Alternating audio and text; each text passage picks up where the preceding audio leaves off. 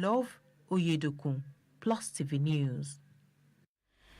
Nigerians are set to witness a collection of contemporary art exhibition in Lagos. The convener, David Mishoye, said the idea is to promote and showcase numerous talented Nigerian artists to the world. The 7-day art exhibition tagged Nostalgia, which is expected to feature great Nigerian artists like Josie Ajiboye and accomplished cartoonist Bruce Onobrakbeya, and some up and coming will begin on the 31st of May 2024. The exhibition is called Nostalgia. It's by Mesh Gallery. We are starting a movement, a process. We want to open a gallery. The point is to open a gallery, is to start something that would shape the trajectory of art, contemporary art in Nigeria, not just Nigeria, in Africa, in the world. So I have a background. I grew up in the art scene. My dad used to paint, or is a painter, still paints. My uncles come over. My uncle used to be Tunji. He used to paint for numerous years, so I've always been around art. It's been in the blood for years. So I find it's been a calling for a long time. The art exhibition will be showing in the National Museum between the 31st and the 6th of June. The opening will be on the 1st. The 31st is more like a preview. It's not really an opening.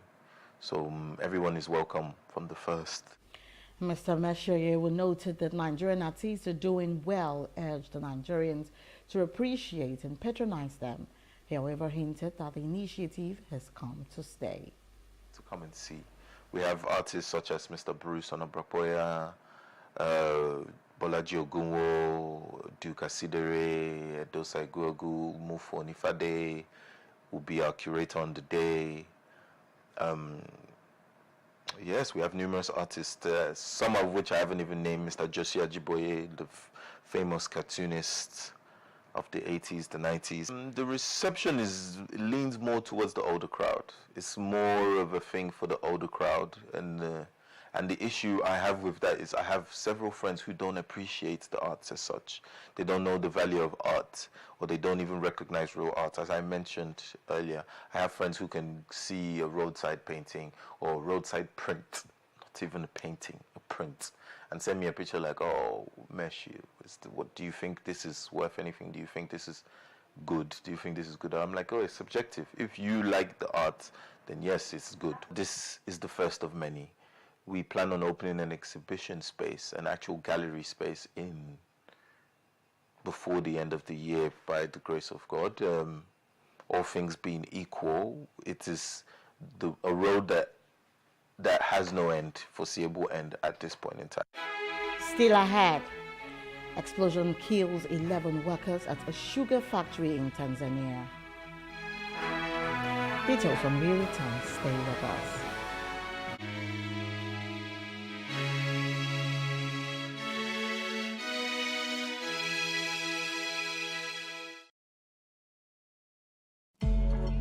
Sometimes, it's not just the distance we travel. It's the gaps we close.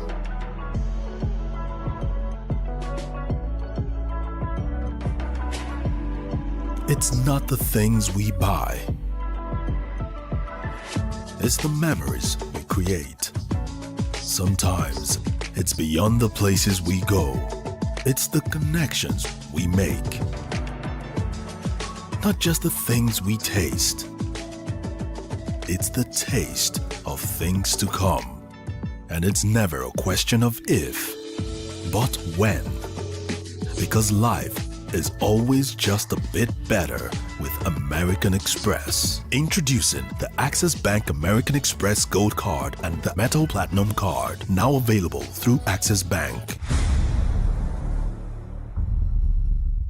And African girl somewhere is sitting at home, accompanied by dreams that seem so far away. Africa is one of the continents with the highest out-of-school percentage in education, and girls are at an early disadvantage. The sub-Saharan Africa records about 18 million out-of-school girls. This gender gap extends to the tech space with a projection of only a 33% global female workforce representation in tech firms for 2022. Let us help change the stories and numbers. Africa Agility's Project Train a Girl campaign is working to help train African girls in tech. You can donate as little as $2 or 2,000 naira to help a girl in tech get her heels in the door. Visit www.africaagility.rallyup.com/PTAG to donate.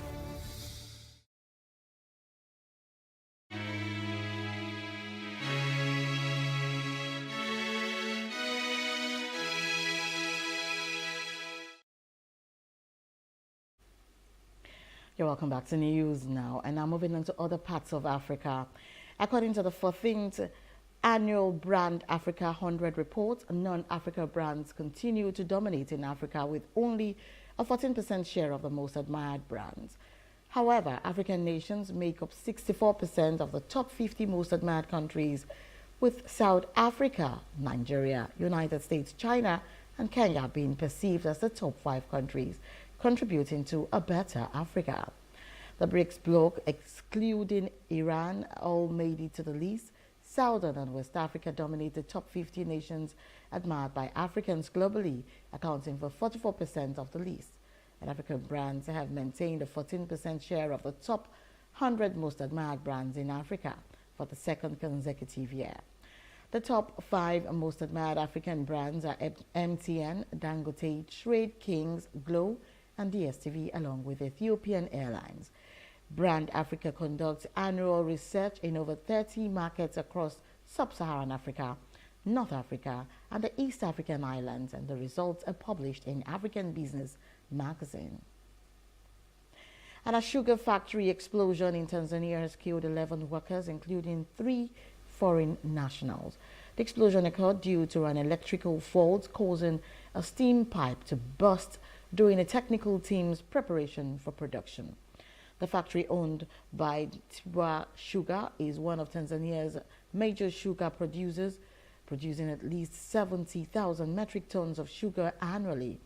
The explosion occurred on May 23 and injured 2 other workers. The factory is located in Morogoro region and is one of the country's major sugar producing factories. Meanwhile, former South African President Jacob Zuma has criticized the country's highest court and his former allies in the ruling African National Congress over his disqualification from the upcoming election. In a video message released on social media 6 days before the potentially pivotal national vote, Zuma defended his rights and pledged to fight for them in a disciplined way. He referred to the panel of Constitutional Court judges who ruled on his disqualification as learned friends and said they had restricted his freedom and democracy. Zuma's return to politics with his new party, the MK Party, has shook South African politics at a time when the ANC was especially vulnerable. Analysts expect Zuma's new party to further erode the ANC's decline in support, while he has directed fierce criticism at current President Cyril Ramaphosa. And from news outside Africa, a massive landslide in Papua New Guinea has killed many people after it struck 6 remote villages. The landslide buried over 100 homes in the highlands of Enga, north of the island nation. The exact number of casualties has not been officially confirmed. Enga Governor Peter Ipatus described the landslide as an unprecedented natural disaster. Papua New Guinea's Prime Minister James Marape has sent disaster officials to the site to start relief work, recovery of bodies, and reconstruction of infrastructure. Images show dozens of people climbing onto fallen boulders to survey the damage.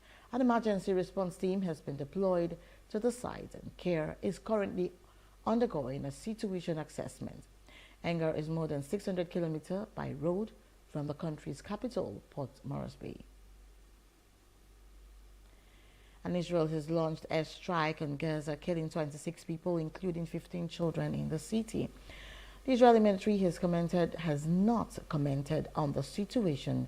Street battles in Gaza's Jabalia and Rafah have raged, and international pressure for a ceasefire has increased as 3 European countries announced they would recognize a Palestinian state. Israel has rejected these moves, stating that any recognition of Palestinian statehood is a reward for terrorism. Supporters of hostages trapped in Gaza have rallied outside Netanyahu's office, demanding a deal to bring them home. And 16 people have been arrested in the UK by police at a protest organized by pro-Palestinian students group at Oxford University. The protest, which follows similar action at over a dozen UK universities, aims to demand that universities sever academic and financial ties with Israel. The Oxford Action for Palestine protest group demanded immediate negotiations with the university's administration. Oxford University has condemned the protest, stating that it has escalated from peaceful protest to direct action tactics, creating an intimidating environment for community members, including Jewish students and staff. Up next, NBS says Nigeria's GDP growth rate slowed to 2.98% in the first quarter of 2024. And that's on Business News. Stay with us.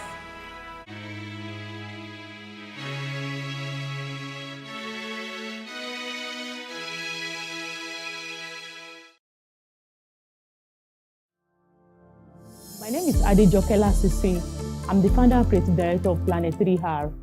At Planet 3R, we convert textile and plastic waste into eco-friendly products. The motivation actually came from a rural community in Ibadan here. Whenever it rains, the whole place, people will not be able to go inside the community. If it rains overnight, people will not be able to go to school, they will not be able to go to work. Anytime the water now goes away, you now realize a lot of waste. And I was like, this is actually the root cause of this problem, improper waste management system. Then I look at it that, what can we do to solve this problem? And that was how I started using the weaving skill that I've acquired from my mom since I was 9 years old. Then I started using it to weave those waste to now make sure that we now convert them into beautiful items like bags, shoes, even clothing. I actually participated at Womenpreneur Season 3, that was 2021. One of the things I really gained at that time was business development. You know, it's not just about the talent now or having to know how to convert the waste or having the idea, but to be able to put it into a successful business. I really appreciate what Access Bank is doing for entrepreneurs. Let us now say women now, because most of the time women don't really have much of these advantages. I love the fact that there's an initiative for women. I want to encourage you to make sure that you go and apply honestly. Your life will not remain the same again.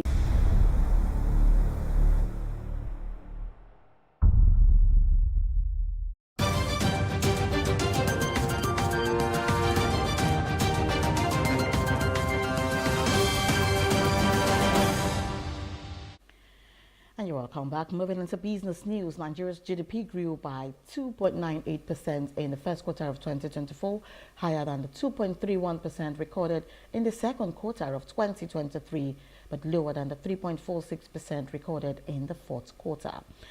The services sector recorded a growth of 4.32% and contributed 58.04% to the aggregate GDP. The agriculture sector grew by 0.18%, while the industry sector saw a growth of 2.19%. The aggregate GDP stood at 58.8 trillion naira in nominal terms, higher than the first quarter of 2023, which recorded an aggregate GDP of 51.2 trillion naira. The oil sector contributed 6.38% of the total real GDP in the first quarter, compared to 6.21% in the second quarter of 2023 and 4.70% in the fourth quarter. The non-oil sector contributed 93.62% of the economic growth, with the non-oil sector contributing positively to the GDP growth. And they move about 90% of Nigerian population. Mr. President's goal that he has set for us in that in the next 3 years, by 2027, Nigeria should have 1 million vehicles converted to natural gas, and we have begun the work to make sure that happens. We want the assurance We want assurance that the conversion will be very, very good to us. The transportation, all transportation have not been finding it easy because most of the income goes on fuel, and which this initiative, which is very timely, I think it can assist. And the main news again. Sanusi has been reinstated, the 16th Emir of Kano. And we also told you that the federal government has halted realignment to save undersea cables.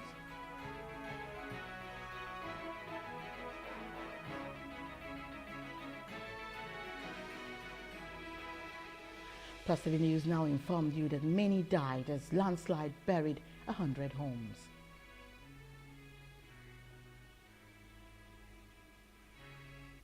And now we've come to the end of news. Now, for more stories, please follow us on Facebook, X, and Instagram, and do subscribe to our YouTube channel at Plus TV Africa and Plus TV Africa Lifestyle. You can also view us from Limex on limex.tv and Glow TV apps anywhere in the world. I am Destiny Momo. Many thanks for watching. Have a good night.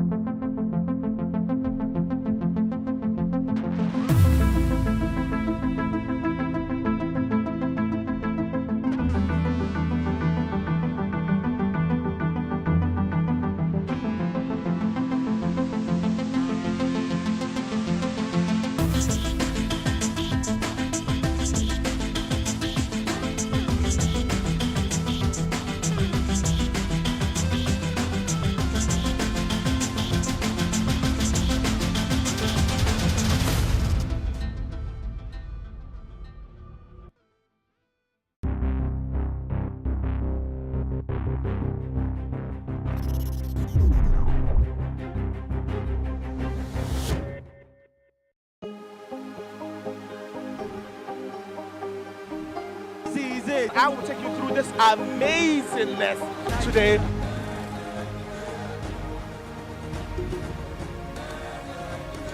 Welcome to Plus Trending. I am Vicky November, your host, saying thank you for joining us on today's episode. Welcome back. It's tea time on Plus TV Africa. Practice makes perfect. I'm not perfect yet, but I'm a lot better than I used to be. He's a king. He's entitled to marry 100 if he wants to.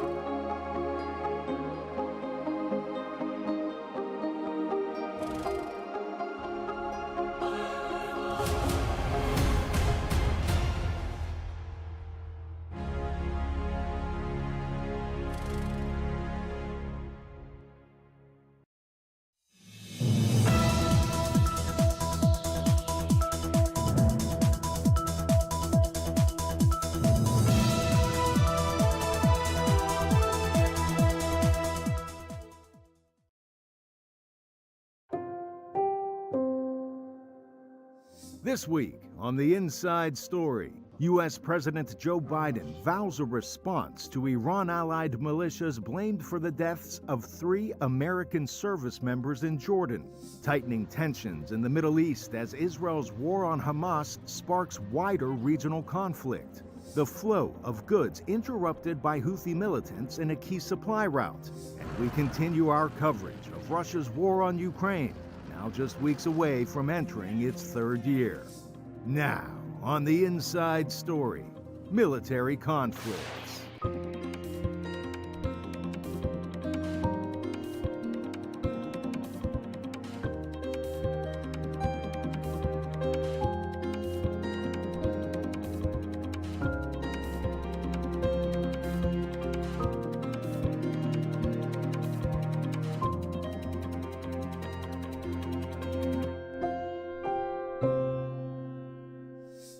Catherine Gibson from Washington.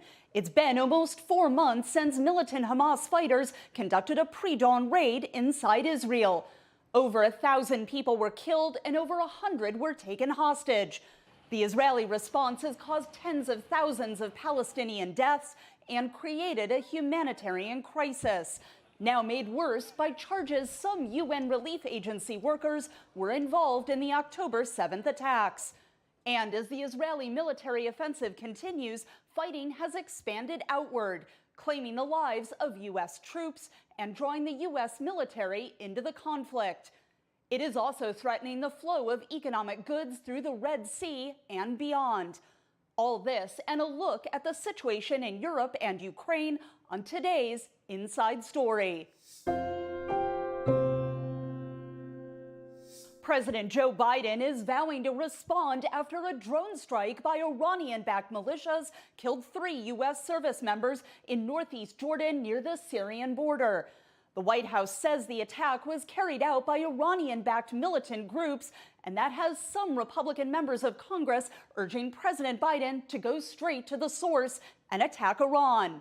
Iran denies any involvement. Any response by the U.S. is likely to further escalate and expand the conflict sparked by the October 7th Hamas attack on Israel. From Washington, VOA's Anita Powell starts us off this week. The White House is under pressure to react after a drone strike Sunday killed 3 U.S. service members in Jordan, an act Washington blames on Iranian-backed militias operating in nearby Syria and Iraq. Administration officials expressed confidence that Iran was behind the attack, but did not give details. Nor would officials lay out their next move. I am not going to telegraph any punches here from the podium, nor will I get in front of the president or his decision-making. As he said yesterday, we will respond. We'll do that on our schedule, in our time, and we'll do it in the manner of the president's choosing as commander-in-chief. We'll also do it fully cognizant of the fact that these groups, backed by Tehran, have just taken the lives of American troops. But Kirby said, one thing is clear. We are not looking for a war with Iran. We are not seeking a conflict with the regime in a military way. Iranian officials on Monday denied responsibility. We are not seeking tensions even with America, inside or outside the region. The Islamic Republic of Iran seriously believes in political solutions to international and regional disputes. The head of NATO in Washington on Monday also expressed his concerns and pointed a finger at Iran. We see Iran continue to destabilize the region. Iran also bears responsibility for backing terrorists who attack ships in the Red Sea. Tehran's behavior reminds us of what a world without rules look like. Unpredictable and dangerous, a world where our security becomes more expensive. It is also clear that this strike is part of the fallout from Israel's ongoing military operation in Gaza, after militant group Hamas conducted a stunning attack on civilians on October 7th. And analysts say one more thing is clear. The U.S. strategy, if it was starting 3 months ago, not to let regional tensions escalate, that strategy has failed. And from Jordan's capital, far from the drone strike, residents and analysts say they feel this represents a new phase in this conflict. That represents a new dimension of this conflict, actually targeting the American troops inside Jordan or on the Jordanian border represents that this targeting is expanding from Syria to Iraq and now to Jordan. So what now? It rests on these shoulders. Last night in the Middle East, we lost 3 brave souls in an attack on one of our bases. Yes. And I'd ask you for a moment of silence for all 3 of those fallen soldiers. Jeez.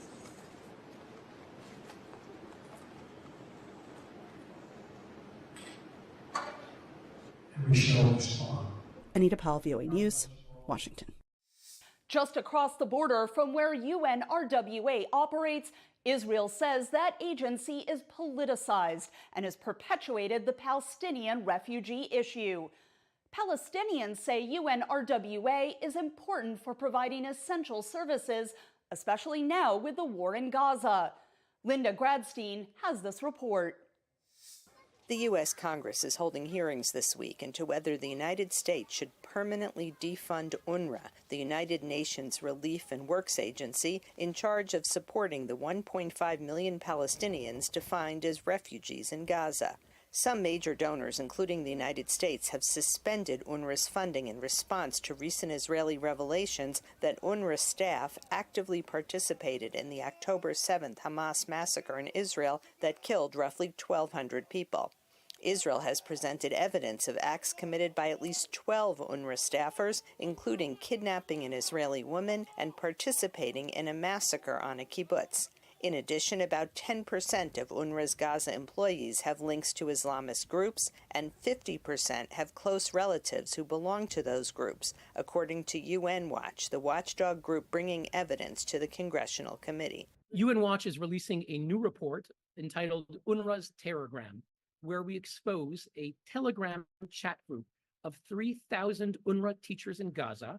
The purpose of the group is to exchange information for UNRWA teachers, but interspersed among 249,000 messages that we downloaded before they would be deleted, they repeatedly celebrate terrorism on October 7th and thereafter.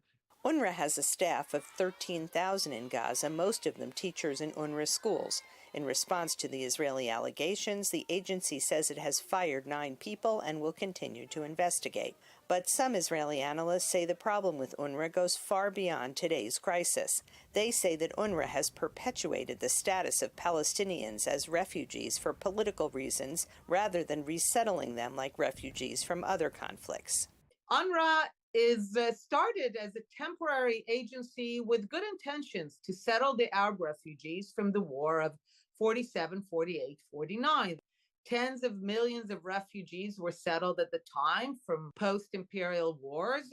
None of them, nor their hundreds of millions of descendants, are called refugees today. They've moved on to build new lives, except the Palestinians. U.S. Secretary of State Antony Blinken said the Israeli evidence against UNRWA is, quote, highly credible, but also said that UNRWA plays a crucial role in distributing needed aid in Gaza. Palestinian officials say defunding UNRWA will be collective punishment and make the difficult humanitarian situation during the war in Gaza even worse. This step simultaneously taken during the war in Gaza sends a wrong message. There is a war against the Palestinian people. This decision is incorrect and should be stopped immediately. We urge all these countries to repay the UNRWA because it's a humanitarian issue. Palestinians fear that if UNRWA is unable to operate in Gaza, the more than 1 million people sheltering in UNRWA schools will suffer an even greater humanitarian crisis. Linda Gradstein, VOA News, Jerusalem. Israel's war on Hamas continues to sow chaos beyond Israel's borders. Hundreds of cargo ships moving from Asia to Europe are now avoiding the Red Sea and Suez Canal route due to persistent attacks and hijackings by Houthi militants responding to the war. The International Chamber of Shipping, a major trade group, says these incidents are causing significant disruptions in global commerce. That means higher costs and delays. Jonathan Spire narrates this report from Alfonso Bateo in Barcelona, one of the main ports in Europe handling cargo from the Red Sea. Activity is up at the port of Barcelona, where major shipping companies are now entering the Mediterranean, opting to circumnavigate Africa to avoid Houthi attacks in the Red Sea. The violence has disrupted a crucial trade route at the Suez Canal between Asia and Europe. The European Shippers Council says the attacks have increased shipping costs, with carriers imposing substantial surcharges per container. Well, since the vessels were diverted from 2 months ago, the main effect is that the vessels have arrived to the port of Barcelona or to any other Western Mediterranean ports with 2-3 weeks, 10 days of delay. This was the main effect at the beginning. The other effect that is still taking place, obviously, is that the prices of maritime transportations have increased by more than 100% compared to the prices before the war started. China and southern Asian countries accounted for 30% of European imports in the first half of 2023, and taking longer routes is having a widespread effect. The biggest trade partner of Europe is Asia, so everything that we consume in parts, in total, goes through the Suez Canal. Due to component shortages, Tesla announced it was halting most car production at its Berlin factory from January 29 through February 11, potentially threatening the manufacture of as many as 7,000 vehicles. The supply chain disruptions are also hitting small businesses. We have several providers here at the store who say they will have problems supplying merchandise because it's made in Southeast Asia, and everything related to maritime transport is complicated due to this conflict. Israel's plan to destroy Hamas continues, and so do the attacks by Yemen's Houthis on passing cargo vessels. Analysts say the supply chain disruptions represent a new blow to a European economy that's already fighting inflation and a mild recession. For Alfonso Beato in Barcelona, this is Jonathan Spear, VOA News. VOA's Heather Murdoch has been covering this regional conflict for many years, and she joins me from Istanbul in Turkey to share her insight on the growing U.S. military involvement. What are you hearing about the reaction to this attack on the U.S. military? This is the first time U.S. military personnel have been killed since this conflict in its current form began in October. And for the people who live here, average people that aren't involved, particularly in the conflict, the reaction is generally fear, because the U.S. soldiers being killed means that there's going to be a reaction from the U.S., which could also prompt a reaction from Iran. And in countries like Iraq, where this attack was initiated, civilians are, of course, always afraid, and rightly so, that this conflict between the United States and Iran will end up in their backyards. This, of course, has emboldened militant groups in Iraq and Syria, in Lebanon. You know, the U.S. military is a favored target among a lot of these Iran-allied militant groups, and this, from their perspective, would be a success. But this also raises tensions between the countries. These major powers, the U.S. and Iran, have been fighting via proxies for decades in this region, in several countries. So the closer they get to fighting each other directly, the more people are afraid that all-out war will spread far beyond the Gaza and Israel fight. The idea that the United States or Iran would attack each other directly is probably the foremost fear on people's minds right now. When Republican members of Congress tied any additional Ukraine funding to progress on immigration enforcement, they kept a legislative logjam that has kept U.S. senators locked in negotiations for the past 4 months. The White House wants $60 billion in humanitarian and military aid for Ukraine last October. Republicans say only if the White House increases funding for domestic border security and changes to the U.S. asylum system. Two of the toughest issues in American politics, additional aid to Ukraine to fight Russian aggression and immigration enforcement, have kept U.S. senators locked in negotiations for the past 4 months. Support for sending more aid to Ukraine decreased among Republican lawmakers throughout 2023. The security of our southern border is on the line. The security of Israel is on the line. The health and safety of innocent Gaza civilians are on the line. The stability of the Indo-Pacific region is on the line. And finally, as every senator on both sides knows, the survival of Ukraine is on the line. After the White House asked for $60 billion in humanitarian and military aid for Ukraine last October, Republicans said they will only vote for more assistance if it is paired to increase funding for domestic border security and changes to the U.S. asylum system. Democrats and some Republicans have warned that failing to send more aid to Ukraine will result in a victory for Russian President Vladimir Putin. Following the Turkish parliament's approval of Sweden's bid to join NATO, Hungary is now the only member state blocking Swedish entry into the alliance. Hungarian Prime Minister Viktor Orban publicly invited his Swedish counterpart for negotiations in Budapest. Sweden refused.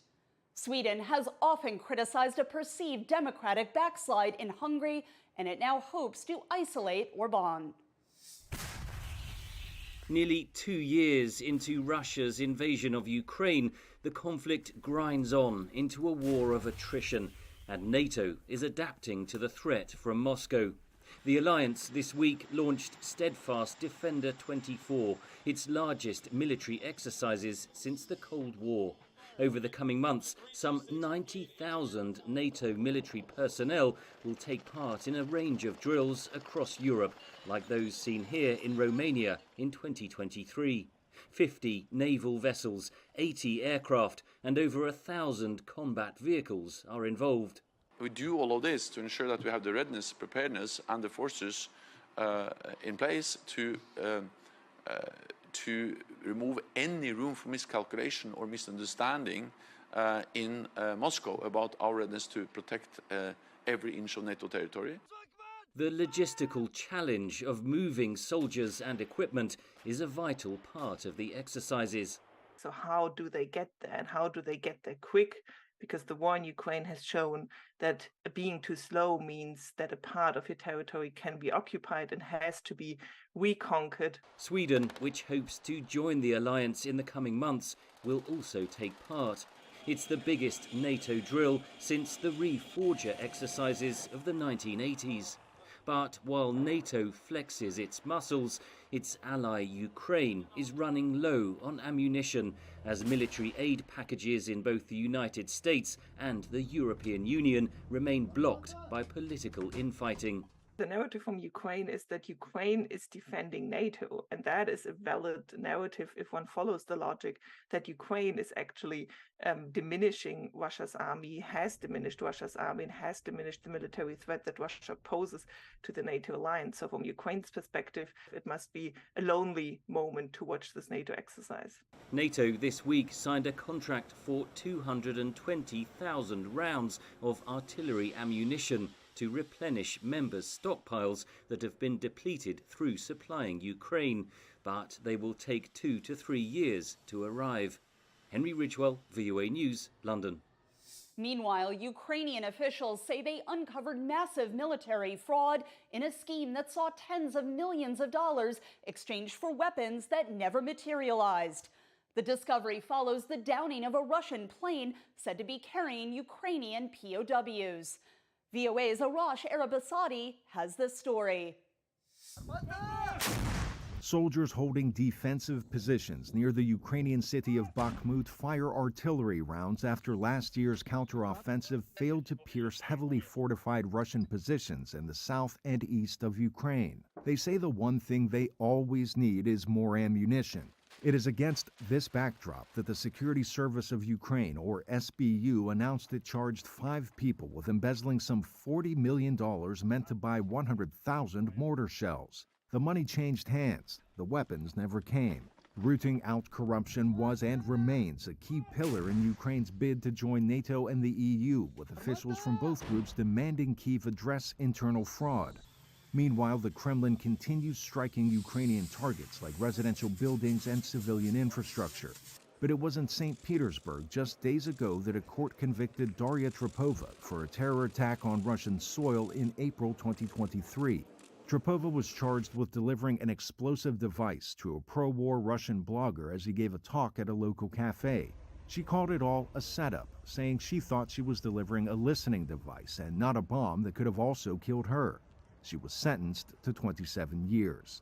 All this comes as wartime officials disputed each other's accounts of the downing of a Russian military plane said to be carrying 74 people, including 65 captured Ukrainian soldiers en route to a supposed prisoner swap for Russian POWs. Moscow has provided little evidence to back its claims that Ukraine shot down the jet or that captured soldiers were on board. Ukraine says Russia is so far blocking an international investigation, while Kyiv neither confirms nor denies involvement in the crash. Arash Arabasadi, VOA News. It's easy to see the impact the wars in Israel and Ukraine are having on the countries and people that call those regions home. We see it in lives lost, in homes destroyed, and in civilians fleeing the chaos. But researchers also say it's having a big impact on the entire planet and that war is making the world's climate crisis worse. We go back to Veronica Balderas Iglesias for more on this story. The rubble from some 170,000 buildings damaged in the war in Gaza is more than just a humanitarian concern. It's also an environmental one. What the likelihood that there may be storage of chemicals, fuel tanks, or other materials that may then cause contamination. The environmental quality of existing groundwater supplies were already poor, and that's been exacerbated by the current conflict. Scientists are trying to assess the environmental impacts of the wars in Ukraine and the Middle East. Studies include war-related forest fires and pollution from weapons, significant threats to humans, wildlife, and ecosystems in Ukraine, researchers warn. Any ordnance which is explosive, when it explodes, it can set off new fires and it definitely produces more chemicals which come out. Separate researchers in Europe, the UK, and the US are making pioneering efforts to measure war-related greenhouse gas emissions that contribute to climate change. Greenhouse gas emissions you don't measure directly, so you derive them from amount of fuel that has been used or the amount of fire. So we have different kind of sources. One peer-reviewed study conducted inside Ukraine says the first 18 months of war produced more greenhouse gases than the annual emissions of Austria, Portugal, or Hungary. But the lack of international guidelines to measure emissions from conflict, the limited opportunities for field research, and the secrecy surrounding military operations mean that estimates are not always precise or conclusive. Nonetheless, those making them argue they are important to better understand and improve the global fight against climate change. If we haven't learned anything over the past few years, extreme weather events from floods to extreme temperatures to a whole host of salinity problems, this is at our front door. Holding climate polluters accountable remains a challenge. Under the current international reporting system, countries report the greenhouse gas emissions produced in their own territory.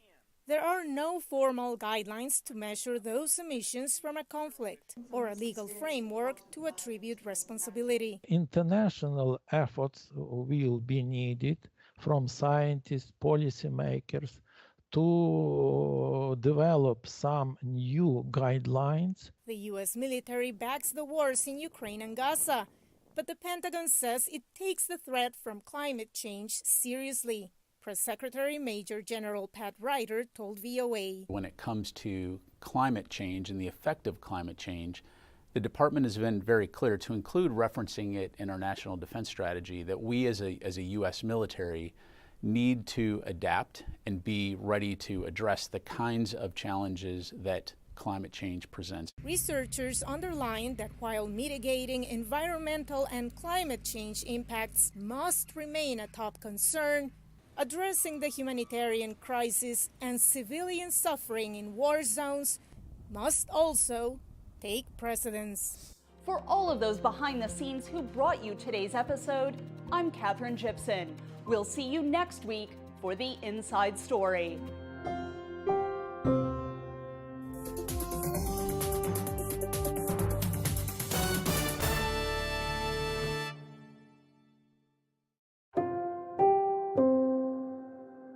This week on The Inside Story, nearly half the world holds nationwide elections, perhaps none more impactful than the presidential race in the United States. We look at how newsrooms globally are preparing for a challenging year, confronting disinformation and safety.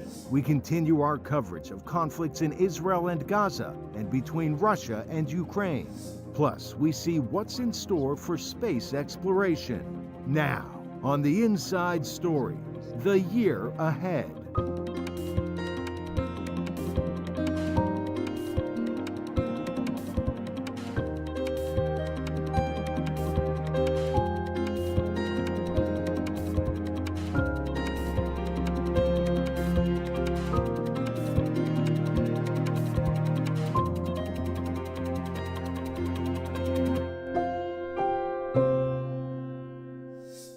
Hello, I'm Katherine Gibson, VOA's congressional correspondent, and today we're going to take this opportunity to look at what's coming in the year ahead and look back at how we got here.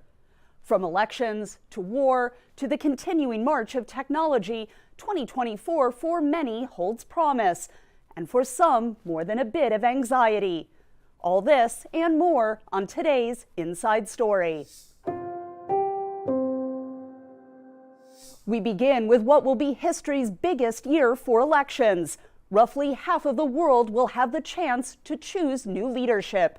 Perhaps none will be more consequential than the presidential election in the United States. Campaigning is already well underway, and most of the attention is on current incumbent Democrat Joe Biden and his predecessor, whom he defeated in 2020, Republican Donald Trump. From the White House, VOA's chief national correspondent Steve Herman reports on what increasingly appears to be a Biden-Trump rematch. Many of Donald Trump's supporters continue to falsely believe that Joe Biden stole the 2020 election and that the former president is the victim of political persecution. Half of the Republican Party's likely voters tell pollsters they still support Trump over his primary challengers. This comes as no surprise to those who study Trump's rhetoric, including communications professor Jennifer Murcia. When he claims that he was doing everything right and he was the greatest president who's ever existed, they're inclined to believe that. And so he does seem like the strong leader that he promises them that he is. Most of the other candidates for the Republican nomination have limited their criticism of Trump. That strategy is in line with polls finding that while the party's base is open to an alternative to the former president, that does not include someone who is anti-Trump. Republican presidential contender Nikki Haley was Trump's ambassador to the United Nations. What we need in a president is someone who knows the difference between good and evil, who knows the difference between right and wrong. President Biden faces only token opposition from other Democrats and is campaigning largely on his economic record. We've created 14 million new jobs, including 800,000 manufacturing jobs. And the unemployment rate has stayed below 4% for the longest stretch in over 50 years. And wages for working families have gone up while inflation has come down 65%. Polls show that many voters, including Democrats, question how effective a leader Biden might be by the end of a second term, when he would be 86 years old. He can't shake the fact that people feel like he's too old or that they feel like the economy isn't going great. Trump and Biden both say they're running to save America from the existential threats posed by the other. Our country's going to hell. Our country's being destroyed. Together we will take on the ultra-left-wing liars, losers, creeps, perverts, and freaks who are devouring the future of this state like a swarm of locusts. Biden says part of why he is running again is to prevent Trump from getting back to the White House. But look, he is running, and I have to run. The first electoral tests for Trump come in January, with the Iowa caucuses on the 15th and the New Hampshire primary on the 23rd. Republicans nominate their presidential candidate in Milwaukee in July. Democrats expect to renominate Biden in Chicago in August. Steve Herman, VOA News, at the White House. Looking ahead, this year will be an extraordinary test of democracy worldwide. Over 4 billion individuals in numerous countries will be dependent on their votes to select their leaders. According to our correspondent Henry Ridgewell, the outcome of their choices this year will shape the global outlook for years to come.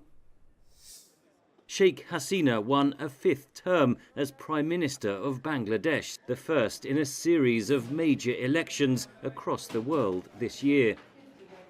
Taiwan will hold its presidential election on January 13th. China's threat to retake the island by force looms over the vote. We are not only choosing Taiwan's future leaders to decide on the country's future, but also deciding on the peace and stability of the Indo-Pacific region. Is that right? Indonesia is set to choose a new president next month to rule the nation of 277 million people, making it one of the world's biggest votes held on a single day.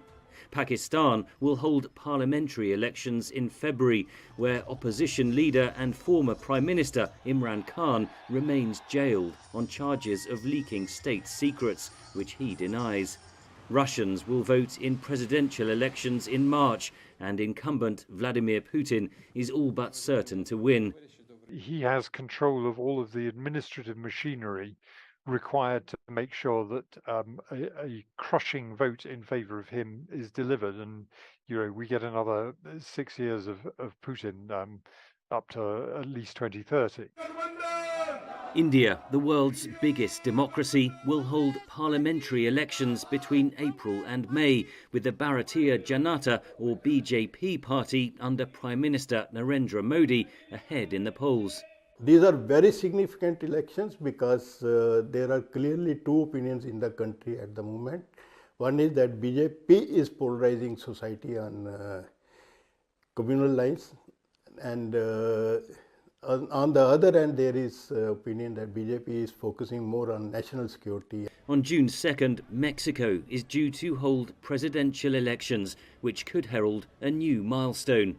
It is also a historic event because of the possibility that, for the first time, a woman will govern Mexico. The European Union is set to hold parliamentary elections in June, representing more than 500 million people, amid a resurgence in support for right-wing populist parties. Britain is scheduled to hold elections before the end of the year, with polls suggesting opposition Labour Party leader Keir Starmer is on course to end a tumultuous 14 years of Conservative rule. In the coming year, voters are set to wield their democratic power on an unprecedented scale, and the consequences will likely be felt for decades to come. Henry Ridgwell, VOA News, London. As we mentioned at the top of the show, more than 40 countries will hold elections this year, including the United States. Media watchdogs and groups warn of a challenging environment for journalists. VOA's Christina Caicedo-Smith examines some of the strategies news organizations are working on in 2024. Presidential elections in Argentina set the stage for what generative AI can do on a campaign trail. Javier Milei and his rival Sergio Massa use artificial intelligence technology to produce posters and videos to promote their campaigns and to try to discredit one another. The images brought confusion and public debate over how AI is used, experts argue. As Milei takes up his new role as president, more than 40 countries will hold elections, some pivotal, including Pakistan, Mexico, and the US. And newsrooms are preparing for what many say could be a challenging year for journalists. Press freedom is enshrined in the First Amendment, but we are experiencing a political moment where a lot of politicians seem to be questioning the value of an independent media and of journalism as an institution. The last U.S. presidential election year was one of the most violent for media in the U.S., with press watchdogs documenting assaults, arrests, and threats as Americans contended with the campaigns, a pandemic, and mass protests over racial injustice.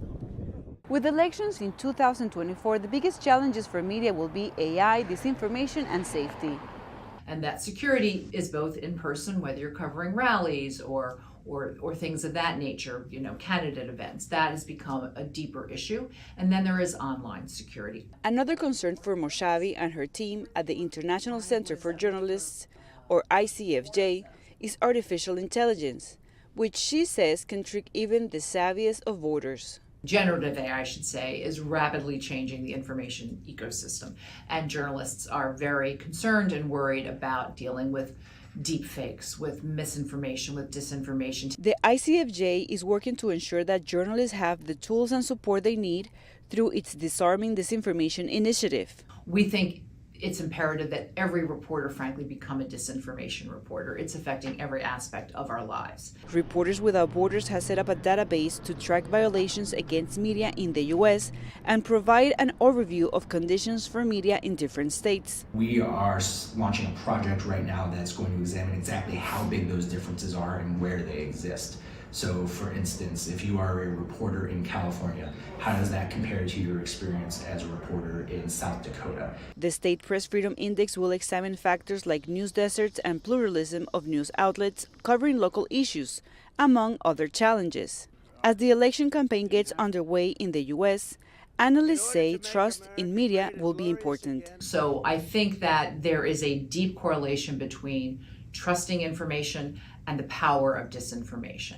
And I do think that all news organizations need to be centering trust. With an estimated 1.5 billion people, including 168 million here in the U.S., scheduled to vote in 2024, experts say that independent journalism will be key to supporting democracy.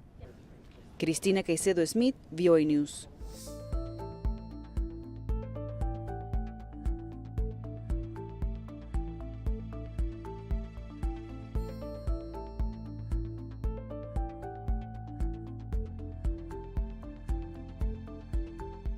U.S. Secretary of State Antony Blinken announced that Israel has granted permission to the United Nations for an assessment of conditions in northern Gaza. This development comes as displaced Palestinian civilians who have sought refuge in the southern part of the enclave are fervently imploring to be allowed to return to their homes. VOA's senior diplomatic correspondent Cindy Sain brings us the latest update from the State Department. As Israel continued to pound the Gaza Strip on Tuesday, U.S. Secretary of State Antony Blinken held longer than planned meetings in Tel Aviv with Israeli leaders, including Prime Minister Benjamin Netanyahu. Blinken said Palestinian civilians displaced by the war must be allowed to return to their homes. As Israel's campaign moves to a lower intensity phase in northern Gaza, and as the IDF scales down its forces there, we agreed today on a plan for the UN to carry out an assessment mission.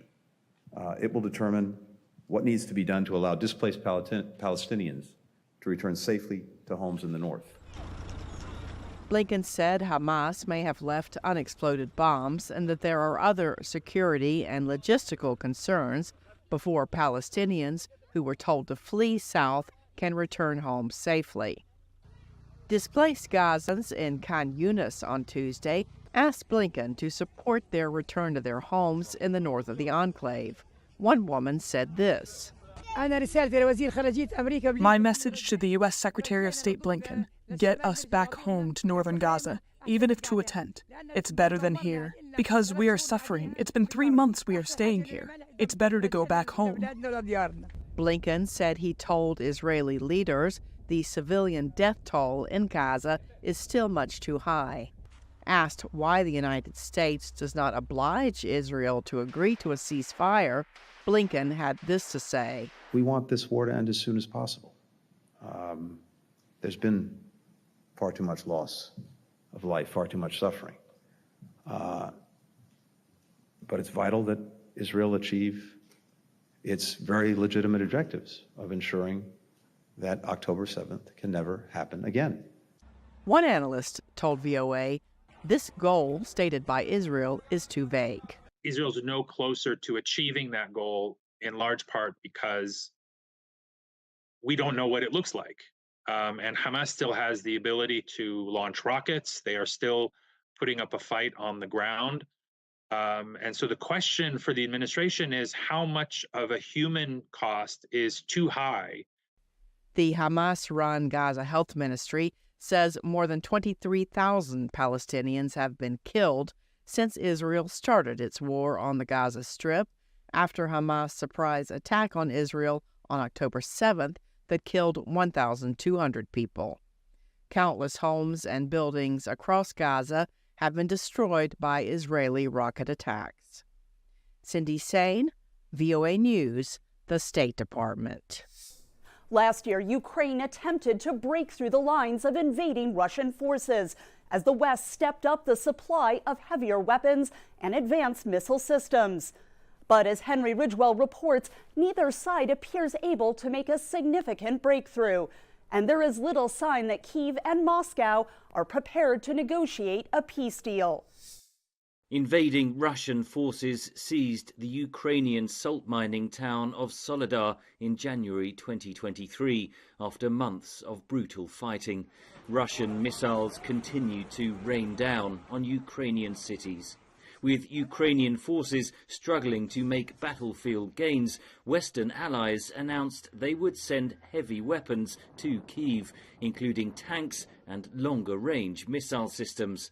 Ahead of the first anniversary of the war in February, US President Joe Biden made an unannounced visit to Kyiv. He said Russian President Vladimir Putin had been wrong about Western commitment to Ukraine. He thought he could outlast us. I don't think he's thinking that right now. Evidence suggests that Russia destroyed the Nova Kakhovka Dam in May, flooding vast areas of southeast Ukraine to stall any Ukrainian counter-offensive and creating an environmental disaster. Russia, in return, blamed Ukraine for the structure's collapse. By June, Ukraine was able to recapture some territory, but failed to achieve a major breakthrough in the Russian lines. The Western weapons supplies were too little, too late, says analyst Ian Bond. The Russians had a long time to build up their minefields and their fixed fortifications, so they're actually in a much stronger position than they were. And we've been asking the Ukrainians to launch their counteroffensive when they have very little air capability. Mercenaries from Russia's private Wagner army staged a mutiny in June. Putin negotiated an end to the rebellion. Wagner's chief, Yevgeny Prigozhin, was killed in a plane crash a few weeks later. By November, Ukraine's commander-in-chief said the war had reached a stalemate, though Ukraine's President Volodymyr Zelensky disagreed with his assessment. Zelensky did achieve a diplomatic breakthrough, as the European Union in December agreed to start formal accession talks. The negotiation process will not be easy, but the main thing is that historically we have made a determination. Ukraine will always be part of our common European home. But that European future remains in the balance, says analyst Olga Tokaryuk. If Ukraine is defeated, if Ukraine fails militarily, all the EU membership negotiations process is worthless. But it will not just be a defeat of Ukraine, it will be a defeat of European Union and the wider West that committed to supporting Ukraine as long as it takes. Ukrainian forces face a long, bitter winter on the front lines, with vital military aid packages held up in both the United States and the European Union. Analysts say Ukraine's greatest concern for the coming year is Western fatigue, as the US presidential election looms at the end of 2024. Henry Ridgwell, VOA News, London. A turbulent year in U.S. and China relations resulted in talks between the country's two leaders on the sidelines of the APEC summit in San Francisco last November. During the meeting, President Xi Jinping told President Joe Biden that Taiwan is the most sensitive issue in their bilateral ties. Our State Department Bureau Chief Nike Chang reports on the significance of the island in relations between the two superpowers. A walk in the Filoli Estate and Gardens. U.S. President Joe Biden and Chinese President Xi Jinping held 4 hours of face-to-face talks last month on the sidelines of the APEC summit. The two leaders agreed to resume military-to-military communication to prevent miscalculation and to restart talks to address America's fentanyl crisis. Ensuring peace and stability in the Taiwan Strait also was high on the agenda. According to a high-level U.S. official, Xi signaled that China is not preparing for a massive invasion of Taiwan. Despite this pledge, China is escalating military activities near the Taiwan Strait. The United States has voiced concerns about any Chinese interference through military coercion as Taiwan prepares for a presidential election in January 2024. Biden told reporters after his meeting with Xi that he would trust but verify what was said during the meeting. I had that discussion with him too, made it clear I didn't expect any interference, any at all. And we had that discussion as he was leaving. Look, do I trust you? I trust but verify, as that old saying goes.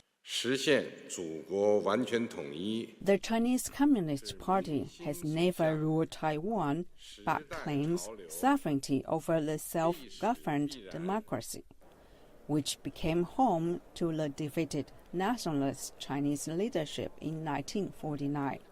Beijing vows to bring the island under its control even by force. It also opposes Washington providing defense equipment to Taipei. Taiwan's security depends on the peaceful development of the cross-strait relations instead of a few pieces of U.S.-made weapons. Since the U.S. switched its diplomatic recognition from the government of Taipei to Beijing in 1979, Washington has insisted that the two sides should resolve their political disputes peacefully. Analysts believe both the United States and China want to ease tensions, but fundamental challenges persist. This is because none of the hard national security issues or the most difficult, challenging issues between the two countries have been resolved, or have we seen any major concessions or changes by either side. This includes, for example, Taiwan, what's happening in the South China Sea. It also includes some of the major trade issues that both sides have with each other. Taiwan has assessed that a large-scale Chinese invasion seems unlikely at present, following the meeting between U.S. and Chinese leaders. China believes it has not exhausted peaceful options for unification and is awaiting the result of Taiwan's January election before deciding its next move, according to Lin and other analysts. Nike Chin, VOA News, Washington. In 2023, there were notable events in space, including several successful SpaceX launches and a controversy surrounding a missing space tomato. However, 2024 promises even more excitement, potentially marking a return to the moon.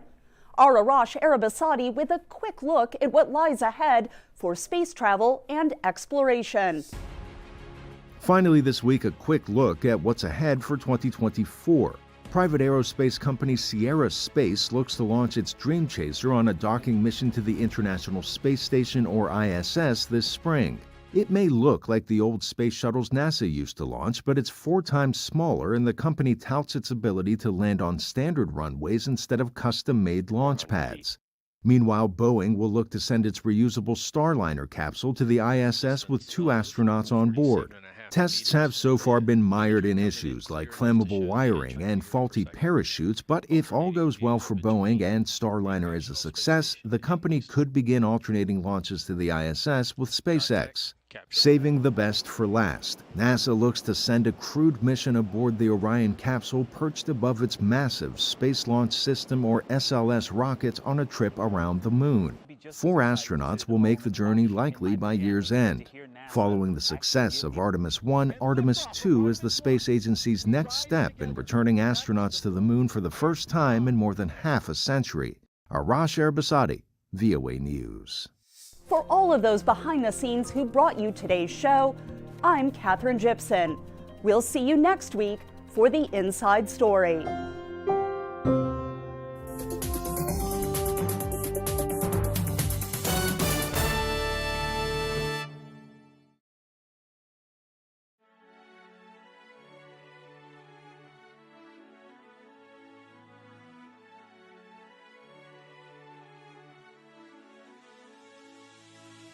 It is engagement we need to have. Those who suffer miscarriages are never taken into account. Members of the National Assembly are also influence peddlers. You are sitting on Nigerians' money. From the Babin, I pay my rent. On the Babin, I send my children to school. A consultative engagement.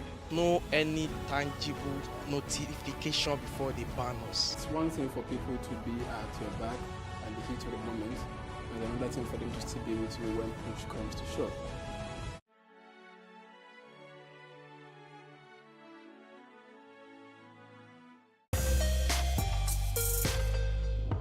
Filmmaker Reggie Dakum is putting the spotlight on ethnic groups in Nigeria with a documentary titled Tribe. The film is about the culture of the Mapun people in Plateau, Nigeria. Let's take a look. Africa has 54 countries, more than 1.3 billion people, and more than 3,000 tribes. In the documentary Tribe, Nigerian filmmaker Reggie Dakum describes his journey to rediscover his ancestry. Dakum belongs to the Mapun tribe based in central Nigeria's Plateau state. Nigeria has more than 300 tribes, but most people only know about the West African country's three main ethnic groups: Hausa, Igbo, and Yoruba. Red Carpet spoke with Dakum, who said he made this documentary to ensure that his people's story was told and not left out of recorded history. My motivation behind making this documentary lies in the fact that culture is constantly changing, evolving, and growing. With globalization taking effect, the world getting smaller, cities and nations being built, certain cultures are left behind or left out of the conversation. In Nigeria, like we know, everyone knows Hausa, Igbo, and Yoruba, but people don't know that there's much more diversity that Nigeria has to offer, because Nigeria has been blessed with so many different cultures. So Mapun is just one of them. In Nigeria, there are about approximately 370 tribes. In Plateau states, there are about approximately 60 tribes, and all these tribes have their own unique languages and traditions. So if different identities and communities and humans, families are not acknowledged, the risk of them going extinct is very much a reality. And so this documentary aims at shedding light on that. The fact that there are Mapun people, and there are also Tiv, Birom, Ngas, Tarok, Mwagavu, and so much more that Nigeria has to offer. So that is one of the motivations for making this documentary. Scientists generally have established that the origin of humankind is in Africa. For a place this big and so diverse, its identity is constantly changing and to some extent fading away. So I'm going on a journey to learn about my tribe.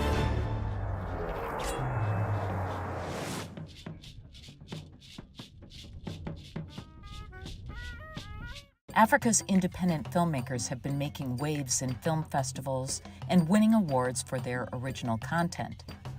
With films from the continent available on major streaming platforms such as Netflix and Amazon Prime Video, Africa's cinema is flourishing in the digital age. The broader exposure for African filmmakers excites Dakum. I think this is the perfect time to be an African storyteller. As you can see, African cinema is doing big things. It's being accepted in big platforms, in the streaming space, in the theatric space, in the festival space. African storytellers are finally able to use their voice on big platforms to tell our stories, because for a long time we've not been the one telling our stories, or we've not been heard. So this is a wonderful time to be an African storyteller, and I'm excited because so many young filmmakers are doing great things with their work. They're telling very important stories, stories that shape our understanding of what it means to be Nigerian, what it means to be African, Ghanaian, and so I'm just excited. Defeating Emmerson Mnangagwa. President is a documentary chronicling the fierce struggle for power in Zimbabwe. The plot centers around the 2018 election. The country is set to hold its first election after 37 years under Robert Mugabe's dictatorship.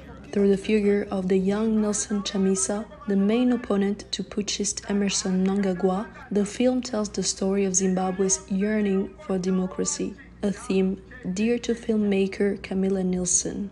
Democracy in general, universally, is something that we need to care about and keep debating and keep nurturing, almost like a or a relationship, we don't take care of it, it can crack, as we're seeing in many parts of the world right now besides Zimbabwe.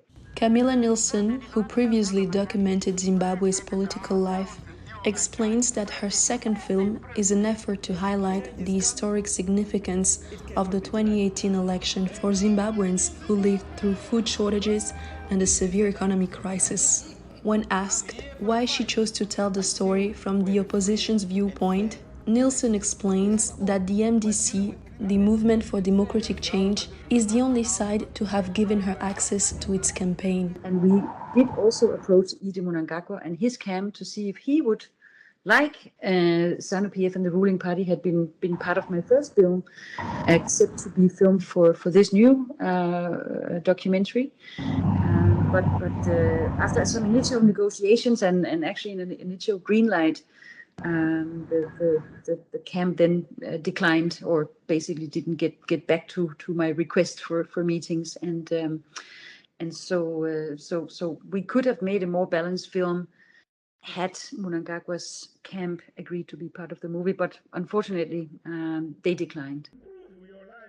To understand why the ruling party refused to be filmed by Nilsson's team, we contacted officials in the Mnangagwa administration. To this date, no response was provided. The documentary exposes the violent repression of demonstrators by the police that left more than 6 dead in the days leading up to the results. Besides the campaign and the presidential election, Nilsson's documentary also showcases the opposition's appeal to Zimbabwe's constitutional court after Emmerson Mnangagwa was declared the winner. All the drama that's in the film and why it feels like a thriller with the military and the police interrupting press conferences and all these dramatic events that took place during the election is not something that you could have ever scripted had it been a fiction film. I think we were surprised very much about how events turned. The filmmaker believes that the documentary's ability to retain the viewer's attention is largely due to the choices made by the ruling party. Now, Camilla Nilsson says that the most important thing for her is to make sure Zimbabwean audiences see the film. We still need to release President in Zimbabwe, and we're in the process of doing so. And that will be another huge chunk of time in the beginning of 2022 to make sure that any Zimbabwean who would want to see President had an opportunity to do so. Nilsson's first documentary, Democrats, released in 2014, was censored until February 2018. Making President accessible to Zimbabweans is undoubtedly going to be a difficult but not impossible endeavor.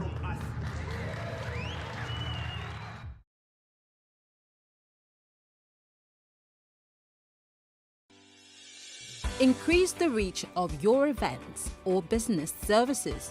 To advertise on Plus TV Africa, please call 0906 000 5719 or 0909 040 8408, or send an email to marketing@plusttvafrica.com.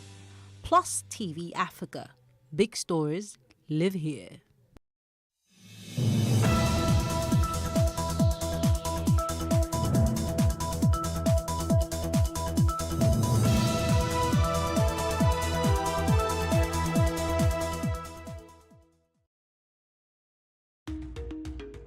On the Justice Court, the plaintiff is asking the court to compel her brother to account for the rent collected on their late father's estate.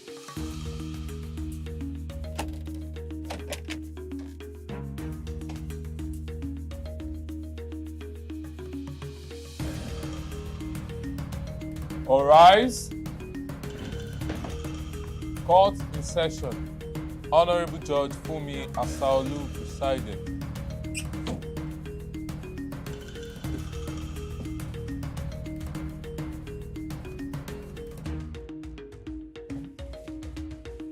Please be seated. Your Honor, this case is between Oluranti Tonte and Olumide Nase. That's it. Thank you. Can we have the interpreter?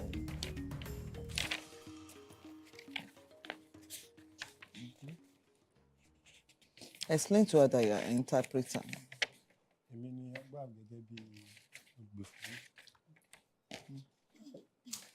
Okay. Tell her that she brought her brother to court. That's your brother. Your senior brother to court. No, brother. In respect of your daddy's property. Yes, sir. Yes, ma'am. Located at number 13, Oreo Ferro Street, Shomolu. Shomolu Bariga. You understand what I'm saying? Oh, no. Okay.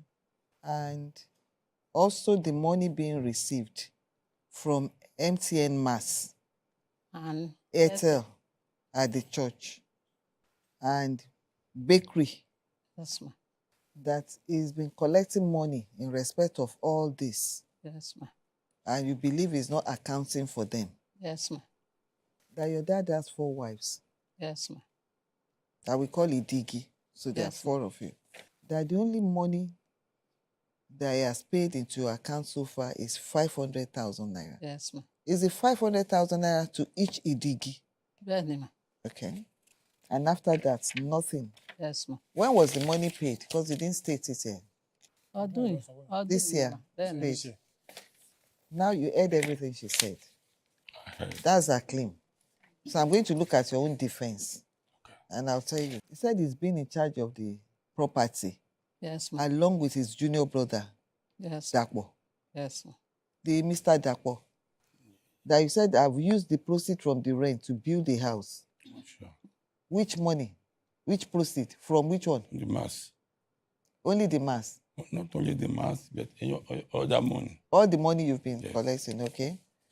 Said the house there. Yes, the house collapsed. That all the money he's been collecting, he will use the money to go and rebuild the house. He said they've never heard anything about it. We first built. Just wait. Let me finish. That's one. Right? You said Airtel last payment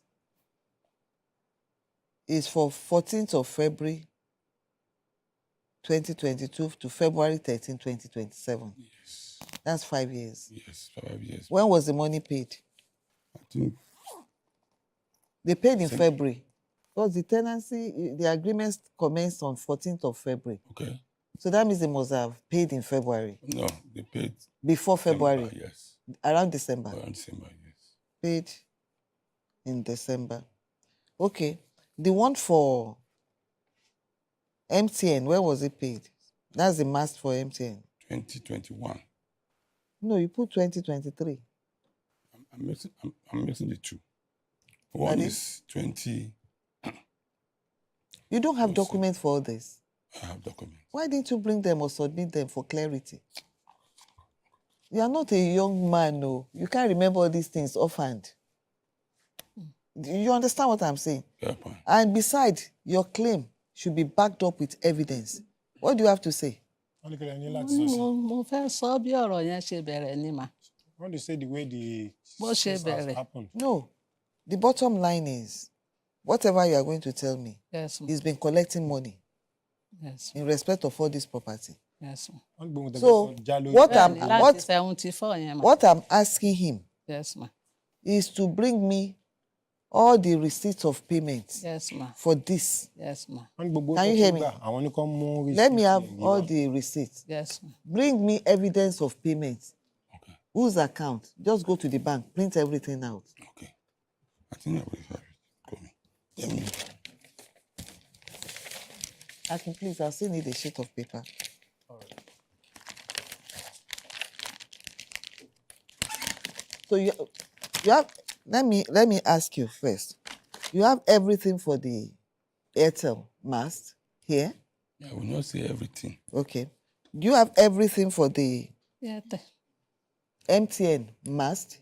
Okay. You have that one? I will not say I have everything. Wait. Let me check. The proceeds from the rent of the building, do you have it here? The proceeds from the building, we are using it to maintain the building. What did you say? We are using it to maintain the building. Yes, but money first came in before you spent it out. Oh, sure. So evidence of all the money that came in. And now you spent it. Okay.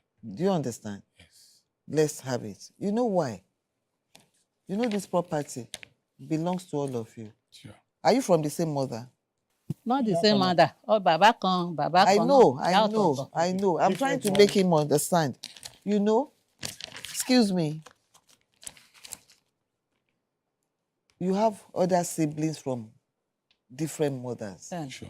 You are the most senior. Sure. As an elder, Yes, ma'am. you should be able to account. You see, account first. This is how much I've spent. This is how much I've spent. If they are going to challenge it and say no, do you understand? But present something to them. Do you understand what I'm trying to say? Benny. Something must come out. You can't be collecting money and be spending and say, oh, I already spent it to rebuild one house there. Even if what you do have done is genuine, they will still suspect that there's something amiss. You're right. So you need to come out clean. Let them see. You might, if you are going to have issues, let's identify, okay, this one, on this one, and that one. That's what we're talking about. But right now, if we're going to talk, it will cover everything and we don't have anything to back anything up. So I'm going to give you time. We're going to adjourn. Yes, ma'am. Let him go and compile all the evidence of payment. Submit it on time so that the legal team will go and confirm from MTN and Airtel whether all those things you have submitted, they are genuine, that they are not fake. Do you understand me? Sure, ma'am. What do you have to say? Mo gbọ́ pé wọ́n ṣèǹjì orúkọ bàbá wa kán bá wa wò yẹn náà mà. She confirmed that they changed their father. Change it where? Confirm. Sí orúkọ wọn. To his own name. Where? In all the agreements. Where? Ọwọ́ wọn gbogbo ẹ̀ wà. In what? In which document? Ọwọ́ wọn ni gbogbo ẹ̀ wà mà. Mama, Sórí àárín a sọ Yorùbá kó lè yé yín. Ẹ dúró, ẹ ní sùúrù. Yes, ma'am. Ẹ náà change orúkọ. Bẹ́ẹ̀ni. Ibo náà ti change, orí kí náà ti change orúkọ. Àmọ́ kankan. Ta ló sọ pé wọ́n change orúkọ? Àbúrò wa.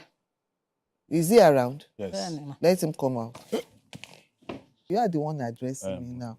So the issue now is, she said you are the one that informed her that he has changed the title deeds of documents that are in your father's name to his own personal name. You heard everything I'm saying. So I now said, which documents? How did that come about? I want you to narrate it, let him hear. Okay, because I don't have anything in respect of that in front of okay, me. Ẹ ṣé ma. Nǹkan tó ṣẹlẹ̀ ni pé orúkọ bàbá wa ni wọ́n ń jẹ́. Just wait. What he's trying to say is that their father's name is behind the same name with their father. So it's like Junior. No. It's like the right owner. It's like the owner. No, wait. What's his name? Olaseni Olumide Tonte. What's your father's name? Jesre Alessanmi Tonte. That's different. He's bearing that name. Now? Yes, to process all these documents. So how did he do that? He went to do a change of name? Ẹ ṣé màmá ṣàlàyé. Ṣé nígbà tá fẹ́ gbé Zain yẹn sílẹ̀? When you wanted to? Zain, that's Zain. Tí wọ́n fẹ́ gbà lọ́wọ́ wa. Okay, the network, that's the mass. That was 2007. In 2007? Documentary. Okay, let me have the document.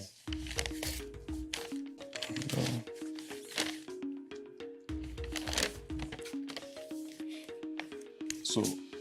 Just a minute. Okay. Orúkọ bàbá wa ló fi ṣe document yẹn jáde. He used their father's name to process the document out. The plaintiff, Oluranti Tonte, claims that their father died in 1974 and left an estate to the children. She alleges that their elder brother, who was managing the estate, refuses to account for the rent collected till date. The defendant, Olumide Olaseni Tonte, claims he has been using the revenue from the estate rentals to maintain the estate and rebuild the family house in the village. Judge Fumi wades into this matter. I have this. Leso. Yes. Gisrel Alessanmi Totin. Yes. That's your dad's name. That's our late father's name. That's your dad's name that owns the property. Yes, that owns the property. Okay. He did the right thing because the property belongs to your father. not to him. Okay. He cannot use his own personal name. Okay. Do you understand? So it's your father's name because the owner of the property is your father. If he uses his name to do this agreement, then that means he's saying this house belongs to me.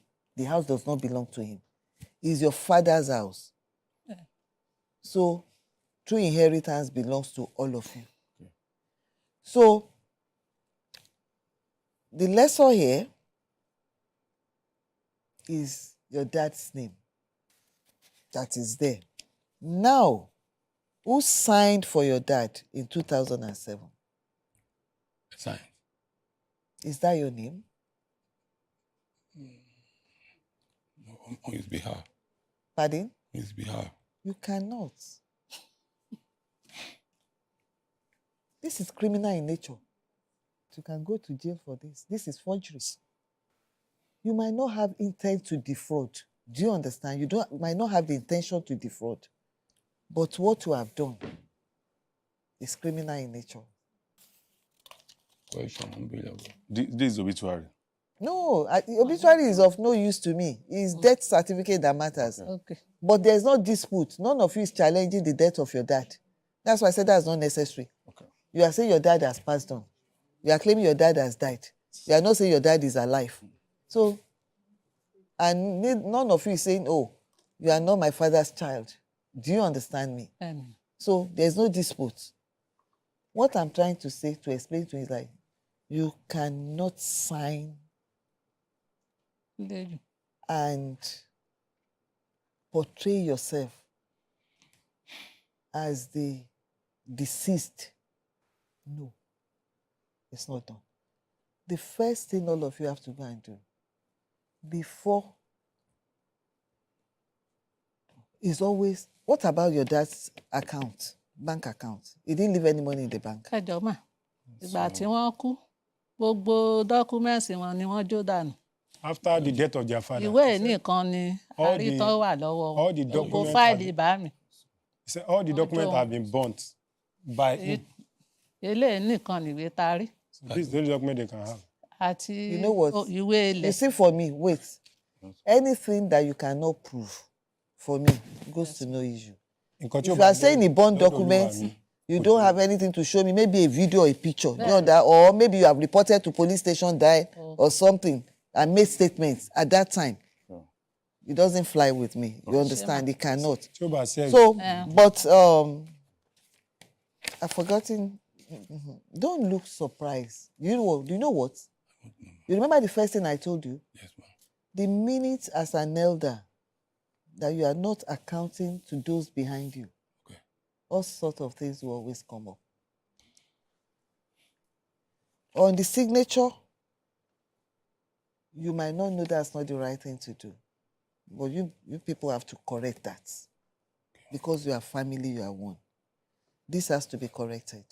Yes, you get a lawyer. Yes, ma'am. Go and apply for, go to the probate registry and get a letter of, did your father leave a will? Is there a will? A will. Will. Go and do. He was 61 by the time he died. He died. It doesn't matter. 20-year-old, if you have asset, you can do a will. He died in testate. So the bottom line is, get a lawyer. Is it easy for all of you to agree on a lawyer? The family?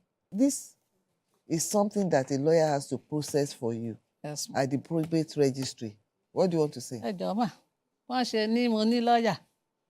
Ọkọ mi lọ́ọ̀yà ni ọmọ mi lọ́ọ̀yà ni wọ́n ní wọ́n bá wa dá sí ọ̀rọ̀ ẹbí wa. It's okay. I respect their wish. They are not interested. Get neutral people. Yes, ma'am. Because when you use family members with the kind of conflict you are having now, I don't see. It's not the best. Let's just put it that way. Yes, go for neutral people that you pay for their services. Yes, ma'am. All of you will still appear at the probate registry. They will request to see everybody. They will request for surety. The procedure is there. You go through it and you get it. When you get it, when you were young, you don't have an idea of any bank that your dad was operating. You were all very young then. Then. Okay. And how about your mothers? Your mothers. Màmá mi náà die young. Màmá to die young, no? Màmá mi die. So none of the wives are alive right yes, now. No. It's only one is alive. One is alive. Okay, you are a member. Yeah, come out there too now. Come. Yeah, okay, just wait there. I just want information. Your own mom is alive. Then. Do you know whether, has your mom ever told you whether your dad has an account in any bank? Not at all. Okay, I just want to do fact-find. It's okay. You can have your seat. So, will you have something to say? Yeah. What is that? Ẹ ṣé Olúwa mi. Nínú ìwé tó wà lọ́wọ́ yín mà. Gẹ́gẹ́ bí ọmọ onílé, guarantor ló fi mí ṣe ńbẹ̀, or witness, ìkànnì méjèèjì yẹn ló fi mí ṣe. Tí mo dẹ̀ rí, tí mo dẹ̀ ń complain. Did you sign? Mo sign. Why did you sign? I don't know. Why did you sign? Nǹkan tí ò yé èèyàn gbà yẹn ni 2007. Mo wò pé. You are not a baby. You are 2007. You are not a toddler. You are not a baby. Nobody forced you. So it's the money you wanted to. Now let me tell you the right way to go about it. I hope you are all listening. There are two things we're talking about now. We're talking about your accounting for all the money you have received. Just compile everything. Let's have it from the onset. It's not difficult. If they pay every February, just go to the bank from the year that they started paying. Tell them in the bank you want February of every year. Statement of account. Let them print it out. What's that? You wanted? Let her talk. That's why you are here. What do you want? She has something to say. Let her say. Then you talk. Let her talk first. You can buttress it. You can repeat the same thing. It doesn't matter. Nípa èkejì. Òun ò mọ nǹkan kan nípa ẹ̀. Gbà tán ṣe. Which one? Ẹ tàbí. No, wait now. That one is addressing this. Olúwa mi, nǹkan tó fa wàhálà gangan ni mo fẹ́ ṣàlàyé báyìí. What really caused the havoc is what you want to explain now. That caused the conflict. Yes. Mo ti lò 28 years inú ilé wọn gẹ́gẹ́ bí ẹ̀gbọ́n mi tọ́mú mi mọ́ra. You spent 28 years living with them. Bẹ́ẹ̀ni, tàti jọ wà, tàti ń control property. You were controlling the property together. You were managing the property. Are you Dapo? Yes. Okay, you mentioned Dapo earlier on. Okay, all right. After owó tí wọ́n ti gbà lórí Zain ní 2007. After the money collected in 2007 from Zain Network. Tó jẹ́ 3 million. 3 million. Lẹ́yìn ẹ̀, mi ì rí document kankan mọ́. After then, he has not set his eyes on any document. Tó wúyẹn bá ti due, wọ́n á kọ̀ pé mi ní gba 500. After the money gets due, he just give him 500. So anytime you receive payments, that means every year he gives you 500,000. 5 years. Every 5 years. 5 years. And so you have not. Are you saying it's 3 million naira they are still paying today? For 5 years. Wait, or they've been. How much are they? Because you see, I noticed something. You told me you wrote the period of payment without putting the sum being paid. Sure. So for the last payment, you said the last payment paid in December that we just spoke about, how much was paid? MTN paid 7.5 M. 7.5, okay. And Airtel paid how much? 7.5. Airtel paid 4,027,000. 4,027,000. 27K. Yes. Okay. Let me make another disclosure. Okay. You see, along the line, like you said, it's still going for 28 years living under my roof. So how does he say he learned it through me? I agree. But this is a case of pot calling kettle black. Let me explain this. I have a document here with me, man. My brother, because in case I come next time, you see I will put so thing. I'm not able to. I will say, but one again now, Baba ni, how is my phone buy? In later, the house we are talking about, now we are collecting money. My brother, I think he has worked with Omonile. Right now, he's still working with Omonile. No, your brother. Yes, as in Jagamu is Okay. He knows many things about land, grabbing all those things. So you know, this house we are talking about, there's a document with me here. Let me have a look at it again. Thank you. Thank you.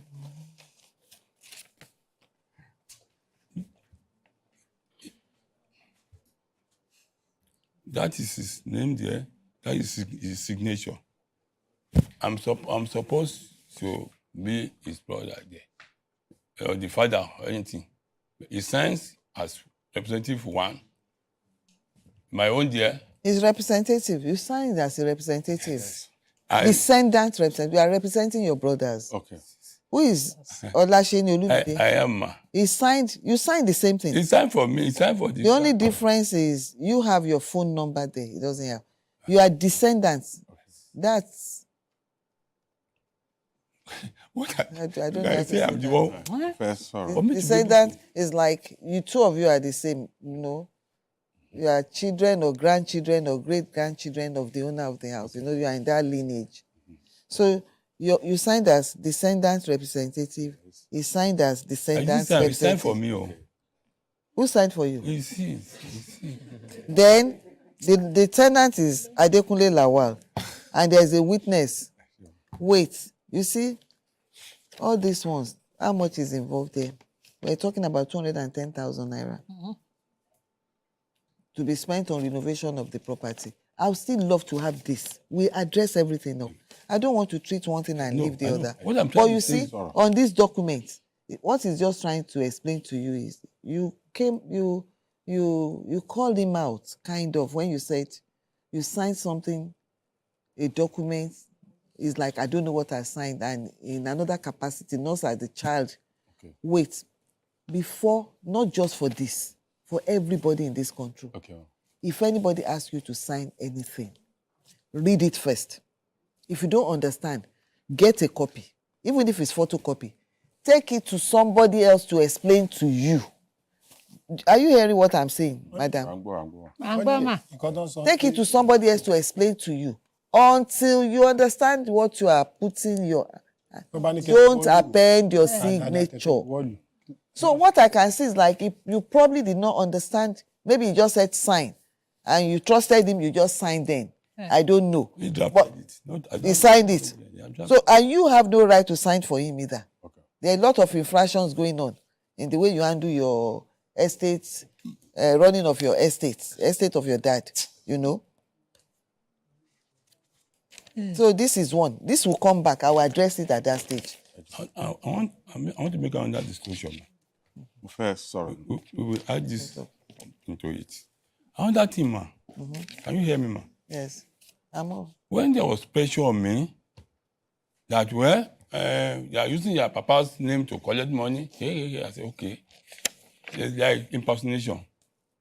Then I now did something. So what is a family court? That is, I now have to inform the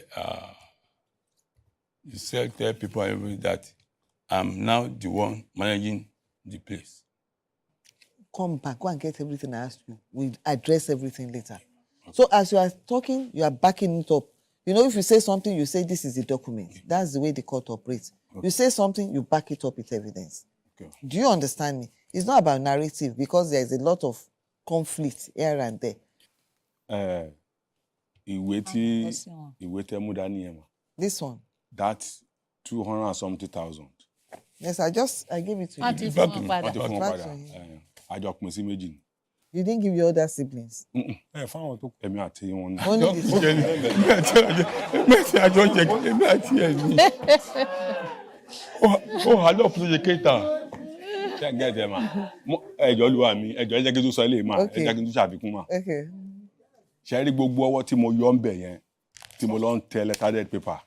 all those acts, he was trying to paint another letterhead there. Torí pé mo ti ran lapses tí mo dẹ̀ ti sọ fún wọn ton downstream. You know what I want to say? I get it. Got the person. I want you to calm down. Yes, ma'am. Sure. When you return.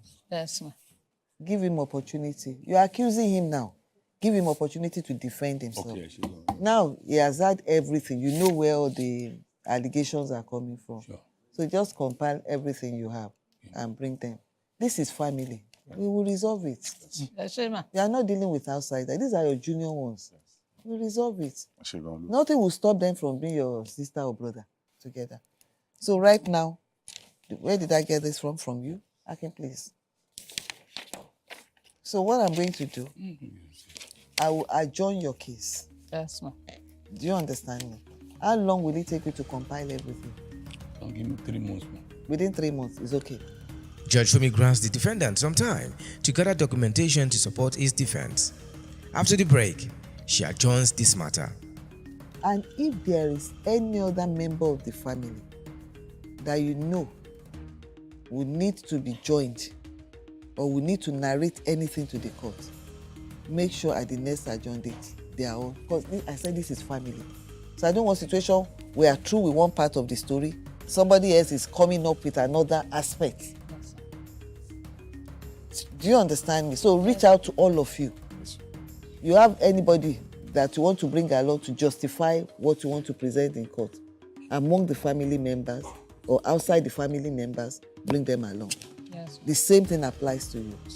I heard you saying yes, no, yes, laughing over there. If you have anything to say over those of you, make sure you are all here on that day. Everybody will come out. You say what you have to say.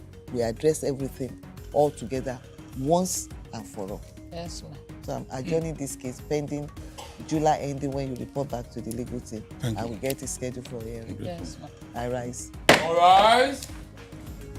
If your baby daddy is denying paternity of the child to avoid upkeep, or you suspect misattributed paternity situations, submit your case online at www.thejusticescourt.com for a prompt resolution of the matter.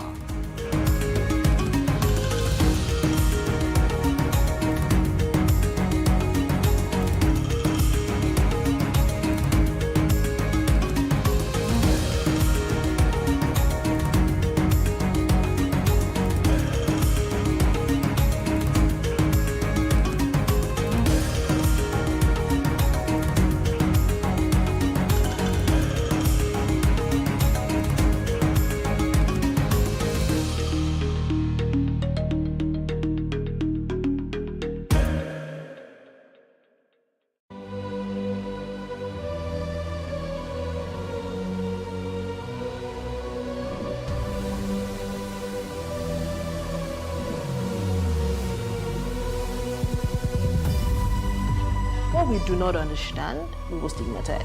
What you can see is the remaining of the tanker that exploded. The suspect equally confessed.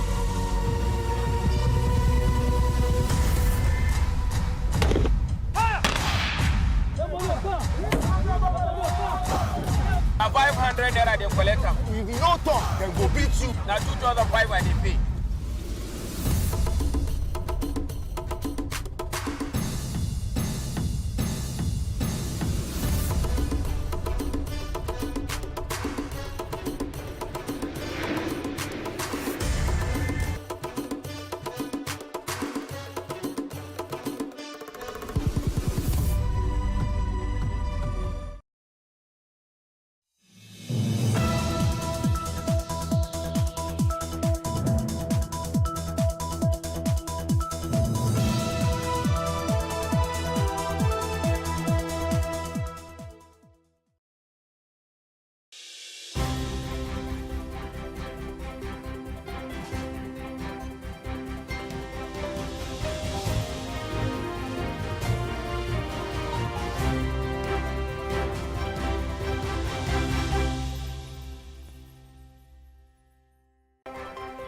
A very good morning to you. You're welcome to The Breakfast on Plus TV Africa. My name is Romeo Paulson.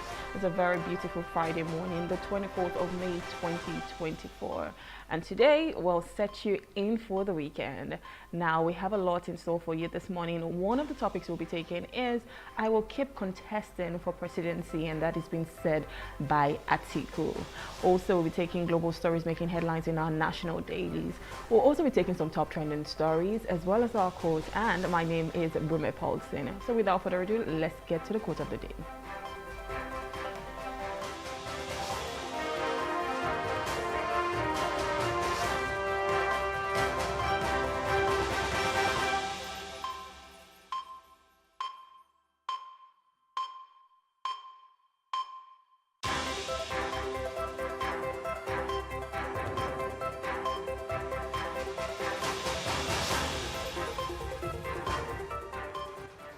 You only live once, but if you do it right, once is enough. And that is by Mae West. You only live once, but if you do it right, once is enough. Now, I know that a lot of millennials and Gen Zs are good with this quote. In fact, they've made it into an acronym that says YOLO, you only live once. But then we can see a different side of this quote as well. In as much as you only live once, if you do it right, once is enough. You have to think of how to live your best life. Now, don't say you only live once and, live a very rough life, but just do it right. I know it's the weekend. A lot of us have different plans. We have events to attend. Make sure that you're spending time with the people that you love. Make sure that you're putting those goals, dreams, and aspirations. Make sure that everything that you need to have that better and fulfilled life is being put in place. And so, of course, you have to do it right. When you do it right, once is enough. Now, nobody's promised, multiple lives, right? I think it's cats. Cats are known to have about 9 lives, but human beings, we have just one life. And what you do with just that one life matters a lot. It's your shot at having the best life for yourself, for the people around you. And then you want to be able to say, I was here, I lived, I was happy, I spent the best moments with the people that I love, and I lived a fulfilled life. So it is important that we live a fulfilled life. Now, with that being said, you only live once, like Mae West has said. She was an American actress and songwriter. So you only live once, but if you do it right, if you do everything that is supposed to be done, once is enough. You don't need another one. Most times is when we have a lot of regrets and say, I wish I could have done this better, or I wish I took on those chances, all those opportunities that passed me. I wish I can go back and do it again. But now, what Mae West is telling you this morning is, you're not going to get another chance at life. Maybe not. We don't know about reincarnation. But this life that you have today, how are you making the best out of it? If you do it right, once is enough. You're not going to have regrets saying, I need to come back. A lot of times in fact, there's a saying that the graveyard is the wealthiest place because, it's a place filled with so many talents, so many resources that were never really harnessed. A lot of people die with their talents. And so what this quote also says is, do everything in your part to ensure that you exude grace, you rid yourself of all of those talents, you try everything, you explore, to the best of your abilities, to the best of your capabilities. Do not keep things inside of you and say, I'm not sure I can try that. I don't think I'm the best man for the job. No, just explore. Make sure that you're turning all the stones unturned, and then once you do it right, once you live your life the right way, once is enough. So this morning, we're trying to tell you, it's the weekend, you only live once, but make sure that you're doing it right. And when you do it right, once is enough. All right, that's it for our quote of the day. We'll move over to our top trending stories. And this one says, only the best and brightest migrant graduates, UK announced. So migrant graduates who enter the UK through the graduate route will soon be mandated to sit annual English tests with the hope of attracting only the best and brightest to the UK. This is a part of the changes being made to the scheme, which allows foreign students 2-year post-study stay after graduation. Under the new policy set for cabinet approval, universities and colleges with high dropout rates will also lose the ability to recruit international students, and recruiting agencies who mislead foreign students into leaving their degrees for low-paying jobs will be targeted. Government sources say the revised graduate route scheme is a part of a larger effort to tighten immigration rules. I cannot agree more. I mean, a lot of people move over, and it's not just Africans, people all over the world, Asians, people just move to the UK saying they want to study, and sometimes they start to take other jobs. I understand the fact that a lot of, well, most times you need to be able to support yourself even while studying. You need to be able to pay for your fees, you need to be able to pay for your rent, and you know, all of the amenities that you need. So you have to work. And I know that as a student, you are granted about 20 hours per week to work, right? So some people would shelve that, you know, the reason why they were there in the first place, and start to look for other jobs just because they want to make ends meet. And now, in a bid to tighten up their immigration rules, the UK is saying, you know what, we're only going to recruit only the best and brightest students. So after taking the course, we're only going to take out the people that we know they can work for our system. And, you know, it's just having to like sieve out the people that they don't need. Now, what does that tell, you know, our students? Make sure that you are the best and you are the brightest. Make sure that you're doing everything possible to go there, study, learn everything that you can. And if you want to get a job, which is a 2-year post-study leave to remain, then good for you. If you want to come back, that's fine. But don't go there and decide to say, you know what, I don't want to do this anymore. I just want to work. Now, for people who recruit their students into the UK, well, you might just not be able to recruit anymore if you're not getting the best and the brightest. So in a way, this law kinds of like cuts across, you know, from the students to the recruiting agencies to the universities as well. So for you to be able to say we're taking on the students, you need to be sure that, you know, their IQ is quite high enough. And then it works for, you know, the immigration laws as well that they've put on your university. So this is everybody coming together, working in tandem to ensure that, you know, the UK immigration is better. And I totally understand. But where I'm going to take this to right now is, what are we doing with our own educational system in Nigeria? The reason why a lot of people, you know, move abroad to study is because they feel like they have more resources there. They can learn better. You know, you're not hearing of strike actions that happened with our Nigerian universities, especially the government-owned universities. You're not hearing of, you know, laboratories not having enough equipment. You know, you have an environment that is enabling your growth. You have an environment that is enabling your better education. And so what are we doing with our own educational system if we start to put, you know, all of these things in place? We would not have our kids running abroad. Now, over a few days ago, there was the story that broke about Teesside University having to, you know, send back some students home because they could not pay their fees.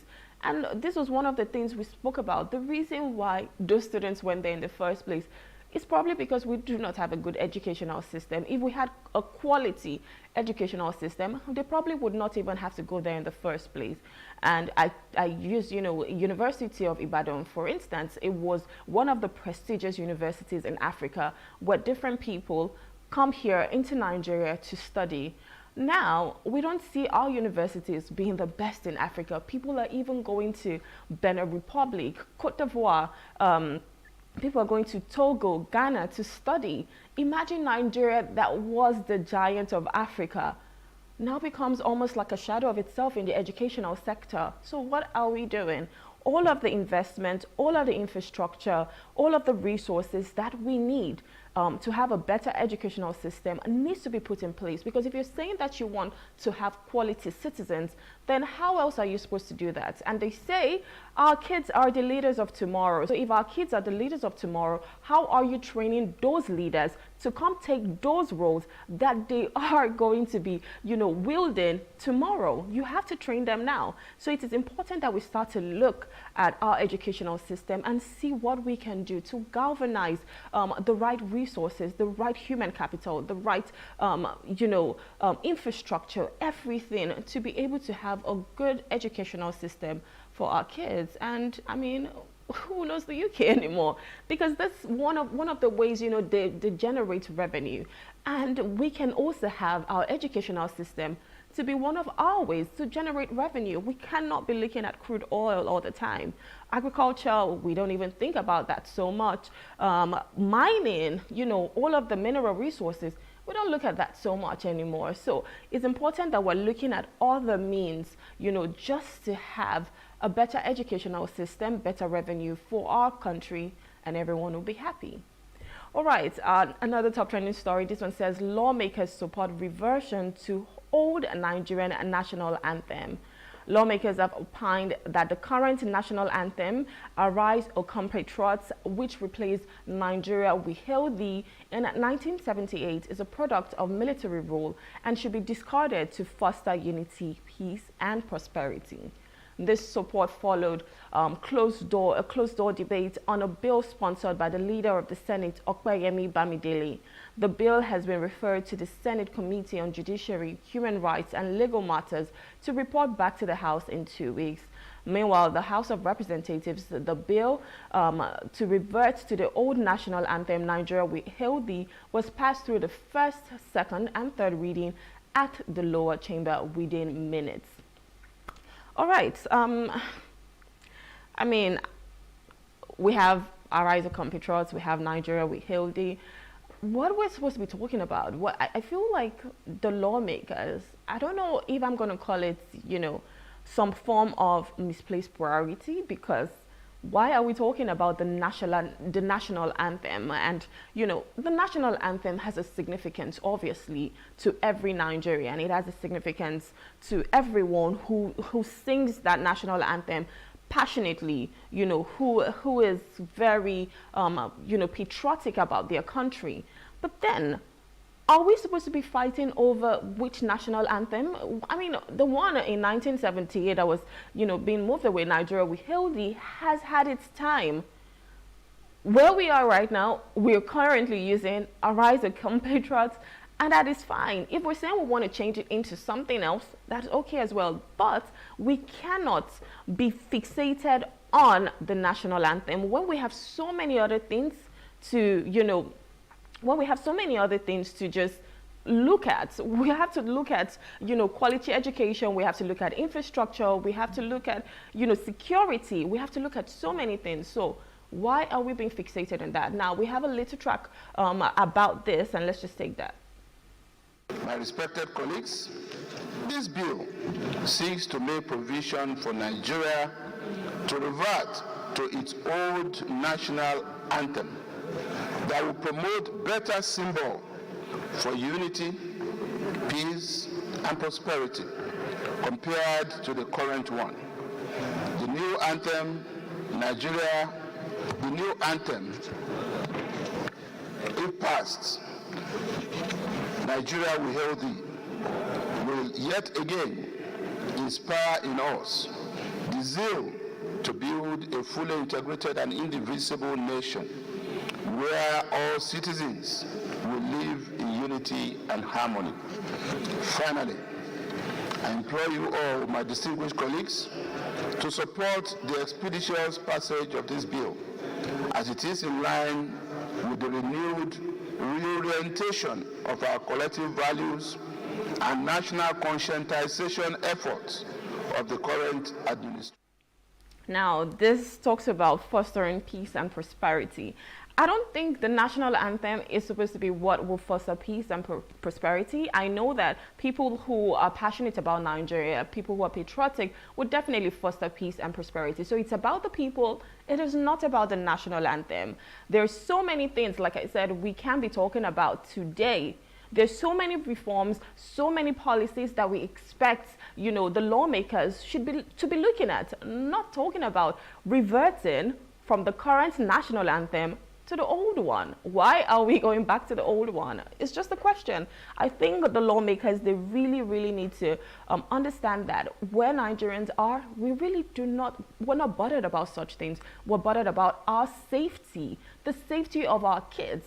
We're bothered about the quality education that we want for our children. We're bothered about putting food on our tables. We're bothered about having to pay our rent. We're bothered about having to fuel our cars, about transportation, about so many other things, about infrastructure, right? So healthcare, can we talk about, you know, good healthcare that we really do not have in Nigeria? So talking about the national anthem it's something that shouldn't even be brought up in the first place. How about making those reforms that would better our lives, that would help the standard of living for Nigerians?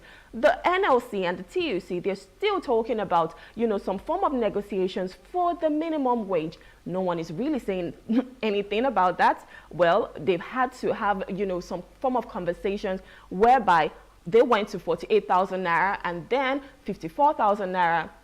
And you're wondering, why is the government not putting so much priority to the lives of Nigerians and then having to speak about a national anthem and reverting to the old one?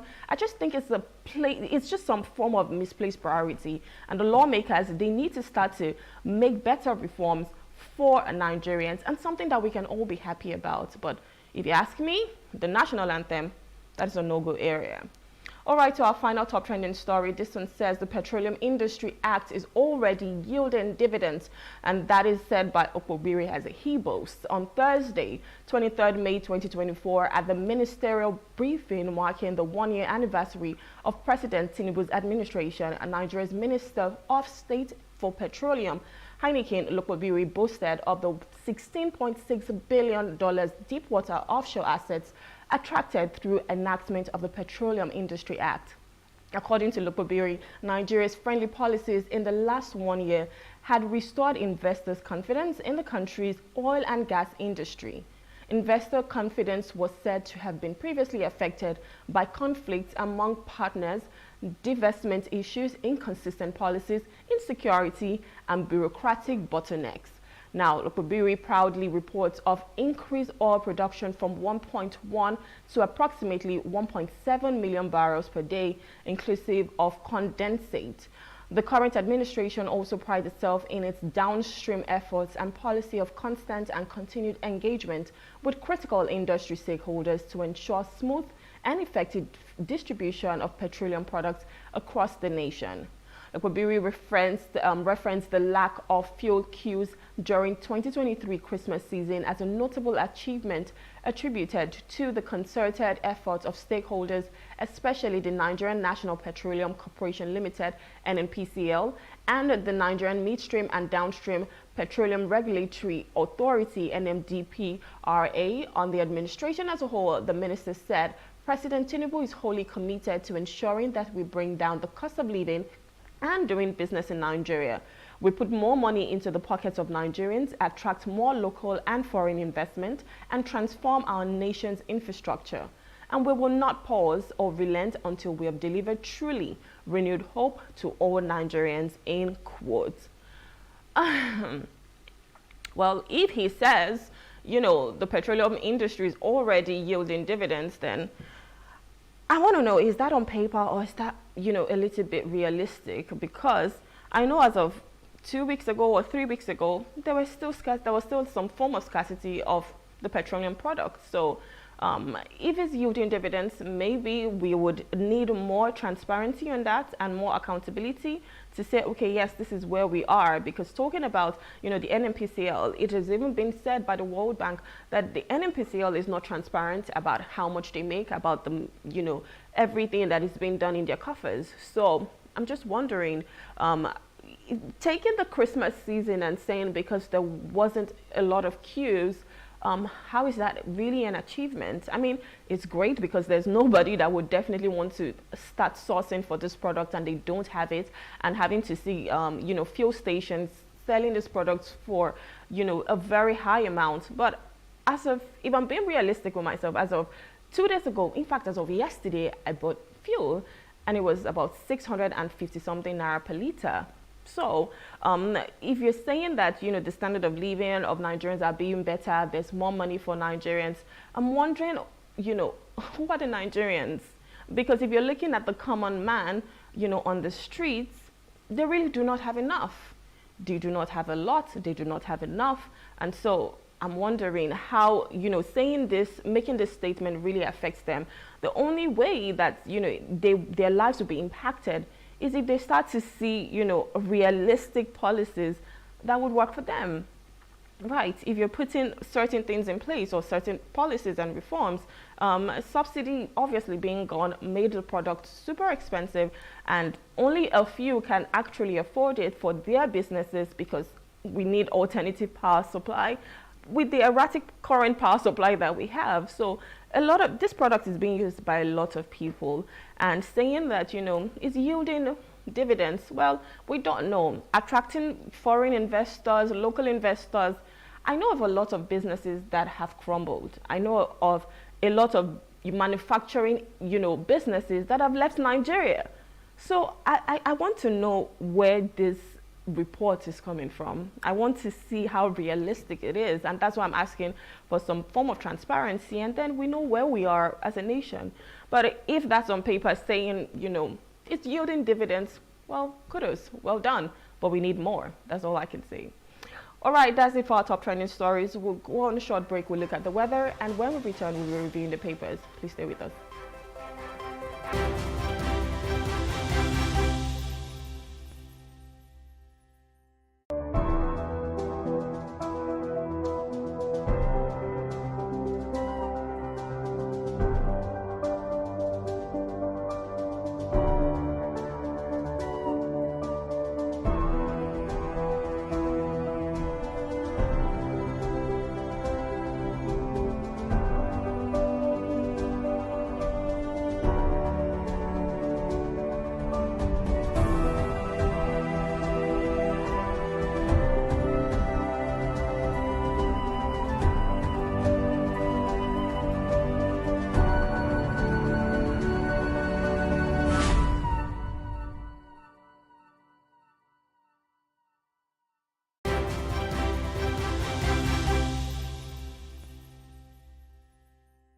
Thank you for staying with us. You're still watching The Breakfast on Plus TV Africa. It's time to take global stories making headlines in our national dailies. And joining me to review the papers is Jide Johnson, as a public affairs analyst. Good morning, sir. Thank you for joining us. It's a pleasure to be with you, Ruma, and good morning to our viewers all over the world. Thank you for having me. Thank you. All right, so we'll be starting with The Guardian this morning, and it talks about 1 year of renewed hope. Now, we know that the President Bola Ahmed Tinubu's administration has been in office for almost a year. In fact, in about 5 days, they will be marking 1 year in office. And this one on The Guardian leads with Tinubu's costly reforms leave Nigerians on edge 1 year after. I know that the first reform was just on that same day, May 29, 2023, and he just says a subsidy is gone, even though we knew that subsidy was not supposed to be gone till about June. And that proclamation on May 29, you know, just became a catalyst to so many other things. Now, we've seen subsidy being gone, which is like the petroleum sector. We've also seen electricity tariff, which is in the energy sector or power sector. They also tried to introduce the cybersecurity levy as well, financial, and then we also hear that the VAT might also be increased. And so we're seeing a lot of reforms, we're seeing a lot of policies. But do you agree with what The Guardian is saying this morning, that Tinubu's costly reforms leave Nigerians on edge 1 year after? One thing that is very clear is that the administration was in a hurry to set the ball rolling without doing due diligence. And we've said it over time in many of the programs we've had. Without doing due diligence with respect to what is the state of the economy, what is the state of the polity, and what is the state of the civil service they are inheriting from the previous administration. I don't forget that the president himself has not been in government since 2007, and he hasn't done anything meaningful, specifically either being the chairman of a board or getting involved in one activity or the other, or going back to school to equip himself. Aside from being the governor of Lagos State from 1999 to 2007, after I left office, there's nothing that we can actually point to on public record. Let me put that caveat that the president did between that time period until he took over a year ago. So it was more or less like in a hurry to set the ball rolling, and we advise that government should tread on caution, having an understanding of what the economy is before coming out with this policy. And it's very clear that the policy that this administration embarked upon economically is about revenue generation and not about building the economy, because everything was about removal of subsidy, in bringing different forms of taxation and the rest of it, had been the direction with which the government embarked upon, and it has a corresponding effect on the entire economy, on the cost of living, on the standard of living, on the exchange rate of the naira compared to the dollar, because if your currency is not a productive economy, if it's just a purchasing economy, it will be subjected to the whims and the caprices of the market forces, and naira is just a purchasing currency, is not a productive currency, because there's nothing that Nigeria is producing and exporting to other countries other than we importing things from other countries. So it was evidently clear. That there's no doubt that this policy will lead us to a quagmire, and that's a quagmire in which we have found ourselves. And it's unfortunate that they are just coming to terms with some of the reality of time. We don't know, because the government has not come out to tell us whether they are paying subsidy or they are not paying subsidy. But from feelers that we have gotten from international agencies, is that government is still paying subsidy somehow. And then if you are still paying subsidy, why are we paying 600? Last week I bought for 750 naira per liter. And if the government is still subsidizing it, where is this subsidy going into? So the government requires, moving forward, they require transparency in the sense that there should be regular briefing with respect to what the government is doing. I'm not sure that the president has done a presidential charge.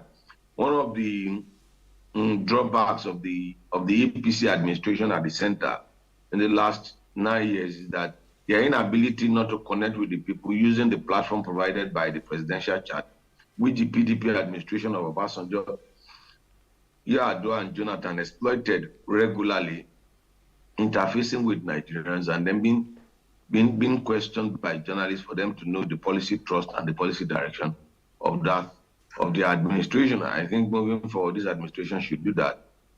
But in any case, we hope for the best. Well, we always hope for the best. There's another story here. It says ministers give Tinubu pass mark amid rising inflation, subsidies, insecurity.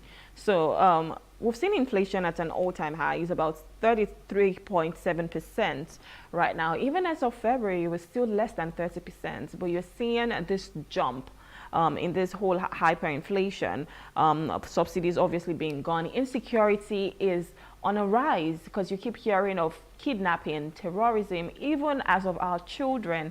Little kids in schools are being kidnapped. Floating of the naira, let's talk about the FX. You know, the dollar went as high as 1,900 naira, even almost 2,000 naira per dollar. So there's a lot we can talk about that has happened in the past 1 year.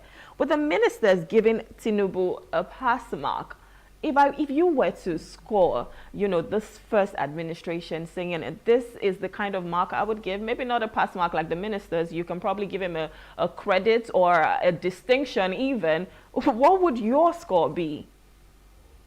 Well, let me start with the minister giving the president a pass mark. Well, have you ever seen the student grading the lecturer? It's an anomaly for an appointee of the president evaluating the president. The appointee of the president that should be evaluated by the public and by the president. They are invariably, if they give the president pass mark, they are invariably giving themselves pass mark. So someone set an exam, he set the question, he examined himself, and he declared the result. So that's what we have, is an anomaly. And sometimes these people take us to be a fool. I'm sure those that attended that press conference will have told that to them. On the administration, if I have to score this administration, I'll be frank with you, I'll score the administration D. As a lecturer, I'll score the administration D. I won't score the administration C credit, which is a pass mark. I'll just give the administration above 40-45%. That's what I'll give the administration presently. Because we have not gotten to half of what is required of their term. By the time we get to the second year, we'll be able to do full assessment of, at least we have done 50% of the time they are meant to spend in office in their first term, and if they win the election, they are required to spend it here. So for me, I would call the administration D. It's fair. It's not is not passed. It's not good. It's not very poor, but it's fair. That's what I was called the administration. Anyone trying to score this administration as pass, either as B or A or C, is not being fair to himself. The truth must be told. The past, we are not meant to pander to administration. Our responsibility is to throw such light on what the administration is doing, for them to know whether they are walking in the right direction or they are walking in the wrong direction. If you look at some of the filters that we got yesterday with respect to the Lagos Calabar Coastal Road, and that they are going to disembark on that particular project. You remember the hues and cries Nigerians raised, and the one we even raised on this program with respect to demolition of properties in the first 3 kilometers of it. You take 10 steps forward and then you take 20 steps backward. That just not make any sense. For you, in public administration, you must talk through your policies, the economic implication, the political implication, the social implication, before you embark on that policy. And I think and that's the unfortunate thing about modern day democratic government, which has turned to purely an oligarchic government of the elites and the few nouveau rich, is that they assume that they have imperial power because they have the mandate of the people. As a result of that, within that time frame in which they've been elected into the office, they are not accountable to anybody. They are only accountable to the mandate they secured, either through the ballot boxes or through the court system. And it's not something which is peculiar to Nigeria alone. We have seen the growth of imperial government at the executive level. We have seen a situation whereby we have replaced monarchical government and theocratic government with an oligarchic democratic government who are just elected by the few. I mean, talking about having to score the precedent, of course there's going to be some form of bias because we are all together. So I wouldn't expect them to say anything less than a pass. I'm not sure that the common Nigerian on the streets would say, you know what, yes, the president is doing so well, or this administration is doing so well, I'm flourishing. The way you do this is to do a sectoral analysis, sector by sector, the power sector, the educational sector, the energy sector. So if you do a sectoral analysis, when you break it down, and I did public administration while I was in school. I took it as one of the elective courses I took in Department of Political Science in UNILAG while I was in UNILAG. And one thing is very sure, in public administration, they said the only way you make science, I can't forget Professor Uga used to tell us, the only way you make science of public administration is to do a comparative analysis, and you do a sector by sector analysis. You can't just pull every minute. So if we do a sector by sector analysis, we do agricultural sector, how would you score? Power sector, how would you score? The security sector, how would you score it? In actual sense, giving the administration this is just being fair. It's not just trying to bring out the sledgehammer. And it's very clear, if you're objective and you do a sector by sector analysis, there's no way you score this administration past mark. The purchasing power of the people have been reduced. Exactly. The cost of living has increased. The standard of living has dropped considerably. Yeah. Well, I mean, you also mentioned something about the coastal road, Lagos to Calabar. And I remember a few weeks ago, it was being said that the reps were trying to probe that project. And I mean, since you just mentioned that, I kept wondering, how do we start something and then all of a sudden we say we're not doing it anymore? And imagine the amount of the livelihood of people that have just been displaced at the moment. Those were people's businesses along this stretch that have been demolished. So I'm just wondering how we do this in Nigeria, and the kind of reforms we just come up with and say this is what we want to do, and we never progress with it. We're always just abandoning stuff. Anyways, moving over Okay. It's because we don't have a strong judicial system whereby the citizenry has the capacity to take the government to court and government pay huge penalty for whatever policy fit law they embark upon. The question you need to ask is why the government needs to embark on quick demolition of properties as if we are in a military regime. And I've said it that these are the vestiges of military regime that we inherited from military regime. It's like having soldiers standing behind the president or having police standing behind the governor. These are, in other democratic government, the security services of the president and elected officials are not apparent. They wear civilian uniforms and not military uniforms. So we still have the tendencies of that managing our state affair.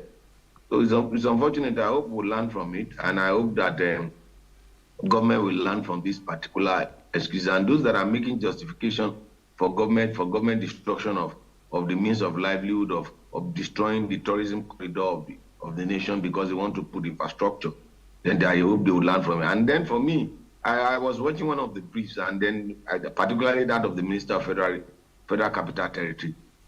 The level of reductionism that we have reduced governance to in this country is alarming, and is unbelievable. That the ABC of public administration is what people call achievement. What is the achievement in construction of roads, in building infrastructure? I don't know. I just can't comprehend. When people want to list the achievement, just look at it from state to state, from local government to local government to the federal government. When they will be listing the achievement, they will be listing construction of roads. If they give you that opportunity to be the governor of Lagos State, we just sit in the office. They bring the federal allocation, and then we get engineers to do the design, and they do design of road, and they bring. It's the ABC. It's the ABC of public administration. And somebody will be saying it that because they constructed road, that's an achievement. It did not come about with an economic policy that employed, let's say, okay, in the last 1 year, we have created opportunities. Yeah, job creation. To employ 30,000 people, 50,000 people. We have created these opportunities in the business environment that has created 5,000 SMEs. We've even trained so many people. We've trained so many people. We've sponsored a lot of students. Right. And they say, and then my colleagues in the media will be clapping hands for them and will not ask them 12 questions with respect to how would you tell me that you are constructing road? Constructing roads is an achievement. I think where we are as a nation is we do not, when you lack some things, the little that you get, you have to, just clap your hands, smile, and say, oh yes, we commend you, because we are lacking so much. And then to be able to motivate these people to do more, which I don't know if they take that as some form of motivation, it's just for us to say, yes, yes, it's an achievement. But it's quite unfortunate that we're not thinking of good policies. We're not thinking of how to enhance and improve the lives of Nigerians, because I think that should be the goal.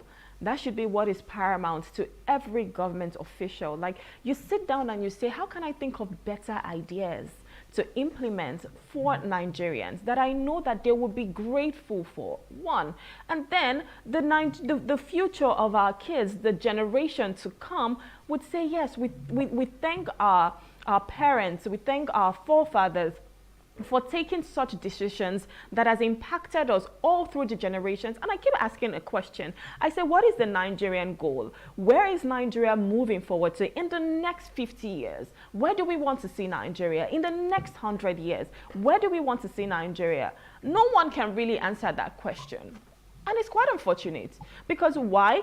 Everyone is just trying to survive. Everyone is just trying to put their head above water. So if we have a Nigerian dream, we know that there is something, and we're just not going to be clapping over roads that are being constructed. We're going to be saying, yes, these are policies and these are reforms, reforms that help us as Nigerians. But I mean, let's not go into that, because I don't think today is the day for me ranting on national television. So let's just move over to another story. This one talks about reps pass bill to revert to old national anthem.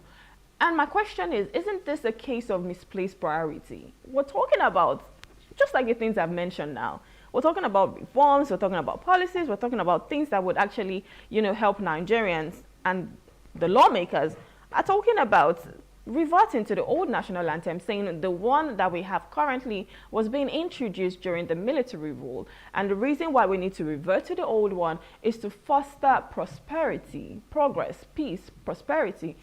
I don't know what that means. So I just want to get your comment on this. Well, since we want to revert back to the one that we inherited from the colonial administration, they said the one created by Nigerians, crafted and designed by Nigerians, which is the second stanza is a self-indictment on those in leadership, and also a prophetic declaration concerning what we want concerning this country, which in any case we don't render. That's a God of creation, direct our noble cause, guide our leaders right, because they always do something wrong. About you the truth to know, in love and honesty to grow, and living just and true, great lofty height attain to build a nation where peace and justice reign. Now, you could see that this in the National Assembly, they don't even know the national anthem. I'm not too sure they can recite the second stanza of the national anthem. And those that have come up with the idea of going back to the old national anthem, I'm not too sure they can recite the second stanza, or either they know the second stanza of the national anthem. So if they want to go back to the old national anthem, then we should go back to the old order, because the democracy they are in, the Fourth Republic they are practicing, was put in place by the military. They were put in place, but they are just come with the flimsies. It was put in place by the military.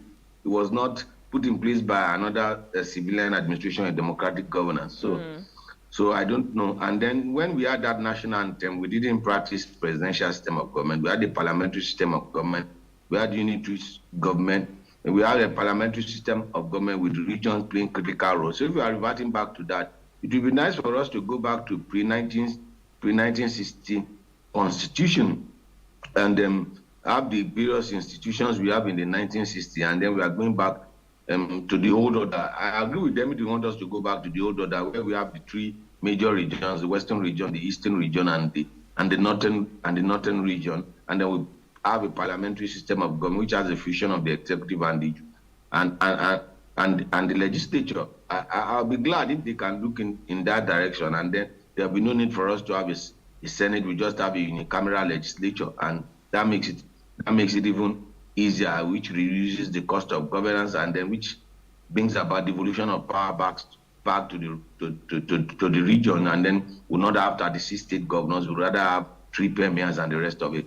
So I support them in that direction. If they are looking towards going backward, because sometimes going backward could mean you are making progress, and sometimes going forward could mean that you are just you are not making progress. So if they are thinking in that direction, I think they should take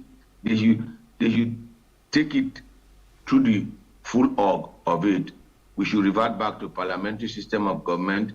We should get rid of the states and go back to regional government. And that's when I know they started talking about something. Other than this one, they just want to, one of the things they do is to distract us, to get us some certain thing to be generating social conversation, and that we gloss over some of their ineptitude and their ineffectiveness as in the last 1 year, that we have charged them with responsibility of providing oversight function, of providing laws, making laws for the good governance of our society. But since they are failing their responsibility, they want to distract us by bringing an issue in which we all get emotional about, and when you're emotional, you can't think straight. Yeah. I mean, so there's always that thing that it doesn't matter what system of government we are, using. It's the people. The government is the people. Whether we're saying we're using, a presidential system of government or a parliamentary system of government, it really doesn't matter. It's the makeup of the people and the policies that they're putting in place. Now, reverting to an old anthem, I'm just wondering why. Because guess what? It's just on paper. It's just, when you're at functions, you have to recite this anthem. Is it really going to foster peace and progress? I'm sure you don't know that. I'm sure you don't know that old national anthem. So let me recite it. Okay, please do. Nigeria, we yield our own, their native land. Though tribe and tongue may differ, in brotherhood we stand. Nigeria are proud to serve our sovereign motherland. Now, put that side by side with the second stanza of our national anthem. Oh God of creation, direct our noble cause. Guide our leaders right. Right. Help our youth that truth to know. In love and honesty to grow. And living just and true, great lofty height attains to build a nation where peace and justice reign. Shall reign.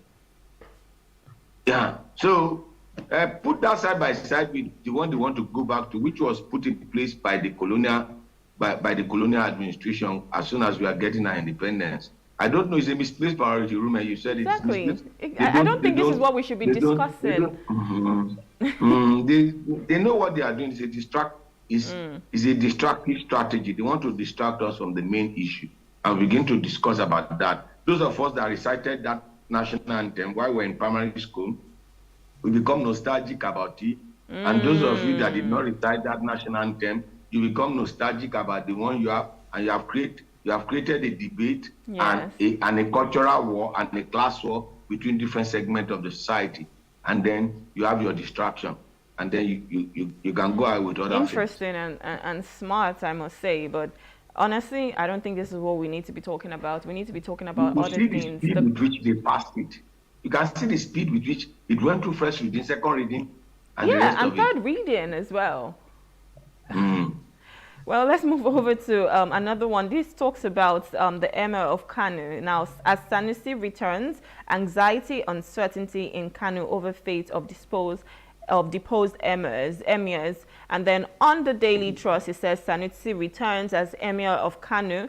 Bichi Rano Karaye Gaya, monarchs dethroned, development a bad omen, being said by the northern leaders. Dan Agundi challenges action in court. What do you think about this?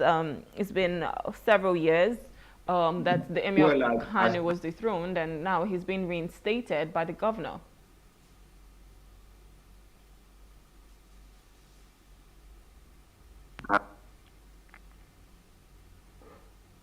Hello, sir. Yeah, I'm with you. Okay. As the reader of the political spectrum and the socio-economic spectrum of Nigeria, for me, that this my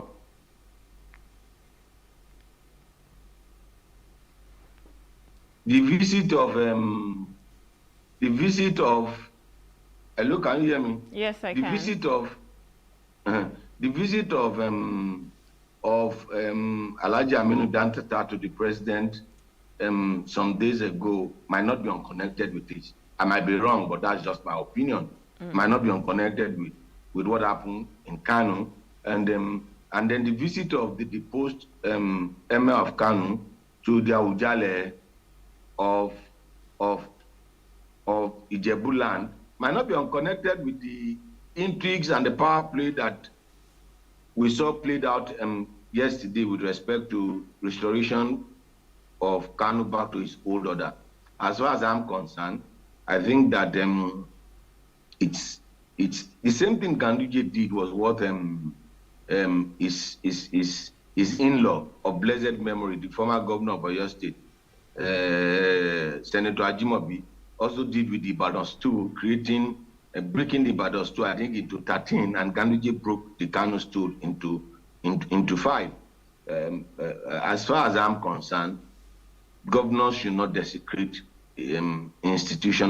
traditional institutions that have been in place for years. We know Kano Emirate has been Kano Emirate since God knows when, and then it's not what government should dabble into politically. And I think the best way to bring about sanity back into that system is to restore it back to the old order. And some might not be at home with it. The Sanusi was deposed on flimsy excuse. There was no justification for his deposition, and then in order to justify that, the entire Kano Emirate was desecrated. And as far as I'm concerned, what was done is done in the right direction. The only way you can correct an anomaly is for you to go back to the old order. That's justice. That's fairness. And all the thrones that were created, the other 4 thrones never existed until 2020. On the 2019, 2020. So, Kano Emirate has existed for more than 600 years. So, why should you just wake up because you're elected as a governor and you try to desecrate that on political ground? So, I think that as far as I'm concerned, there have been moves. My own interpretation as a public affairs analyst, the visit of Alhaji Dantata to the president might not be unconnected with what happened in Kano, because I'm not too sure that the elites in Kano were really happy with what Ganduje did with the breaking down of the Kano Emirates into 5 emirates. So I know that one thing we have as a people, here in Nigeria, here in Africa, is our culture. And our culture needs to be preserved at all costs. In fact, I was having a conversation with someone and we're saying that what we have, over the Western world is our culture. They don't really have as much culture like we do. And we have a rich, vibrant culture. When you think of, the Benin Kingdom, when you think of the Kano Emirates, you think of all of this, the Yoruba Kingdom, you think of this and its culture. And I think it's important that we preserve that. Now, you see the British monarchy, it's been in line, the succession has been in that same line for decades, years, centuries. And I think that's what we need to do in Nigeria, making sure that we're preserving our culture instead of just coming, deposing, emirates and making it, we're turning it into a political thing whereby the kings are now, being appointed by the government. Why can't the king rule, or the emir or the Oba or whoever it is, the Olu, why can't they just rule? And it is, the succession is in that same lineage, not, someone coming and appointing them and saying, because I'm governor or because I'm, this person, now I can just appoint someone else. So we need to preserve that culture. And I think it is very important. In fact, it is imperative that we preserve our culture in Nigeria and Africa as a whole. All right, so moving over to another paper, we're moving over to Nature News. Now, Nature News leads with Nigeria lost $5.6 billion to gas flare in 8 years, and that's been said by Dr. Salako. He says flared 1.6 billion metric tons of gas since 2016, released 86 million metric tons of CO2, 31 metric tons of methane, and gas flaring. Now I know that they say we don't have so much compared to some other countries, but if we're losing about $5.6 billion in 8 years, that could have been revenue for us. That could have been monies, to do certain things in Nigeria, have certain infrastructure, have quality education for some kids, even good health care. But we're losing that to gas flaring. Shouldn't this be something we're talking about now, especially having to conserve our environment? Now, we talk about these are the areas in which government needs to invest critical infrastructure. Why can't we have a situation whereby I don't even have to go to fuel station to have access to cooking gas or other forms of gas that the one we use domestically? Why can't government pipe it just like pipe water?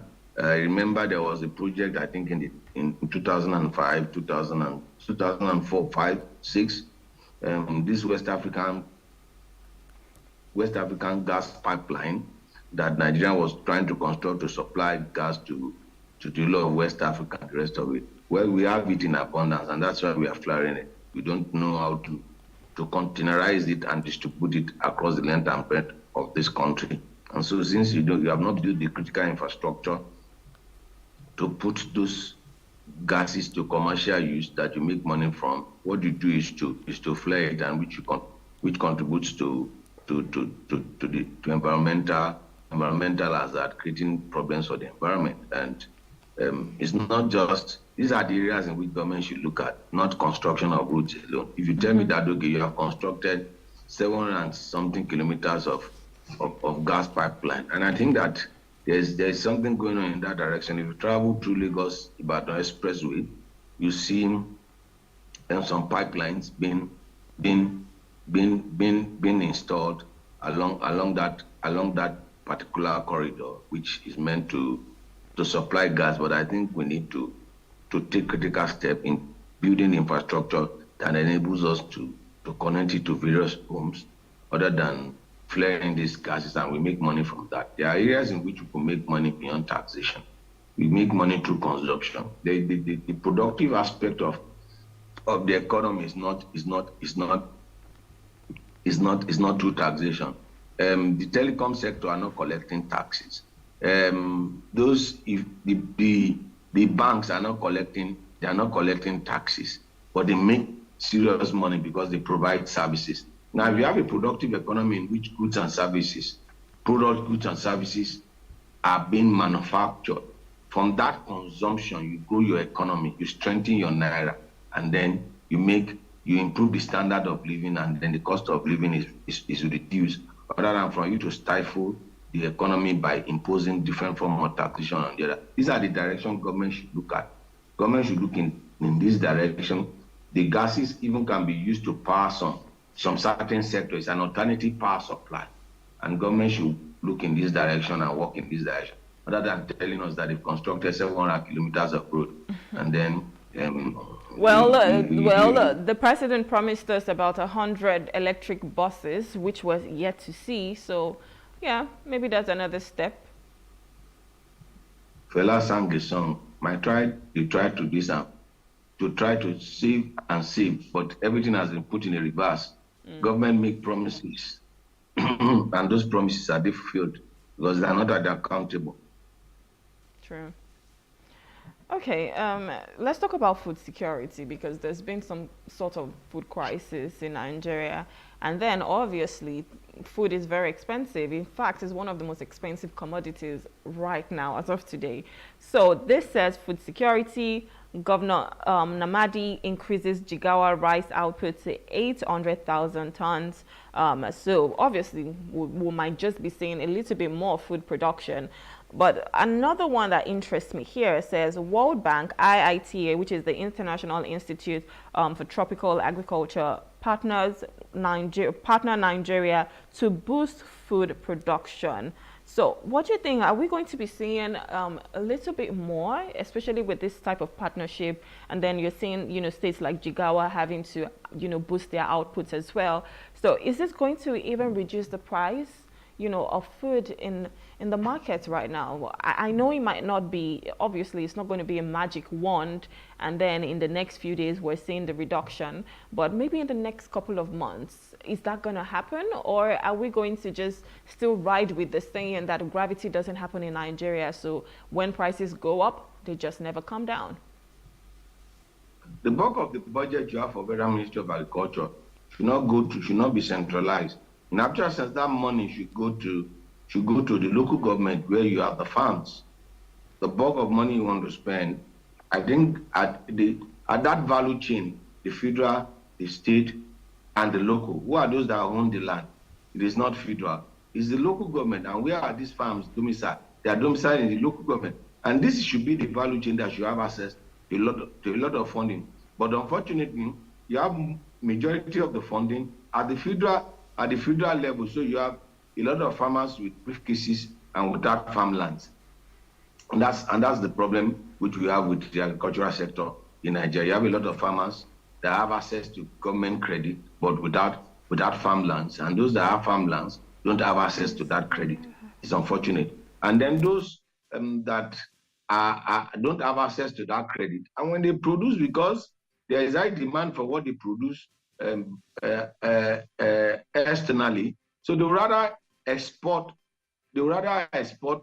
their goods and services, repackage it and export it, and earn money from it, than for them to sell it to the local markets, because everything is subjected to the forces of the market. So I don't see any impact what you are talking about until we have a complete 360-degree turnaround with respect to the way we take agriculture in Nigeria. Agriculture needs to come back to the local government. The bulk of it, the bulk of the revenue, the bulk of the investment, the bulk of the technical know-how should come to the local government. Why should federal government, Ministry of Agriculture, be the one having tractors or state having tractors? These tractors, what federal government should do is, okay, you know what, we are going to purchase 775 times 10 tractors. And 10 of these tractors will go to each of the local government. If you cover the 774 local government, and then we put 10 in Abuja, you cover the 774 local government plus the Abuja, use the Abuja as a model. Then you have covered the length and breadth of Nigeria. That means that there are 10 tractors that is accessible to farmers that they can rent and they can hire at every local government in Nigeria. But we are not doing that. We know what to do, but you know what? Because people are not interested in building legacy projects, in solving problems. People are interested in making money for themselves. So they rather go for road construction, in which you do practical nothing. You get the design, you get the money, you get the contractor, you pay the contractor up front, and then whatever you want to fleece out from that, you fleece from it. And you charge your road. But if you invest in agriculture, it takes time for when you plant, you monitor it, and then you harvest. So there's a time period between your investment and then the return you get on your investment. How many people are interested in that? So even talking about, your investments, return on investment, there's the headline on Business NG, and we have just about a minute on this. So it says, Naira was hit foreign dependent companies hard. So a lot of people, because their businesses are dependent on the FX, obviously the exchange rate would definitely affect them. And there's another one here that says federal government unveiled 110 billion Naira youth investment fund to boost entrepreneurship.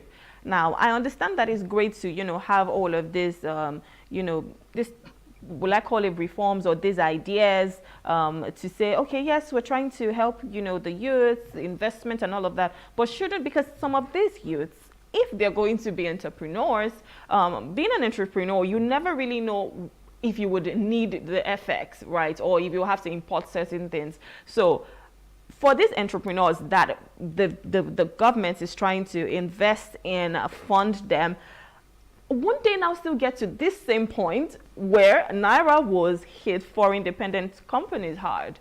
So what are we doing to tackle the root cause of the matter, and not just saying, we're giving out palliatives or we're trying to do this and make them look good in the public's eye? What can we do in just 1 minute, sir?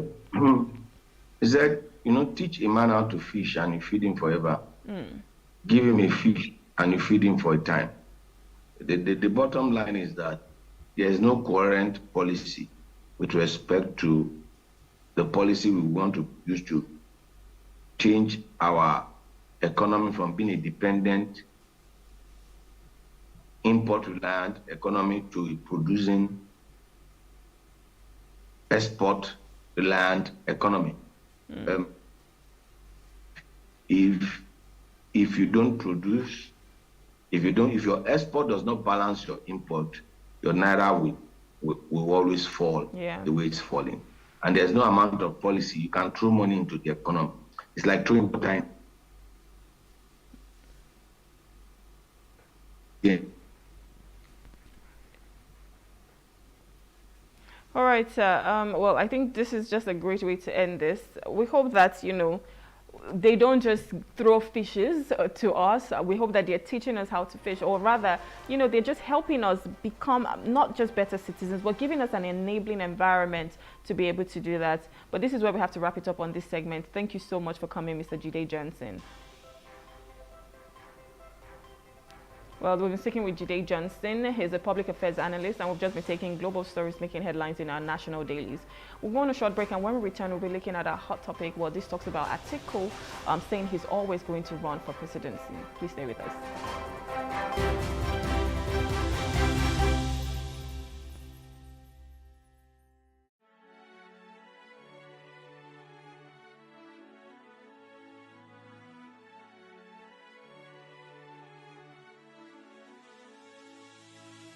It is engagement we need to have. those who suffer miscarriages are never taken into account. Members of the National Assembly are also influence peddlers. You are sitting on Nigerians' money. From the Babin, I pay my rent. From the Babin, I send my children to school. A consultative engagement.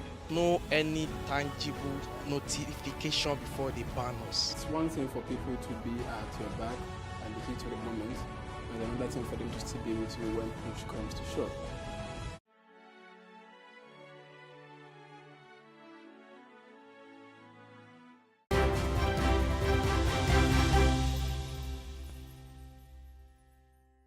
Thank you for staying with us. You're still watching The Breakfast on Plus TV Africa. It's time for our hot topic, and this talks about Atiku announcing that he will keep contesting for presidency.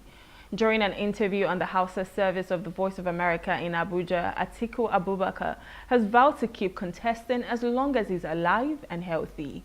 The 77-year-old was the People's Democratic Party presidential candidate during the 2019 and 2023 presidential elections and will be 81 by the next presidential elections in 2027. Even the former U.S. President Abraham Lincoln contested 7 times before finally winning, he said. He has, however, vowed for support from his party above his personal ambitions. So he has said support for his party goes above his personal ambition, stating that he has said and repeatedly before the 2023 general elections that if the PDP decides to zone the presidential ticket to the south or southeast specifically, he won't contest it. As long as it's the decision of the party, he will abide by it. He has also shown support for a collaborative approach and willingness to merge with other parties to achieve a common goal. Now, joining us to have a conversation is Comrade Mark Adebayo. He's a public affairs analyst. Good morning, sir. Thank you for joining us.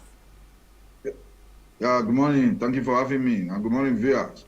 Good morning to you. All right, so we're talking about the presidential candidate for the People's Democratic Party, Atiku, who was the former vice president of Nigeria during, President Goodluck Jonathan's time.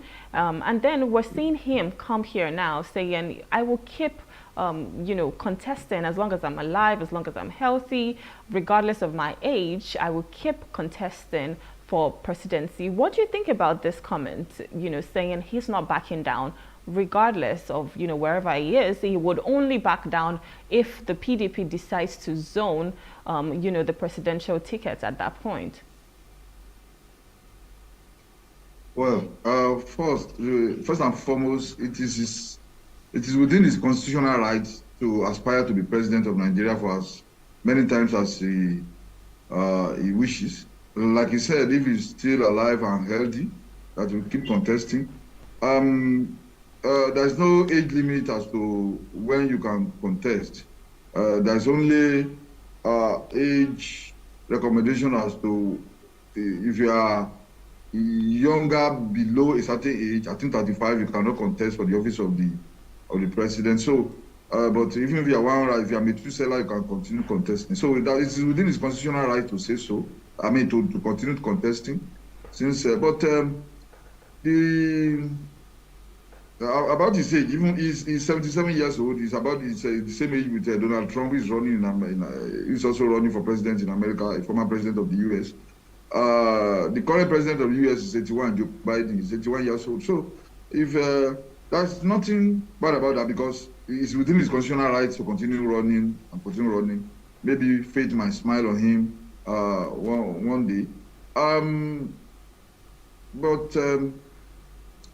What is relevant here? The question that is relevant is that to what extent is his interest, ambition in running for the presidency of Nigeria, to what extent is it about the interest of Nigeria, about the good of Nigeria, about the progress of Nigeria, about the development of Nigeria? That is the germane question that we should ask him. If it's about Nigeria, it's about his patriotic engagement with the success, progress of Nigeria. That is commendable. But if it's strictly about personal ambition, well, there's nothing commendable there. That's not relevant to us as Nigerians there. Because what we need now is a leader who can connect with the people, who can connect with the challenges that people are facing, who can connect with the masses, and bring up policies that are humane, and bring up policies that have the milk of human kindness, not the kind of atrocious economic policies that we are undergoing under the Tinubu regime. So we need a leader. I don't care where he comes from. I don't care his age grade. I don't care this. I care about his capacity. I care about his patriotism. I care about his commitment to the progress and peace of Nigeria and the security of Nigeria and the welfare of Nigerians. All these are missing at the moment. So whoever can give us those, whoever can bring those to the table as president of Nigeria, no matter whatever his age level, let him come on board and let all Nigerians support such a person. So people are going to look at his pedigrees. They are going to look at what he did as vice president under Obasanjo. They are going to look at his life. They are going to look at his businesses. They are going to, and then all this will form the gamut of the opinion that people are going to form about him becoming Nigeria's president. You know, don't forget, this man has been running for presidency since around not even 1993. He has been running, I think around 1990. He has been running. He has been trying to pick the presidential ticket of political parties. Eventually, he succeeded around 1987 or so, getting ticket of the then Action Congress. So, but he still failed. So, if he decides to continue running, I mean, it is within his constitutional right to do so. What is important is for us is that what is important for Nigerians is whether his ambition will, find a meeting point with the interest of Nigerians to live happily, to live peacefully, to enjoy life under a government that is humane to them. That is the most important thing now. It doesn't matter where anybody comes from now in this part of the country. For as long as you're a Nigerian, it doesn't matter your age. For as long as you have the interest of Nigerians at heart, yes, why not? Why not? Okay, so to be clear, former Vice President Atiku Abubakar served with former President Olusegun Obasanjo, and he served from till 2007. Now, when he's going to be running again, that will be 2027. That is 2 decades. And, people will tell you that the Nigeria of before is not the Nigeria of now. In fact, there are certain peculiarities. Things have changed. So I'm wondering what he's going to be bringing to the table at this point. What are some things that we can, expect from him, especially for the fact that he's been out of governance for 2 decades. I know that the current president obviously was a governor at that time as well, when the former vice president when Atiku was the former vice president at that point. But with the Nigeria of today, right, and if we take aside maybe his personal ambition, because I think some people always have that thing to say, I tried at something and I succeeded. It might not just be, oh, you know what, I want to just do this for the fun of it. It would just be, yes, I succeeded, even though I failed so many times. And he was referencing Abraham Lincoln, who tried about 7 times. So with this, if we take aside his personal ambition, do you think he would definitely do a good job becoming Nigeria's president in 2027 if he's been elected? Well, after the catastrophic leadership of someone like Jonathan and Buhari, I've decided that nobody, even an angel comes from heaven, I'm not going to fight for anybody that will do so, we do this, we do the perform magic when in power. When they get there, we see what they can do. You cannot fight for people in advance, because most of the people we fight for that we thought were going to do well because of their experiences, because of their education, because of their exposure, they got to the place and then they messed up everything, and that is what is happening now. So no, I won't be able to fight for him or anybody that when they get there, they will do this, they will do that. No. I mean, we have done that in the past, and we've seen where it led us. And let me make a correction. Abraham Lincoln did not run for presidency for 7 or 9 times. That's the wrong way to put it. He ran for several offices several times. He ran for House of Reps, he failed. He ran for Senate, he failed. He tried to become VP, he failed. The first time he ran for president, he won the presidency. So after failing in business, failing in relationship, failing in marriage, failing in going to the House of Reps, failing going to Senate, failing in becoming VP, he now ran for. So he failed at different levels of political engagement. Yeah. Not necessarily that he ran for presidency 7 or 9 times. So I needed to clear that. So, but it's an encouragement. It's an encouragement to anybody. It's an encouragement about resilience, about continuity, about perseverance, which is okay. But the most important thing is that whether we do well or not, like I said, I will not be able to speculate about that. It is he who knows why he says he wants to run for president. Beyond ego, when the current president was even not yet the candidate of his party last year, he said becoming president has been a lifetime ambition. Has been a lifetime ambition. How that ambition will now correlate with the ambition of Nigerians and Nigeria to become great people, to become, people who are proud of their country, to be secure in their country, to have jobs, to have good education, to have access to good health and the rest of that. That is left to be seen. So it is important. It's not about a politician's ambition. It's about the general ambition of Nigerians to live in a country that protects them, to live in a country that they can feed well, to live in a country that is making progress. So, some 30 odd years ago, some leaders in the UAE, United Arab Emirates, who are also blessed with oil that we are also blessed with in abundance, decided that, look, we are going to use the wealth of our country for our people and for our country. And they turned the desert into an Eldorado. I've been there. Go and see the magic that good leadership can make. Go and see the progress that good leadership can bring. Go and see the advancement and the incredible and incredulous advances that good, committed, patriotic leadership can bring to bear on the people and the country. That is what is happening in UAE. A country like Turkey, we are in the same league, international league with a country like Turkey. But go there now, you will not see the difference between Turkey and any European capital.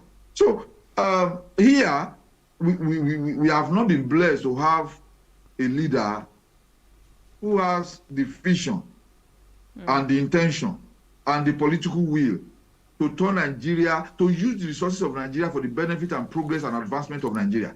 No. What we have been seeing over time is that Nigeria is, some of us who are born in the 60s, who are able to see some little bit of the golden era of Nigeria, can see how we are depreciating. Even the school I went to, Obafemi Awolowo University Ile-Ife, I knew what it was before we got in. I know what it was before we left over 30 years ago. I know what it is now. So our institutions are depreciating. Yeah. Our governance system is progressing. Our educational system is progressing. Look at all you need to do for you to gauge Nigeria's level of development. Just look at our roads. Just look at our roads. Look at the state of electricity. Even in this federal capital territory, Abuja, has probably the worst power supply system in the country today, and also has the worst security. Just 2 or 3 days ago, daylight around 10 a.m., bandits walk into the center of town, kidnap a heavily pregnant woman with her children and brother-in-law, and took them away. Later, they released the poor woman. Her children, her brother-in-law are still with the bandits. They are demanding for 600 million or something like that now. Right in the middle of that, where the president resides, where the national security advisor resides, where the chief of army staff resides, where the IGP resides, where the DSS director, the headquarters of all the national and international security agencies of Nigeria are domiciled in this place. Yet, people every day, 5-10 people are being kidnapped in the city center of Abuja. All the suburbs of Abuja are free reign for bandits. So what are we talking about? So these are the things that we need to fix about our country. These are the challenges we need to deal with about our country. So whoever promises or who wants to be Nigeria's president should tell us what is going to do differently from these people. When President Buhari came on board, I was one of the people that said, okay, he may perform woefully in economy, he may perform woefully in governance, he may perform woefully in other areas, but I am sure he would defeat insecurity, he would defeat Boko Haram, he would defeat terrorism. No, the thing got worse before he left. The thing got worse under a general. So what are we having today? We are just having a little bit of skeletal successes here and there, but here in Abuja, it's not safe for you to just, even to call Uber now becomes an issue. If you don't have, it's not everybody here who can have the privilege of having a car like some of us. So people will have to use public transport. And these kidnappers and one-chance operators are taking over everywhere in Abuja. They are taking over. They don't care whether it's day or night. You know, somebody just fell victim about, I think on Monday. Was it Monday or Tuesday? You know, a lady just closed from her office, went outside, hailed a cab, lo and behold, she entered the wrong car. Only God saved her. They went and, after wiping off her account and everything, threatening to cut her to pieces and go and sell her body parts. She was begging and the rest of that. They abandoned her at the one isolated place. Only God saved her. And at those 8 p.m., not as if it was 9. So we have anybody that aspires to become Nigeria's leader must tell us in concrete terms what he's going to do, not just to address. It's not to address our challenges. It's not to address them, solve them. We will address insecurity. We will address bad economy. We will address. Don't address. Redress. What we want is to redress the situation. Don't come and say, yeah, we address. You address what? We are not looking for somebody that is going to address our challenges. We need somebody who will redress. Somebody, a leader with revolutionary thinking, with a solid ideological basis of understanding of where and what it will do to take Nigeria to where it should be. Nigeria, for goodness sake, is resourced, is blessed, not only with natural resources, but with incredible human resources. We are respected all over the world. Our children go out there, they smash 100 years record, 1,000 year, a millennium record in academic excellence, either in London School of Economics or in Harvard or in Cambridge, anywhere. Nigerians are bashing their records left, right, and center. But here, the country itself, just like the Yoruba people will say, you know, the white pap comes from a very black, very dark pulp. So our issue in this country, the total amalgam of our problem can be put into one capsule, and that is leadership failure. That's all.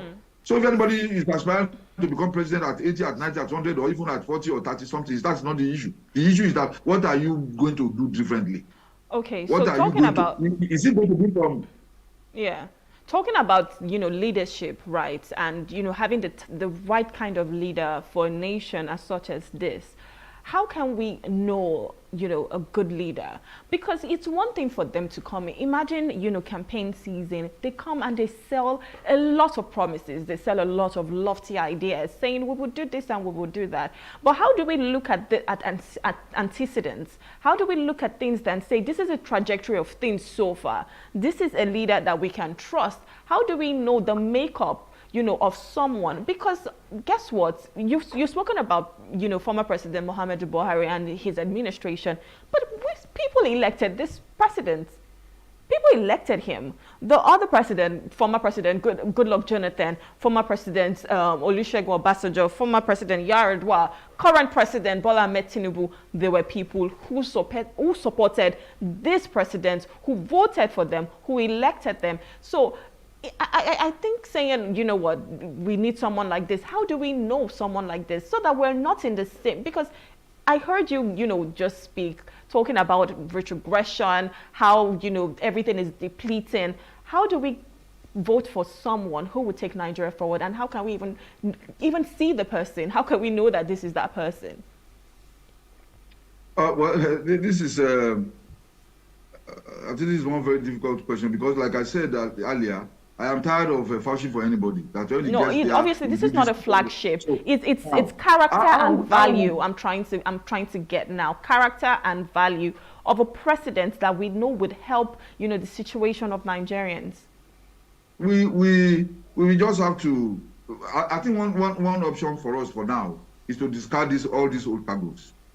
I mean, I'm not talking about age. All the people that have been players in the political arena of Nigeria for the past how many years since we regained our civilian rule.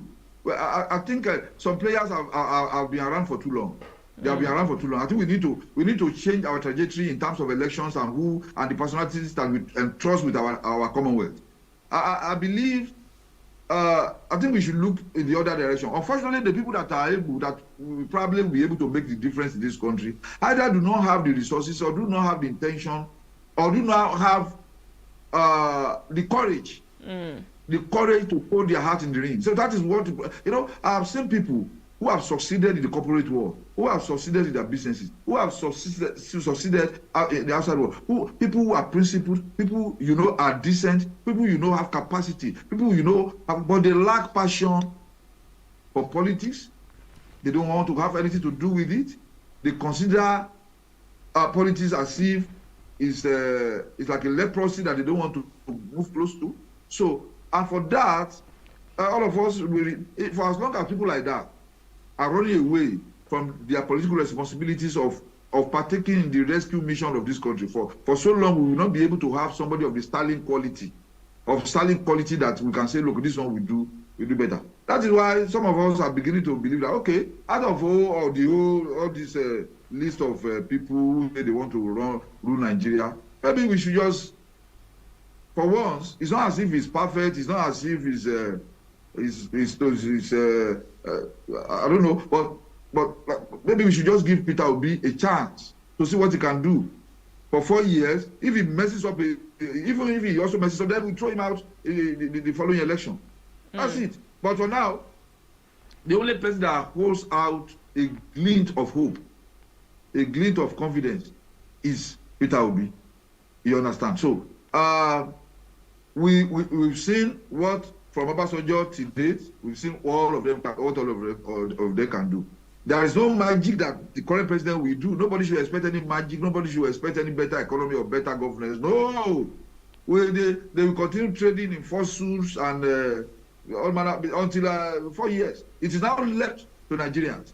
The kind of determination that people showed in 2023, that we have the highest number of registered voters in this land, that the younger demographic of electorate came into the fray, and they almost achieved a political revolution. It should be built upon in 2027 to ensure that we do not continue in this trajectory of tragedy, of economic tragedy, of security tragedy, of social tragedy, of tragic leadership encounters that we have been having. We must ensure that it's our responsibilities, our civic responsibilities, our constitutional responsibility to ensure, like you said, to look. In fact, we should start looking. We should start searching for more people. Maybe it's time for us to be compelling people that we believe can do better for us, to compel them by social action. And look, you need to contest for the presidency of the country. We will stand by you, we will support you, and then you are going to win, and then you make a difference so that we can begin. We can start demanding responsibility from our leaders. This is where, even under this atrocious economic situation that we are, Nigerians should learn to demand for accountability from their leaders. We must begin to question their actions. We must begin to ask critical questions. Here now, I sent my driver to go and buy fuel yesterday, 1,100 naira per litre. And we say we have a government that says renewed hope. Renewed hope has become vanished hope. It has become frustrated hope. It has become dashed hope. So that is reality. We don't need to speak in double tongues. We don't need to speak tongue in cheek. This is our reality. This is the situation. President Bola Ahmed Tinubu promised us renewed hope. He promised that it was going to be different. He promised that he was going to run the country in a way that Nigerians will enjoy. Now, that's why I don't believe in this. We have removed subsidy. You are passing through pain now. You enjoy later. It's a lie. It's a lie.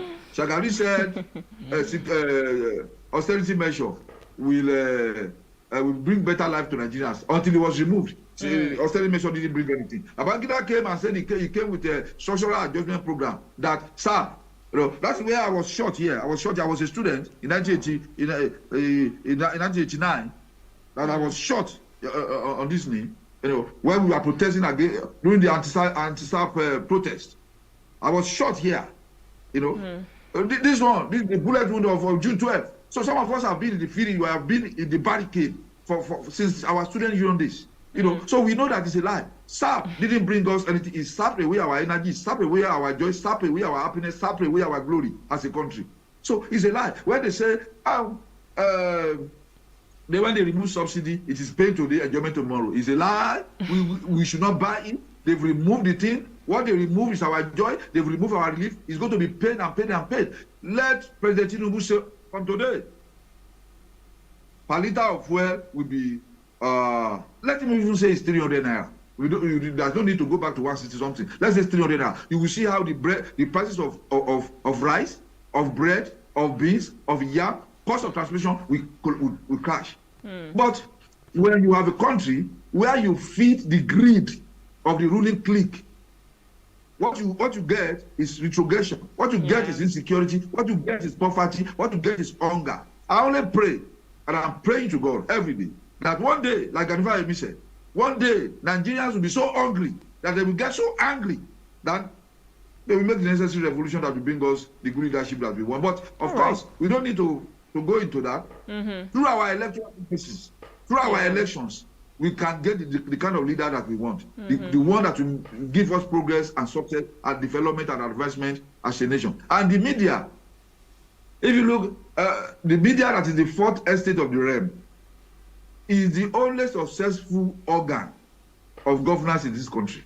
Because you guys have been consistent in projecting what is a social reality of Nigeria. You have been consistent in being in the barricade with the people that believe in this country. You have been the ones exposing bad governance. You have been the one, setting the agenda for how this country can be fixed.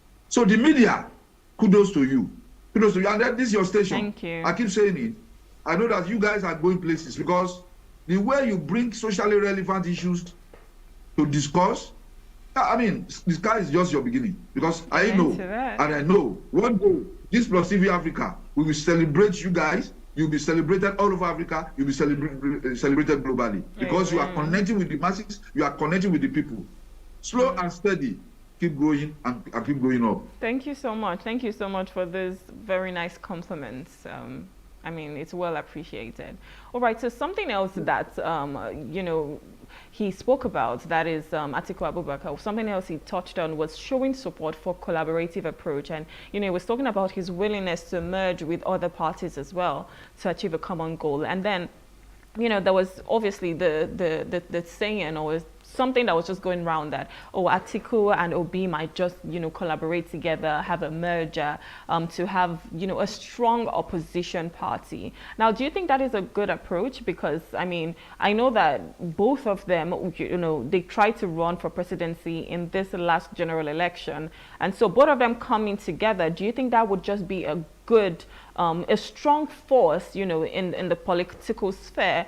And then you don't know. So that way, the APC, who is the current ruling party, will have, their toes being pushed around and saying we have to do better because there is a stronger opposition party. So do you think this is something to welcome, the willingness to actually merge with other parties as well? Well, that would be a welcome development if former Vice President Atiku will say, okay, I will suspend my ambition and support Peter Obi. And the PDP and Labour Party can come together in a collaborative coalition to be able to bring Obi on board. But if it's that for Obi to play second fiddle to become VP to Atiku, overnight Obi will lose all his supporters. He will lose minimum of 80 to 90% of the supporters. Because they do not, many of his supporters will not see the common ground between quote unquote light and darkness. So but if Atiku Abubakar will say, okay, I am collaborating with Obi to support him to become president. I'm suspending my ambition and the rest of that. It will be great for all of us. You imagine Peter Obi becoming the president candidate of both PDP and Labour Party, and all other parties coming on board. But maybe 5 or 10 of we did it under CUPP. I'm the current spokesperson for CUPP, Coalition of United Political Parties. We supported Atiku in 2019. Unfortunately, that election was rigged. So if there's that kind of collaborative agenda between Atiku and Obi, by which Atiku will say, okay, I will support you, Obi, to become Nigeria's president. Oh my goodness. That will be the day. That will give us, at least let us see what Obi can do. Let us see what he has been talking. Let us see. He speaks differently from the others. He acts differently from them. Let's see whether we govern differently from them. Let's even try that. Even if it's going to be trial and error, let's give him the opportunity of 4 years. If he messes up, we'll throw him out the next election. That's all. That's all. But for now, that's the only person that gives us the kind of hope that we are looking for. For now, that is the person that is talking to our needs. For now, that is the person that is addressing the challenges the way they should be addressed. So if that is the case, if that's the only thing that we can get from him, people say talk is cheap, but let's give him the job. Let's see what he can do in 4 years. We can always try different people. For this country. Yeah. Atiku will do well for this country if he decides to support Peter Obi for 2027. Oh my goodness. It will be good. Some of us will work. But how about his own ambition? If it's been his ambition to become Nigeria's president and he's tried several times, how about his own ambition? So are you saying that he needs to shelve his ambition to support someone else? He can do it if he loves this country very much. If he loves this country very well, the way he says. If he loves this country, I want to believe Atiku Abubakar loves Nigeria. I want to believe that it means well for the country. If he does so,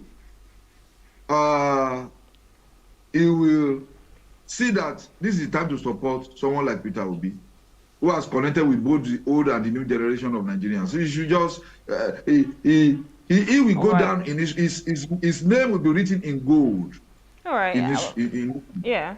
I think whatever he decides to do, I'm saying he would keep, because the major thing he was reiterating here is that he's going to keep contesting no matter what age, and as long as he's healthy, he's alive, he's definitely going to keep contesting, although he might just look for ways to collaborate with other parties as well. Anyways, whatever. Peter Obi should just not make the mistake of becoming the running mate to Alhaji Atiku Abubakar. If he does that, I'm sure they would decide on what to do. Anyways, want to say thank you for coming. It was so great having a conversation with you on this. Thank you so much, sir. Thank you so much. Nigeria shall be great one day. Shall be great and to be in our lifetime. I love this country, and I know you love this country. All of us are going to build this country together. You are young, you are a youth. You also join the trade. Be part of the process. Of course, you are doing your own bit as a journalist, but also all of us. I love this country. We love this country. This country shall be great. We shall rescue this country from the peregrine falcons who are putting us backwards. One day, very soon, Nigeria will engage the front moving gear. Thank you so much for having me. Amen to that. Thank you so much. Thank you. All right, we've been speaking with Comrade Mark Adebayo. He's a public affairs analyst, and we've just been talking about the fact that, Atiku Abubakar said he's going to keep contesting regardless, as long as he's alive, he's healthy, he will keep contesting. But another thing he also said was he's looking for collaborative approach. He's looking for mergers, and he might just collaborate with other parties as well. This is where we have to draw the curtain here on the show today. It's been lovely having a breakfast with you as always. My name is Rome Paulson. I'll see you again on Monday. Have an amazing weekend.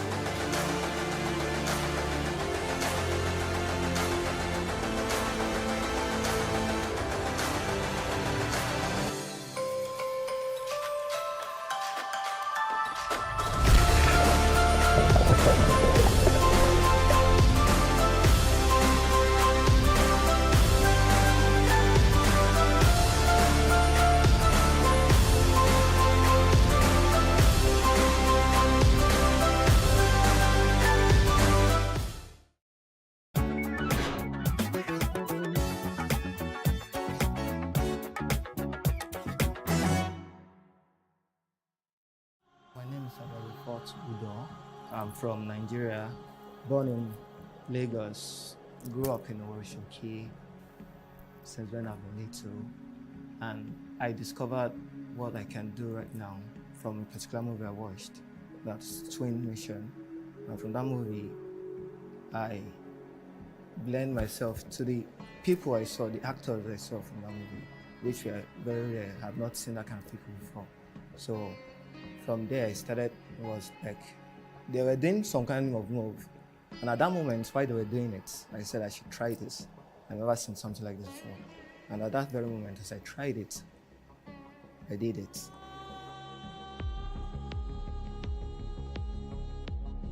Contortion, sometimes referred to as contortionism, is an art that's not very popular in Nigeria.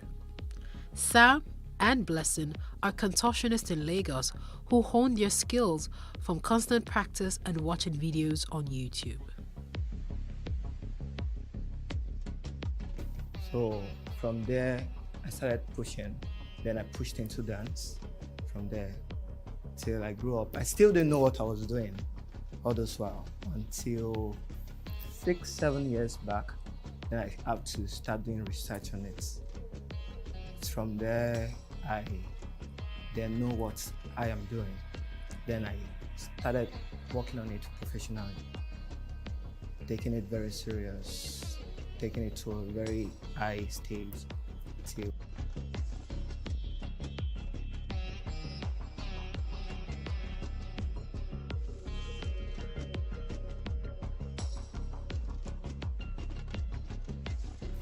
from what I've been doing from time come to now, I've been watching videos on YouTube and other ways I can actually learn from. So that way I've been learning. Then some of my friends, which I work with right now, they came to me that I should teach them. So for me teaching them, I have to go work more on myself. I have to go watch more videos to improve so I can teach them. So that way I've been learning by myself until when 2019, that was when I went for a yoga class, a yoga school, and I got satisfied from being a yoga teacher, yoga instructor. So aside from that school, there has been no other school. Once I come up on stage, I connect with the whole space entirely. I connect with everything around me, even the sun, the water, more or less a human being. I make sure I connect down to the hearts of anybody watching me. Nigeria as a whole, I also, it's me, number one, like I'm best. So from there, I've made income from it, then I build up a group whereby if I have a job, I don't even want to go for the job. If the pay is not okay to me, then I bring up the new generations, which are just starting, and I send them out to go for the job. Most times if I fall sick, I fall very sick, typhoid, malaria, or I fall sick, I still make sure if nobody is at home, I put on my sound and I do movements in the room. With that way I sweat everything out. I get better at it and I probably go out, go laugh with some people. Then with that, I can beat off my sickness. Or if I have a job, I'm falling sick and I just hear about the job, I'll make sure, if they are paying me or not, I just make sure I go for the job, eat up the stage, connect with people. So that way, me connecting with people and dragging more energy. So that one builds me up again. And if I'm sick at that moment, I don't get sick again.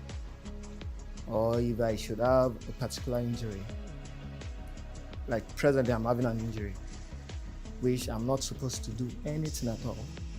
But when it comes to me performing, because I don't see myself as an entertainer, I don't entertain. I perform, I do act with my homework. But most contortionists, they want to entertain, they just want to make sure you say wow to what they're doing. But me, once I come up on stage, I don't even want to hear any noise. I just want a quiet space. I do my thing. Then at the end, you can give me whatever comments you want to give me. Actually, I've not broken any bone before. Just not even.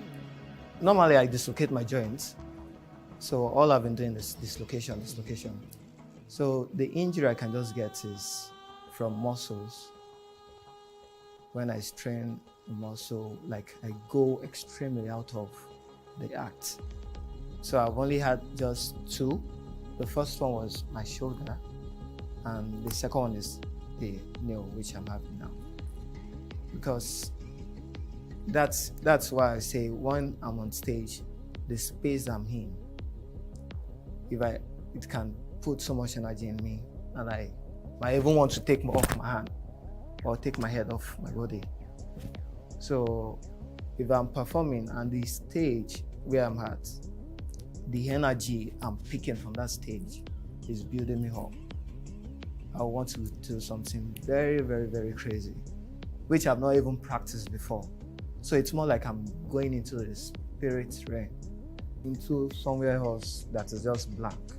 And I just do things extremely out of that.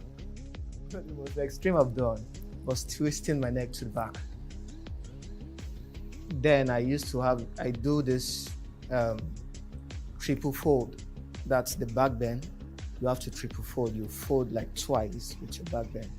But I have to stop doing that because I've seen too many people doing it, and I want to create my own style. I don't want to come up on stage and I do something and they'll be like, this one can do it. This one can do it. Because it's still the same transition you use and going into it. So I want to do something that the transition, you barely see it around. If you watch multiple videos, you hardly see it. It's very rare to see. So that's why I have to cut off some moves from what I do. Like I do a whole lot of moves before to make sure I entertain people like then way back. Then when I had to now start noticing myself, what I can do, how more I can reach out with my skills, then I have to just cut out some moves and start working on my own moves, creating my own things for myself.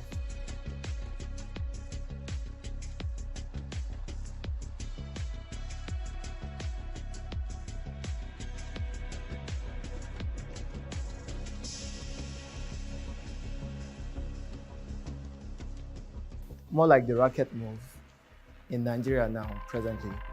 I'm the only one. Though there are many people, there are others now coming up as well, trying to get their own rackets and start doing. And some of them will still come up to me and like teach me this particular move, and I will still teach them. So there will still be a time whereby if I see that okay, they have gotten it up to that level, I know, I'll drop that and move into another one. So because they've gotten the neck twist to the level I know, hey, I can't do it again. I can't go any further than that. I had to leave it for them. So it's only when I have this kind of audience, like if I have a performance for a particular program and they'll ask me to perform like 5 times, 5 different times for one event, and I can't come up with another move for the next performance. I can't come up with another move for the third one, the fourth one. So that's how I just break down the moves.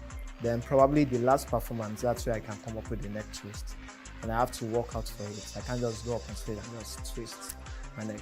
So I have to do a 1 week neck stretch to stretch the muscle in my neck for 1 week straight. Then when I appear on stage, I'm ready to just twist it out. The goal for me is to build more like a circus in Nigeria.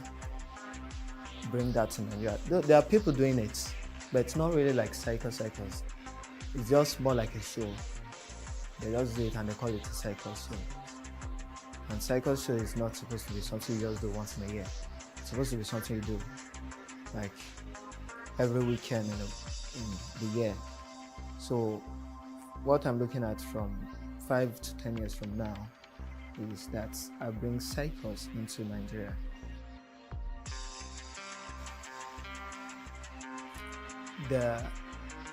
when it comes to contortion, most people they mistake contortion for dance. And most times they just be like, what do you do? I'll say I'm a contortionist. They'll be like, oh, dancer. I would say no, I'm a contortionist. And they'll still want to be like, explain what is different from contortion and you being a dancer. So I have to now start breaking it down to them that this is contortion, this is dance. Though it still looks more alike. Like when I come up on stage, I move to music. Some contortionists, they don't have that musicality. They just do. Make sure people shout. But me, I just make sure I come up on stage, I have that musicality. So that's why when some people see me perform mine, they call it dance. No, it's not dance, it's contortion. So I call mine contortion act. So it's an act I'm just portraying to people, not.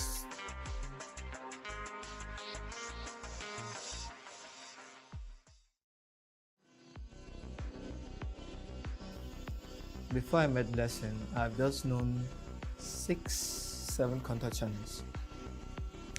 Before I met Blessing, I've known just 6-7 contortionists which I've worked with. And I didn't work with all of them. I met a few of them in a competition, whereby if they see me, if they just see that somewhere I've come, they will even want to leave the competition for me. But I'll be like, oh, what is it?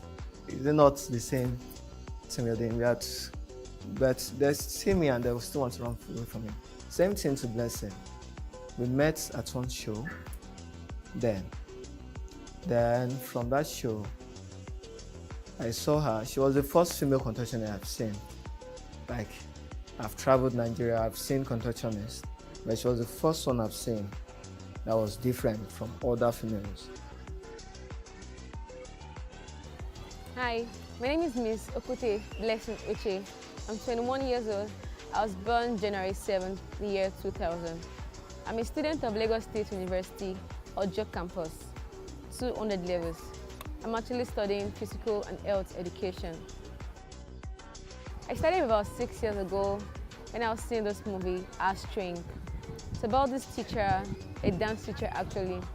She was teaching her students how to split and then carry their legs up. I was very, very amazed at what these girls can do with their bodies. So I decided to start on my own too and to start stretching. I would always stretch in my parlor. It got to a point whereby my parlor wasn't spacious enough for me, so I had to go to this place opposite my compound. It was spacious, so I took this my dad's mirror because he used to be a barber. He had a salon, so I took his mirror there, and then I would always practice alone in that place. Will I say it's profitable? Okay, it has been profitable because I was able to use this money I get from the shows I do and the concert I go for my school bills and other bills that I have to pay. It's actually helping me to take care of some other things too, but I'm not where I want to be right now. I'm not getting what I want right now because I want more. So every lady that wants to be a gymnast or a contortionist should know that it is painful, and whatever you put your mind into, you're going to achieve it. One thing that helped me to get this far is my consistency and my persistency. I was always training. Sometimes I go as hard training for like 3 to 4 hours every day. Most times I train in the night, stretching in the night before I go to bed. My mom always be like, blessing, blessing, blessing. You're not a boy, you're not a boy, you're always acting like a boy. I'd be like, mommy, just stop that, come out of it. This is what I like to do most. One of my biggest challenges in what I do is that whenever I go to the bar to perform or any concerts, men are always my challenges. Like they just keep coming at me because they feel because I stretch so well, because my hip flexors are very, very flexible, and because my backs are very flexible and I bend into some other shapes and some different kind of shape, they think because I'm very flexible like that on the stage, I'm going to be that flexible on the bed too with them. They even go as far as touching me, asking me stuff like how much for a night, how much for short time. I'd be like, sorry, I'm not a sex worker. Sometimes I fight them, sometimes I insult them, sometimes I talk to them anyhow, but I can't keep doing all that, so I just find a way to maneuver them. Where I see myself 5 years from now. Actually, in 3 years' time, I should be done with my school. my BSc certificate there in LASU. So I intend traveling after that. I intend going to the US, New Orleans, precisely. Actually, I'm actually mailing a mail to them to know if I can furthermore there and then to be a professional gymnast, competing and representing my country, Nigeria. The Nigerian political space is an interesting and evolving scene, especially as Nigeria continues to practice democracy. Over the years, many celebrities in the country have been appointed by their state governments as commissioners, special assistants, and advisors, while some have intentionally delved into politics with the plan of serving the people and pursuing a career in politics. Today, we will be highlighting 5 female Nigerian entertainers who have been in politics or are in politics. At the top of this list is Funke Akindele. In July 2022, popular Nollywood actress Olufunke Akindele was announced as the deputy governor candidate for the People's Democratic Party (PDP) for Lagos State in the coming 2023 elections.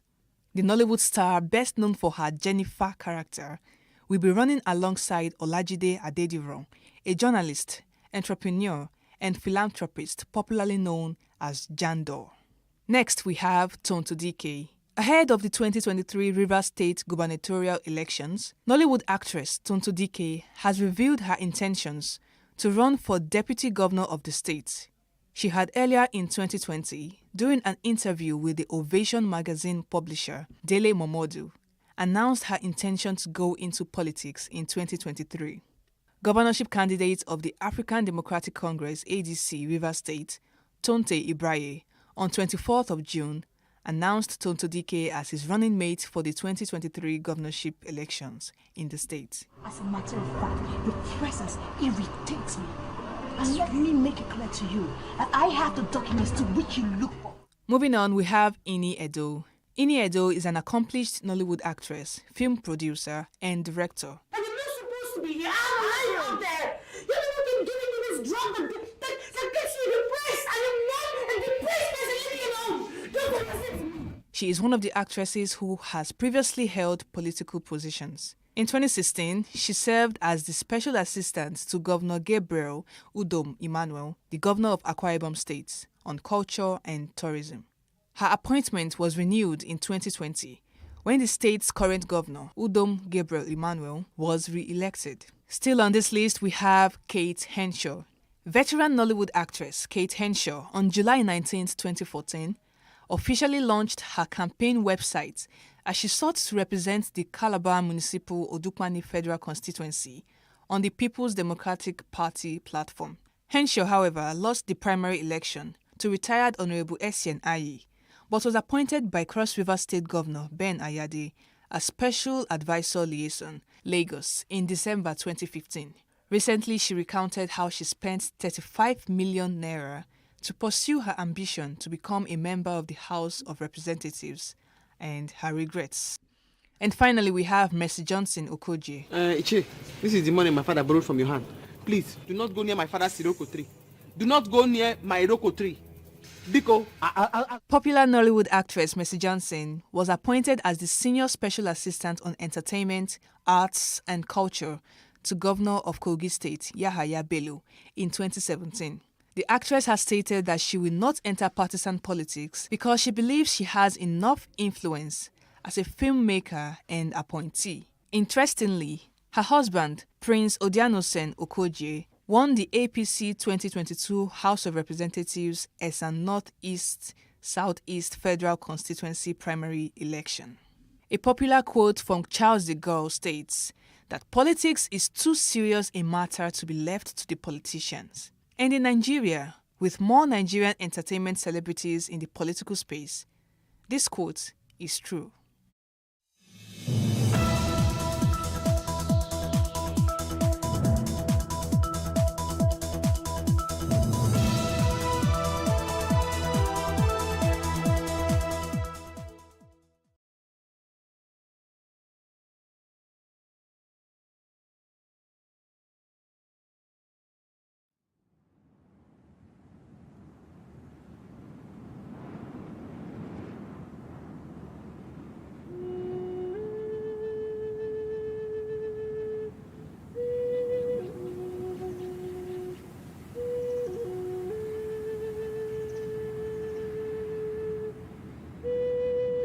This area was really well known to our ancestors. They came through here, they camped, they had sites where they always returned to.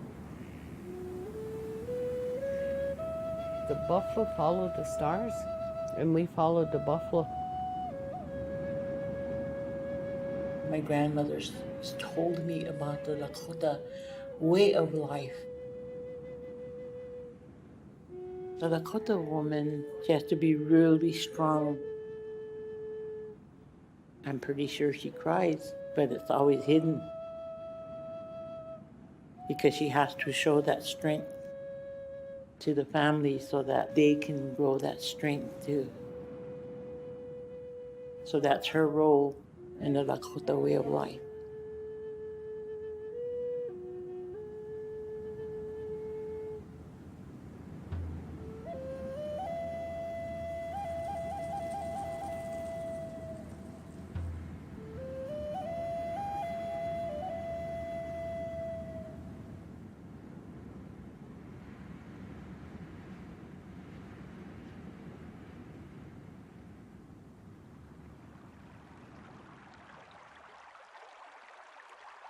My grandfather picked this area because of the creek and the water, the canyons and the trees.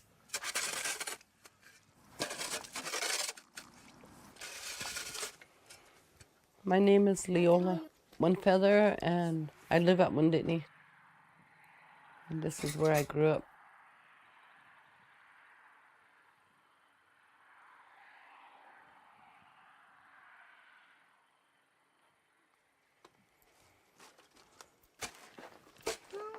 Get out of there.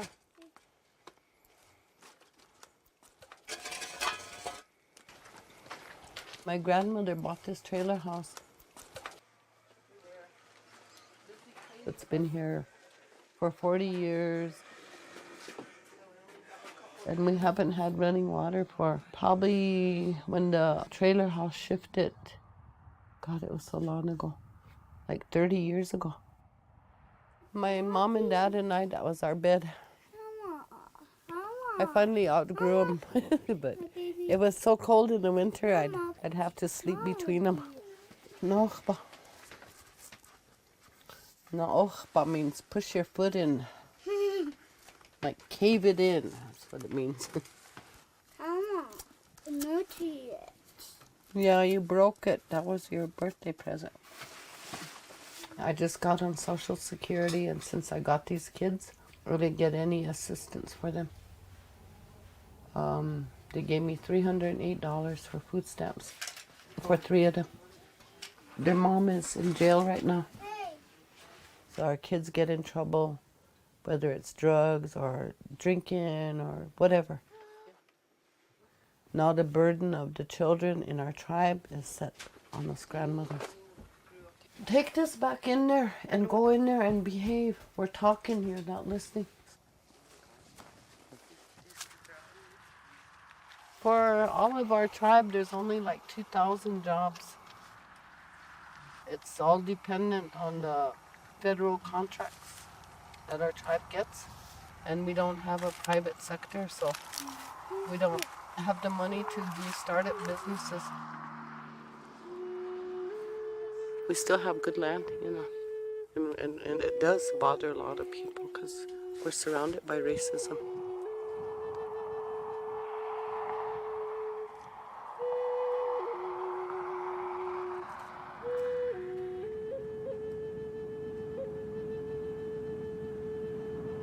We didn't want to be Americans. We wanted to just be our own people.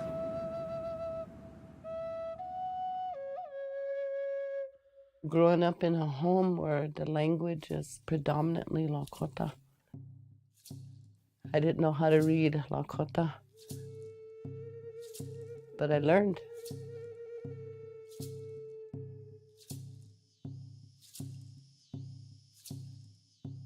We have our stories of creation and how we develop over time. So we have a whole different process that Americans haven't been able to figure out. They can't figure out why we think different. In our culture, the girls are more emotionally protected.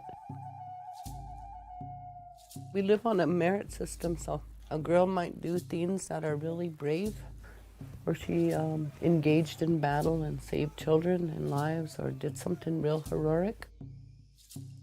She'll have the respect and honor of the same as a man.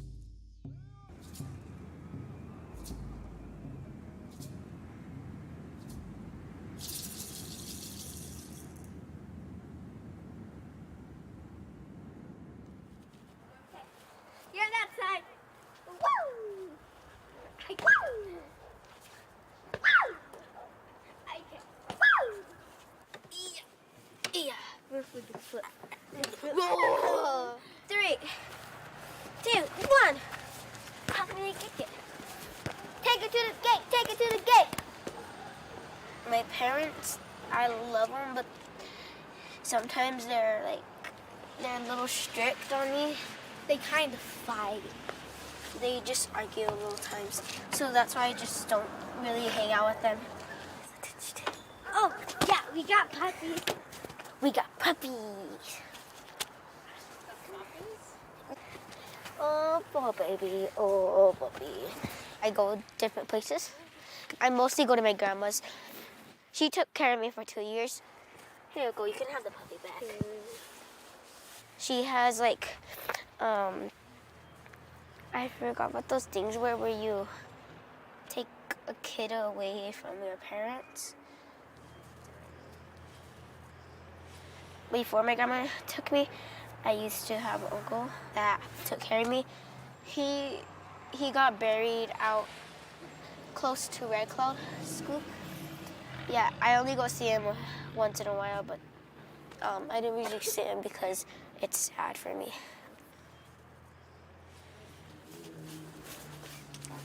Go inside. Yeah, I think we got that one down now. Oh, I can't reach it. Tippy toe. It won't reach. Cold. Cold. Here you go, patient. Thank you, sissy. Sisters. 7 Up. 7 Up, thumbs up. I didn't really go to school because I had a runny nose. So what I did in the morning was just eat oatmeal and then took another nap and played on my phone. AJ, what's 1 plus 2? 1 plus 2. What's 1? Okay. What is 3 plus 2? 9. Nope. Wrong. What's 3 plus 2? The only thing I usually do is clean. I clean, well, not really, but I usually help my grandpa do things. Hello. Thank you, Sandra.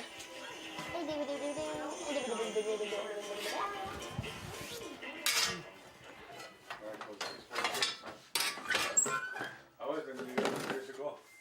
Okay. I heard his baby was here too. Okay. I need a cup before you go. Yeah. Talk to the girls. Okay.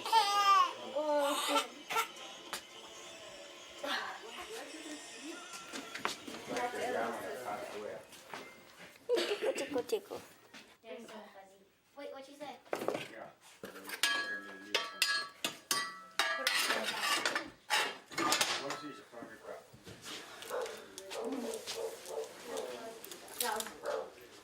Her and I, that's 4 generations. I'm the Lakota woman. Right. Say yes. Say Makutawia. Lakotawia.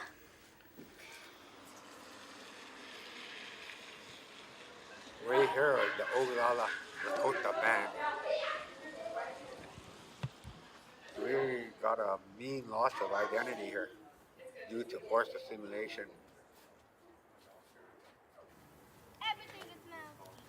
The government done a good job on us. they're using some kind of cultural module called self-hate, where they had us ashamed of who we were.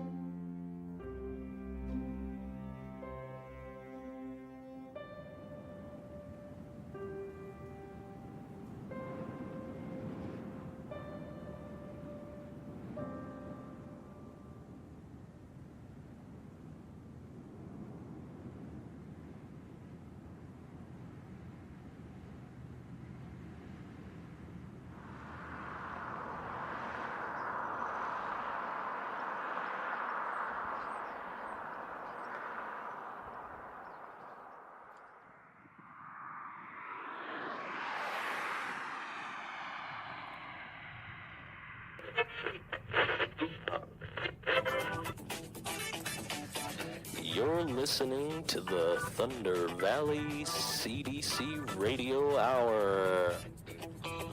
Welcome to the Thunder Valley CDC Radio Hour. We'd just like to know what you're up to here on Pine Ridge today.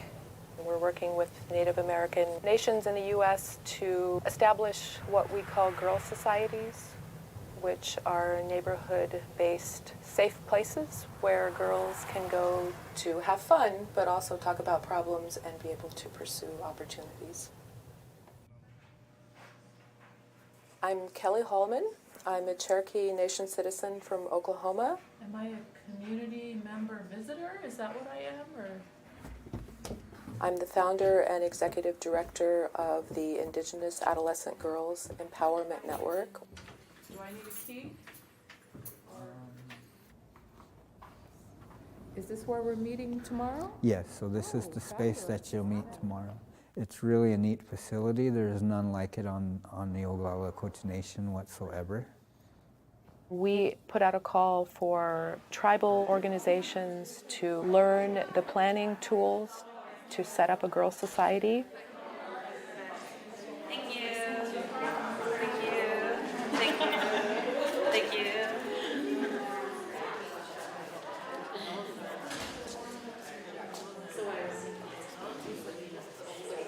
All of you probably came here for a reason. There's something in your mind about what's going on with girls in your community. It's more about the general social and emotional supports that girls need. I speak for our reservation because this is where I've been. We're not supportive of one another, and it's time now to let that all go because we have to support one another.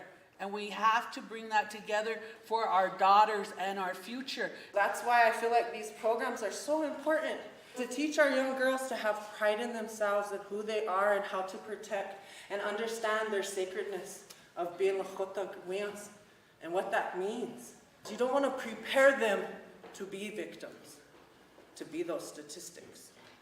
We have like parents selling their babies, caregivers selling their babies. We have dealers in Parmalee that are saying, here you go, come get high, here you go. oh, now you owe me $500. So guess what? I'm gonna haul your butt up to Rapid and you're gonna work it off for 4 or 5 days before I bring you home. I've worked with 4 young girls in Parmalee that were victims and the trafficking was in Rapid and they were brought home. What our people struggle with is addiction. And so they're struggling with the addiction of either alcohol or a drug of meth, marijuana, or opiates. How do we teach them at a young age to know who they are and to be strong? And no matter if your friends are doing it or whatever, you're strong enough to say no. How many of us adults know the phone numbers for a suicide hotline, our DV help support lines? Suicide is such a hard issue and it affects, all of us. How many of us in the room have somebody who's committed or attempted within our family or within our friend circle? What got those babies so far down here to be hopeless, right? And so that's the purpose of the Imagine programming, is to build those baby girls up.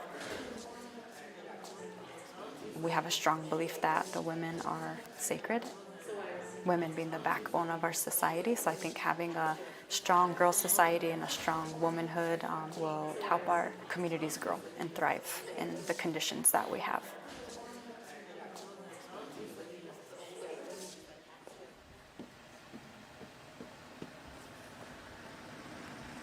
My name is Amy Pond. I'm from Pine Ridge, South Dakota. I born and raised there, which is village, the middle of the reservation.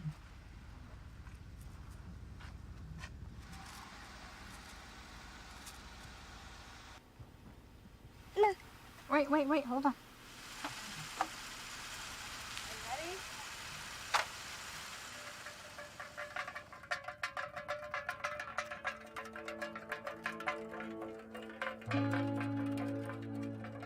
This is home to me.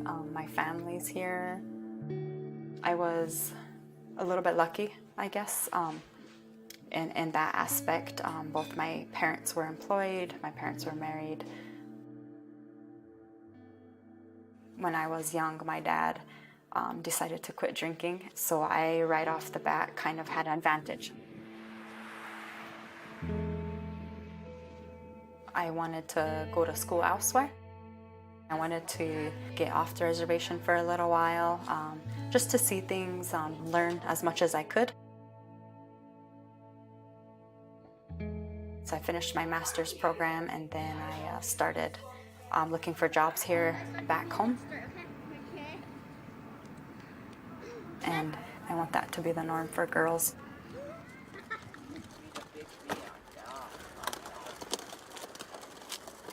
Can we help? Yeah, stand in here. That's good bread. She makes good bread. I bet. Just gonna get this by itself so I don't dump it on the sidewalk.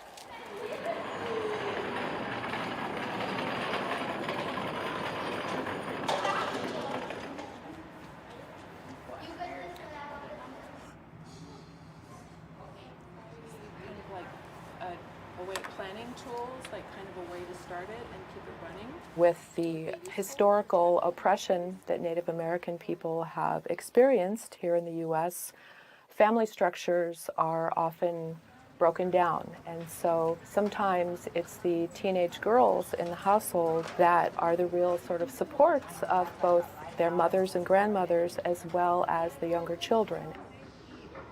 So girls have a lot more on their plates than boys do in terms of pregnancy risk, in terms of dropping out of school, in terms of having to shoulder the responsibilities of heading a family.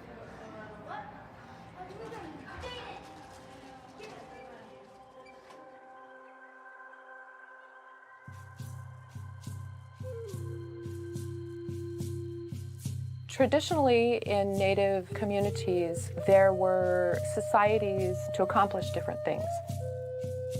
There was a war society, there was often an agricultural society, a hunting society, there was a society to do coming-of-age ceremonies. The matrilineal traditions in many Native cultures meant there were women's societies to get things done. when to plant crops, when to make feasts according to moon and sun. Gender is really such a core piece of who we are as Native people. You know, women have particular strengths and men have particular strengths. We have like roles that we play, and that's how we've survived.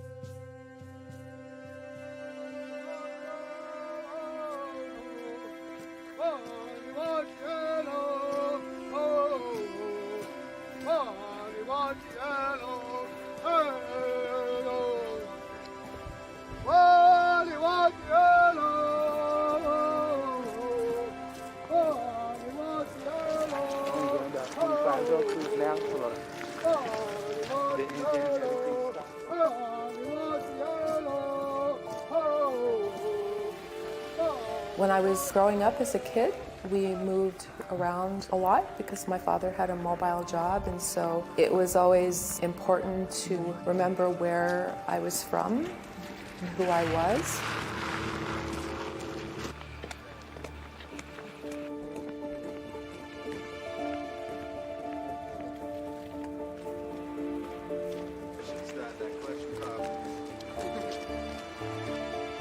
I sort of want to be closer to home, looking at what role I might play in Indian country.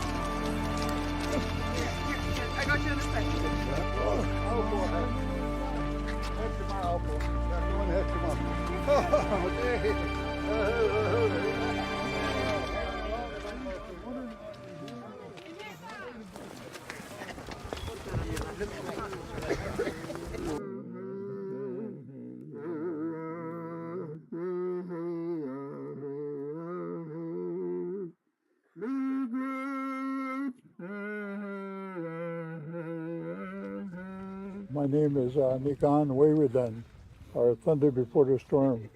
My colonial name is Clyde Belcourt, and I'm one of the founders of the American Indian Movement. I come here every year to celebrate this great victory that took place here. And I was one of the main people to bring the people here to Wounded Knee in 1973. We had a lot of women, and the women were strong.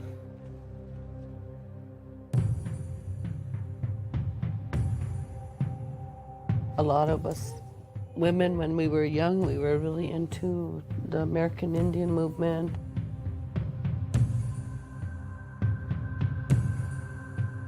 I'm sure that, you know, I have a pretty thick file with the FBI.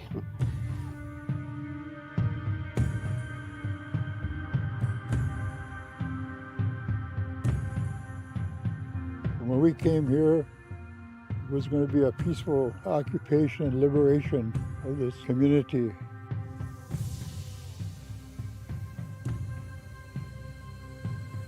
The very next morning, when we woke up, and they gave me some binoculars, and all the way in this hill, all the way around us, there was armored personnel carriers.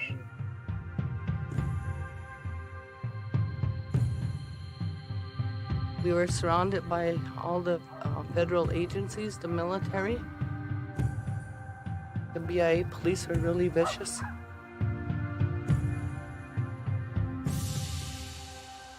This government has done everything it's can, stripped us of our language, our culture, our tradition, and our land and our water. And they thought that we would surrender.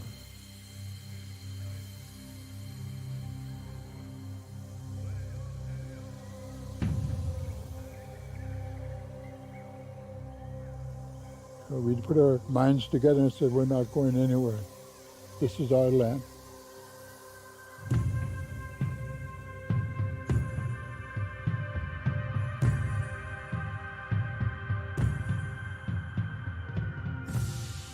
We're going to stand up And we're going to show our Indian people how to stand up again and be warriors. So Gichida Kwe, women warriors.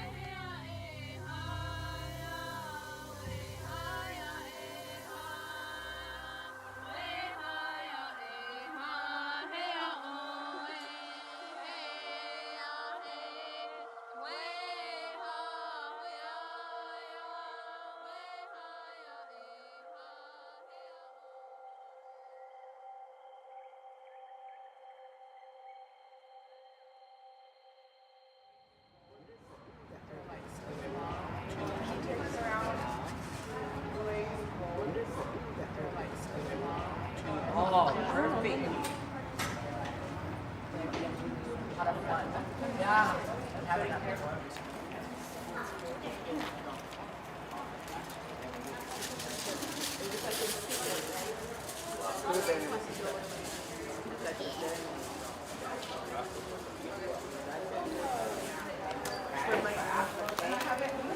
We're expecting in all 9 districts for there to be a girls' society. It's open to all girls. There's fun things that girls will do, sewing, beading, playing hand games, other things like that.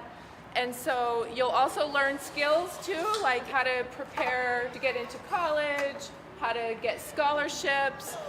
I'm happy to answer any questions, but otherwise I'll turn it over to Amy to give you some more details about exactly what they're doing here.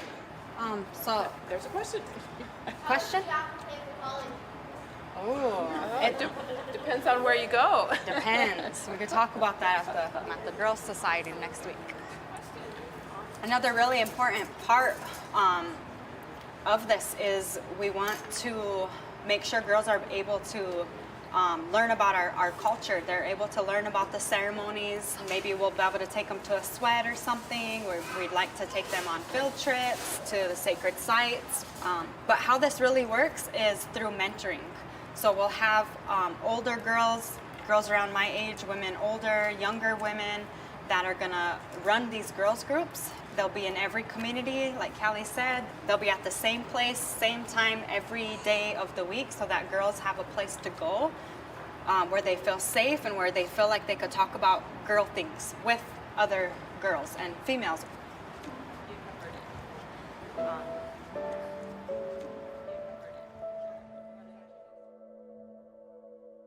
I couldn't imagine being anywhere else or doing anything else. As far as feeling like a sacrifice for being here, no, not at all.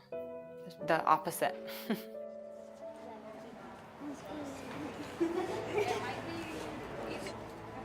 A lot of times our girls and our people in general are overlooked and undercounted, underrepresented, and just need to have a stronger voice. So fill this out, I could take it with me, and then we could start one like at the school or something. And the girls could actually go ahead and fill it out and turn it back into me. I don't want their names or anything. We talk a lot about liberation, about self-determination. We want to start it in Pine Ridge. I'm just looking for more mentors. We talk about sovereignty and being self-reliant. We want people to feel like we're not stuck and that there's hope. Thing is like having doing activities and stuff. Yeah, it's kind of like a talking circle, and there'll be some fun activities and hopefully field trips, things like that. Yeah. Does it happen every week? Once a week, yeah. Yep.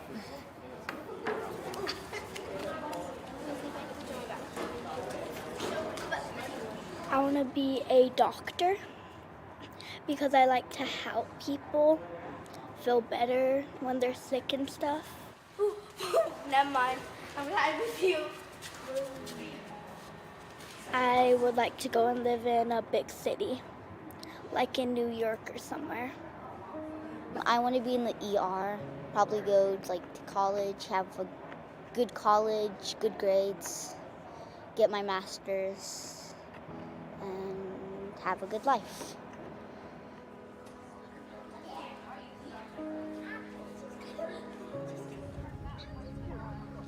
I want to go to high school and finish high school. I want to go to college, and after that, I want to I want to go to the Air Force. That's the crab wall. Do you guys ever like where they go? Do the crab. I want to be like my auntie because she was in the Air Force for like 3 or 5 years, and then she made it sound cool, but then she said it was a little hard to fly because there's a whole bunch of buttons. I'm like, but I can think I could get them in my head because I'm really strong, so I can do it. 16, 17, 18, 19. And then I also want to have a good house and a good life, and sometimes take care of my grandpa. Yeah. Okay. I want to see my grandpa real fast, okay?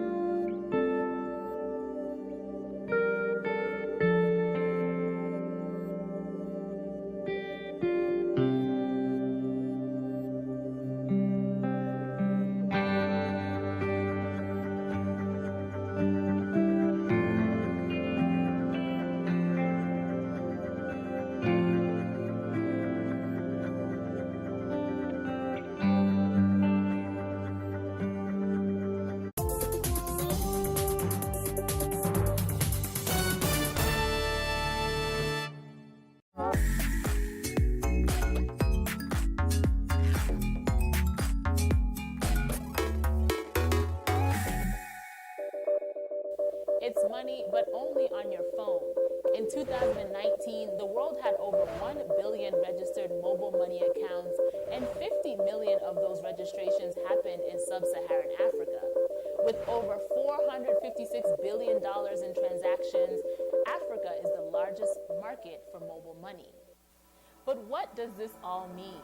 Welcome to Our Voices. I'm your guest host, Tatenda Gumbo, and this week we are delving into the world of mobile money.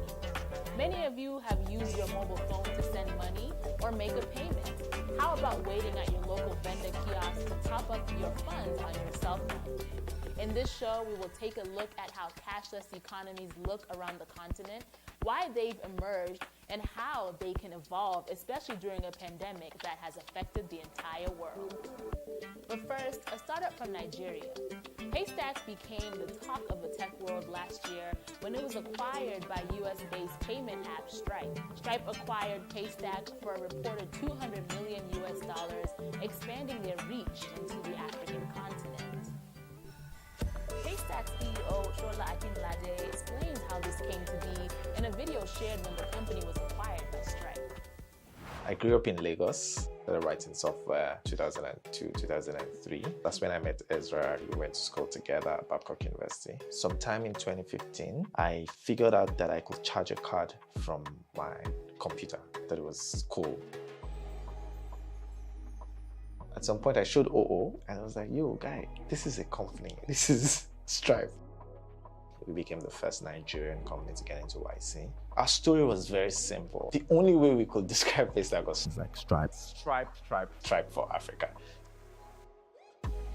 So many people were asking me, oh, do you want to meet Stripe for Stripe? Like, do you want to meet the real Stripe?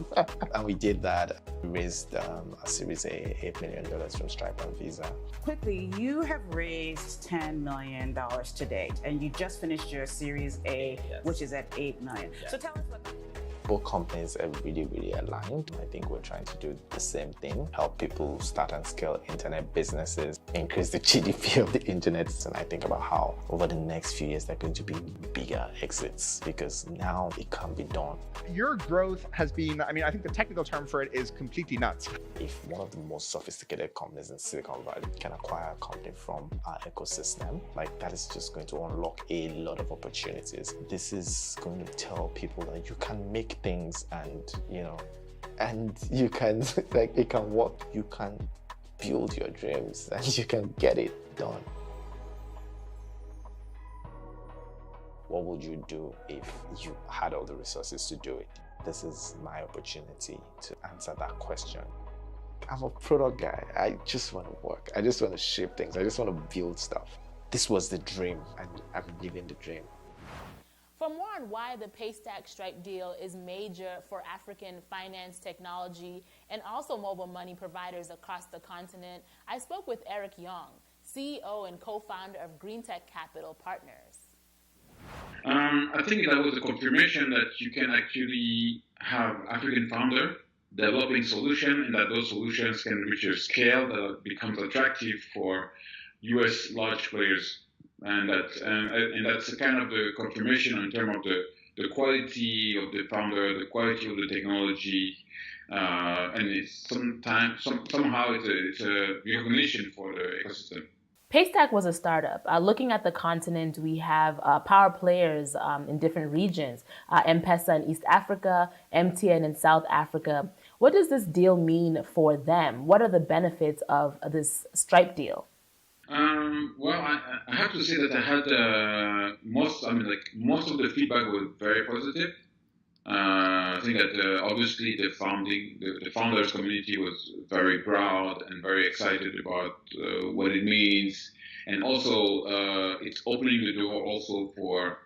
It means that other actors in the US can also come and start engaging with African companies, and maybe we can have other exit happening.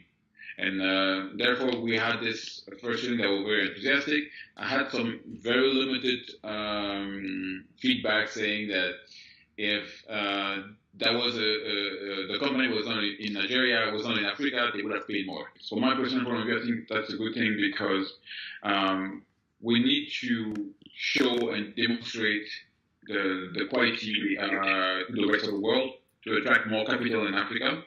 And I think that that's for me the most important information that I get from Paystack. We becoming attractive. We have other organizations that are now coming to look to invest in Africa. And for all the angel investors who are supporting the early stage ecosystem, who are already investing and all that dynamic, it encourages also others to enter earlier. So really, for me, then in that case, I have a lot of positive view. I also think that I could see that for it was for a lot of organizations that was really like not coming from Europe or really from the US, that have built something, etc. So that was really like an authentic companies coming here, and there's no issue, and there's not from my point of view, there's no issue in terms of coming and buying, because they're coming and making that grow, and that also will have an impact on the other company next to them and help them to grow and create market opportunity for them as well. So I think that it's very inspirational for the smaller companies. So COVID-19, of course, had a major impact on all industries around the world. How has fintech been affected? Would you say it was badly affected, or was there any good that came out of it? I think that it has affected positively. I mean, fintech was already the hot sectors in Africa, with the financial inclusion, with the usage of the mobile money. I mean, that was really the hot sectors where a lot of investors was willing to go in. But I think that what the pandemic has brought is that it has brought a consciousness to, from the government. Because until now, you had that dynamic from the young entrepreneurs, we were sensitive to technology, and then say, okay, we want to digitalize this, don't allow us to scale, etc.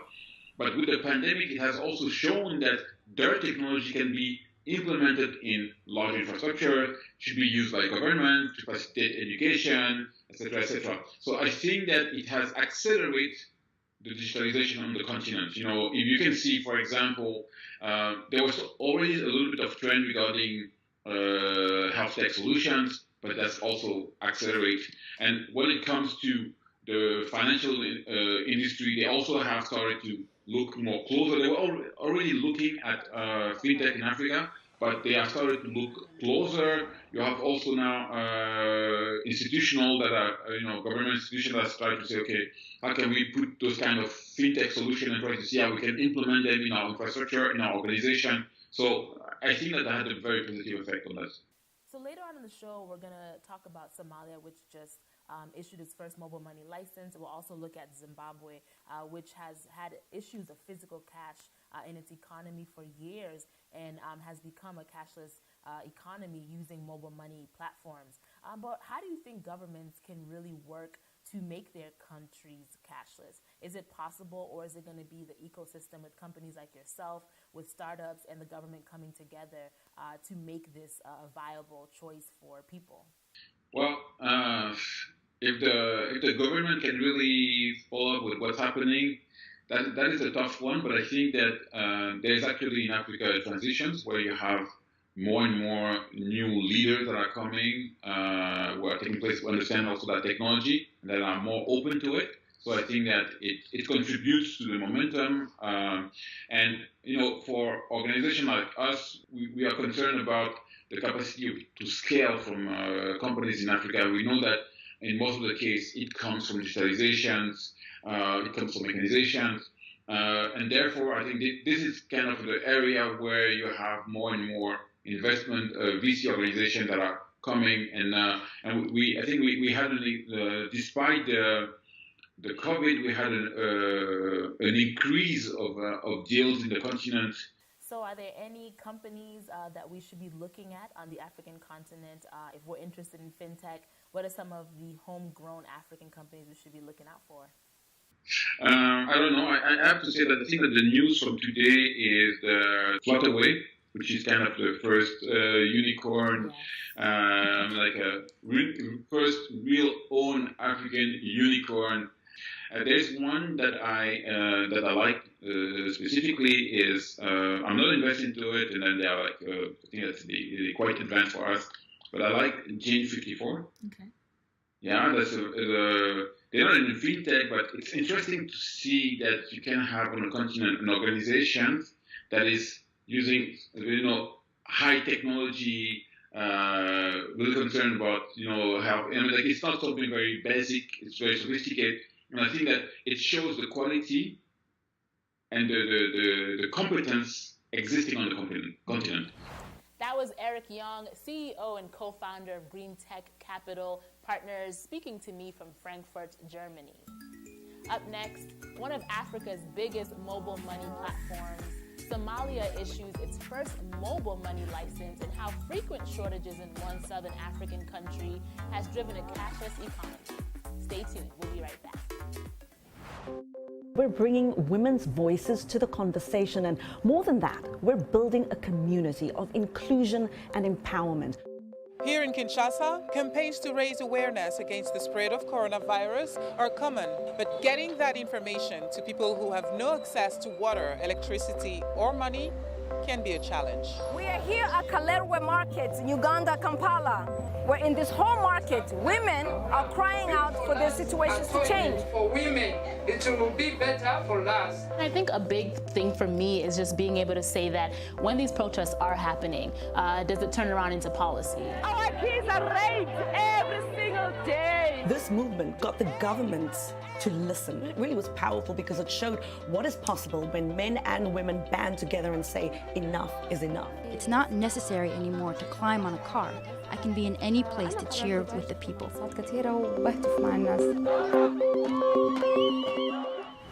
Welcome back. Mobile money payment and transfer service M-Pesa is one of the first and largest mobile money platforms in Africa. Active in Kenya, Tanzania, Ghana, and even Afghanistan, M-Pesa was launched 15 years ago as a mobile-based payment system for the unbanked. Our voices ask Kenyans about M-Pesa and how the COVID-19 pandemic has affected business and transactions. It has been with us, and there's been a lot of uncertainties about it, and I'd really love to say M-Pesa has come in so handy. As you know, COVID is a matter of cleanliness, and once we are handling a lot of cash, the risk is very high. So you find that people really try to embrace the M-Pesa and still trying to embrace M-Pesa, even if the public service vehicles, they've embraced that till number. And we continue to, even as passengers in those vehicles, we continue to tell them to give us till numbers and means of paying, not to handle cash, because many a times when you handle cash, you go greeting people. We are not even greeting currently, but you see that phone transaction is helping us cap down the transmission process of that COVID. So I think it's the best solution. And even if COVID, there's a solution to be found, I think the M-Pesa transaction should still continue. We should now stop the cash transactions and continue with the M-Pesa transactions. It was so strong and it is still so strong currently, even now. In fact, even as we are talking, I don't have cash. I use, even paying other things, I use M-Pesa, money I use M-Pesa, and payment is easier that way. So I prefer M-Pesa than the cash transactions. Me, I can say the customers are still using M-Pesa as before, like when COVID started. It's still the same because it has helped in stem the, how may I say it, the spread of COVID-19. Pesa kwanza imesaidia vizuri, manake hiyo cash yenye mtu anashikashika. M-Pesa has helped a great deal because there's no direct contact with cash. You make transaction using the phone because when one coughs and covers the mouth using the hands, the money can be contaminated and help in the spread of the virus. So the spread of the virus is minimized. Anashikashika mahali, so hiyo spread ya virus kidogo inaweza saidia. Pesa is a technological innovation in itself. You know, when the pandemic just broke out, we had a lot of talk about, you know, don't do cash transfers, you can do them online via M-Pesa. And so in that kind of sense, then you see technology again coming to save the day. And so I think, yeah, M-Pesa did see a great year when it came to the global pandemic. I was glad to have M-Pesa during the pandemic for safety reasons because money, the exchange of hands, that's how we transfer drums. So having that electronic method to avoid that process was, yeah, it was really, it helped the mind. Personally, I think M-Pesa was strong, especially because they considered the fact that since most of us are going to be using Git, they would need to reduce the rates to cater to different people and our financial abilities. So yeah, I think it was strong. In February, the Somali government issued the first ever license to mobile money services to the country's largest telecommunication provider, Hormuud Telecom. The company has been privately operating in the Horn of Africa for almost 2 decades. We talked to Abdallah Mohamud, the head of international relations and public affairs for Hormuud Telecom, on what the move means for their nearly 4 million subscribers. We are very proud to be the first company to be issued or given this license, the first mobile money license in Somalia. And this truly means that Somalia was cashless society before, but now it's officially recognized by the government and the international system, monetary system, whatever the financial systems, as a system that can be relied on, fully complied, and can compete with the rest of the world, and that will ensure more trust from the international business and partners to trust our digital payment systems, and more partners to join us to make Somalia a better place. And what do these regulations entail? What exactly does it mean when we hear that your company has been licensed by the central bank? Before the system was there, it was ensured by, it was a self-regulation before. What does that mean? It meant that the money that's on the system was parked by our company's deposits in our own other bank. But this has changed, whereby now the central bank of Somalia comes in, they take the deposit, they held the deposit equivalent or more than the money that's on the system. What that means is there will be a guarantee from the central bank that no money will be lost or can be lost within the system, the digital system, EVC system. And that's how the license is given. And we complied with all the requirements to fulfill these criteria. And now it means basically more trust for the customers, more trust for the international bankers and NGOs who want to use our digital payment system. And we are fully licensed company, a digital system. And for Somalia, of course, there's been a lot of use of the US dollar. in circulation, mobile money, all that cash. What does this mean for the shilling? Do you see it being able to be used within your mobile money app, allowing people all around the country to be able to participate in using digital money? The Somali shillings has been in a bad situation for the last few years, and the confidence of using the Somali shillings has been growing lower and lower, to the extent that some business vendors will reject even using it in some areas. So that can be reversed by the central government, hopefully, and that's what they're planning. The payment digital system that we have prepared, technological-wise, is ready both in dollars and in Somali shillings. So we have been using for the dollars for the last few years, and if the government comes forward and says, well, this is the time to use in shillings, we are ready and go. We're ready to go. Do you think that this will increase your subscribers or users that will join in now that there's this regulation? Certainly, yes. It will give customers more confidence to trust what company we are and who we are, and it will ensure more smooth running within the businesses, because the shilling, the dollars, and the trust, the international partners who were afraid before to use, especially the international NGOs, will be more than ready to trust the system and add more money, and without fearing or having that anxiety of not regulated. With no end of cash shortages in sight in Zimbabwe, the use of mobile money has become the order of the day in the southern African nation. As Columbus Mavunga reports from Harare, the central bank says it is happy with the situation and wants 90% of all transactions to be electronic. For years now, Zimbabwe has faced an acute shortage of cash. That has forced people to switch to mobile money. An informal sector is booming in exchanging foreign currency for the local currency, or in some cases, the other way around. The process is known as RTGS, or real-time gross settlement. So people prefer to use the RTGS for easy movement of doing their business. Yeah, so that's why they're preferring the local currency in RTGS form. Also, it has a better margin when they get it from the streets. The process is profitable for traders, and some people have left their formal jobs, such as teaching, for it. It's a hustle which is technically criminal. That's why some do not want to be identified.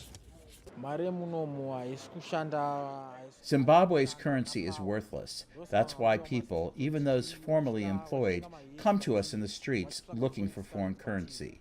That's how we survive. In a statement to VOA on Monday, John Panonetsa Mangunja, governor of the Reserve Bank of Zimbabwe, said he was happy with the current setup where around 80% of the country's transactions are conducted electronically. He said, our goal is to see Zimbabwe becoming a cash-light society where at least 90% of the monetary transactions are conducted through electronic products that include plastic money, mobile banking, internet banking, and electronic transfer, he said.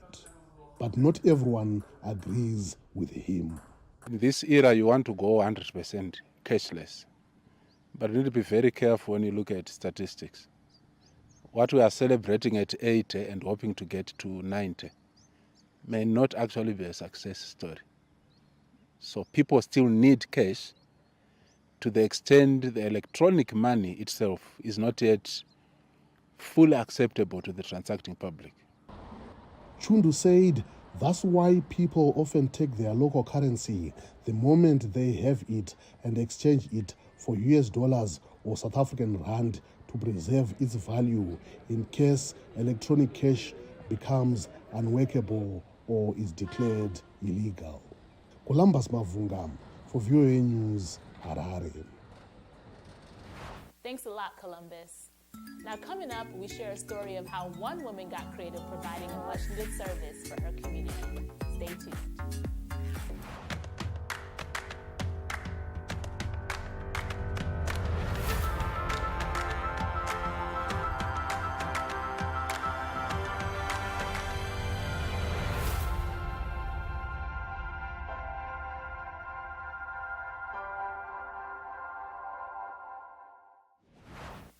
we're back and you're watching Our Voices. Today we've been talking about mobile money on the African continent. But mobile money requires an important component, access to internet.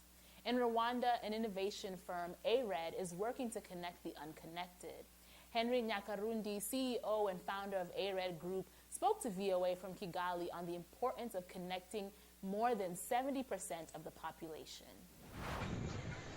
You know, what we're trying to do is connect the unconnected. You know, in Africa, statistically, 70% of the population are still not connected to the internet or still not using the internet. That's a huge number. If you look at business today, e-commerce, digital money needs internet. All this internet business are focusing on the 30%. And that's the challenge. Everybody's focusing on the 30% of the population that is connected. The middle class, you know, or lower middle class. But there's 70% of the population not connected. And that's where we're focusing on. Now back to Nigeria. Like many countries in Africa, the onset of the COVID-19 pandemic changed the way many people conducted their daily business. From lockdowns to social distancing, here's a story of how one woman got creative providing a much-needed service for her community.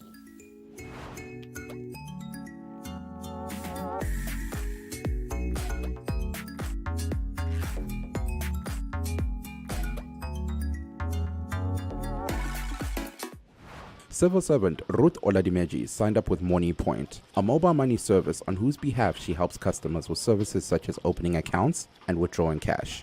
That was in May last year, as restrictions on movement were relaxed after around 2 months. Oladimeji has set up 6 kiosks in her community in just under a year, and in a country where most people live on less than $2 a day, she said she earns more than 60,000 naira, $160 every day. It has increased my standard of living.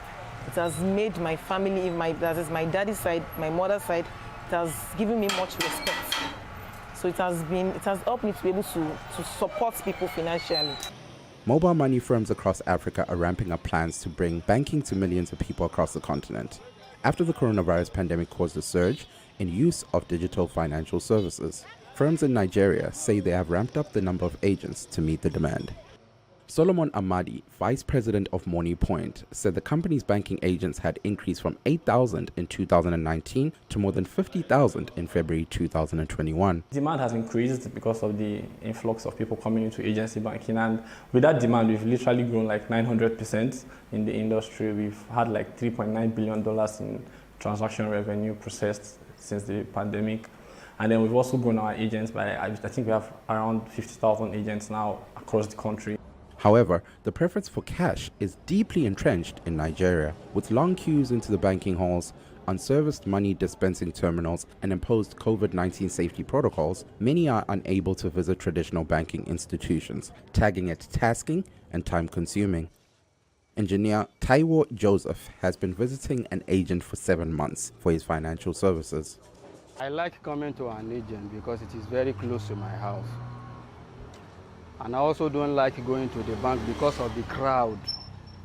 And ever since when I've been using this agent, it has been very, their service has been very, very good. Standing in a roadside orange kiosk featuring a sign with bank logos, Oladimeji's thoughts have turned to offering more services. Since I see myself to have developed into a microfinance business, I'll still be doing my agency banking, but I believe it would have grown to that extent of being a microfinance, maybe in a locality. A microfinance in a locality helping people to finance, getting their daily savings. Financial experts say there has been a steady increase in digital and mobile financial services driven by the pandemic and success of fintech firms such as local startup Paystack, which was bought by US payments company Strip for $200 million last year. Reporting for VOA News, this is Mike Ove. And that's our show this week. On behalf of my Our Voices colleagues, thank you for watching, and we'll see you next time. Goodbye.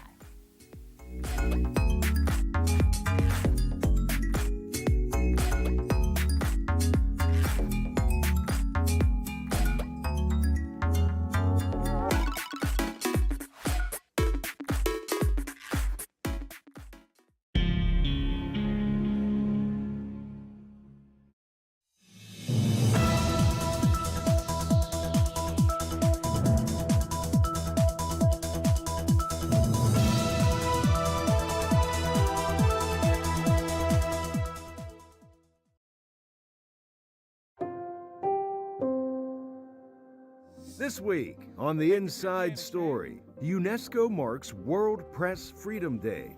VOA journalists and independent media in the line of duty and working under fire. From the United States Capitol to Beijing, France to South Africa, see how dedicated journalists fight to bring you the world's most important stories.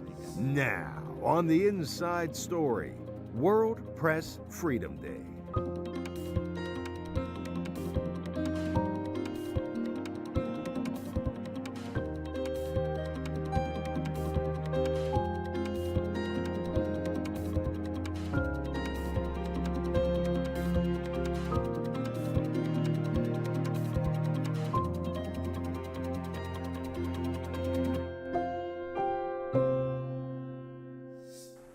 Hi, I'm Jessica Jareen, VOA's Press Freedom Editor here outside the White House in Washington.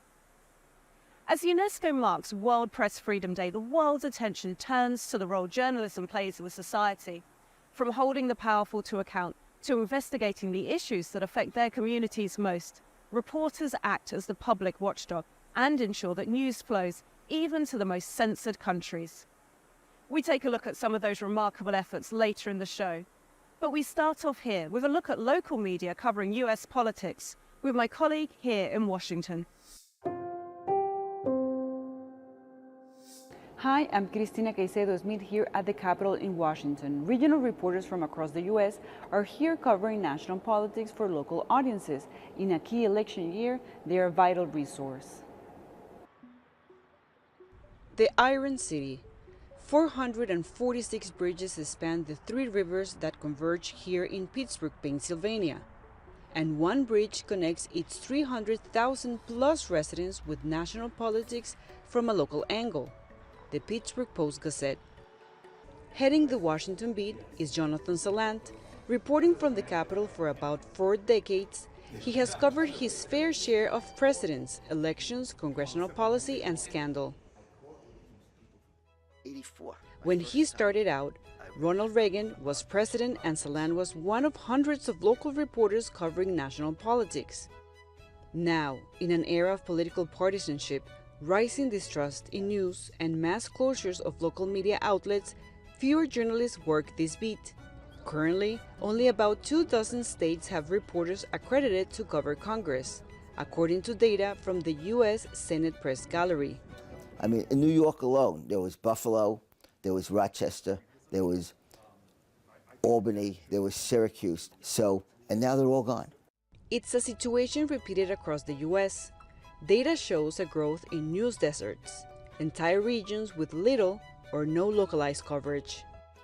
In swing states like Pennsylvania and Georgia, that leaves local reporters with an outsized task. Nikki Haley, at this hour, is holding a news conference to announce she is suspending her campaign for president. I do have to just keep in mind I'm a one-woman show. I can't do everything. Also keep in mind that I'm not the national media. I'm not competing with national reporters. From her home outside Washington, Mitchell has a busy schedule. She covers the Capitol, produces a daily newsletter, and co-hosts a podcast for audiences back in Atlanta, Georgia. Like Salant, she remembers when more local reporters had a seat at White House briefings. We share and we rotate. Whereas before, so many of the newspapers and the Regional Reporters Association back in the day might have had their own seat. Jonathan Salant's job is far from glamorous. He spends weekends going over bills and policy. You're going through hundreds of pages and looking up all the local lawmakers and the bills they sponsor. His focus is always the local perspective. I always used to say my job is to tell the public what their public officials are doing. Salant has earned a reputation on the Hill for being attentive and asking tough questions. And he is a familiar face to staffers and press secretaries. He has a good mustache, for anyone who doesn't know. Go ahead. His reporting supports the work of colleagues back in Pittsburgh, like Holly Lauer, who covers City Hall. Balance the campaign trail stuff versus what the voters are thinking. She and Salant work closely to make news from the Capitol relevant to their readers. So we're collaborating on projects like that all the time where, hey, this lawmaker earmarked $5 million for this project, and then I get to go out and talk to the people planning the project here and be like, what does this money mean to you? At the Hazelwood Cafe in Pittsburgh, Lausanne Gray is upfront about what matters most to his community. Having a grocery store, having a dentist's office, having a bank, like what other neighborhood has? Like, why don't Hazelwood deserve those things? Running a business in the neighborhood where he grew up, Gray has seen the effects of store closures, high housing costs, and gentrification. And all the while, local reporters have told the community's story. Well, I think local news is important because it shares not only the bad things, also about the positive things happening in the neighborhood. As for Salant, he just wants to keep Pittsburgh's residents informed. Somebody's got to tell them what's going on. Got to tell them what their lawmaker, they send their lawmaker to Washington, what he or she is doing. That's our job. In this election year, Washington-based reporters like Salant are vital watchdogs, ensuring transparency, asking questions, and making sure campaign promises are upheld and local issues resolved. With Liam Scott in Washington and Pittsburgh, Pennsylvania, Cristina Caicedo-Smith, VOA News. News deserts present a big challenge to American journalists. But in Russia, Vladimir Putin's repressive policies are creating a media black hole. The Kremlin is also detaining 2 American journalists, Elsie Komasheva and Evan Gershkovich. Here's what President Joe Biden had to say about their unlawful detention at the White House Correspondents' Dinner. Journalism is clearly not a crime, not here, not there, not anywhere in the world.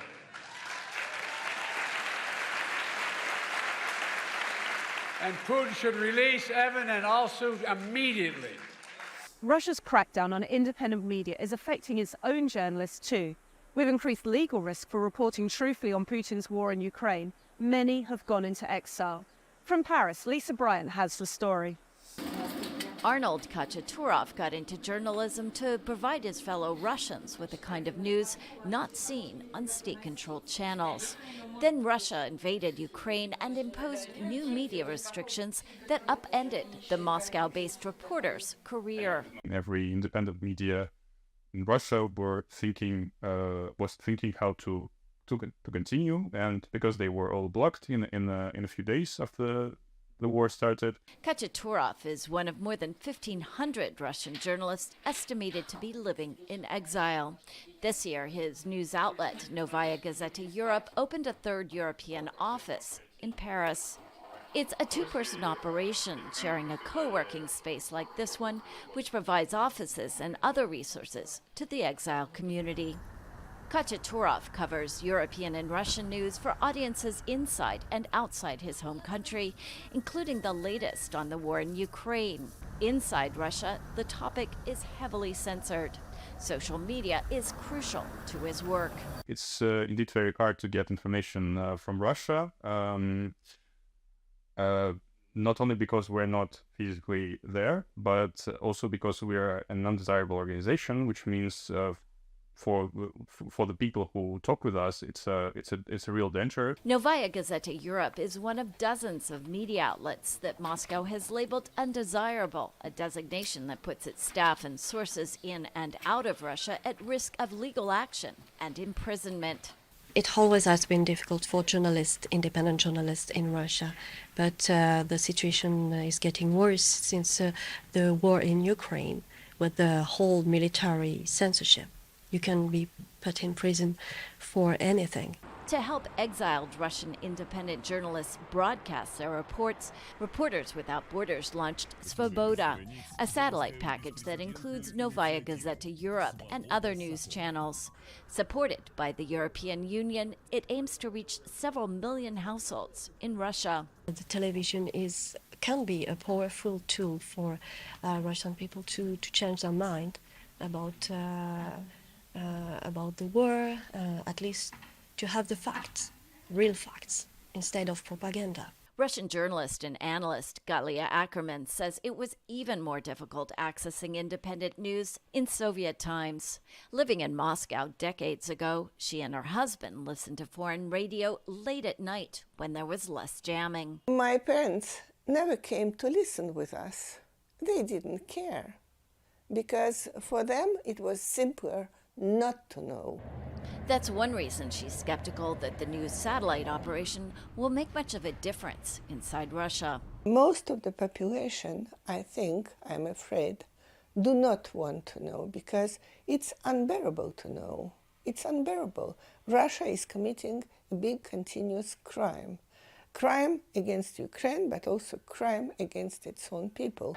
Kachaturov is optimistic that democracy and free expression will one day come to Russia.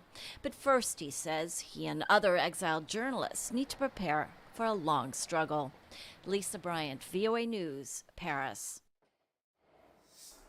Exile offers journalists protection from immediate retaliation, but distance is not always a guarantee of safety. Journalists from China, for instance, flee Beijing's reach, but still find themselves targeted with attacks, threats, and surveillance. From Berlin, here's Liam Scott. Su Yutong has become a skilled chef. Cooking dishes she loved in Beijing connects the journalist with her home country and helps fill the long periods spent home alone. The reason for her self-imposed isolation: years of attacks and threats from China. I keep telling the truth, so they want me to shut up, including by threatening me. Sharing a banned book on Tiananmen Square back in 2010 began Su's troubles. Police raided her home in Beijing and held her under house arrest. But with the help of friends, she escaped to Europe. For a while, Germany's capital provided a sense of safety. Su wrote human rights stories for Deutsche Welle and then Radio Free Asia. But the sense of safety soon disappeared. In 2022, strange men started turning up at her building, brought there by an underground sex website that listed her address. I felt very disgusted and very humiliated, and I had some mental health problems at the time. I was afraid to walk down the street. The worst was yet to come. In 2023, assailants used Su and two Chinese activists' identities to book rooms at luxury hotels in Berlin and other cities. Then they called in fake bomb threats. Experts say that Su's case is extreme, even for Beijing, which ranks among the worst perpetrators of transnational repression. So the basic tactics of transnational repression are they're usually geared towards showing people that they can't get away from the Chinese government. The driving goal, says Oldberg, is to stop any criticism of China overseas. Neither China's embassy in Berlin nor its foreign ministry responded to VOA's requests for comment. Being targeted is a lonely experience. Over a 2-year period, Su barely left her apartment. She says even something as simple as a walk in the park can feel tinged with danger. When I went out, I kept checking to see if there were any suspicious people around me, and I rarely even went out of the house. But now, Su says she feels less afraid. They didn't expect me to slowly come out of that shadow. I think they should be afraid, not me. They can't shut me up. They can't achieve this goal. Her life is fuller again, but Su's apartment is still sparse. After the 2023 incidents, police recommended she move. When she did, she left nearly everything behind, except the tools she needed to keep reporting. China blocks the truth. It needs to have a lot of journalists to tell the real stories, tell the real events, and the truth. In one way, says Su, there's a sense of comfort in knowing that Beijing is scared too. If they weren't, Su believes, they wouldn't try so hard to silence her. Liam Scott, VOA News, Berlin. The trial of former President Donald Trump is underway in New York. Among those testifying, a former tabloid publisher who says he helped suppress negative stories. Arash Arabasadi has more. Journalists gather outside the New York courthouse where jurors are hearing testimony in former President Donald Trump's trial on 34 felony counts of falsifying information. The former president is accused of hiding payments meant to suppress negative stories about him in an effort to influence the outcome of the 2016 election. Among those taking the stand was David Pecker, former head of the National Enquirer. The tabloid publisher testified that he pledged to be Trump's eyes and ears for the 2016 election. That included a promise to publish positive stories about Trump, publish negative stories about his opponents, and also to buy exclusive rights to negative stories and then never publish them, a practice known as catch and kill. The practice of buying stories is known as checkbook journalism. Here's what that means. Checkbook journalism, or brown envelope journalism as it's known in Africa, is where newsrooms either pay sources for exclusive interviews or accept money to report on a subject favorably, or as alleged in the Trump case, not at all. Among the many things wrong with it is that it sort of fosters unreliable sources who may be in it for the money and may be shading the truth, or in some cases just making it up. In the U.S. and Britain, the practice is most common in tabloid media. In other countries, it comes in the form of bribes or attempts to influence reporting. The Society of Professional Journalists tells members to be wary of sources offering cash, and VOA's own guide says it is a violation of journalistic ethics. We don't want people to become cynical about news sources. And we want them to understand that a credible news organization is not going to pay for sources or for stories because it could affect the accuracy of what they're reporting.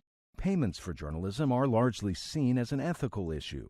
Associations like the International Federation of Journalists advocate for higher pay to avoid the lure of cash for content.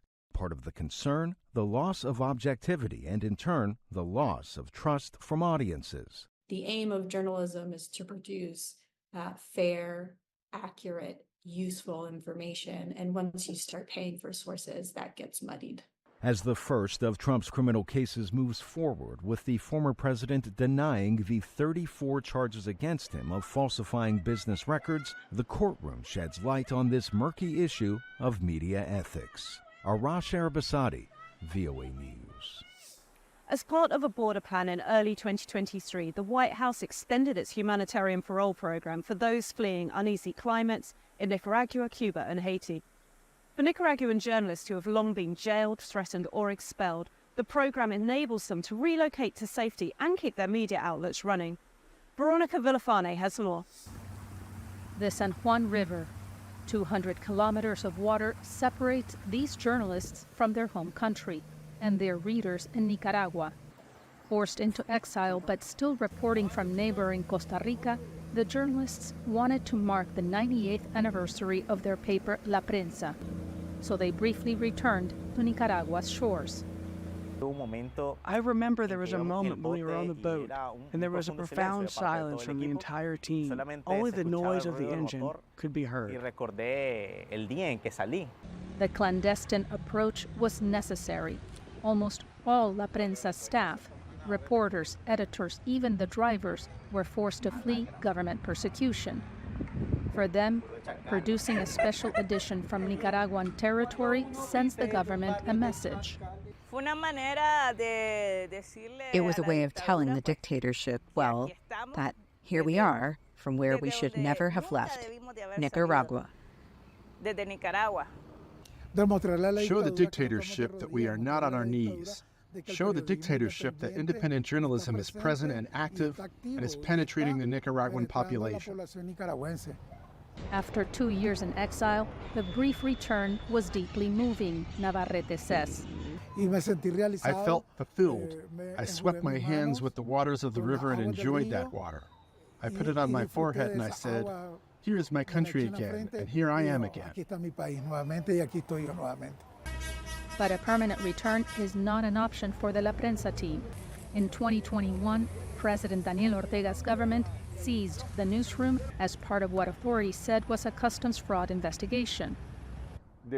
A contingent of police and riot police arrived at La Prensa. They took over La Prensa. They took over the facilities with us inside. Then they arrested the publisher, Juan Lorenzo Holman. I spent 545 days in El Chipote. I was tried, sentenced to 9 years, a fine of $3 million for money laundering because, obviously, everything they presented were totally absurd arguments, a circus.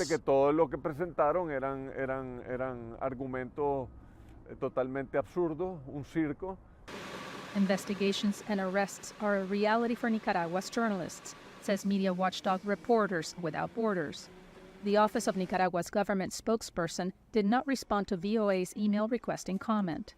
Holman was freed in 2023, but not before authorities expelled him from the country and stripped him of his citizenship. Now in the U.S., Holman works with his team in exile to keep La Prensa going. We worked with many sacrifices and many hardships, but always with the intention of continuing to serve. Adding to the complexity of their job, the team has been reduced from 400 collaborators in 2018 to just 47.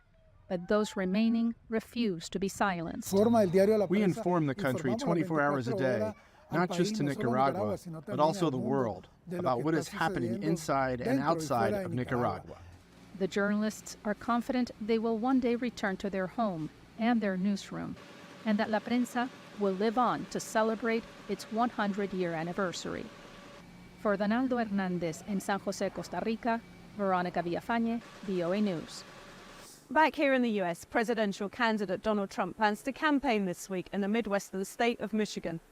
It's a state that President Biden and Vice President Harris have already visited a few times this year. It's also one of a handful of swing states that could decide the results of November's presidential election. Here's Scott Stearns with the latest installment of our series, USA Votes 2024. Voters in Michigan chose Donald Trump in 2016, but Joe Biden in 2020. It's a state both campaigns believe they can win this November. Part of Trump's approach in Michigan is winning over auto workers whose jobs he says are threatened by Biden renewable energy plans, including subsidies for electric vehicles. It's a message he's bringing to a rally in central Michigan Wednesday. We'll be in Michigan, a state that he's destroyed because of the auto industry. We're not going to have any jobs left in Michigan, no auto jobs left in Michigan. They're all going over to China and other places with this ridiculous EV mandate, electric vehicle mandate. The main union representing auto workers in Michigan endorsed Biden over Trump. Paul Torrente is a union representative. Donald Trump most likely has the support of big corporations in Michigan because they are the ones that actually hold the working class down. So for him to actually say that he has Michigan, he doesn't have the working people in Michigan. He has the 1%. That's a message Biden is using to keep union household voters, who an NBC News poll says still favor him over Trump, but by a smaller margin than 4 years ago. Donald Trump's vision of America is one of revenge and retribution. A defeated former president who sees the world from Mar-a-Lago and bows down to billionaires, who looks down on American union workers. It's not just he's not supporting, he looks down on us. A potential liability for Biden in Michigan are traditionally Democratic voters who oppose his support for Israel in the war in Gaza.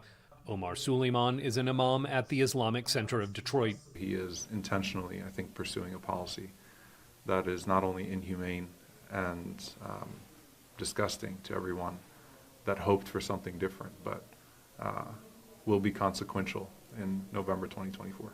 In Michigan's Adams Township, voters believe Biden has mishandled immigration and lost control of the border, says Township Supervisor Randy Johnson. Look how many, and I'm not saying this in a bad way, but look how many people came in. Look how many people we didn't know came in. Look how many bad people came in. Trump's wall would have isolated all that. Trump says Michiganders are tired of Biden. This November, the great state of Michigan is going to tell crooked Joe Biden, "You're fired. Get the hell out of here." Biden says it's the strength of labor unions that will help him win re-election. You're the best in the world. You know, you had my back in 2020, and because of you, I'm standing here as President of the United States of America. Because of you. And that's a fact.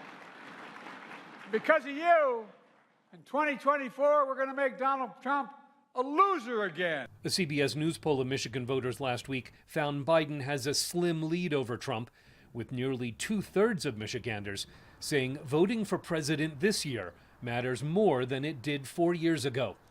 Scott Stearns, VOA News. To get all the press freedom related content, you can follow me on X, formerly Twitter, at Jessica Jaree. Catch up on our past episodes at our free streaming service, VOA Plus. See you next week for The Inside Story.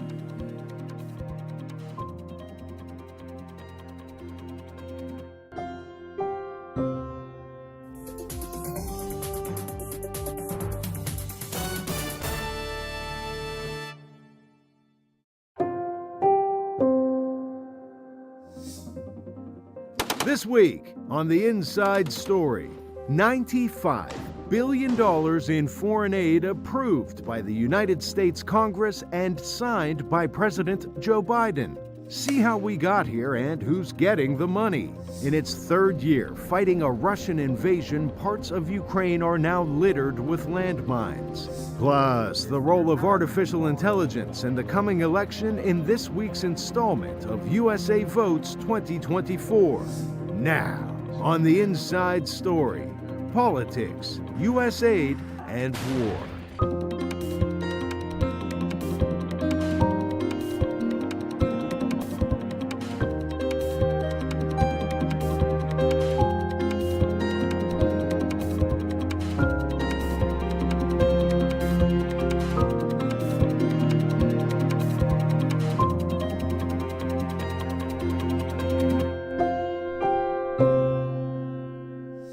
Welcome to The Inside Story. I'm Elizabeth Lee.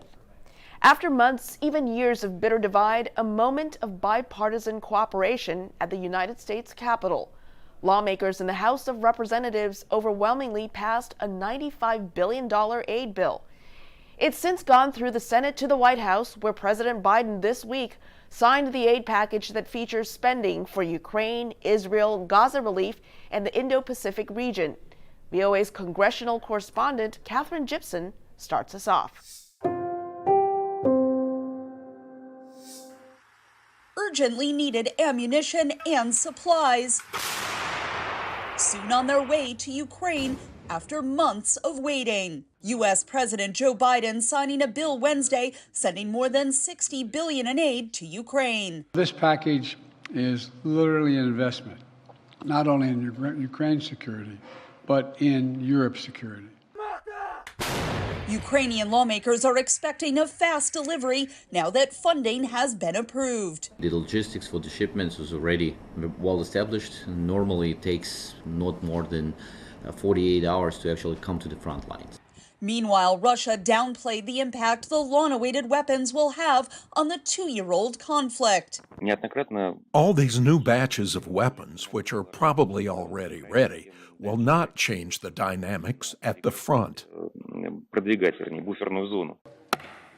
After months of debate over American involvement in foreign conflicts, the U.S. Senate overwhelmingly approved the legislation by a vote of 79 to 18 late Tuesday.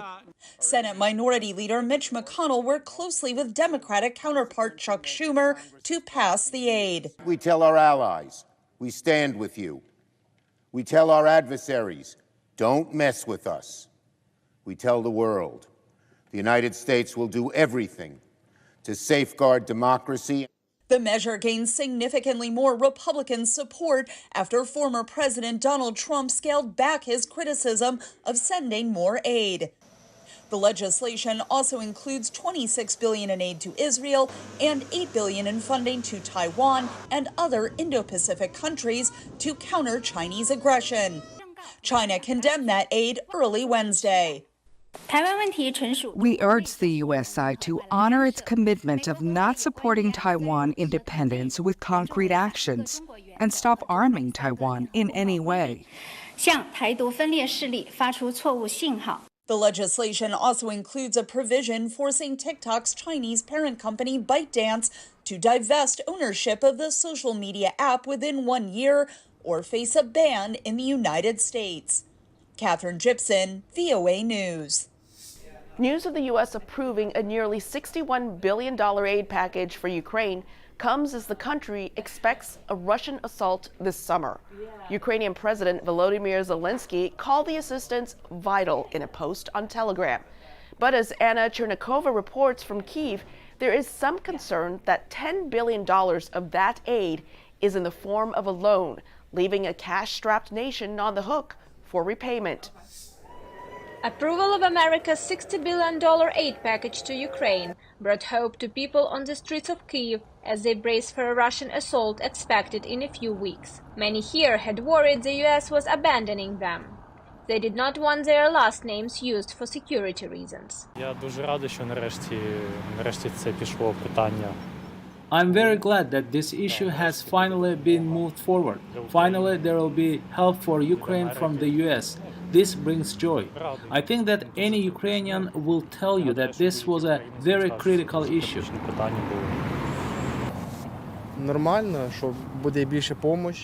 There will be more help, more equipment. We will win faster.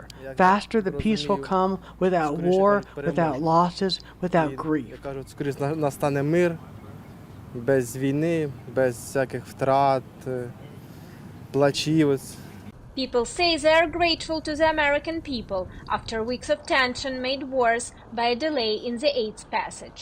Of course there are positive emotions. We've been waiting for this for a very long time. Of course we're grateful to them, Americans, for providing us with weapons. I wish it will get to our soldiers at the front line as fast as possible.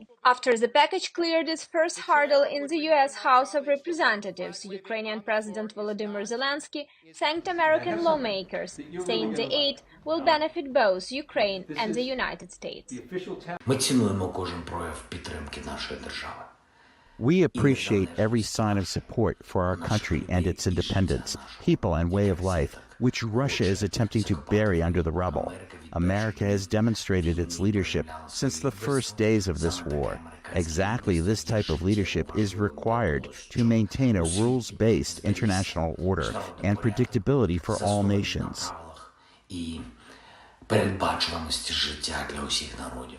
Military analysts here say the U.S. aid, which includes long-range missiles, could be a game-changer on the battlefield. Alexander Musienko, head of the Center for Military Legal Studies, says U.S. support, including advanced long-range guided missiles called ATACMS, is critical as Ukraine is running short on weapons and ammunition. Russian troops are preparing to intensify their offensive in the east, and the Ukrainian troops really need additional weapons, additional ammunition, projectiles. We need ATACMS to restrain this offensive. Musienko and others believe chances have increased significantly for Ukrainian forces when they face the Russian offensive that's expected in the coming months. Washington's aid package to Ukraine consists largely of loans, which has touched off an intense debate in Ukraine. The country is already struggling with a national debt that has reached $145 billion, up from nearly $90 billion at the start of the war. Some economists and politicians are raising questions of how and when Ukraine will be able to pay it all back. These are desperate times for Ukraine, and for many Ukrainians, what's most important is the money is coming now. Anna Chernikova, VOA News, Kyiv. Of the $26 billion worth of aid to Israel in this new package, about half is direct military assistance. Meanwhile, university campuses across the United States see daily protests by students and teachers demanding a ceasefire and humanitarian aid to civilians in Gaza. Police jailed several demonstrators and organizations suspended students. Despite that, protests persist. VOA's Veronica Balderas Iglesias has the story. Pro-Palestinian students protest at Columbia University in New York, even as administrators call for the dismantling of encampments. Negotiations on how to disperse the crowd are underway. Last Thursday, more than 100 students were arrested at universities across the country. The protests come at a time when school administrators are being urged to clamp down on anti-Semitism. VOA witnessed firsthand the aftermath of Thursday's arrests at Columbia University.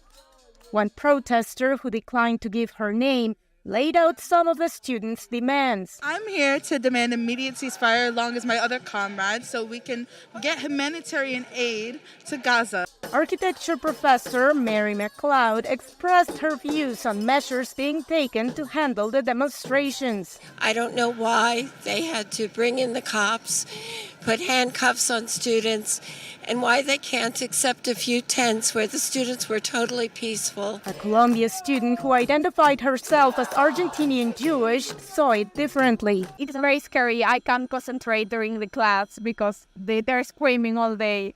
I'm scared to say that I'm Jewish because I don't know, they're extremists. They were holding pictures and supporting Hamas.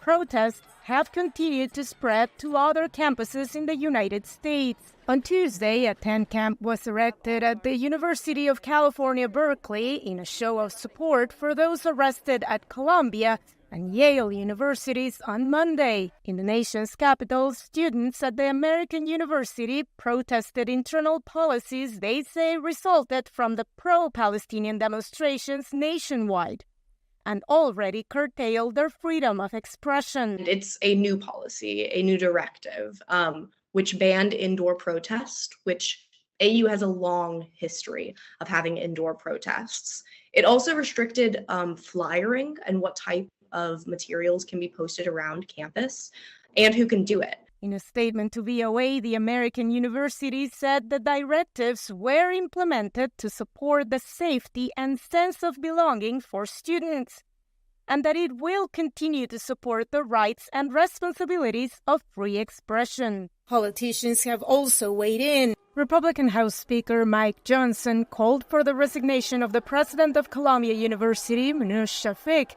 during a visit to the campus on Wednesday.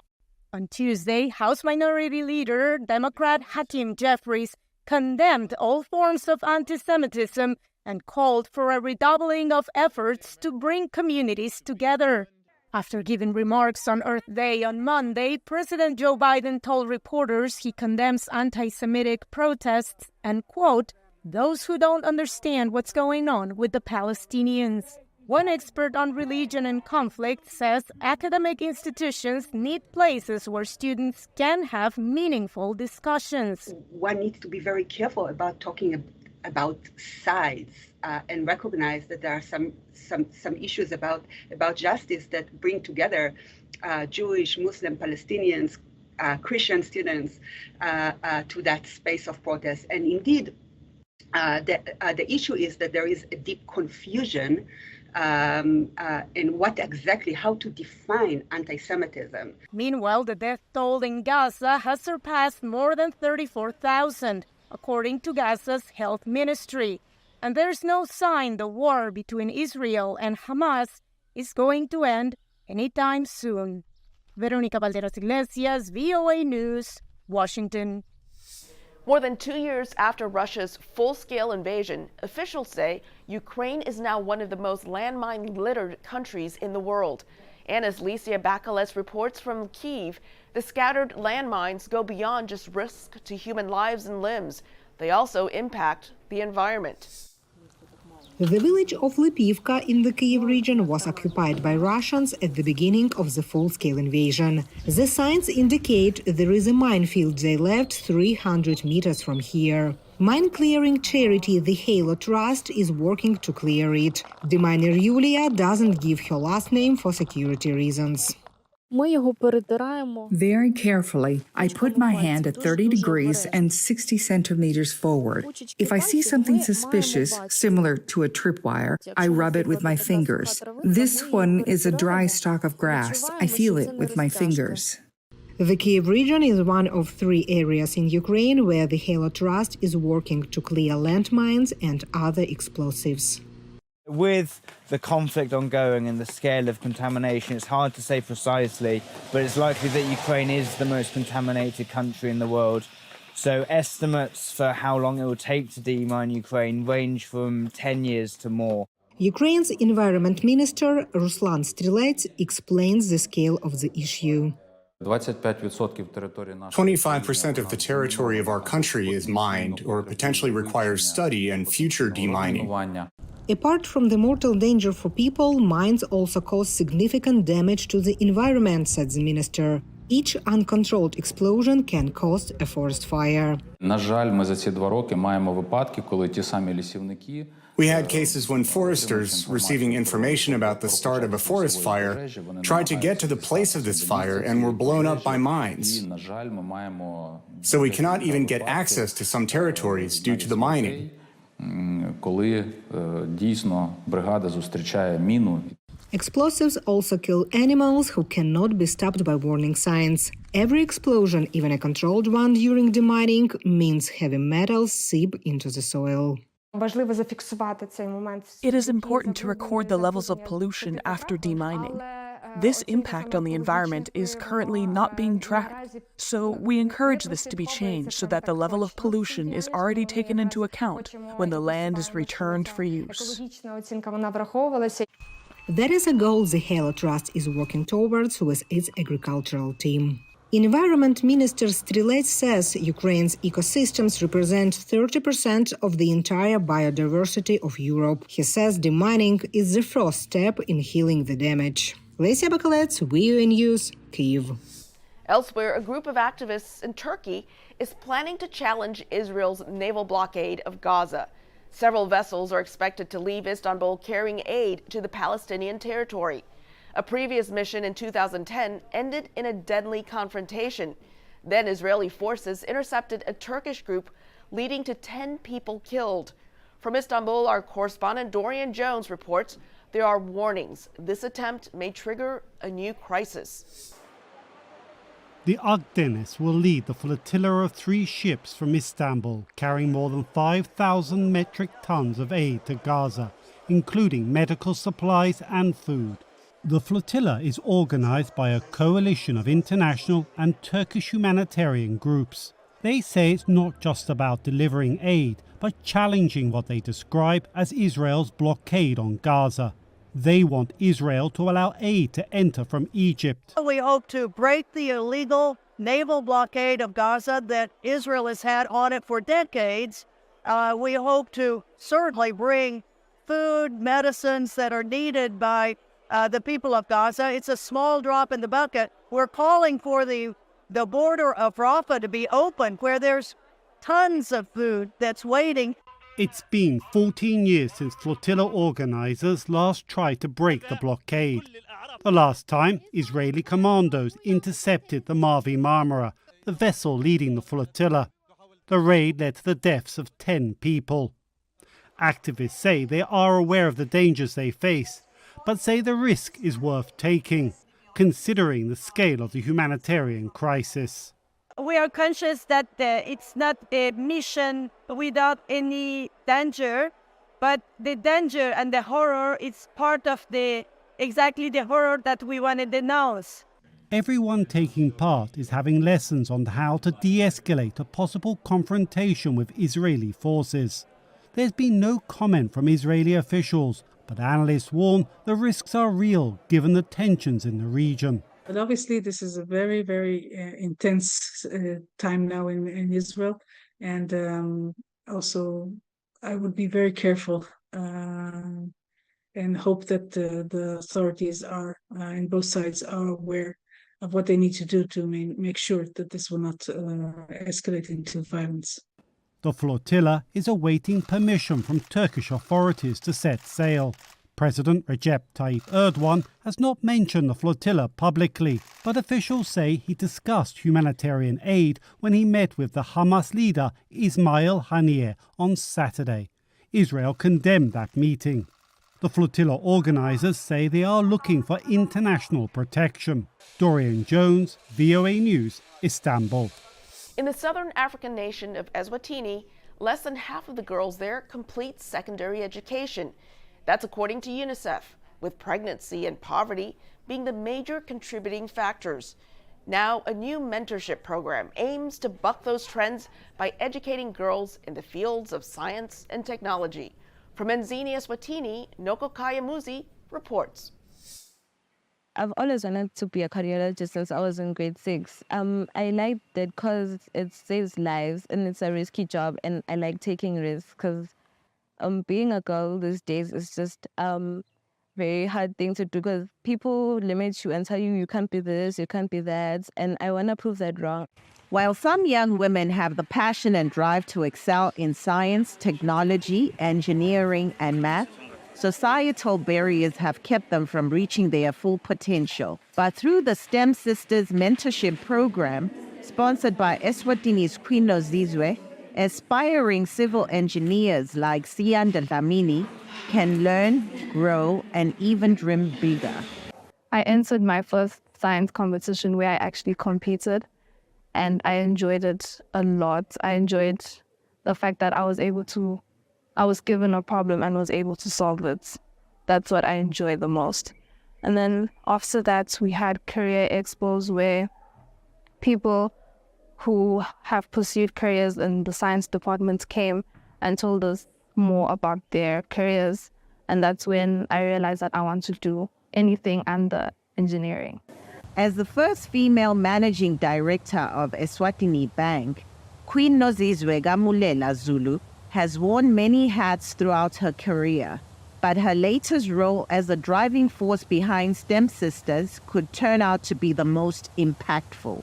What is important is that we as young professionals, as women that participate in STEM courses or STEM jobs and careers, it is important that we also take time to visit them, to guide them, so that they can see that it is actually doable. Eswatini girls often miss out on potential careers in engineering, computer science, and medicine. In order to break limiting stereotypes, Mulela Zulu has partnered with WomAng Eswatini, which promotes women in STEM fields. Nogukanya Musi, VOA Central Asia Division, Menzini, Eswatini. Before we leave you, an update on USA Votes 2024, where we look at the run-up to this year's presidential election. This time, the role of artificial intelligence in the campaigns. VOA correspondent Scott Stearns has our story.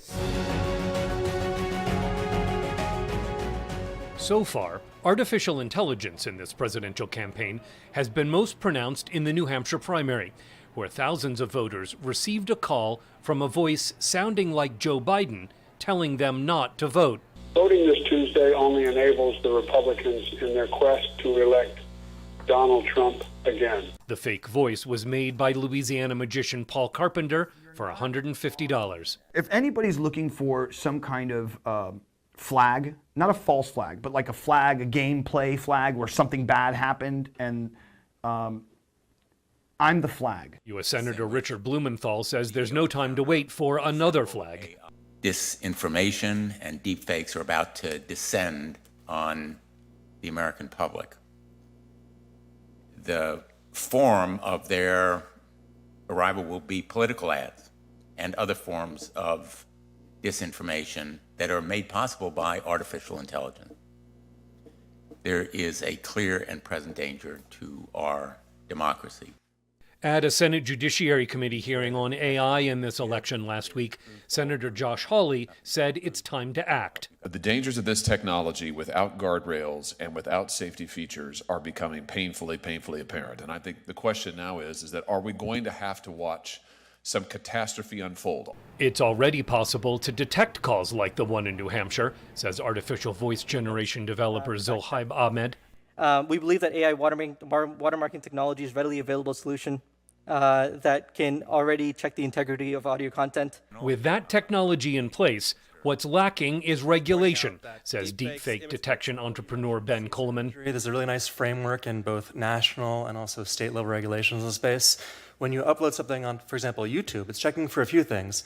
It's checking for violence, it's checking for underage imagery, it's checking for, are you uploading the latest Drake song?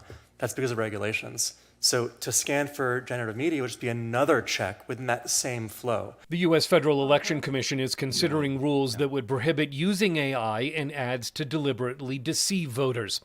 New Hampshire Secretary of State David Scanlon told the Senate committee that unchecked generative AI, like the fake Biden call, threatens voter confidence. The most fundamental, important thing that I perceive in my role as Secretary of State is to make sure that an election is not messed up, that the voters believe and know that it was run fairly and accurately to the highest standards possible. And if we lose that, it will be very, very hard to get it back. In New Hampshire, lawmakers are working to require that political advertising within 90 days of an election disclose if audio, still images, or video have, quote, been manipulated or generated by artificial intelligence technology and depicts speech or conduct that did not occur. Scott Stearns, VOA News. I'm Elizabeth Lee. We'll see you next time for The Inside Story.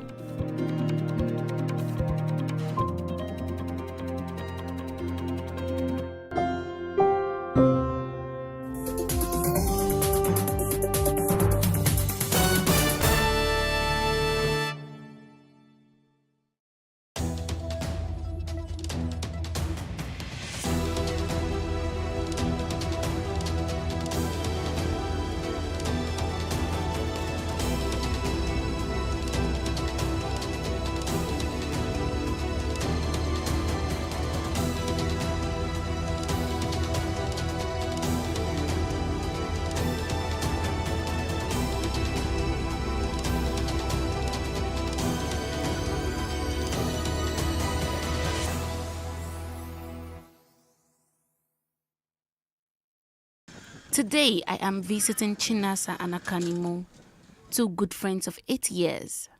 Their friendship is the kind admired by people who know them. These two ladies share their friendship journey. They weren't so close even though they work together.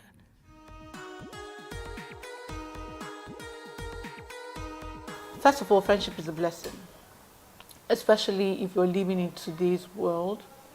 You can't just peddle everything that is happening in this world. You need someone else that probably sees the same, through the same lens, have the same values, and not just in front of people or in front of the camera as we are today, but behind closed doors. Someone that would not really push, but is patient enough to wait till you come around. Funny thing is that someone has asked me, especially concerning our friendship, I said, what if tomorrow, NASA turns like a sour grape? And my answer had been that I would forever be grateful for the times that we were friends, because they were excellent moments. So friendship for me, to your question, is trust, respect, the ability to be yourself. And I like what Ike said, when I knew that we're doing this interview, I was thinking about it, like, you know what? In truth, like, nothing in life lasts forever. We do hope that this friendship continues for as long as God tarries, as they say. But I think that what I have also been able to categorically tell myself is that should this friendship go the other way for some whatever reason, I can't imagine what that reason is, we're no longer friends, I will be grateful for the opportunity of this kind of friendship. And I say this because in a world where people can't even trust, the people around, not even family members, to find this kind of relationships, I'm just like, we're thankful to God that you can be honest and truth, you can get the truth from them. You can feel safe, like a safe space. That's what friendship is to me. So there are a lot of things that we don't agree on. There are a lot of things, we have different tastes in different things. But at the end of the day, the core remains the same. So knowing, just as she said, the core, everything else we can take. We haven't actually had a time where we've not been talking. And if it has happened, maybe it was just me thinking, I'm not talking to Ike and she's not aware. Like, she's totally oblivious. I probably called me. I mean, sometimes I blocked her on WhatsApp. Like, I'm not talking to Ike. And then people are like, don't worry, it's not both of you. But even that was as a joke because, again, it's the genuineness of the relationship. Like, I can be a total, for lack of a better word, I can be a jerk sometimes. But I also know that she gets it. Like, she's not going to label me and say, oh, Nasa is just this annoying person. Like, Nasa is in one of her moods.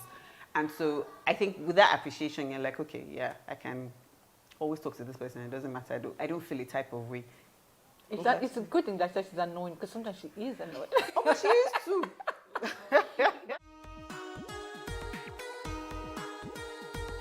We did not like ourselves at first. So it's not it wasn't love at first sight.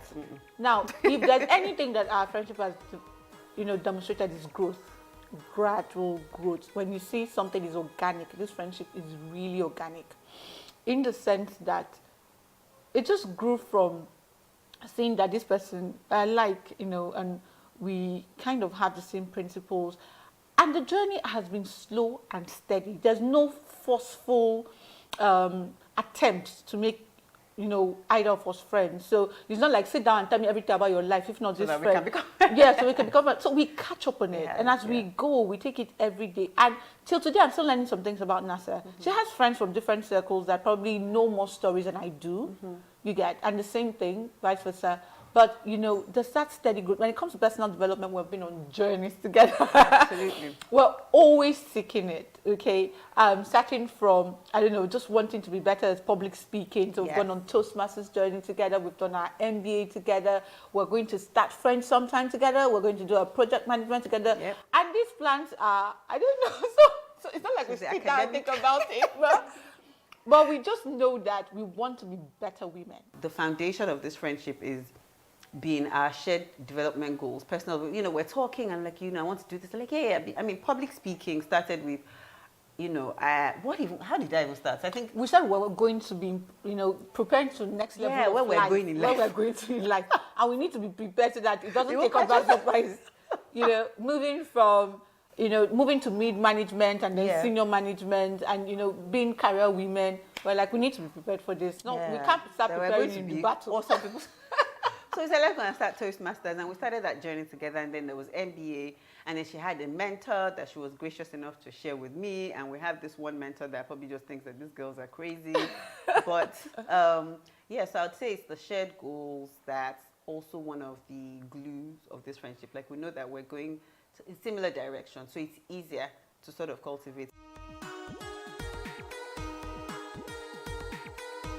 To the people that are struggling with friendship, like I said, understand, first of all. So first, one thing AK said, you know, what are you, first of all, understand, who are you yourself, right? And do that self-assessment. Be true to yourself.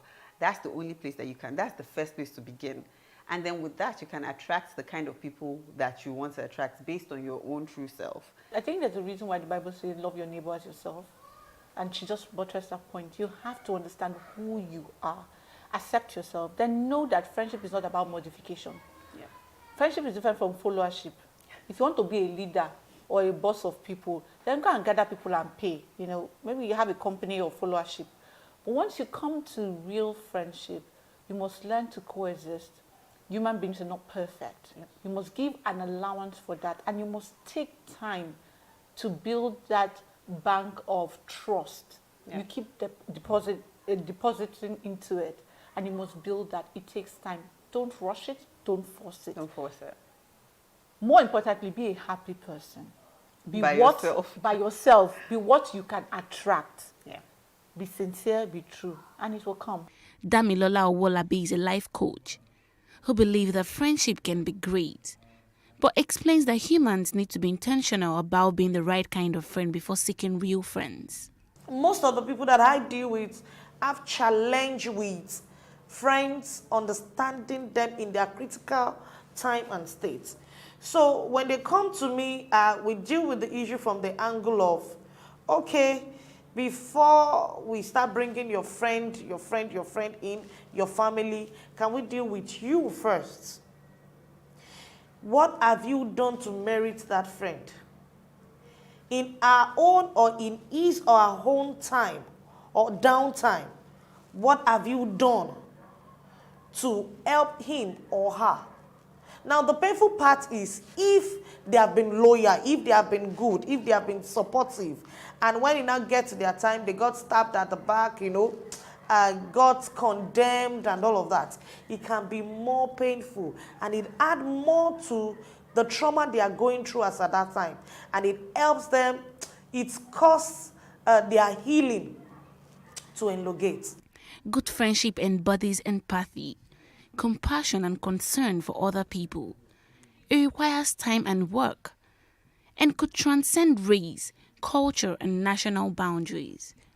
By valuing and celebrating friendship, we foster selflessness and gratitude, and these individuals share what friendship means to them. It's a form of companionship, a union between two or more people, like do things together, play together, eat together. Friendship is about sacrifice, it's about tolerance. It's an affliction you have for one another. Someone you can rely on, call upon, be dependable to, like someone that can be there for you. Happy International Day of Friendship. Be kind to everyone you meet. Happy International Day of Friendship. Happy International Day of Friendship. Happy International Friendship Day. Happy International Day of Friendship. Be kind, be true, and be you.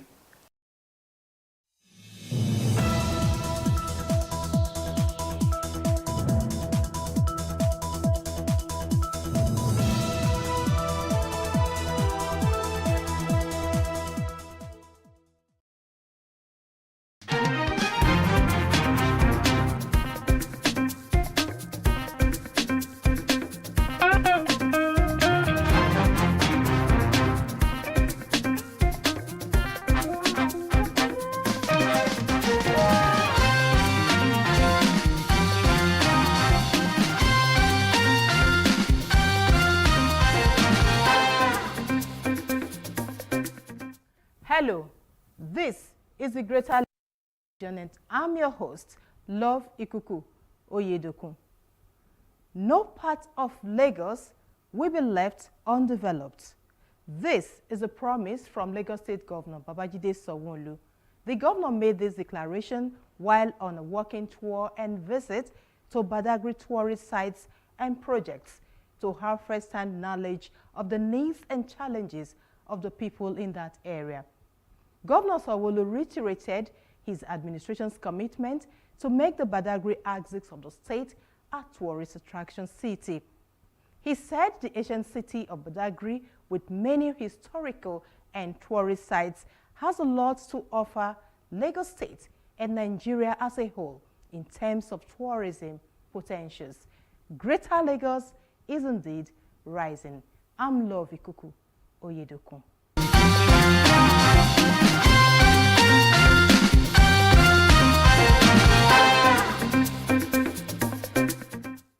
Youths have been reminded that they are leaders not only for tomorrow, but today.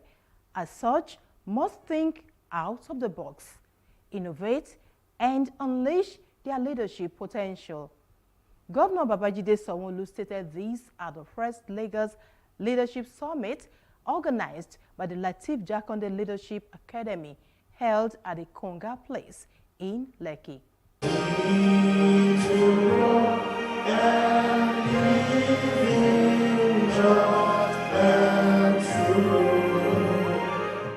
The event, organized by the Lateef Jakonde Leadership Academy, presented an opportunity for inclusive interaction between the old and new generations. Debates, speeches, and panels delved into topics that challenged the mental, emotional, and physical preparations of the youths to take up leadership roles. When you occupy a position and you belong to an underrepresented demographic, whether you like it or not, you're going to be looked at as an ambassador of that group.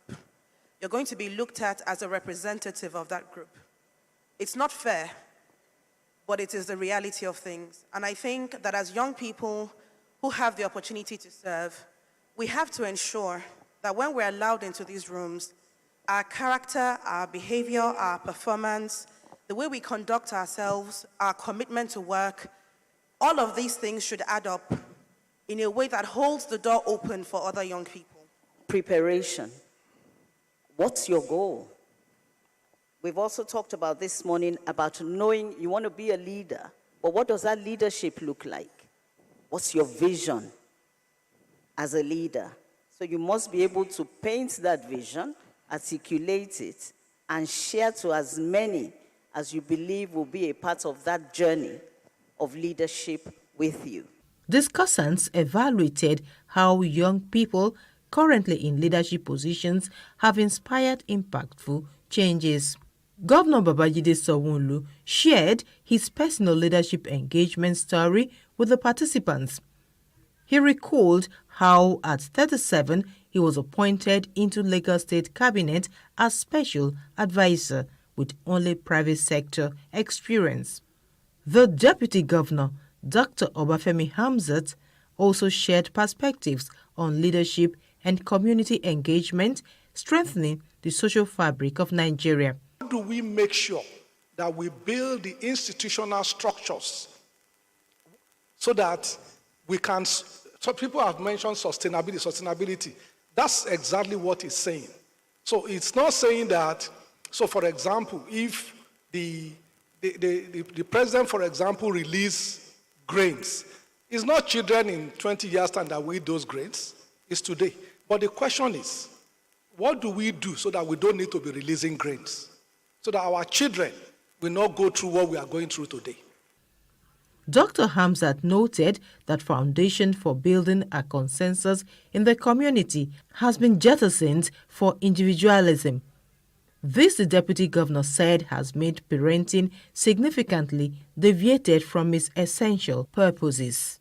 For his part, Minister for Communications, Innovations and Digital Economy, Dr. Bosun Tijani, urged the participants to go with the trend of technological advancement. He noted that the future leadership would be influenced by the Industrial Revolution that will be taking place in the era. It was the means that was used back in the days, where leaders had to use the best way to reach people. And those best ways are different from today. If the governor today needs to do anything on taxation, part of his strategy is going to be how much information we're putting on social media, which is something that we didn't do back in those days.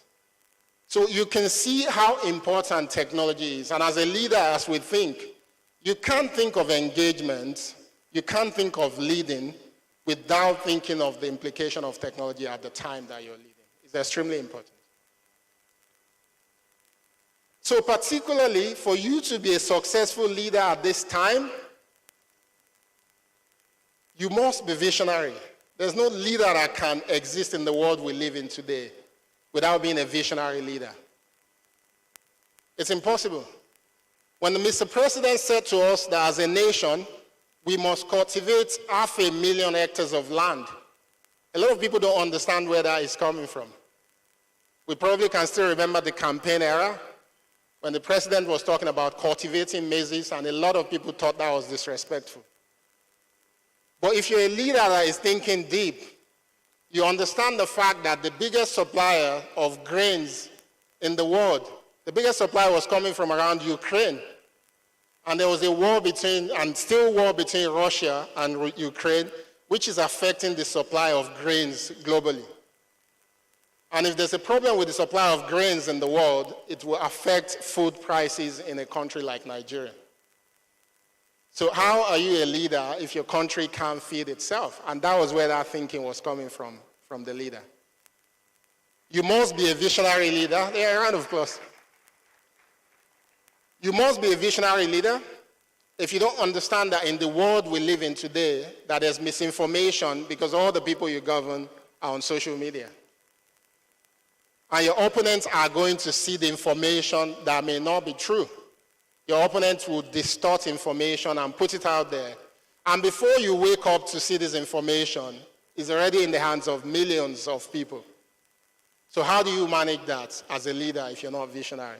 The first Lagos Leadership Summit ignited a new passion and zeal towards charting a new course of action for the country's future.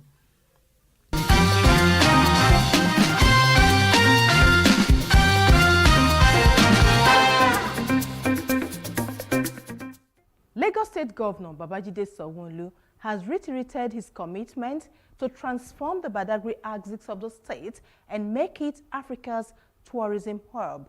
The governor, who spoke during a walking tour and visit to Badagry tourism sites and projects, said the ancient city of Badagry, with many historical and tourist sites, has a lot to offer in tourism.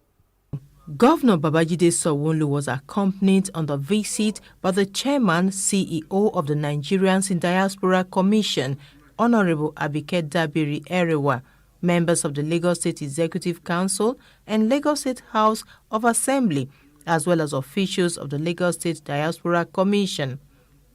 They visited the slave market, Museum International Vlekete, Badagry, which was recently restored and upgraded by the administration.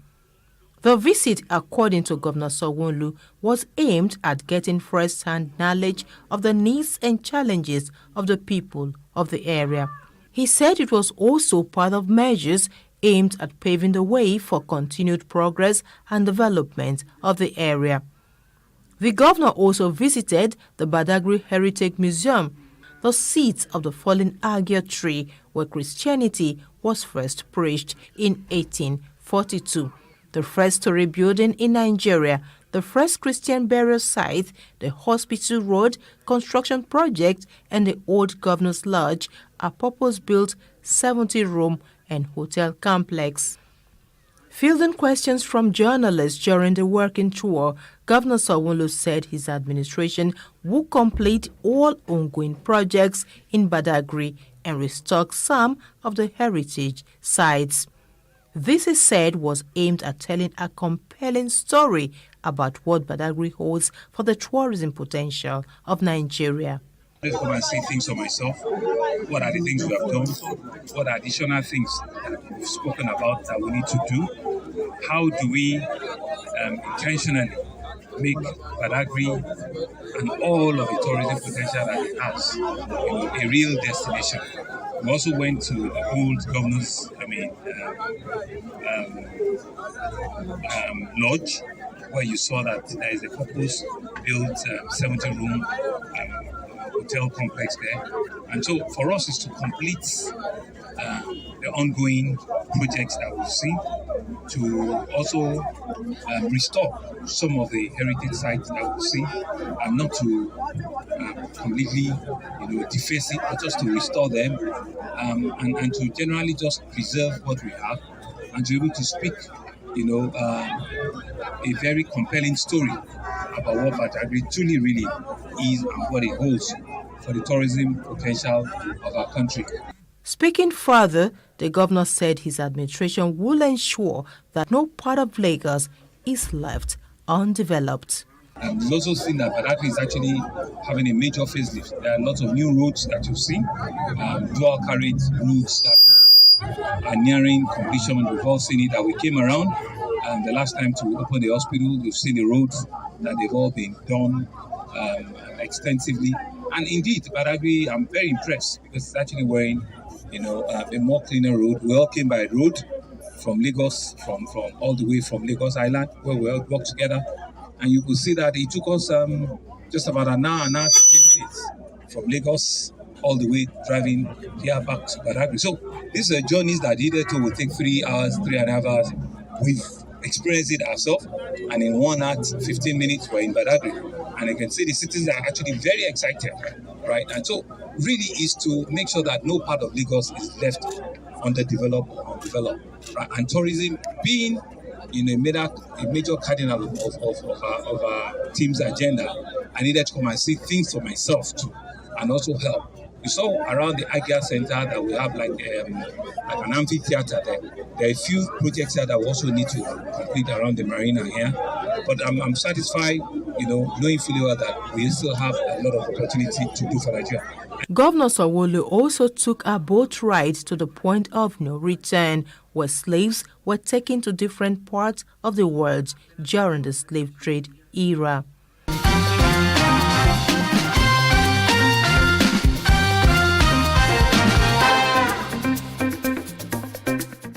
Lagos State Governor Babajide Sanwo-Olu has reiterated calls for idea sharing and mutual respect between legislative and executive arm of government as the most assured way to succeed.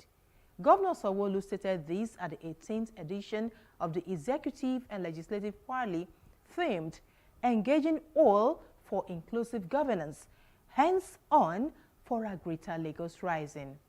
The Lagos State Executive and Legislative Parley, 18th in a series like previous ones, brought together past and serving members of the state executive and legislature. Organized by the Office of Political, Legislative and Civic Engagement, the forum provided opportunity for the elected and appointed members of the state to benefit from the knowledge, experience and wisdom of the leaders who are the forebearers in public service and governance. It's just to bring the executive and the legislative together to be on the same page, to bring about good synergy on governance. What we notice that those are the two key major de facto in our political terrain. The executives are there, the legislators are there. But what do we do in terms of discourse? How do we bring them together to judge agreeing on purpose on which they can take the state forward? What this brings about is to feed the people, the stakeholders on the activities of government, and to ensure that we follow up with our campaign promises to better the lot of Lagos State residents and indigenes. I think that it's a forum that gives all of us opportunity to know what is going on. So that when they ask us questions, we'll be able to answer and we'll be able to feed the entire Nigeria of activities of Lagos State, and brings about mutual understanding and good relationship to all. Delivering his keynote address, Lagos State Governor Babajide Sanwo-Olu commended the Speaker of the Lagos State House of Assembly, Mudashiru Obasa, and the entire lawmakers for their commitment and passion towards ensuring a better Lagos. And so what we see today is that the philosophy that drives effective and impactful governance is one that recognizes the importance of widening as much as possible the opportunities for citizens and its stakeholders, participating in every state and process of decision-making and implementation. In a participatory democracy which is currently operates, we have a key role to play as representative of our people at various levels. We are actually representing our people, and we are using that platform to create opportunities for them and to also support our individual aspiration. For us to achieve this goal, it is imperative that we continue to work together, understand and harmonize our differences, always on the side of overwhelming majority of our people in line with the manifesto of our party, meaning that our decisions will be driven, like BRF always say, the greatest good is for the greatest number, that always ensure that it is the people that have entrusted us with their lives, with the belief that we being government will make life meaningful for them, will make it better for them, will create an ambience and an environment where security of life and property is paramount, is important, and will create an economy where people can live and breathe, and know that indeed this government is working for them. I wish to acknowledge the fact that both the executive under my able watch and the legislature has continued to maintain an uncompromising posture in pursuit of the vision of a greater Lagos that we see. And I want to say that not only are we in Lagos doing that, our brothers and sisters, our colleagues at the National Assembly are also doing that. We've seen over the years a lot of support, a lot of collaborative effort, a lot of intervention coming from our representatives, at the federal level, who directly also work with us now to identify key gaps in all of the things that we're jointly, doing, and they look for opportunities that they can directly intervene at their own level. And I want to use this opportunity to thank all of them, our senators and our members of the House of Representatives. Please, let's give yourself a round of applause. And to the legislature, the Speaker is not here, but I'm bold to say, and I think BRF also made the point, when we start, especially for members of the executive that are new, and so when that executive was constituted, a couple of months back, and we have to present ourselves, and get clearance and the rest of it. Those are the constitutional responsibility. Those are things that the House of Assembly must perform and must do, with free of mind. And I want to commend them for doing that role. And I want to say that afterwards, they also have a constitutional responsibility, no matter how well we put the budget together, that the Constitution has given them the power to look at it, to deliberate on it, and to issue a bill, an appropriate bill, that becomes a guiding rule for us to pass, our budget. And I want to say and commend the leadership and the members of the Lagos State House of Assembly for always coming through for us, and ensuring that that working tool happens at all times. The governor promised to maintain a harmonious relationship with the State Assembly, noting that it is good for the executive and the legislative arm to share ideas with mutual respect. So what we see is that the dividends of a mutual understanding and a collaboration between our executives and the legislature will create, a direct benefit for our citizens. We'll be beginning to see the impact and the import of it on some of the deliverables that happens on the executive side, rail projects, mill projects, food markets, and the rest of it. And that's why we're in government. And like my mom also said earlier when he was speaking, to some people, you're an executive, you're a legislator, you're in government. They really don't want to hear excuses. They don't want to listen, to the fact that you are part of government and you need to be able to own it. You need to be able to defend that government. You need to be able to take proper feedback back to the person that either will fix the problem, will resolve the solution, or bring about, a problem-solving mechanism. We cannot shy away and try and explain it or excuse it and say that I'm not part of it. You are part of it in one form or the other. You've been elected, you've been appointed, you've identified with us, you are indeed part of government, and we all owe it a responsibility to the citizens to always show up for them and make sure that indeed when they knock on our doors, we can assist, we can listen to them, and we can help them solve some of the problems that they have. In his lead presentation, our former governor of Lagos State, Babatunde Fashola, advised the government to reduce levies and taxes as a way of easing the current socio-economic challenges on the residents. Fashola noted that interactions such as this is to build collaboration and provides a forum for the party to know what its government is doing.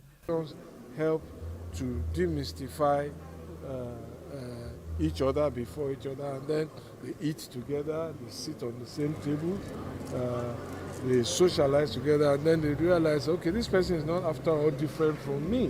And that can break down the prejudices and the barriers that are preconceived, and then help to focus attention away from the person to the subject. What's he actually saying? Let me listen to him. He dresses like me.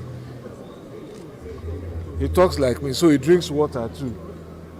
So let me listen to what he or she is saying, and this is important. So this kind of team building is very, very critical, and it also helps to bring the party into the play, because at the end of the day, the party is the one that owns the government.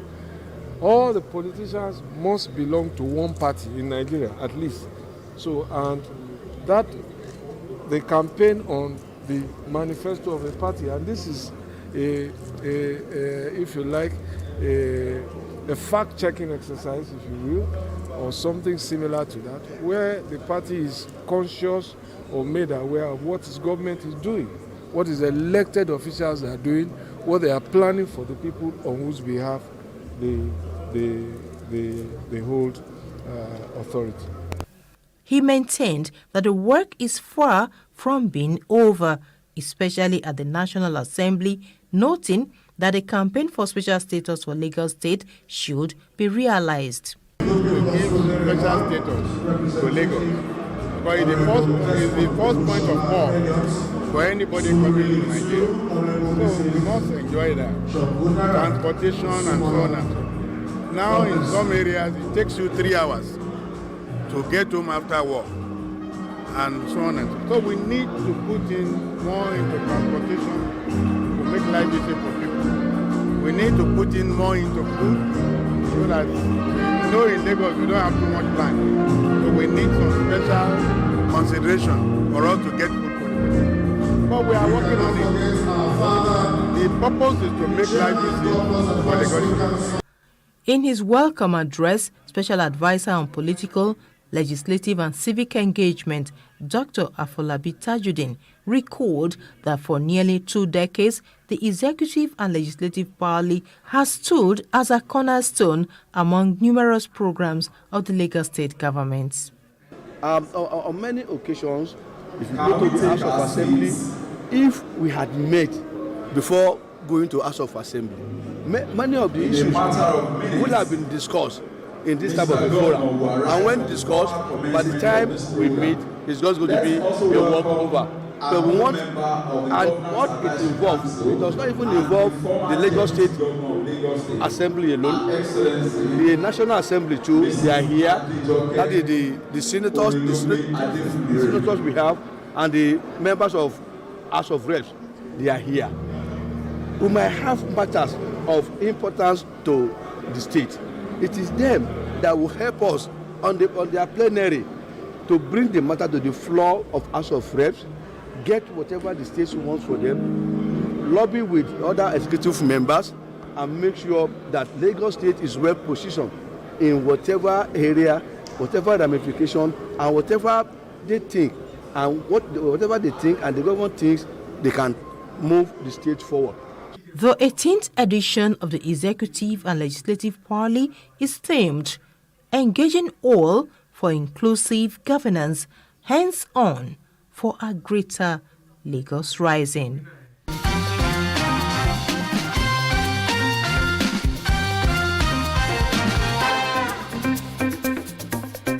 That's all we have for you on this episode of the Greater Lagos Vision on Plus TV Africa. I'm Love Ikuku Oyedoku. Bye for now.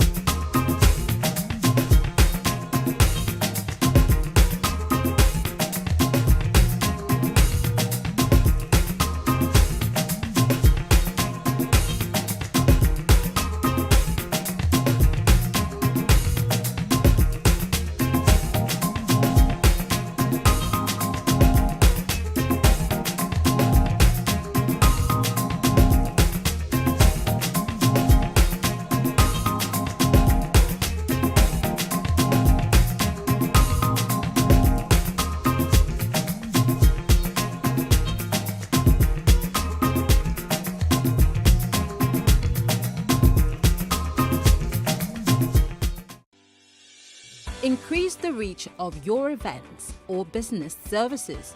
To advertise on Plus TV Africa, please call 0906 000 5719 or 0909 040 8408 or send an email to marketing@plustvafrica.com. Plus TV Africa. Big stories live here.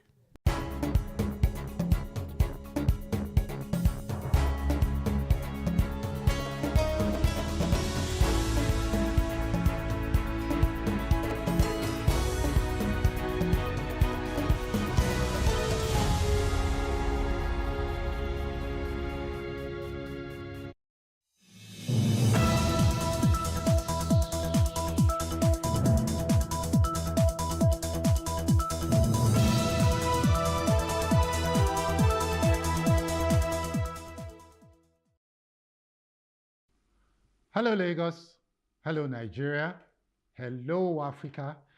You're watching Plus TV Africa and the program is Sports Business with Orufo Ezaga. Sports is big business. I can't say that enough. You know, we're going to have a very packed program for you today so that you can get up to speed with, sports business in this part of the world. Sports is big business all over the world, and many nations are making a huge industry out of sports. Nations, organizations, individuals, you name it. In this part of the world, however, we're yet to read the memo, or maybe we have read the memo. I think we have read the memo finally in Nigeria, and we're just beginning to act on it. So sports is a developing industry in Nigeria. It's an emerging industry in Nigeria. The federal government is leading the charge, and through the Minister of Sports, Mr. Owan Eno, they're trying to reposition sports as big business, as opposed to just being mere social engagement, right? And the private sector is joining in as well. We all recently saw that the minister visited the UBA boss, Tony Elumelu, and he's thinking about getting into Nigerian club football. Yeah, and if you look at local football scene, you'd see that some other private investors have already started investing heavily in the industry. Case in point is the betting tycoon Kunle Shoname, who's behind the football group known as headed by Remo Stars of Ikene, right? So today we're going to be talking to two guests. These two guests are going to talk to us educate us more about sports business. My first guest is going to be Mr. Tunji Adeyinka, who is the group CEO of the Republicom Group. He and his organization have extensive experience in sports marketing and management. He's going to try and unpack for us what sports business truly is and define the scope of what we're looking at exactly when we talk about sports business. I'd implore you to listen for the next 45, 50 minutes or so. And as I always say, you're going to hear things about sports that you never thought about. And you never know, what you learn could open up an opportunity or two for you or your organization. So we'll talk to Mr. Tunji Adeyinka first. And then in the second part of the program, we'll talk to Mr. Suleiman Adebayo. He's popularly known as Puja. He's a bit of a social media sensation with a huge following on Twitter and other social media communities. He would be joining us today in his capacity as a director of Ikorodu City FC. Now, Ikorodu City Football Club is one of 3 Lagos clubs that have made the NNL Super 8. What's the NNL? The NNL, is the Nigerian National League. It is the second tier of Nigerian football. Now, the 8 teams in the NNL Super 8 are going to be competing for 4 spaces in the NPFL, which is the top flight of Nigerian football, next season. All right? So, listen, guys, we might have 2 Lagos teams join Sporting Lagos if they survive the NPFL in the NPFL next season. Of the Super 8, the NNL Super 8, there are 5 teams that are privately owned. So, we say that it's time for the government to step aside and let private interests run our football. Yeah, maybe we're getting our wish at the end of the day, So more privately owned clubs are going to be joining our government clubs in the NPFL next season. Probably have up to 5 or 6 privately run clubs in the NPFL next season, which is a very, very good thing. So before we get into all of that with Puja, I'd like to take on Mr. Adeyinka, Mr. Tunji Adeyinka. But before we do that, we'll go on a short break. And then when we return, Tunji will be ready to do his thing for us. Welcome back, viewers. You're watching Sports Business with Orufor Ezaga on Plus TV Africa. With me in the studio is Mr. Tunji Adeyinka, and he's going to be unpacking for us what sports business truly means. Welcome to the program, Tunji. Thank you very much. I finally got you on this program. Finally, yes. Good to be here. He's a very busy man, but he's a very, very articulate speaker. So he's going to help us understand sports business and what we all should look forward to in terms of opportunities that the industry offers. So Tunji, please tell us, what exactly is sports business? Yeah, I think to discuss sports business, you have to step back one bit and look at what the sports industry is all about. Yeah. And the industry is basically about the activities and interactions that you have between anything that involves sports and the businesses, organizations, and the units that participate in that exchange of value. That is what you look at as the industry. And when you then take one step forward, after you've looked at that industry, then you can begin to talk about the business side of that industry, the commercial side of that industry, because indeed there's the non-commercial side of the industry as well. Yeah. There's the public sector side of the industry, there's the not-for-profit side of the industry, and then you have the commercial side of the industry. And that is what you tend to then describe as the sports business. Yes. When you look at that in summary, you're looking at an industry that that has a tremendous in terms of sizing. There've been different numbers which have been touted. If you check some studies online, they will tell you that you're looking at a $400 million to $600 billion industry.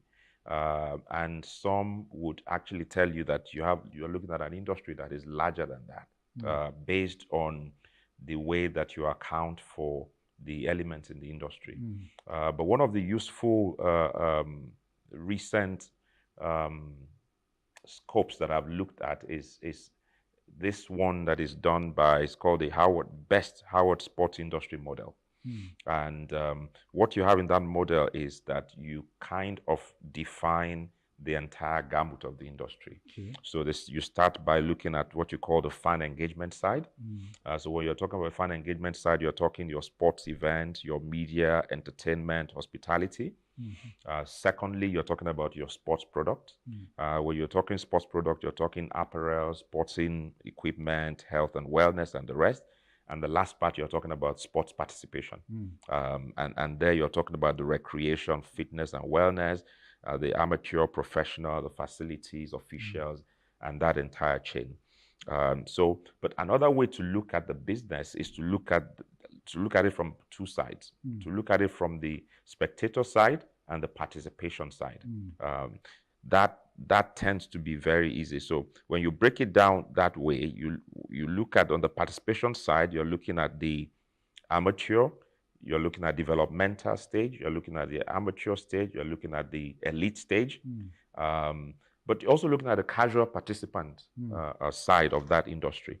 And on the spectator side, you're also looking at the you're looking at the viewership, you're looking at the followership, and so on and so forth. So when you break it down in that manner, it kind of simplifies what you're talking about. So if I want to make it easy, let's look at the participation side. If you look at the participation side, you have the developmental stage, which tends to be the bottom of the pyramid. That is where sport starts, the grassroots. And this takes place in schools, mostly the primary schools and those kind of establishments, but also takes place in communities as well, so that when you get home, you have a place where you are playing. And then after that, you get to the collegiate stage, which is where you now begin to talk about universities. And after the collegiate stage, you then get to your amateur or professional stage. And then, of course, at that same participation side, you have a large casual participant number who are part of that industry or that business. So that is on the participation side. On the spectator side, you just flip it, start again from developmental, where you have low following. You don't have a lot of people watching that when you're looking at the spectator side for developmental sports. But as you begin to go again, you go to collegiate, And when you talk about collegiate, you begin to talk about TV, you begin to talk about broadcast, you begin to talk about merchandise, tickets, sponsorships, and so on and so forth. And then after that, you look at the amateur and professional stage, where you're looking heavily at TV, merchandise, hospitality, tickets, player sales, sponsorship, and the rest of that. So I think just to take the first bite at that is what you're looking at globally in terms of framework.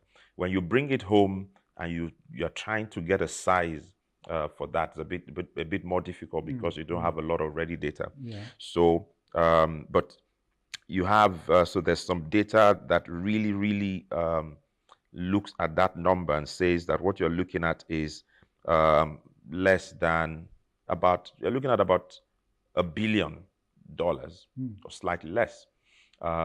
But again, when you begin to disaggregate all of that and begin to look at it, you look at, Statistica tells you that when you're looking at mostly digital applications and the rest of them, they accounted for about $1.2 million.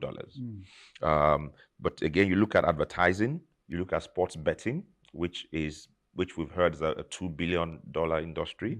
You look at sports hospitality, which is well over $1 million.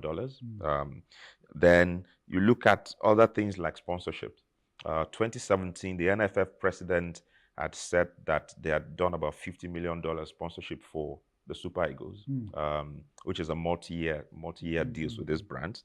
And in 2024 as well, one of the leading fitness chains in Nigeria, which was sold its majority shares. There was a PE, a private equity firm, that bought over, and the valuation of that business was around $18.5 million.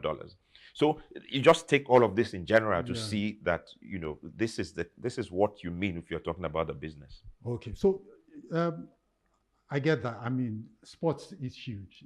It's and in Nigeria, like you've just been mentioning, it's still clearly, some people say that sports contributes about 1% on the average to a country's GDP. When the EU did a study, they found that sports contributed about 2.12% to their GDP and 2.72% to jobs, which is huge. Because if in Nigeria, for instance, we could achieve 1% of our GDP through sports, that's a mammoth industry that we're talking about already. Do you understand? What do you think we need to do? Do you think Nigerians, based on your experience, do you think Nigerians in the private sector, as well as in government, really understand what sports business truly entails? I'm talking the naira and kobo in sports business, and how it affects our everyday existence. So when I answer that kind of question, I say yes and no. Because obviously you have players in that business today who are generating multiples in millions of dollars already. So you can't say those kind of players do not know what it entails. But you also have players who are scratching the surface and are not optimizing the kind of opportunities that they have. Oh, sorry, when I meant players, I was talking about players in the corporate sector. The same thing. The same thing. So if you look at in the corporate sector, you have some brands that are heavily leveraged on sports, that have heavy investment and on sports in Nigeria, in terms of building their brands. Yes. An example? Oh, I can mention several examples. MasterCard sponsors UEFA Champions League. And also has a lot of investment in sporting properties. Visa, the same thing, the sponsor of the Olympics, which is coming up in a few. What about the domestic scene, which is really what? Yes, even in domestic scene, if you look at your brewery brands, Nigerian Breweries is a heavy spender in sports. MTN, Airtel, the telcos are very heavy in terms of spending in sports. Also, you have the banks, Stanbic IBTC spends on sports, First Bank, and the other corporates that you have there. So in terms of investment, you find that a lot of the investment is targeted towards sponsorships for those brands. Now, when you're talking about other kinds of investments, maybe equity investments and the rest of them. You're not expecting this branch to do that. You're expecting special purpose vehicles that are set up for sports, that understand sports, that understand the 100% view of that entire gamut, to then be able to clearly identify what side they want these corporates to be involved in. If you look at facilities, for example, which is a major part, which before now had actually been a government exclusive area, and for good reason as well.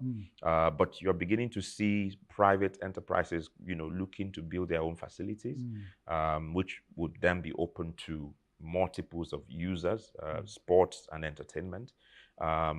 And you have other businesses as well that are set up, and from the beginning they are clearly sports businesses. But if you look at opportunities that are there which are not being taken, for example, if you look at our sport apparel and sporting equipment business side, you would see that is not really, we haven't done a lot in that space. If our population is such that we have about 60%, 70% under 30 or 25, it means that as you are going into schools and you're starting with your school sports, you are going to need to buy wares that you want to use for sport. So how many or how much of that business are we doing in Nigeria, and how much of that is imported? The shoes that are used, the wares that are used, and the rest of them. So you can say in those kind of businesses that we have not fully explored. Also, if you look at leagues as well, and I'm being very conscious, I don't want to talk football because we have so many sports in Nigeria, but you have potentials to develop leagues and potentials for those leagues to have different revenue lines, which is not just your merchandising, your hospitality, your concessioning, your broadcast, your, of course, let's even league player sales by the side, and so on and so forth. Okay, so Tunji, let me ask, because of given your knowledge of sports business and the industry in Nigeria, if you had, say, $2 million to invest in sports today, how would you go about it? Where would you put your money? And that's a tough one. Yeah. I mean, if I had $2 million to invest in sports, to invest in sports, I'll look at different areas. I'll probably look at facilities. Okay. I'll look at facilities. There are certain sports that are really have a mass appeal but don't have enough facilities. I'll look at facilities in some neighborhoods where it can be gated, it can be monetized, and also contribute to the growth of young people in those communities. And I'll look at one or two league opportunities, and lastly maybe events. Maybe certain events. So I would consider all of that and look at what gives me a very good return on investment in the short term and the long term. Okay, the reason I ask is because I feel there are actually Nigerians who have $2 million. Yes. And so much more, as a matter of fact. They're looking at the sports industry and they can see that, we can see sports making money for investors in the US, for instance, and in Europe, But Nigeria is a different kettle of fish, and there are many reasons for that. For instance, maybe they don't trust the federations. Maybe they worry about the policy flip-flops of government. Maybe they don't see the sort of quality that you can use to then enchant fans of a particular sport and stuff like that. Do you understand? But if we could get access patient capital. Yes. Do you think we have sports in Nigeria that can, that we can build to really massive television sports, global sports, and all of that? Do you think we have such sports? I would say we have a lot. We have a lot. And again, I intentionally stay away from football. Okay. Cycling is a very appealing sports. If you look at your Tour of France and the rest of them, you can see how visually appealing the sport is. It also has a mix of participants on the ground who are either you're talking about your elite or corporate, or you're talking about your individual participants. That is one sport which really, if you build a platform and you build it properly, you can actually extract value from that sport. In Nigeria? In Nigeria, yes. In Nigeria, yes. The other sports, and I'm trying not to restrict or limit, but tennis is another one. Okay. Tennis is another sport. One of the limitations that you have with tennis is we don't have enough courts for tennis. And the courts that we have tend to be more private owned, club owned, social kind of club tennis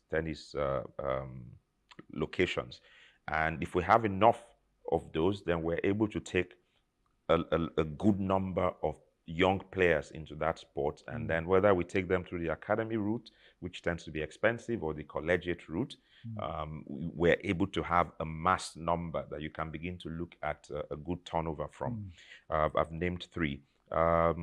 4, you look at basketball. Okay. Yeah, basketball is the number 2 for following in Nigeria.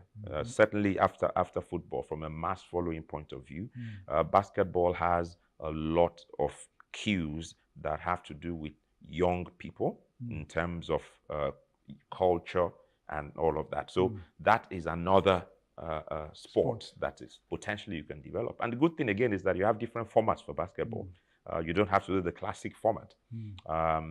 So I've named 4. I can name others like that, which are sports which, if you build properly and you build intentionally, you can have a commercial takeout from them. I'm not even talking about examples like golf, which I've said, I believe also that there are very good opportunities in those areas.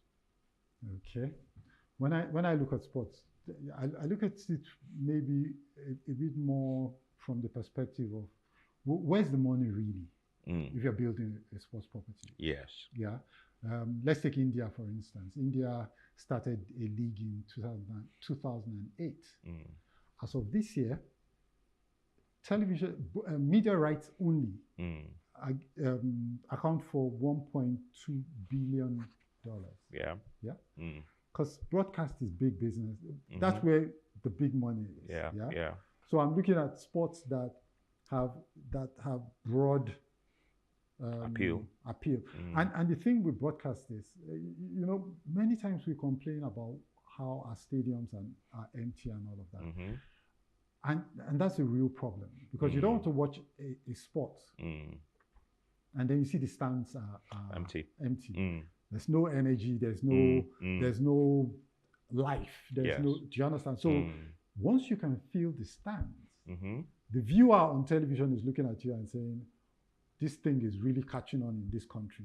These people are really having a blast. I'd like to watch this on over and over again. Do you understand what I'm saying? So for me, I like TV sports. If we talk football, if we talk about football, we all know, like you have said, football is, but really, how many people do we need? And I really need you to address this. How many people do we need to fill all of our stadiums in Nigeria, on a football match weekend? Do you understand? How many people? We have 10 teams, 10 matches. Because there are 20 teams in the MPFL. Yes. We have 10 matches. Yes. So there are 10 venues. On the average, we're looking at, there are some venues that have 10,000 capacity.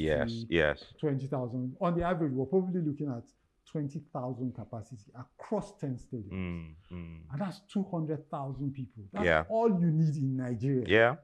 To create a sense to the global community that football has a massive following in Nigeria.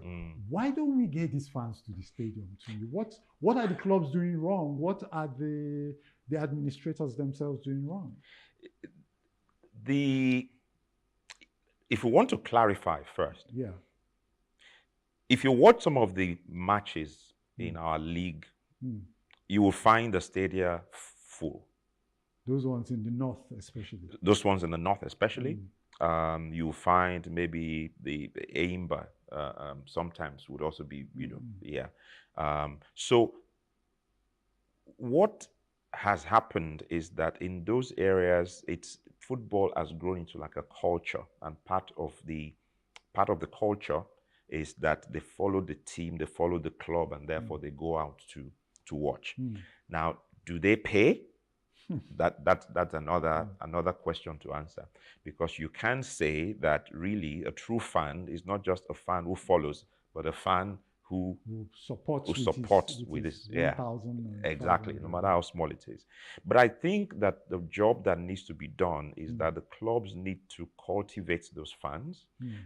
First, it starts from having a facility that is conducive, where you can go and you can take your children, you can take your family, and then you're getting and getting out in terms of that entire journey is very, very good. Yeah. That's one. Two is also to understand that you're competing. Football and those teams are competing with other things that Nigerians are spending on. So on a Saturday or Sunday, when those matches are taking place, you could go somewhere else to spend your money. Yeah. So it's about building a product that has enough by way of attraction to the fans, Okay. and that fans can identify with, and that fulfills the core of safety, of neatness, of when I go, can I use the restroom? Can I do all of that? So that needs to be taken care of.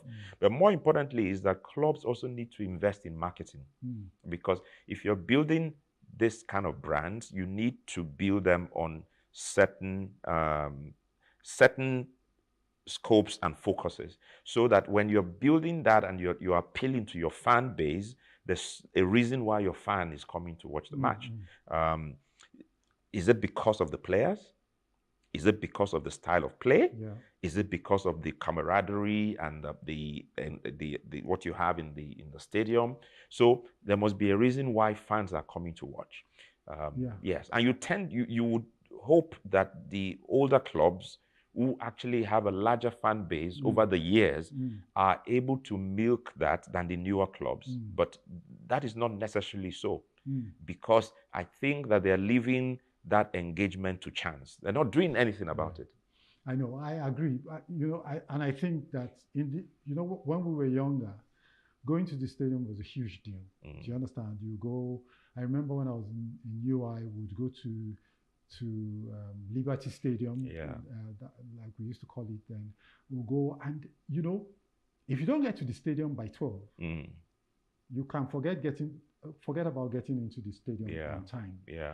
And at that time, you paid. It wasn't free. Do you get? Over the period, of course, cable TV has come in, satellite TV has come in, and the rest of the world has innovated in a way that we haven't. We have fallen behind. So now, rather than create, have the passion to create quality content, quality programs, or quality properties, we're distracted by what's going on elsewhere. That for me is a major factor, that distraction. And we are so far away from what used to be our local, our culture to local sports. Now, getting us back there is going to take it's going to take quite some work. So the question then is, who does this work? Is it the clubs that have to go back to communities? Do they have to build around communities like they do in Europe? Or is it, I don't know, Tunji, tell you have the experience. The clubs are built around communities and around ideals. So, and that is it. They're built around communities and ideals. So it's those ideals that bring us together and draw us together. You find Rangers fans who are from different parts of Nigeria and who still follow Rangers. But you find that the core of Rangers fans are likely to be from that Enugu area. Or people who grew up around that area, but they are now all over the world, right? So, but again, why would someone watch Arsenal, Man U, and the rest of them, and not follow his own local. It's because the appeal is not there, and the appeal is not strong enough. And when you begin to beg people or force people to do something that they are not naturally inclined to do, you're going to struggle. So, and what you find is that, yeah, if any of our music artists were to play outside Nigeria and have field halls and the rest of them, if they play in Nigeria, they will still have the same kind of numbers. So it's around, if you look at the clubs that we have in Nigeria, those clubs have not intentionally built their base in terms of the local base that they have. And it is the responsibility of the club. Okay. It's not the responsibility of the league. Okay, Tunji. Yes. Please hold on to your thoughts, because we're going to take a short break. Okay. And when we return, we basically put some icing on all of what you have said so far. Viewers, we have to take a short break now. And when we return, Mr. Adeyinka is still going to be here. We're going to talk a bit more about what is going on with our local sports and whose responsibility it is to try and wake up the industry. Personally, I think it goes beyond one stakeholder. It's about all stakeholders coming together to do what needs doing. But when we return out, we're going to hear more about what Tunji has to say. Don't go away. Welcome back to the program Sports Business with Orufo Ezaga. In the studio with me is Tunji Adeyinka, the group CEO of the Republicom Group. We're talking sports business, and we're talking about what we need to do locally to ensure that the local industry thrives. Yeah, Tunji, so we're talking about whose responsibility it is. Yes. We talked about the club. Correct. Clubs. Correct. But then the sports ecosystem has all kinds of stakeholders. Correct. So we have the media, for instance. Yes. And a lot of what we get to know about sports, the media is so powerful. Yes. That they can even determine to a large extent what society follows. Yes. What kind of sport you want to follow and all of that. Clubs too need to do a lot of work, like you have said.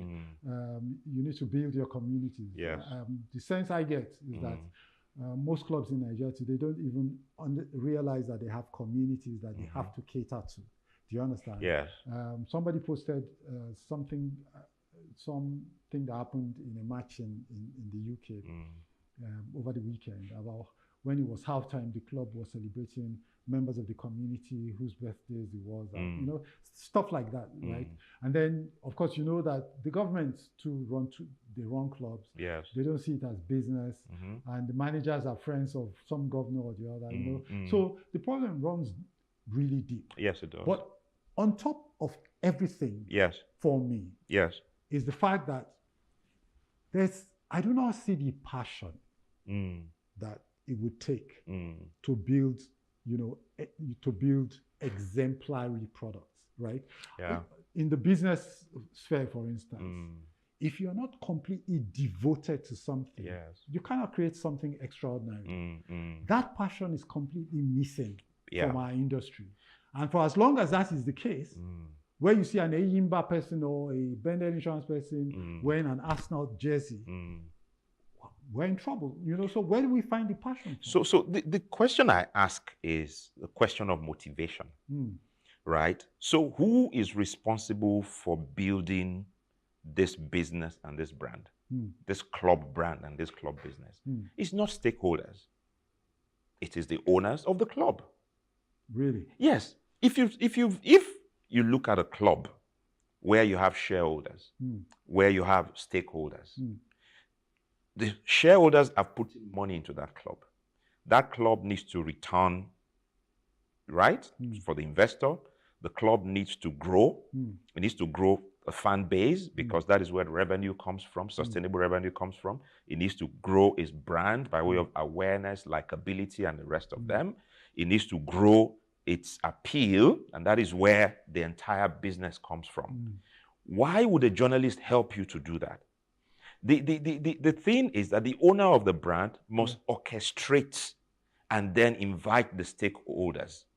And the stakeholders will then see their own, what cultivate their own interest But in doing the that. club owner is not the guy, is not the business owner. If you the league owner, for instance. It's not about the league owner. He's a part of the league system. It's not about the league owner. So what should the league owner do?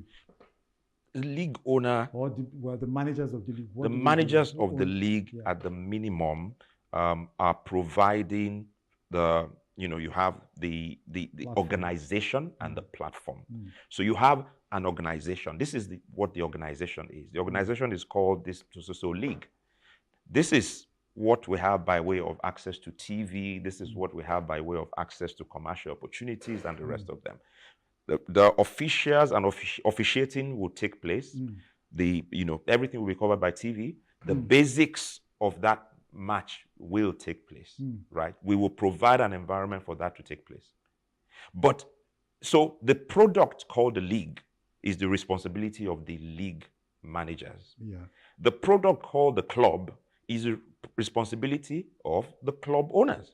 No doubt. Because you cannot have a vibrant league if you don't have vibrant clubs.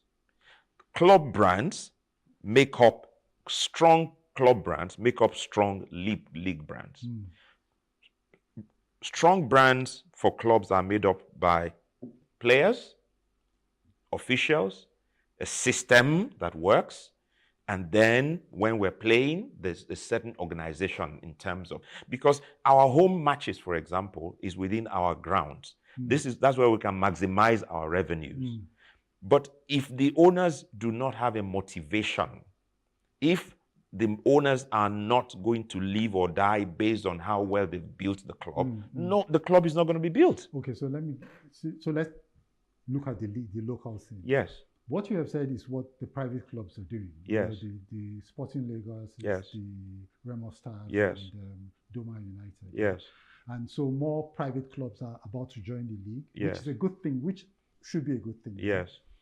Now, in the MPFL, this is that on the one hand. Yes. So you have a story that says private clubs are asserting themselves in our league. That's Yes. one narrative. Yes, yeah? yes.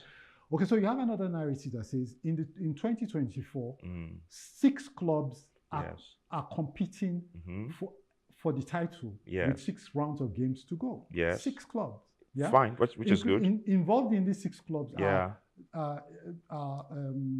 is a club, for instance, like Remo Stars, Yes. who are chasing their very first title. Yeah. Do you understand? Yeah. So this is a close finish. We're looking at Yes. the photo finish. Yeah. Do you understand? So that's another narrative. Do you understand? The third narrative, for instance, is, okay, we're looking at the NNL. Yes. Yeah. We see that 3 Lagos clubs Yes. are in the NNL Super 8. Yes. Meaning that Lagos is probably going to have, from a position of almost 0 all of the time. Yes. Lagos is probably going to have 3 clubs now. Yes. Why is that the case and all of that? These are narratives that clubs Yes. can build. These are narratives that Correct. must be built by clubs. by whoever has the overview, the Correct. helicopter picture of the Correct. business. Do Correct. you understand? Correct. And so for me, you may say that that's not the responsibility of the media. I would say only to the extent that the leaders of the league have not seen how to, galvanize the media and get them to tell stories that make the league interesting. Those are not responsibilities. I think we are giving too. You are putting too much on the neck of the organizers of the And I league. think you're putting too much on the neck of the clubs. No, because at the end of the day, Yeah. this product is as good as its clubs, right? You if you look at the EPL, you don't see the organizers of the league. They are quiet. They do the major things they need to do, but they are very quiet. Why are the club brands so strong in that environment? Because the club brands are the unit brands of the league. I agree. Yes. But guess what? If you meet an average Nigerian today, Yes. chances are that all he gets about the EPL Yes. is what's on Sky TV, or what's on Daily Mail or something. Do you know? So is the media still, at the end of the day, piecing all of these bits together Now, and you- telling interesting stories? You're talking about the media. Yeah. which is media. I'm not saying it's just the media's responsibility. Yeah, but no. It's everybody's responsibility. The media All is stakeholders. very, very important. But the point I'm making is that brand A, let's use a consumer brand. Let's not even mention names. Yeah. This is brand A. It's a bottled drink. This is the bottle. This is what it does to you when you drink it. Now, the job of the owners of the brand is to tell their story and get media to amplify that story, isn't it? So much so that when media is taking that story from PR, it doesn't look like sponsored stories.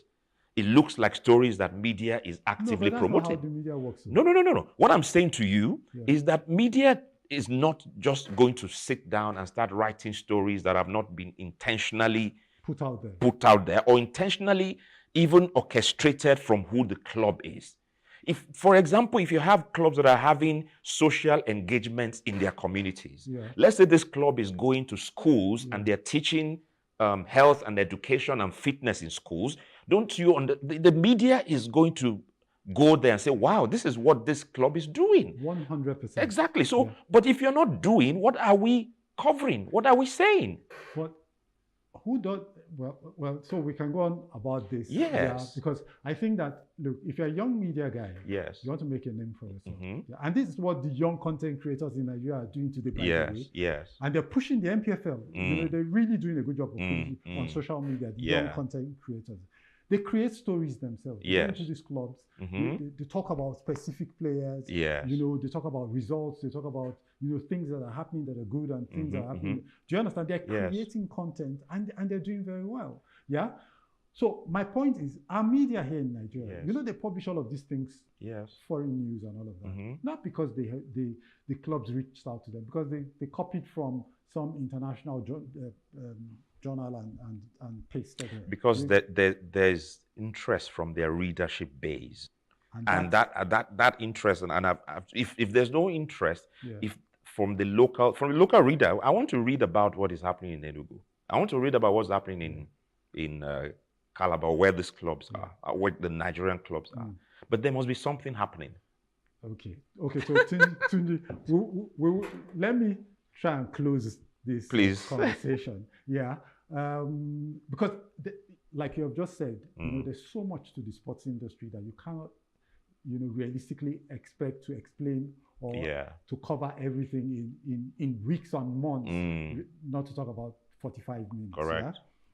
But to the point that you made about the media jumping on stories and the like, yes, it's I understand that. Yeah, the media should play its part. The clubs should play its part. Exactly. Exactly. Do you understand? Exactly. Launch its jerseys. Play beautiful football. But Tunji, I'll tell you that there's some goals that I have seen in the MPFL this season. Yes. Even in the NNL, last week we showed one. People were wowed. Do you understand? That went unreported. That's where the English media is so strong. And that's why they're the biggest league in the world. Because that media, they tell the most amazing stories. Do you get? And you follow the football, not because the football is nice. You follow the football because of the surrounding stories around the football. Otherwise, it's just 22 guys. Yeah, so I've seen some of these surrounding stories in Nigeria as well. I've seen some of these beautiful goals in Nigeria. What we need to do, like you said, I've seen some of them. Yeah. What we need to do is amplify. Because when we amplify these stories, then people, the point I was going to make, sorry, Tunji, and this is just, the point I was going to make is the fact that what makes us international in this country is how much local content we can push out there. That the international media wants to, and then people overseas want to share in. Correct, yes. If you want to talk to me about Arsenal in this day, or in Punch, or in Guardian, why am I going to read about Arsenal in Guardian when I can go straight on their to an authentic source in the UK? Correct. And if BBC is looking to talk about football in Nigeria, they want to know what you're doing here, not what you're following in the UK. Beautiful, yes. So these are the things that we need to look at. Yes. And Tunji, unfortunately, we don't have all the time in the world. Yeah, we don't. I'm hoping to get you back here to engage further, because there's so much I know that our leaders can benefit from what you know. I agree. And so, ladies and gentlemen, we've come to the tail end of our program for today. Yeah. A lot more is going to happen next week. We're going to bring you a major conversation. We didn't want this to be about football. Unfortunately, we ended up talking about football. But we have other sports lined up for you in the weeks ahead. And we're going to be talking about cricket. We're going to be talking about basketball. We're going to be talking about so much more. So keep listening to this program. There's a lot you're going to get from it that could give you an advantage in the sports business industry going forward. Thank you, Tunji, for making time you very much. to Thank join me and us. Yeah. Thank you. And so until we meet again next week, viewers, be productive, be good, and stay safe.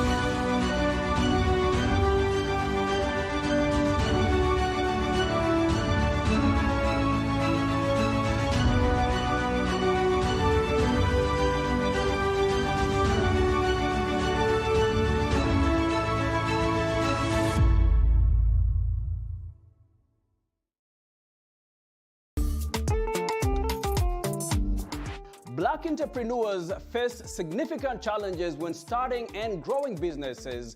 Many have a hard time accessing the resources they need due to what they say is discrimination and sometimes bias.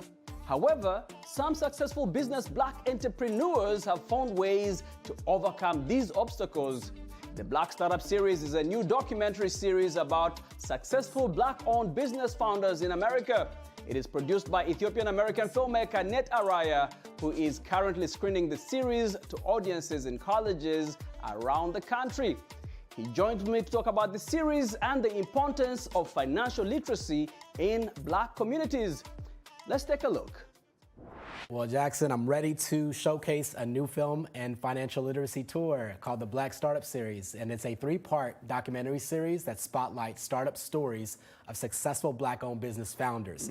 And the goal with this project is to be able to really shed some clarity around entrepreneurship and financial education within our global Black community. Especially among the Black community. Absolutely. How did your work as an entrepreneur inform this, this project you're working on right now? Yes, so as a filmmaker and entrepreneur, I've been blessed to have the opportunity to travel the world. So I've been to places like Ethiopia, Senegal, all over the Middle East, and I've seen that there is a surplus of talent within our global Black community, but also a scarce of access to opportunity. So as we all know, access is the cornerstone of power, and I've noticed that talent is universal, but the access to opportunity is not. So now with this documentary, we're providing access to diverse number of stories of representation that we all can see ourselves in. I mean, I've had you on the show a couple of times, starting way back in 2019. Right. And then 2020, we caught up again, but this time we were in lockdown at the beginning of the pandemic. Right. You had a new venture going on. How was it starting a business during the pandemic? It was interesting because essentially I was supposed to be a passive investor for a brick and mortar coffee business, but we changed our brick and mortar to a click and order business model where we turned Ground Zero into a supplying company. Your company was called Ground Zero. Ground Zero Coffee, East African coffee company focused on community impact through social impact. And that's what we did. We just started delivering coffee, quality coffee at people's convenience to their doorsteps.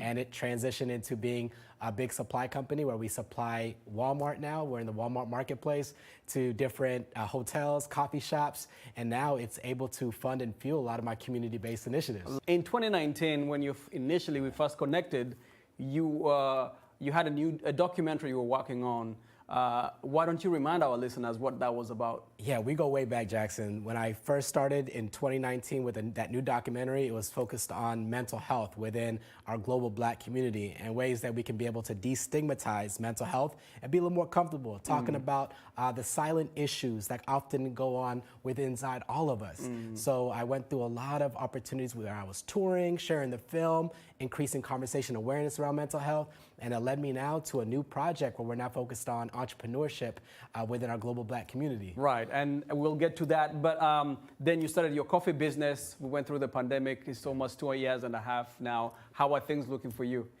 It's amazing. The coffee business now funds and fuels the community-based initiatives, and one of them is happening right now. Right. How did your work as an entrepreneur inform this project you're working on right now? Yeah, so as a filmmaker and entrepreneur, I've been blessed to have the opportunity to travel the world. So I've been to places like Ethiopia, Senegal, all over the Middle East, and I've seen that there is a surplus of talent within our global Black community, but also a scarce of access to opportunity. So as we all know, access is the cornerstone of power, and I've noticed that talent is universal, but the access to opportunity is not. So now with this documentary, we're providing access to diverse number of stories of representation that we all can see ourselves in. So the documentary series, 3 parts, right?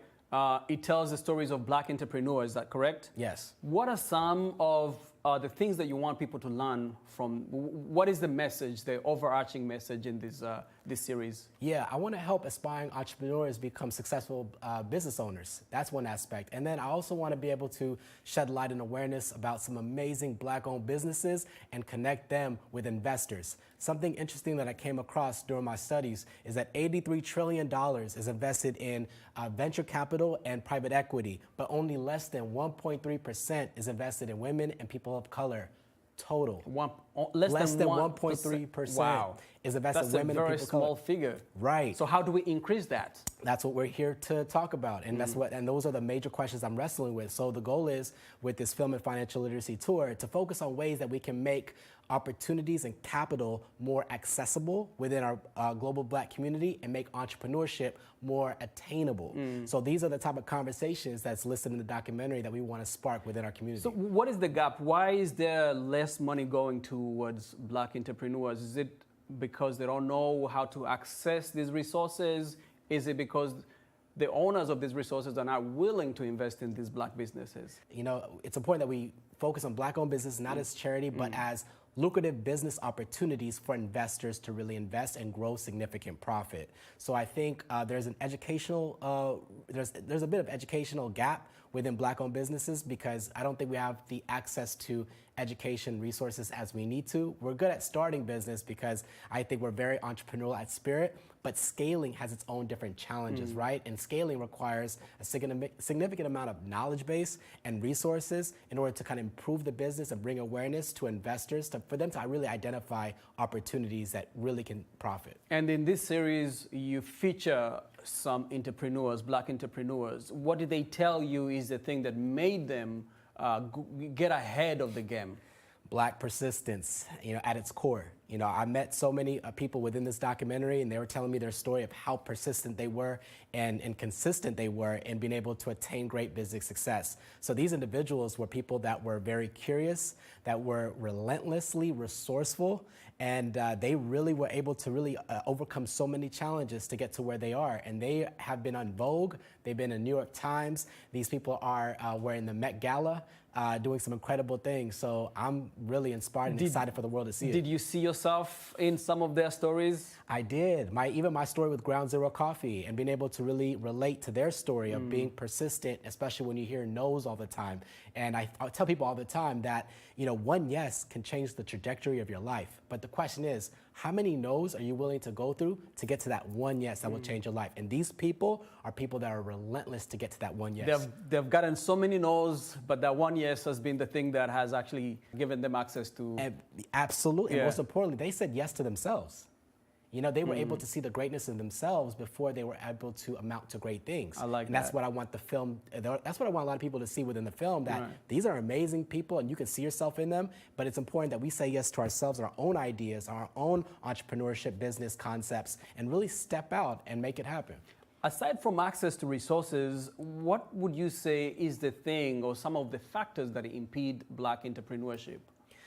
One of them, I think, is just access to education, because I think it's important for us within the ideation stage of business development to not just think about just starting a business to start a business, but really think about incrementally scaling, or eventually looking at ways for the business could be acquired or going IPO.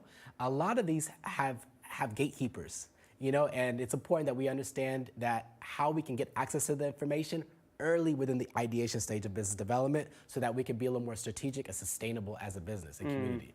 And who are you targeting with it? Is it the people that, is it people in the Black community? Is it the people that was the resource holders? Yeah, I think it's gonna be a little bit of both, right? Because it takes a partnership, right? You know, I heard that, you know, if you want to go fast, go alone, but if you want to go far, go together, right? Yes. So I think it requires investors, a community of investors, startup founders, you know, and different people, professionals, to really get together and really look at ways to really elevate business and community. Tell us some of these people, some of the stories of the people that you feature in these stories.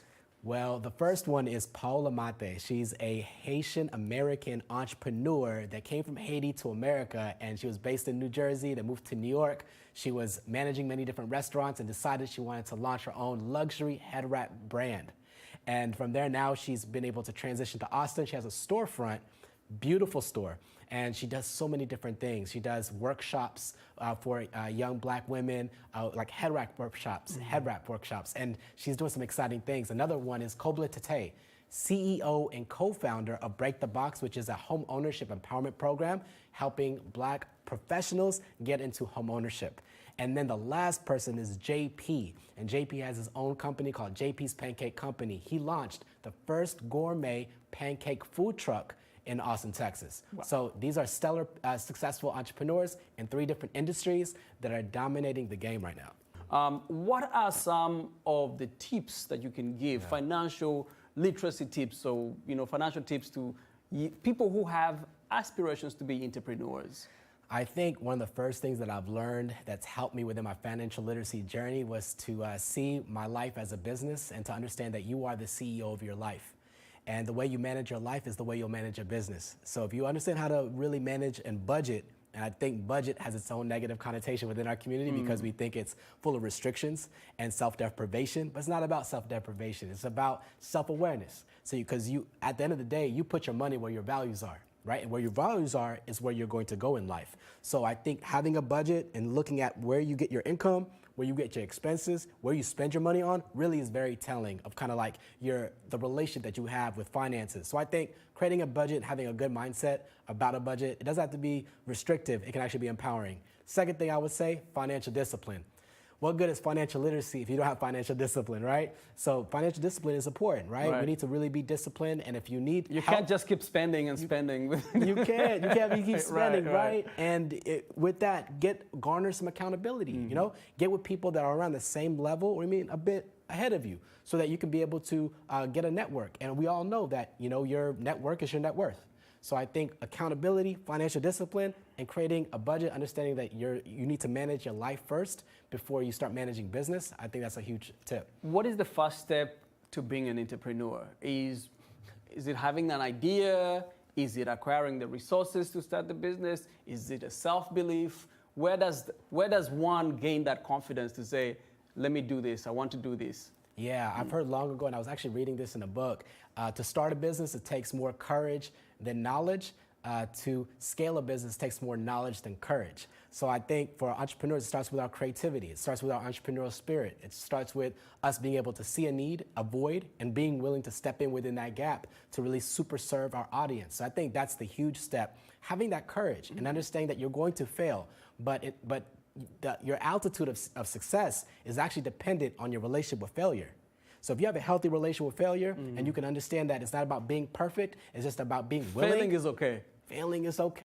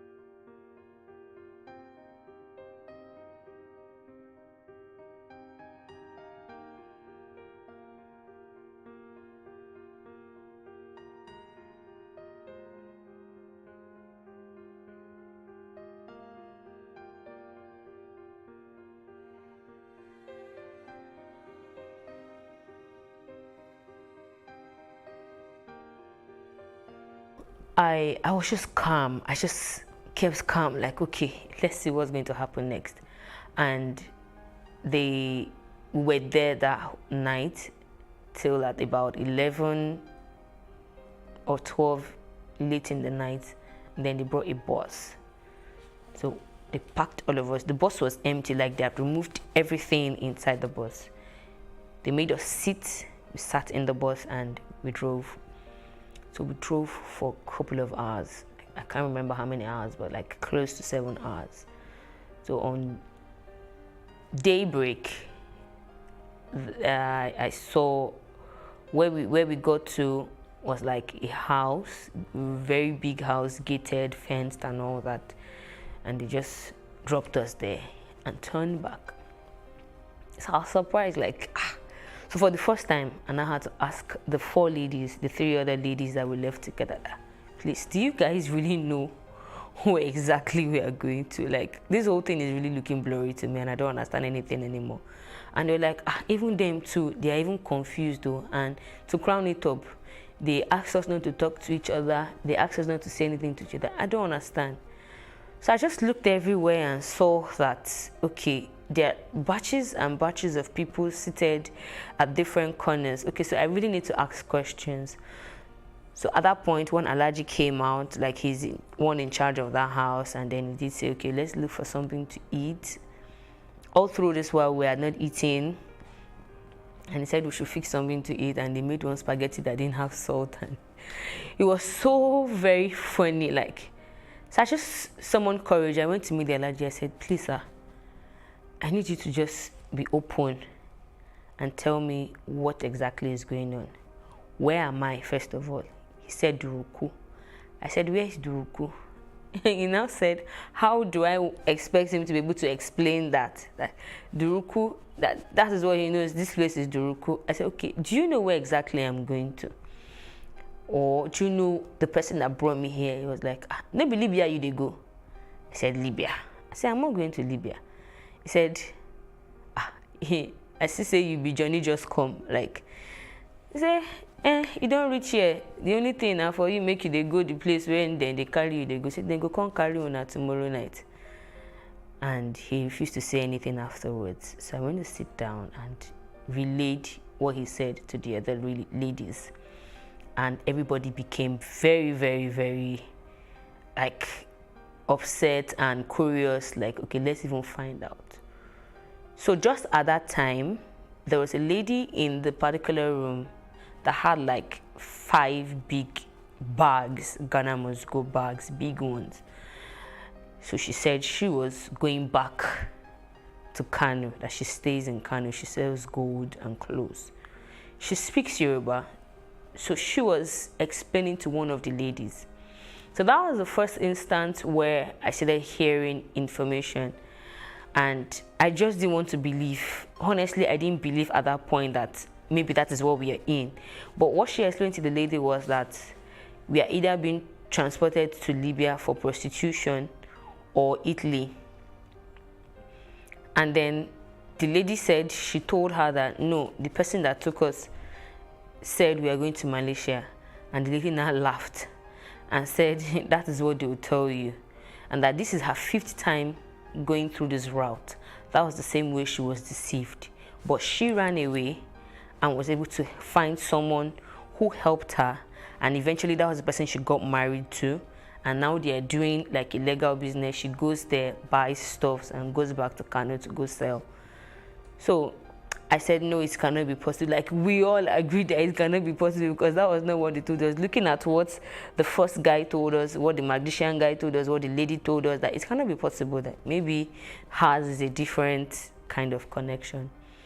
So fast forward from there, they came to pick us the next night in a Hilux, arranged us, and we drove for like 3 days non-stop. Okay, we had 2 stopovers.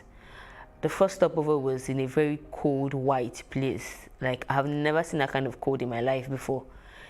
I was shivering to the brain. Like, I just couldn't imagine why I was going through this. Like, if these people really want to help me, this is not a way to help someone. you cannot be helping someone and the person is in pain.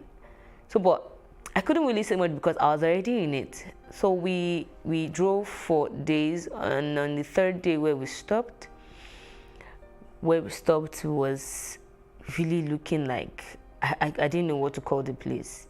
There were thousands of people, young ladies, guys, and they were calling it ghetto. This is ghetto. They're calling the particular ghetto. The ghetto had a name, and they said, okay, now we can go and have our bath. So for the first time after 7 days, 8 days, we're going to have our bath and have change of clothes. So first of all, my concern was to even just let me even have a bath first and find something tangible to eat. So they made rice, we ate. In the midst of eating, I started hearing conversations.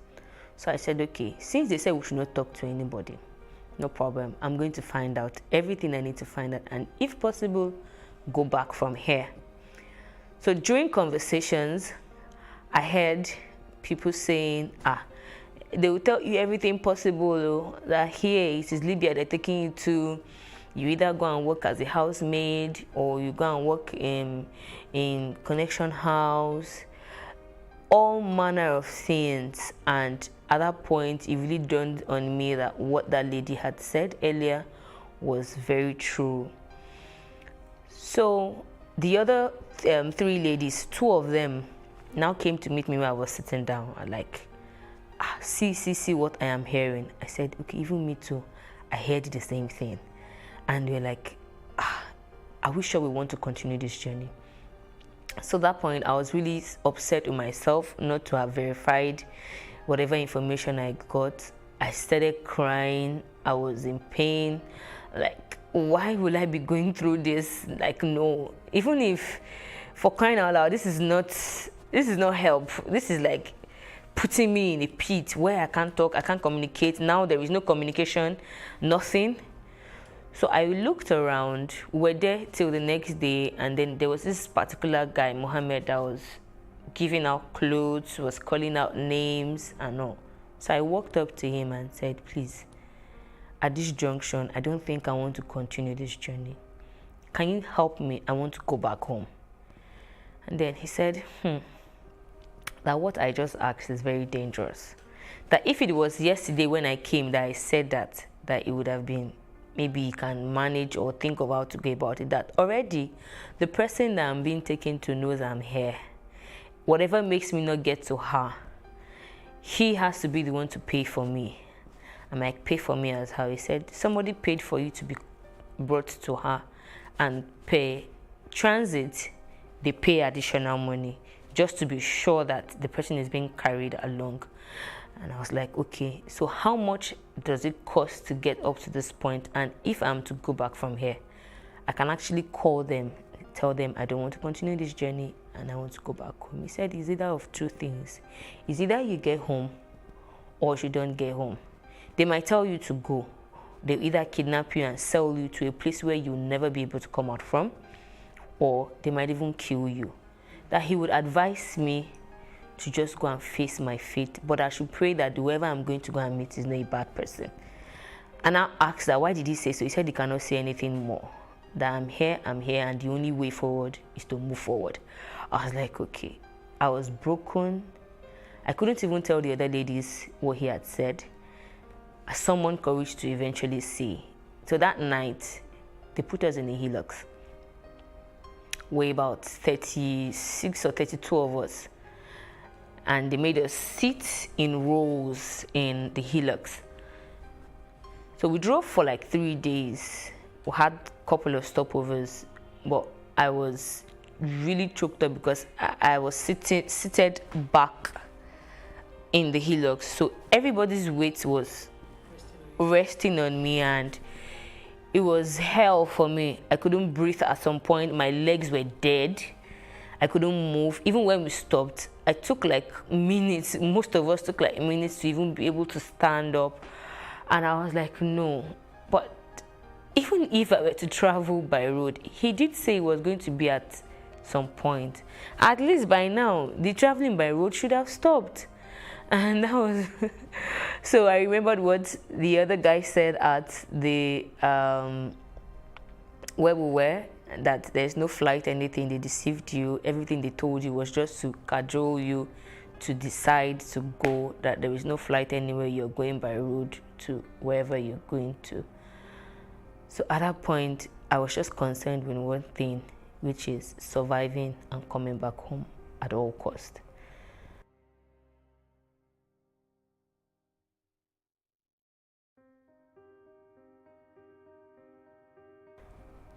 So after the first stopover, I became sick a little bit. I started having too many issues. So I decided not to sit in the hillocks again. And then I had to sit at the edge on top of the tire box. And then I had a stick in between my legs. So they made ladies sit inside the hillocks, and then the guys would sit around the hillocks. But because of my previous experience, I had difficulties breathing. I said I wasn't going to sit inside the hillocks again, that I was going to sit at the edge. So I did sit on the edge of the hillocks and had a stick to hold on to, and we drove for another couple of days. The experience in the desert was, it's not something, sometimes when I think about it, I just smile. My smiling is not that, okay, I'm happy, but I wonder how I was able to pull through. I wonder how I was able to manage my health. I wonder how I was able to cope up mentally, emotionally, thinking about everything I had left back at home, everyone. I kept them in the dark. I didn't really say much. And then thinking about the people who deceived me, like, if you want to help someone, you should help someone and not even put them into more problems. So a lot of things were racing through my mind. I got so discouraged at my own life. I felt really bad that I was impatient. I didn't ask questions. Of all places, why would I be going to Libya to do what? Like, I wasn't even, I couldn't really define the feelings I had then. But at each point, what I always did was to just pray to God that, God, I know that I have done wrong not to have even, look out for my own self. But I'm asking for just one thing. Wherever I'm going to, make sure you take me back home, healed and healthy. So we had another stopover. I got beaten along the way by Arab men. I was trying to save someone from getting beaten wrongly, and I got the beating. Difficulty, there was no food, there was no water, the weather was, the sun would be shining and scorching, and the cold was extremely cold. Like, I couldn't really, there was no definition of everything that was going on. I was just bleak and blank. At the point, I was regretting every step from my friend. I started cursing, like, so she knew about this. That was why at the point she disappeared. She didn't really see anything. And even when I asked her about it, she pretended not to know anything about traveling. That this guy didn't tell her anything about traveling. But I'm like, but you introduced me to this guy, so it's not possible for him to come tell me something about traveling and you didn't know. I thought so far and wide to the point where I felt, okay, I know I'm not going to die. I know I'm not going to die. I know I will go back home. And I'm so going to fish these people out and really find out the reason why they ever did such to me. At some point, I became very ill. I had very bad cough because I refused to sit again at that point. We had sat for like 3 days. So all my ties were burnt and peeled from the sitting. And the hillocks, the speed at which the hillocks was moving was really high. It wouldn't stop. At a point, a guy fell off the hillocks and they didn't wait. They didn't wait. The drivers were so mean. We don't understand their language. They don't understand our language. So even when you're beckoning on them to say, oh, something is going on. There was a time a guy was throwing up. He was feeling, okay, I think it was about throwing up. So we're like, okay, maybe if he stops. We tried beckoning on them. And if they come out, the next thing they do is to maybe hit you with something, saying all manner of languages. We didn't understand. We couldn't speak to them. They couldn't speak to us. It was hell for me. So because my laps were peeled, I couldn't sit again. So I now stood behind the pavement of the main Hilux box. And then that journey was for 5 days. 5 days of cold, 5 days, as in I couldn't breathe. I couldn't breathe. Like at some point, I would just cry and scream out loud. Like I wish the sky could even feel my pain. Like there was no definition to what I was going through. And I just kept crying and crying and crying. After crying, I'll console myself. You're just crying. You see, everybody here, they also have one reason to cry. So they cannot shoulder you and tell you sorry. So you alone will have to shoulder your pain. And that hurt me so bad. Sometimes when people see me talk about the story and I'm not really showing so much emotions, they feel, oh, we're not too sure you went through this. I have said it like 1,000,001 times. It's something I went through, and I can imagine how I had to just tell myself that, come, you have a child back home that you love. You need to be alive to come back to her. That was my source of strength. And the life I really wanted for myself ever before embarking on that journey just kept me going, that I know one day I am going to eventually come back and say this story to people. So at that point, remembering and recalling everything, one question kept popping in my head: why will people not have any other thing to do other than to do a business where you transport people to an unknown country, you lie to them, you deceive them, you promise them heaven and earth, and then put them on a dangerous path where is either they make it or they don't make it, and you will not even tell them any of this. So I was bent on making it to wherever it is. I said to myself, no matter how wicked whoever it is I'm going to go and meet is, I'm going to come back home and know the reason why people really did this problem, this business. On getting to Sabah, Sabah is halfway into Libya. On getting to Sabah, we had a connection house where they put us. We met about 60 ladies in the room, and then the guys also had their room. And they kept adding us. They kept adding. And at a point, I counted, we were about 80 in that room, the ladies' room. The guys were about 40-something. The food was really bad.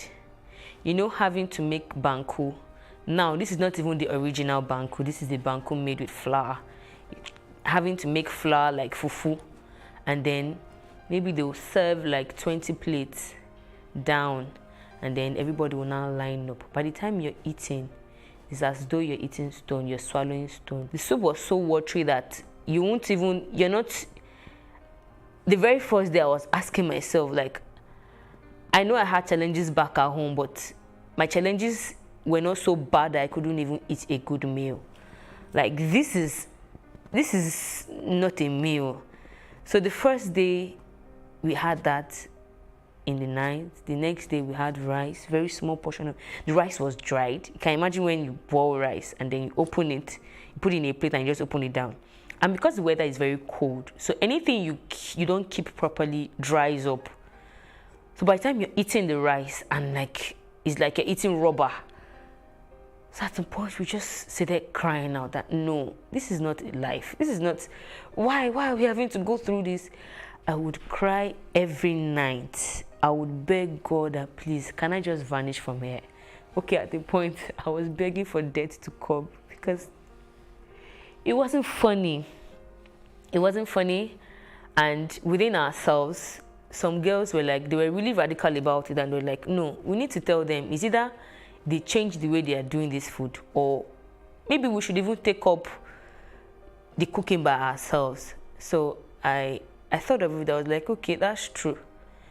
So if already I'm going through hell and then food now has to be a problem. So we waited for the ghetto man, the person in charge of the ghetto, like, we waited for him to come. We kept shouting, when is he coming? When is he coming? We don't even know why we are here. We don't even know what we are doing here. So at that time we had stayed a week. We don't know why we are being kept here. We don't know who even put us here. We don't even know anything. Nobody is saying anything. So when the connection man did come, we took turns to ask questions. I noticed everybody was just asking questions. Where are we going to? Where are we going to? And all. So I did ask him. I said, okay, first of all, why are we here?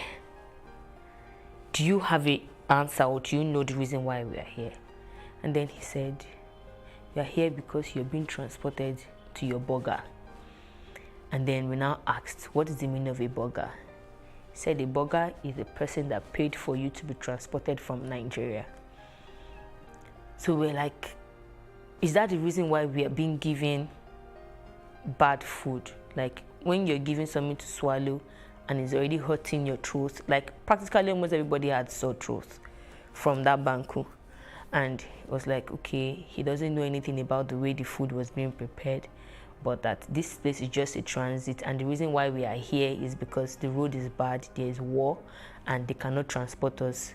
It's very risky, and that we might meet rebels on the way, and rebels, they either rape, kill, abduct. And we're like, okay, so for how long are we going to be here? He said he doesn't know until the war is over. So if it takes 1 month, if it takes 2 months, but just know that for every food you are eating, for every extra thing you collect here, your money is piling up. It is your burger that is paying. And when you get to wherever you're going to, you have to work to pay your burger back. So we now, 5 of us volunteered to be cooking our food by ourselves. And we were there for extra 2 weeks and some days. In total, we were there for 3 weeks and 5 days. And then we started the journey to Libya. That was where I had a near-death experience.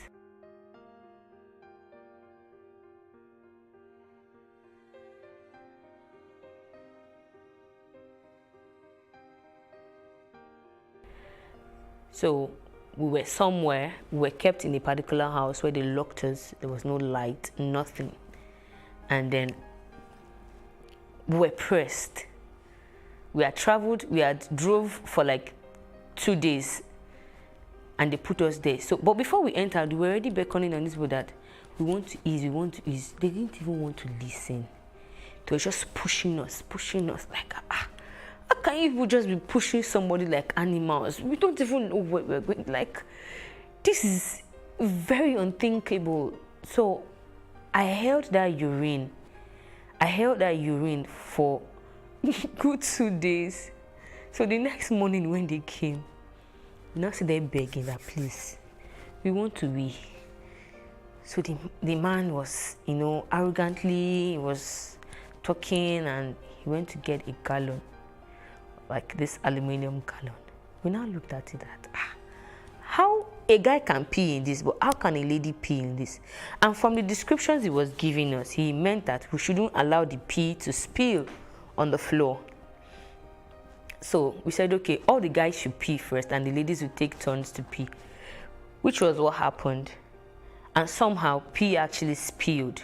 So by the time he was coming back, when he opened the door, so the pee, pee wouldn't, and you can imagine pee that stayed, the smell, it was awful. He was angry. He went back, he went to get a stick, and he was holding like 3 different things. So I was wondering, what does this guy want to do? At that point, everybody had their heart in their mouth, because the moment you see them holding anything, they can hit you anywhere.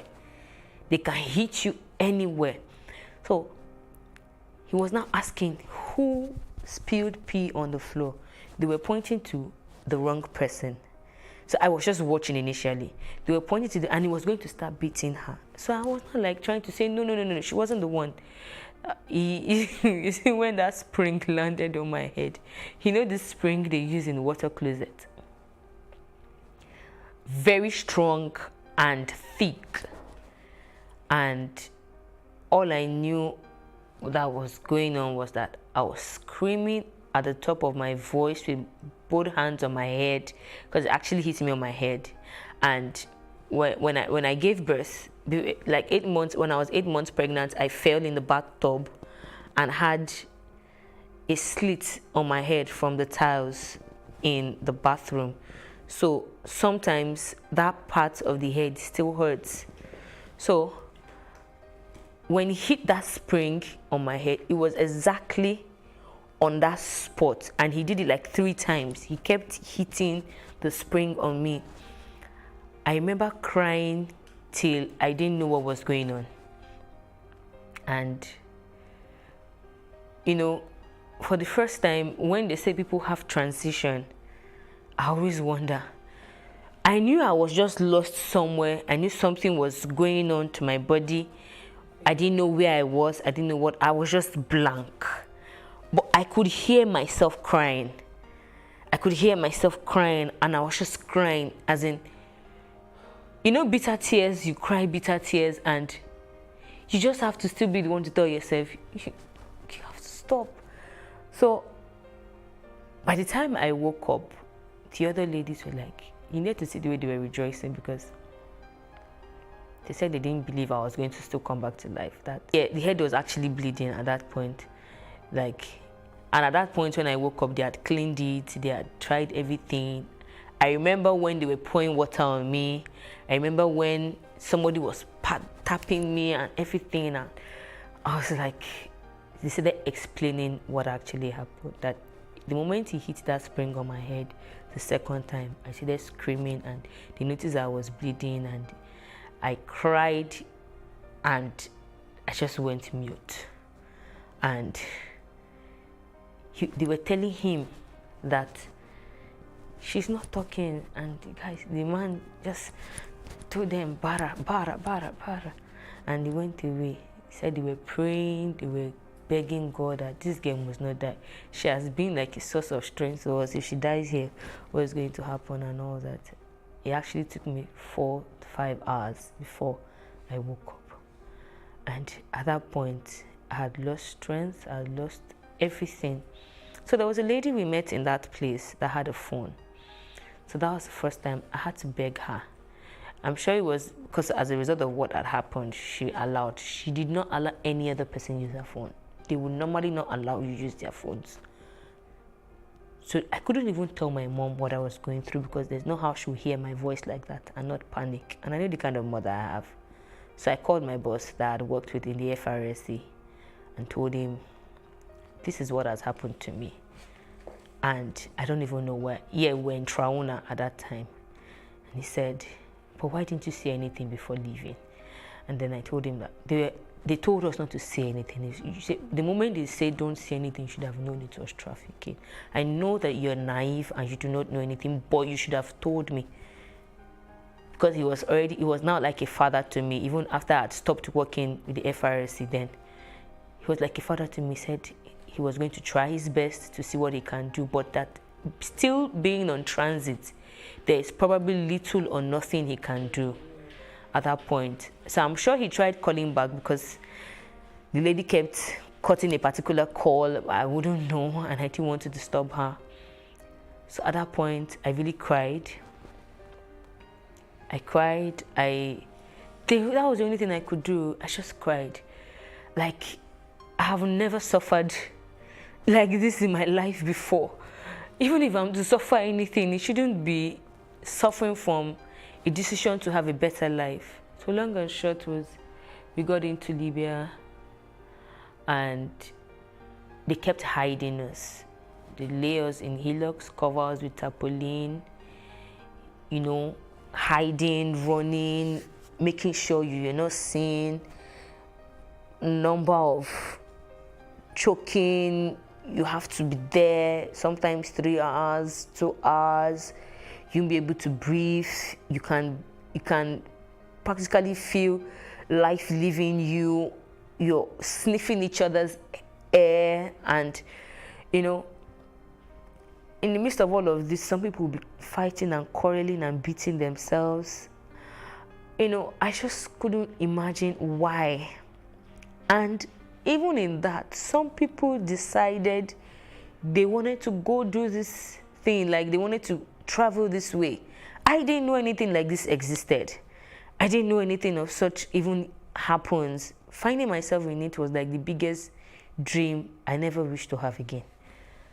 So, found ourselves in Libya, and the first thing they did seeing Nigerian girls and women, I was like, okay, so finally, we have gotten to our destination. So, what's next? Entering that house, I knew this is going to be a big problem for me. Because already, I was upset. I was ready to yell at anybody. And then the first thing they made us do was to strip ourselves. I was like, okay. So I did remember at some point in the journey where a particular guy, we met him somewhere, and he also gave us a hint of how it actually goes. He said they're taking you to the garage. And then I now asked, what is the garage? He said the garage is a place where they take Nigerian girls to. And that's the most common place that they take them to. And they're going to take you to the connection house. And what they do normally in a connection house is sex trade. So I said, no, I'm not going to do that one. He said, you will not have a choice. He said, they'll make life hell for you. You will not have a choice. So he now said that if eventually I get there and that is what it is, that I have an option to run away. But that is very risky. And then he did give me his number and said that I must not write that number anywhere. That if they see that number with me, they will beat the living daylight out of me. Because they will know that I have contacted the burger as well. So he made me cram that number. Two of us, we crammed that number to be sure that we didn't forget the number. But you see all the experiences we went through afterwards. At a point, I couldn't even remember the number anymore. And then I remember what he said. He said, you just have to help yourself remain strong. And while they asked us to strip ourselves, I was like, for whatever reason, I'm coming to work for someone. Why would you ask me to strip myself? So they said this. They were searching, maybe you have a number written somewhere in form of a tattoo, or maybe you wrote the number somewhere and you hid it in your clothes, or anything. They just wanted to be sure you didn't have any information whatsoever. They collected my phone, went through my phone, and that night they called us one after the other. So, what were you doing in Nigeria? And then I explained, and the man said, okay, now this is the woman and her husband. The man said, okay, I can see. And then the first question he asked me was, what are you doing here? And I'm like, I was dumb, like, he said, you have something good doing. What are you doing here? I said, it was a friend though that said there's traveling opportunity, and said, there's no need to explain. You are here, you are here. Oh, no choice near. Your own is to make sure you work on time and pay and get out of here. So the wife now asked, what did they tell you that you're coming here to do? I said, first of all, this is not where they told me I'm coming to, and they told me I'm going to be working in a hair factory and a restaurant. And then she laughed and said, that is not it. That this is what they do here. That did I see all those other girls outside? I said, yes. He said, what do you think they are doing? I said, I don't really know, but I saw a couple of girls sitting down. He said, they're working for their money. He said, that is the same thing you're going to do.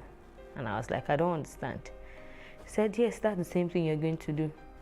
So the earlier, the better for you. I bluntly refused, because this is that wasn't what I was told in Nigeria. And for no reason, why would I leave Nigeria to come to Libya, to come and prostitute with my body to make money? How much money do I want to make? So I felt I was doing myself good by trying to be as open as possible. I was very plain and blunt, and then she just kept laughing. I was like, but yeah, nobody will tell you. So she said, okay. And the same thing with every other girls, because we had agreed that, okay, if eventually we find out that that is what we're actually being taken there to do, that we are not going to agree to it, because that was not the agreement. And for whatever reason, we cannot just decide to leave Nigeria and go and prostitute somewhere.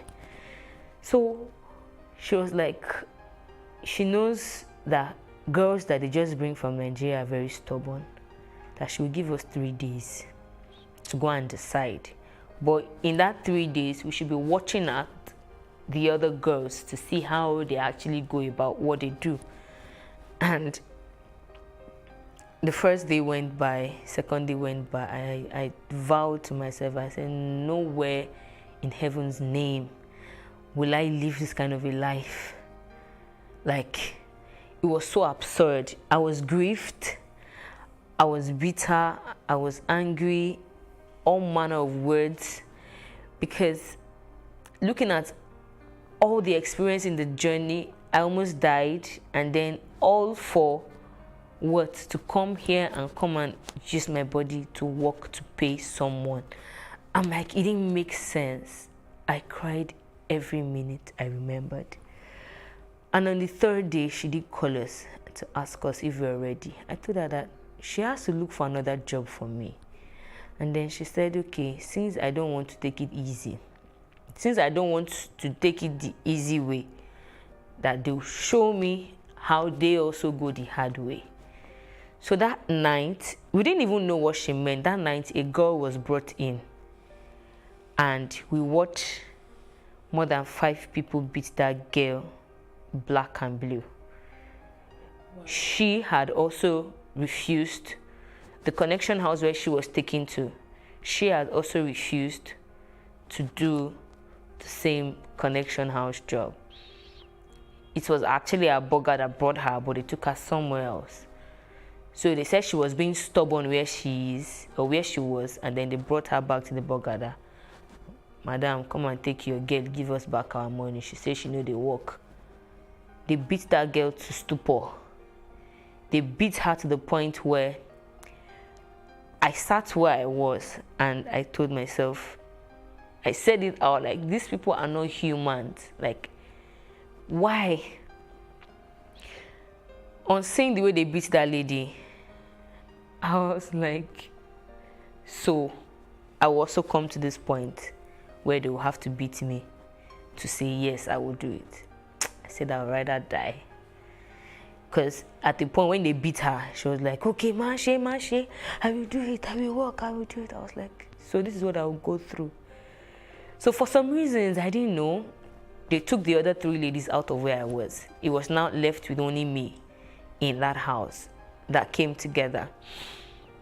So after a week, she then asked me that, what else can I do? I said, I cook. She was like, okay. She gave me pepper and oil. I said, go and make stew with it. I made the stew. She told them to teach me how to make banku. I made the banku. She was like, okay, not bad for a start. So first of all, your first job here is you're going to be cooking for everybody. My heart was like, okay, finally she has agreed to give me something else. So another week went by and she said, Orobo, I don't know where one day she just called me by that name and said, for her, that is what she will be calling me. Although she gave me another name, Success. So everybody calls me Success, but she calls me Orobo. And then she looked at me and said, Orobo, are you ready to work now? I was dumbfounded and I couldn't say anything. And in my head, I was like, if it is to die here, I think I'm ready to do that. But to use my body here, I will not.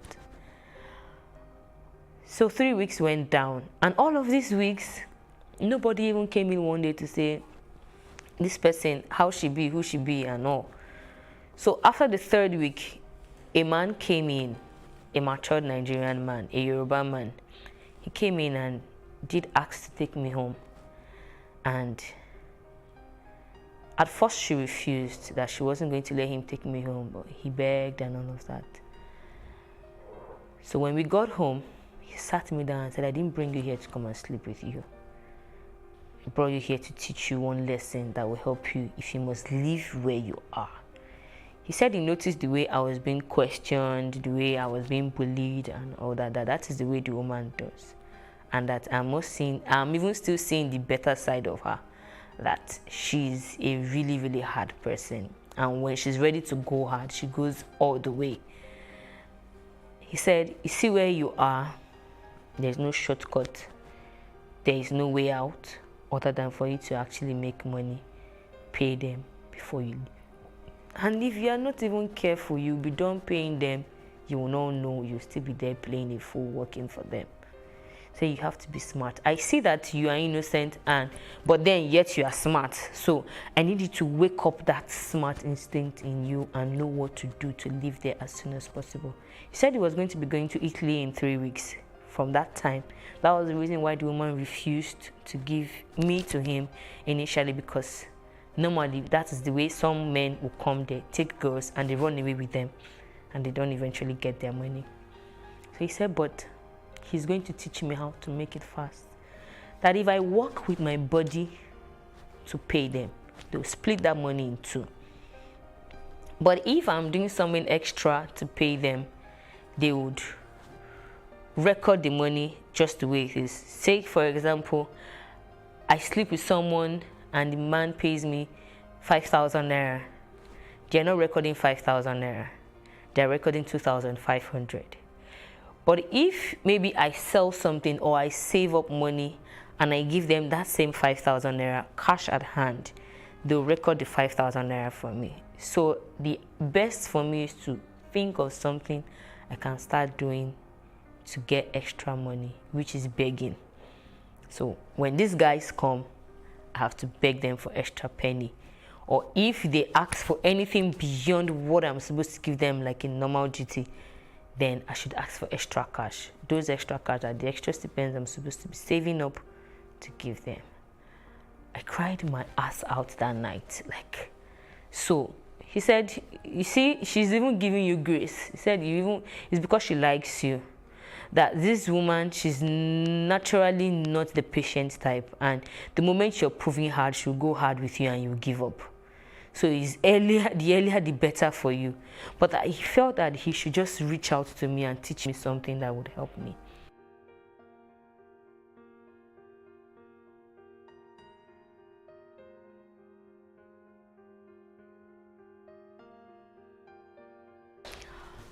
So I eventually spent 2 years and 9 months in Libya altogether. I spent 1 year and 8 months in the Connection House, and that 1 year and 8 months was hell for me. So after 7 months, I tried reaching out. So at the point they released a phone for the girls in the house to call their customers, to know when they're coming, to know if you're having someone who is coming to come and sleep with you over, or someone who is going to come and take you out and all. So I begged one of the girls in charge one day to allow me buy airtime on the phone to call. So I did call my dad, and my dad was really bitter, and he said the only way he knows I can get out of that place is for me to find my way to the Nigerian embassy and tell them that I want to come back home. So I waited for 3 days to actually get that report, because he didn't know what to do at that point. He said, okay, can I call you back? So I said, I don't know, but I'll try and talk to the person in charge of this phone so that whenever you call, they give me the call to answer, which was what actually happened. And somehow, I don't know how they got to know, but they found out that I called the Nigerian embassy, and they beat hell out of my life. They beat hell, everybody in the house. Plus, at that time, my burger wasn't in Libya at that time. She was in Nigeria. It was the husband that was at home then. The husband beat me. All the girls in the house beat me, so I wanted to run away.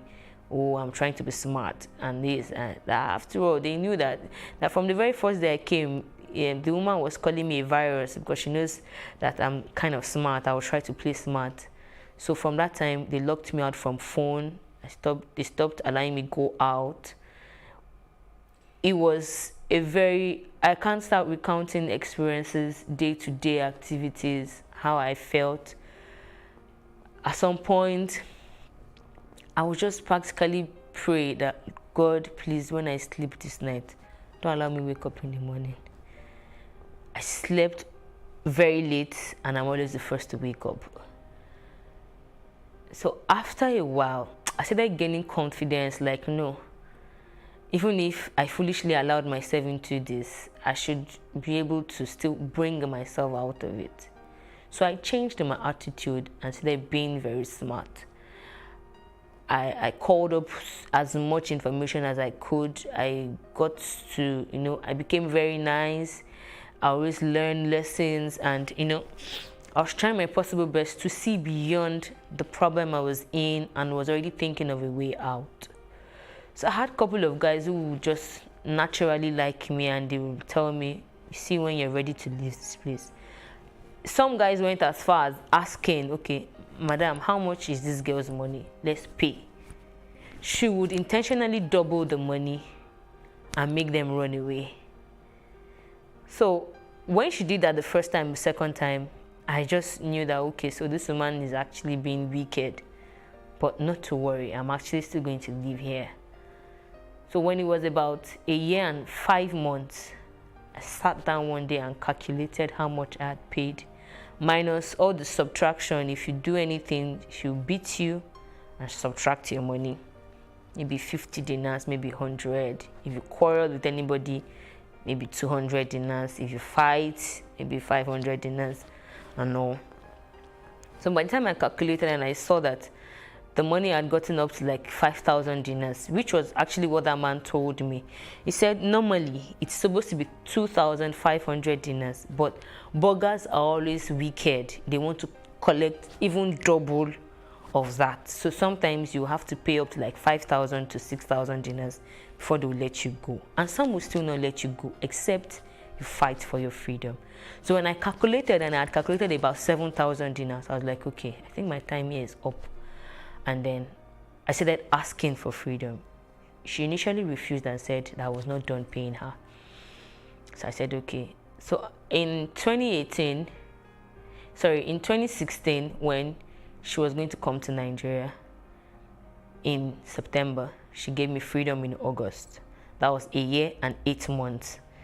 She said, okay, that now I am free to work for my own money. But whatever money you're working, the same way they were splitting in two, it's just that this other half now, instead of them collecting it, they'll give it to you. Sometimes they may not even give it to you. They'll tell you to keep it with them. Maybe you want to send some money to Nigeria. So I said, okay, no, that I didn't want to keep it with them, that I actually wanted to live there. She said, I cannot live there until she comes back. I have to wait for her to come back to Libya because she had a new child and she wanted to come home. I said, okay. So throughout that month, that September, I kept having dreams that if I don't leave that place, I probably might not have my life again. The dream came like about 5 to 6 times, and then I just summoned courage to open up to the husband, to tell him that I think I'm very sick and I want to go take care of myself. This is about 1 year and 9 months now. From the day one up until now, I worked every day and slept nothing more than 3 to 4 hours, that I needed to take care of myself. And he understood with me, because several times in between I had fallen sick, like so bad that at some point it took drips to like resuscitate me back and all. And the man also knew that I was very, very hardworking.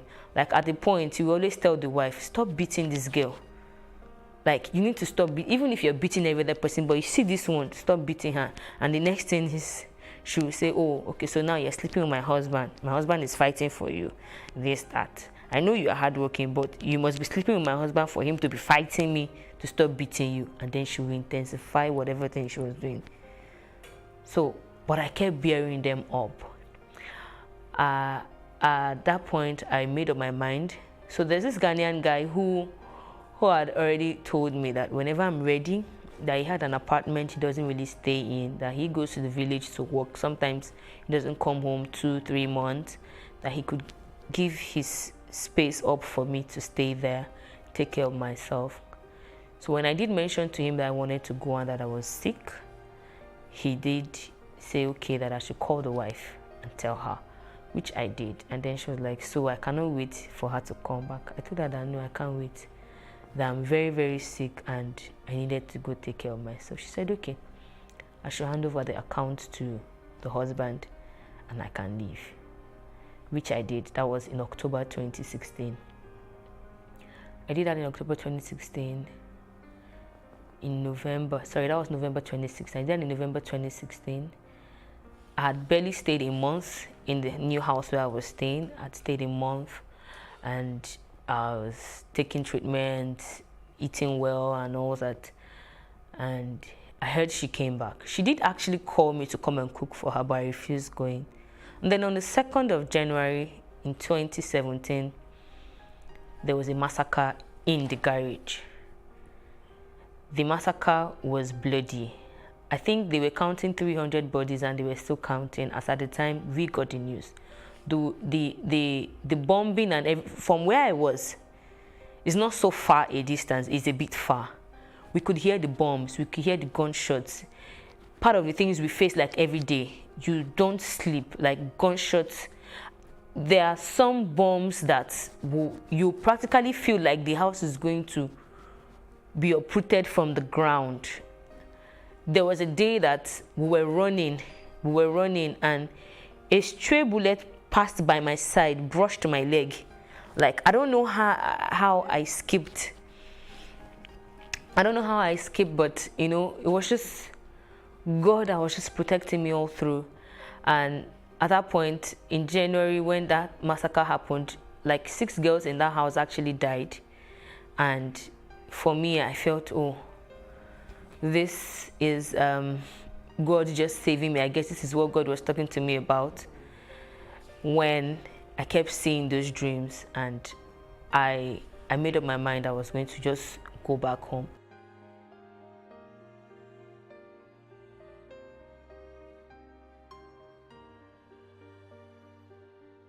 Um, 2 months out of there, I called a friend and told her that if there was a way she could help me find money, I needed to come back home. And she was the one that told me about the voluntary return, that I needed to find my way to the UN's office or whichever way and all that. So I remembered contacting the Nigerian embassy. So I did keep the number. So I then asked questions because I was now going to a church. I then asked questions and they said, okay, that I needed to get to the IOM office. I had challenges locating them in the first place, but eventually I got to the IOM office and then they gave me a date to come back to visit. I did drop all my information and then they said, okay, that in 2 weeks' time I should go to the Nigerian embassy to go get a travel document. And after getting a travel document, they will not let me know when to come back and I'll be ready to go to Nigeria. So that was all. And up until then, I just kept managing, kept believing God that it was going to work well. And eventually it did work well, and that was how I came back to Nigeria. August 28th in 2017. And for me, that was the best decision I could make. Though it was painful that I just went to suffer my life out for almost 3 years and no gain, nothing, and then I'm back, having to come back empty-handed. And up until today, both the travel agent, both the guy that introduced me to the travel agent and the lady, none of them has been found. And life hasn't been easy getting back to my feet. Like, I was in bad depression for like almost 2 years. It was really bad coming back to see that, okay, first of all, I have lost money, I have lost friends, I have lost business, and then having to resume my motherly duties almost immediately because children wouldn't hear, oh, I had a bad experience. And then having to reintegrate back into the community, it was really difficult. Like, it just took the grace of God, and it took my kind of strong personality to just keep resuscitating me, and I just kept believing that I'll definitely be who I really wanted to be. I didn't really need to think about the pain, but then the lesson can never be forgotten. The experience can never be forgotten. The trauma, the pain, and everything can never be forgotten. But then one thing can be done, which is moving ahead and making use of all the experiences. And then I did find answers to my quest as to why people did trafficking as a business. And I think that apart from poor economy, some people are just ignorant and they don't really care. They just can do anything just to make money.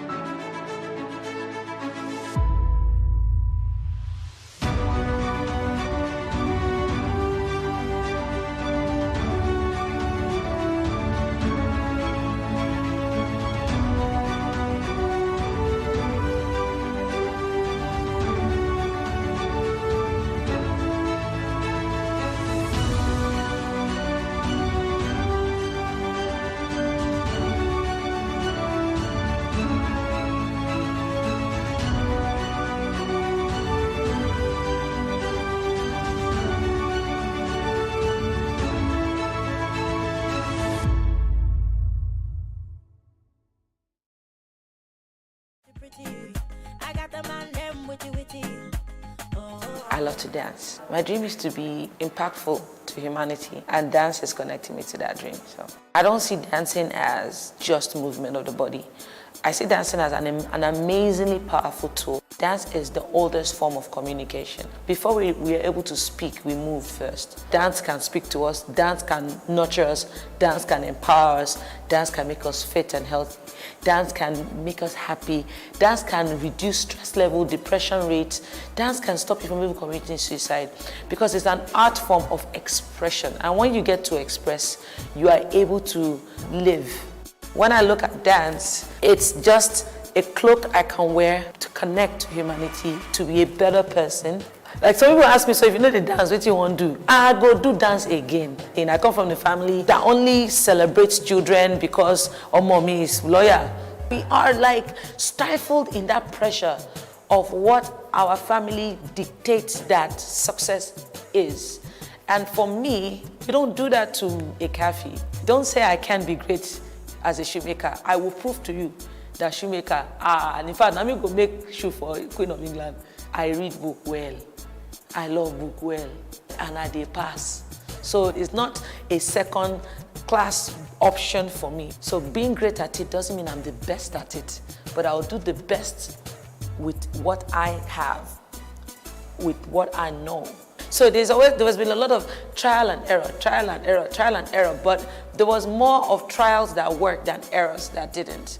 And most of my errors were things that I used to kind of like educate myself on what not to do next. I dance and people are happy because I dance with you and you are happy. So if you don't understand that it's a product, it's different. If you don't understand that it can be a service, it's different. It's up to me to make you understand that this thing you need it to. Money should never be your motivation because it hinders aspiration. It does. I see money as something that I can control. I want you, I get you. Who you are can make you make you be anybody that you want to be. Every individual determines their own ceiling. Now, I hate it when some people use me as their ceiling. I want to be better than Kafi. That's why you are not getting to where Kafi is. If I can dance better than her, I am better than her. Our African system doesn't like to learn from one another. We feel learning from each other belittles us. If I go somewhere now to go and learn from a younger dancer, the way he will carry it for head, the way he will talk about me in a very dishonorable manner, is what to make somebody that knows so much not want to go and learn from a younger person. I always want to impact. I don't like to see the bad in people. I always want to see the good in you. And the good in you, for me, translates as what God put in you. That is not you.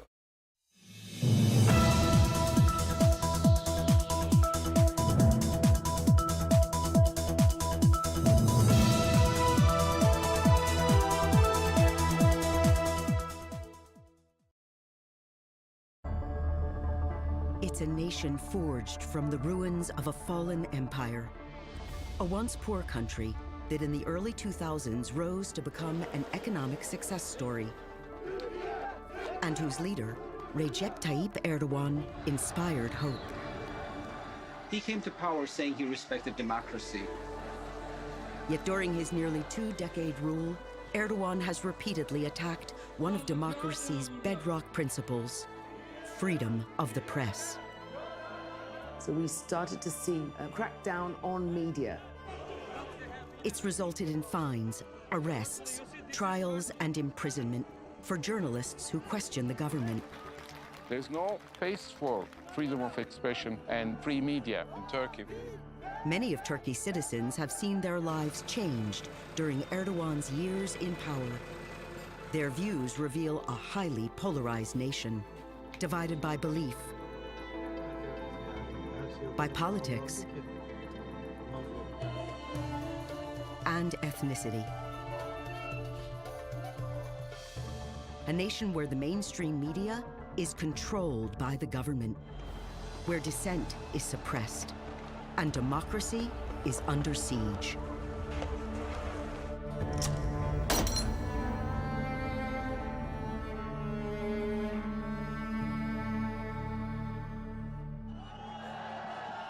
November 3rd, 2002, Ankara, Turkey.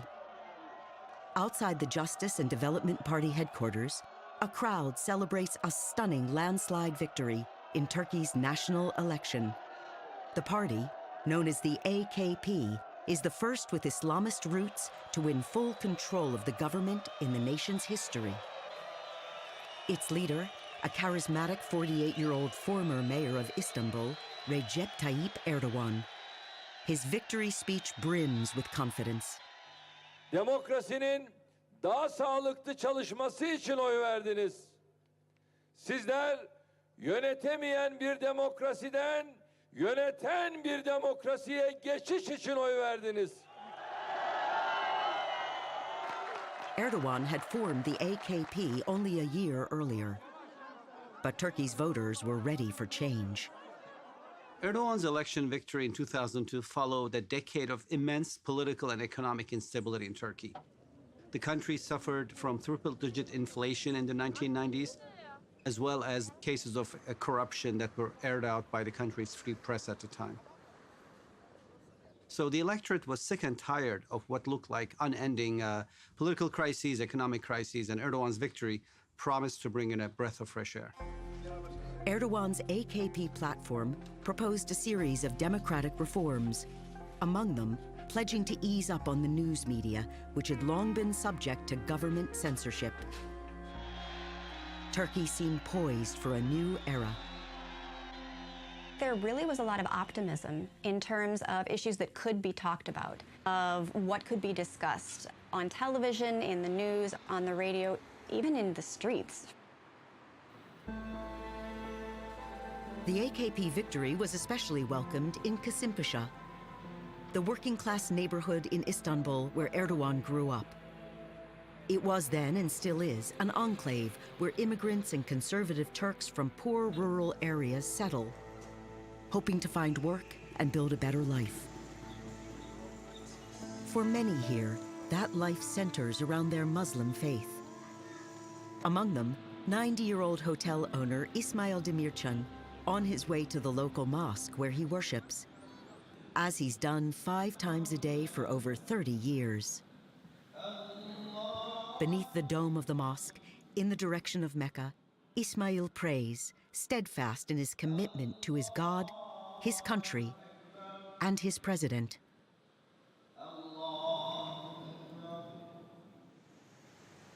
Kasimpasa is also home to Ismail's daughter, Mehtap, who's 50 years old, married, with 3 grown daughters of her own. She handles the daily management of her father's hotel.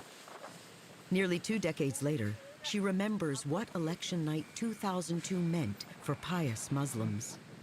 Bu bizim için Tayyip Erdoğan'ın zaferi oldu, bizim zaferimiz oldu. Çok şükür. Gerçekten hakiki demokrasi şimdi bugünümüz şartlarıyla demokrasi gerçekten var şimdi. Ama daha evvelden yoktu. The Turkish Republic was born in 1923, following the collapse of the Ottoman Empire. Its founder, Mustafa Kemal Atatürk, created a European-style state that excluded Islam and all religion from government. Secularism became Turkey's modern faith. Devout Muslims felt left behind. For decades, they lived as second-class citizens, often viewed as backward or even fanatical by their secularist countrymen.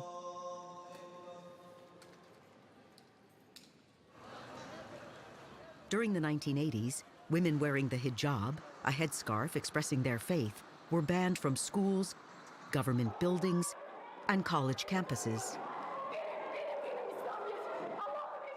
18-year-old Mehtap was one of them. Ben gençliğimde okuyamadım. Adam mini etekli girerken ben başörtüyle zararsız bir şekilde giremiyordum. Ya böyle olmaz. Keşke diyorum mücahit olup savaşsaydım başörtü hakkında okusaydım. Without a college degree, Mehtap had few career options. She went to work at her father's hotel. Mütasip mesela bir aileyiz. Çok güzel, alkolsüz, insanlara hizmet veren, dini yapıdan mütasip bir otel olarak gayet güzel, şimdiye kadar hiçbir sorun olmadı. Kararlılıkla hayata geçireceğiz. To Mehtap and her father, Erdogan is more than a boy from Kasimpasa who made good. He's an old family friend. Tayyip abi babam küçüklüğünden beri tanır. O zaman da bir farklılık vardı diyor. Babamın işte sürekli Tayyip Bey'in gerçek bir lider. Adam dediğin duruşuyla, konuşmasıyla, hareketiyle belli olur.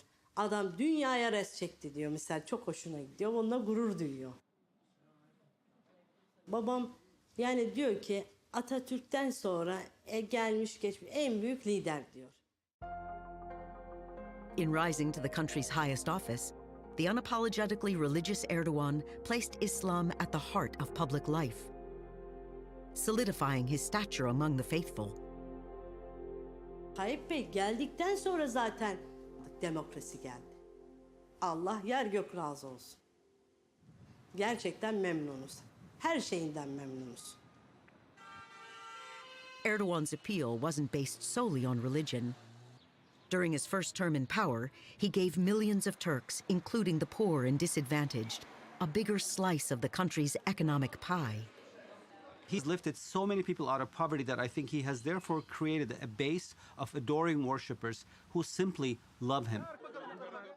Turks live much better when compared to the pre-Erdogan years. And they expressed their gratitude at the ballot box. Voters rewarded Erdogan's AKP with national election victories in 2007 and then again in 2011. Western observers began to see Turkey as a democratic model for the Muslim world. But during this era of prosperity, Erdogan had begun chipping away at one of democracy's key pillars, freedom of the press. In 2004, a caricature set him off. Political cartoonist Musa Kart drew Erdogan as a cat entangled in a ball of wool. Erdogan sued Kart and the newspaper that printed the cartoon. The court ruled in Erdogan's favor and fined the cartoonist for publicly humiliating the prime minister. The decision was later reversed by Turkey's Supreme Court. But it would not be the last time a cartoonist and Erdogan clashed. Yet to some, it seemed at odds with the politician they thought they knew, since Erdogan himself had famously been persecuted for speaking out. In April 1998, as mayor of Istanbul, he was found guilty of reciting a poem deemed a threat to Turkey's secularist system. The day he began his sentence, hundreds of supporters accompanied him to the prison, where he spent 4 months behind bars, celebrated as a champion of free speech. When Erdogan went to jail, it was not only that it solidified his base amongst his traditional supporters. I think that it made a lot of people in the population feel sympathetic to him, people who would have not normally been sympathetic to him, even leftists or secularists, because it was just seen as an injustice. But once in control of the country, Erdogan's AKP went about suppressing dissent. The government, as it got more entrenched in power, became increasingly intolerant of criticism. So we started to see a crackdown on media. People from his party were calling editors and just saying, don't do this, don't write this, you know, I hope this isn't going to be your headline tomorrow. There had never been this situation where it was one political party that had so much power that they were able to determine what the press was doing the next day or what they were writing about. Ece Tamalkaran, then a columnist for the newspaper Haberturk, was a casualty of this political pressure.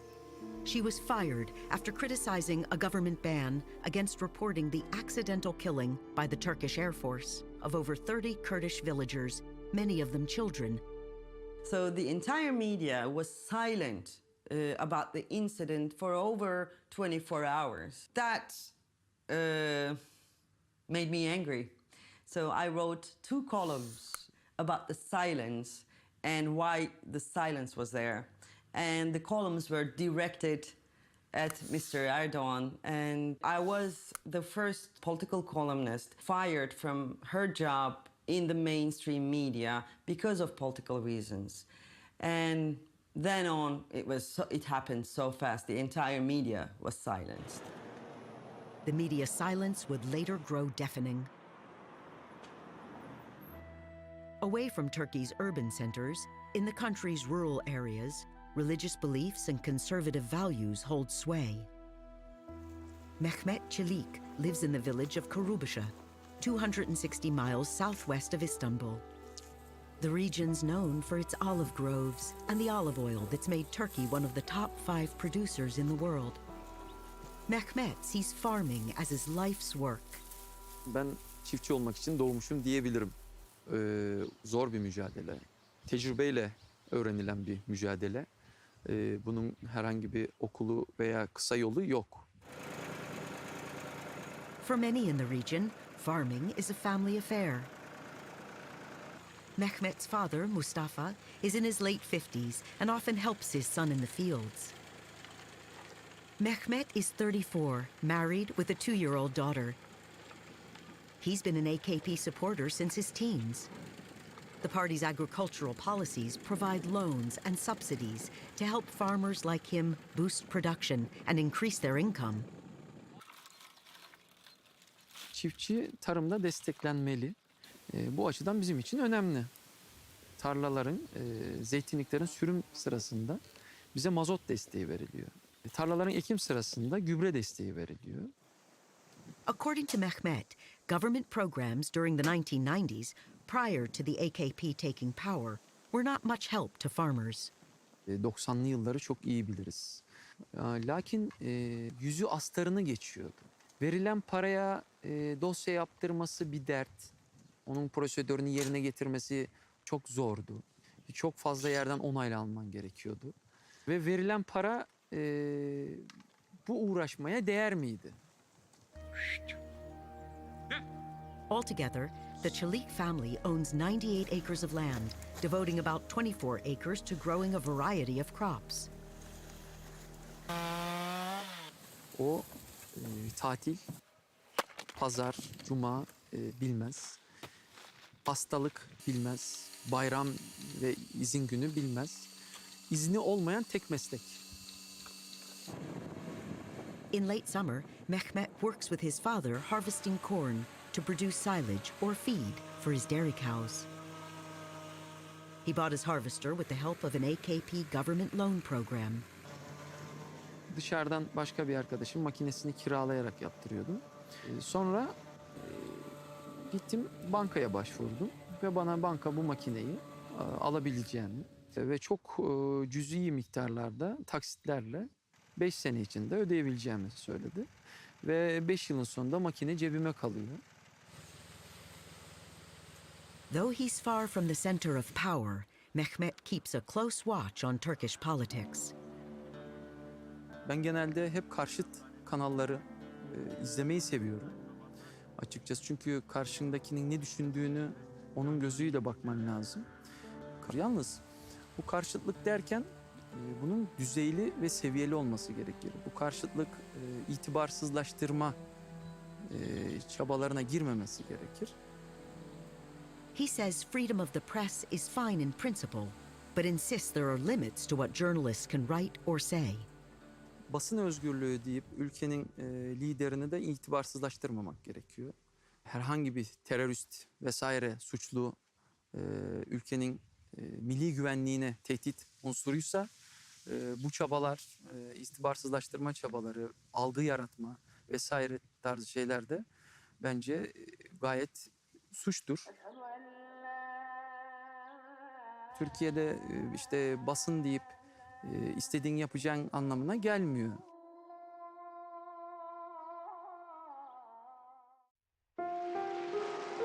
Since its first term in power, the AKP government has aimed to stifle reporting it sees as negative or critical.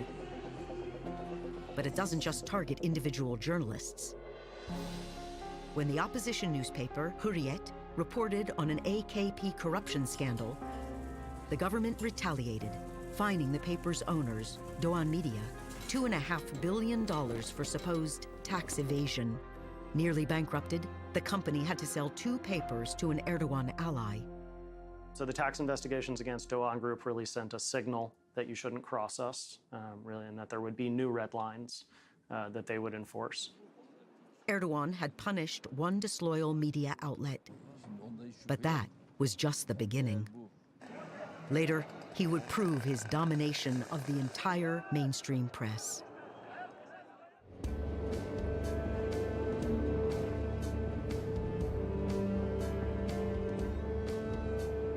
Şevket Şahintaş has been driving a cab in the streets of Istanbul for more than 30 years, often working the night shift.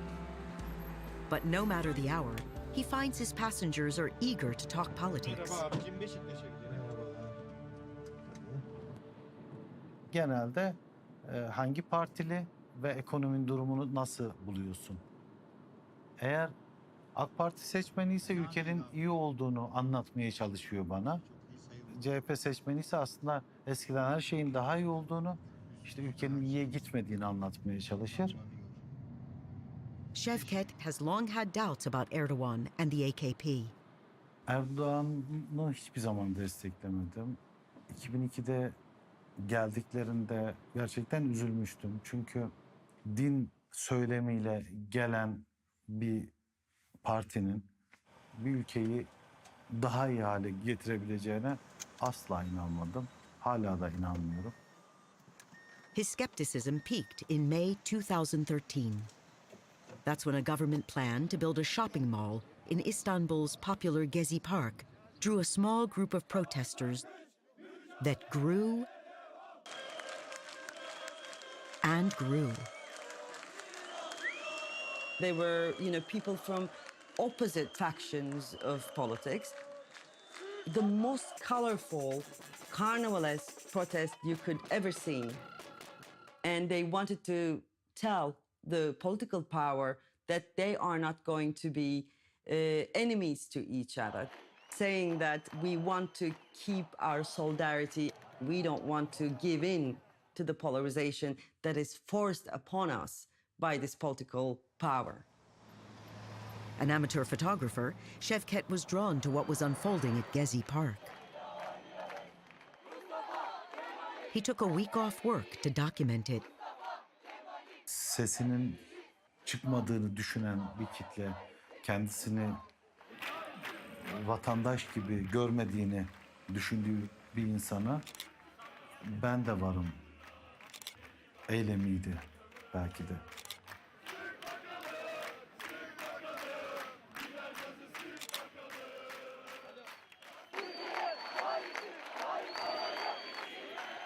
A tense calm prevailed for 2 days at the park. And then came the government's response. The police cracked down viciously on the peaceful protesters. So they torched their tents, they beat them.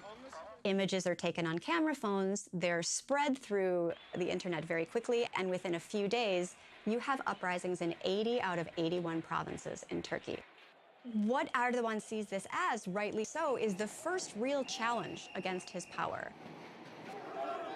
Fearing government reprisals, many television news outlets continued with their regular daily programming instead of covering the protests live. It was a striking experience. In some cases, be able to look out your window and see people protesting maybe in some cases to see police firing tear gas canisters down the street, and your biggest news channel was showing a nature documentary. Gezi olayları gösterilmemesini isteyen haliyle hükümetti ve göstermeyen basında onların her dediğini yaptığını böyle ispat etmiş oldu bence. Biz de galiba o olaylardan sonra o ana akım medyayı görmemeye başladık. During the unrest, protesters turned to social media to share news.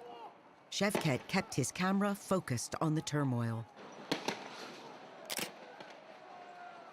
Gezi eylemleri ilk başladığında o kadar ciddi, büyüyecek bir eylem olduğunu ben düşünmemiştim. Ama bu çok ciddi bir halk hareketine dönüştü.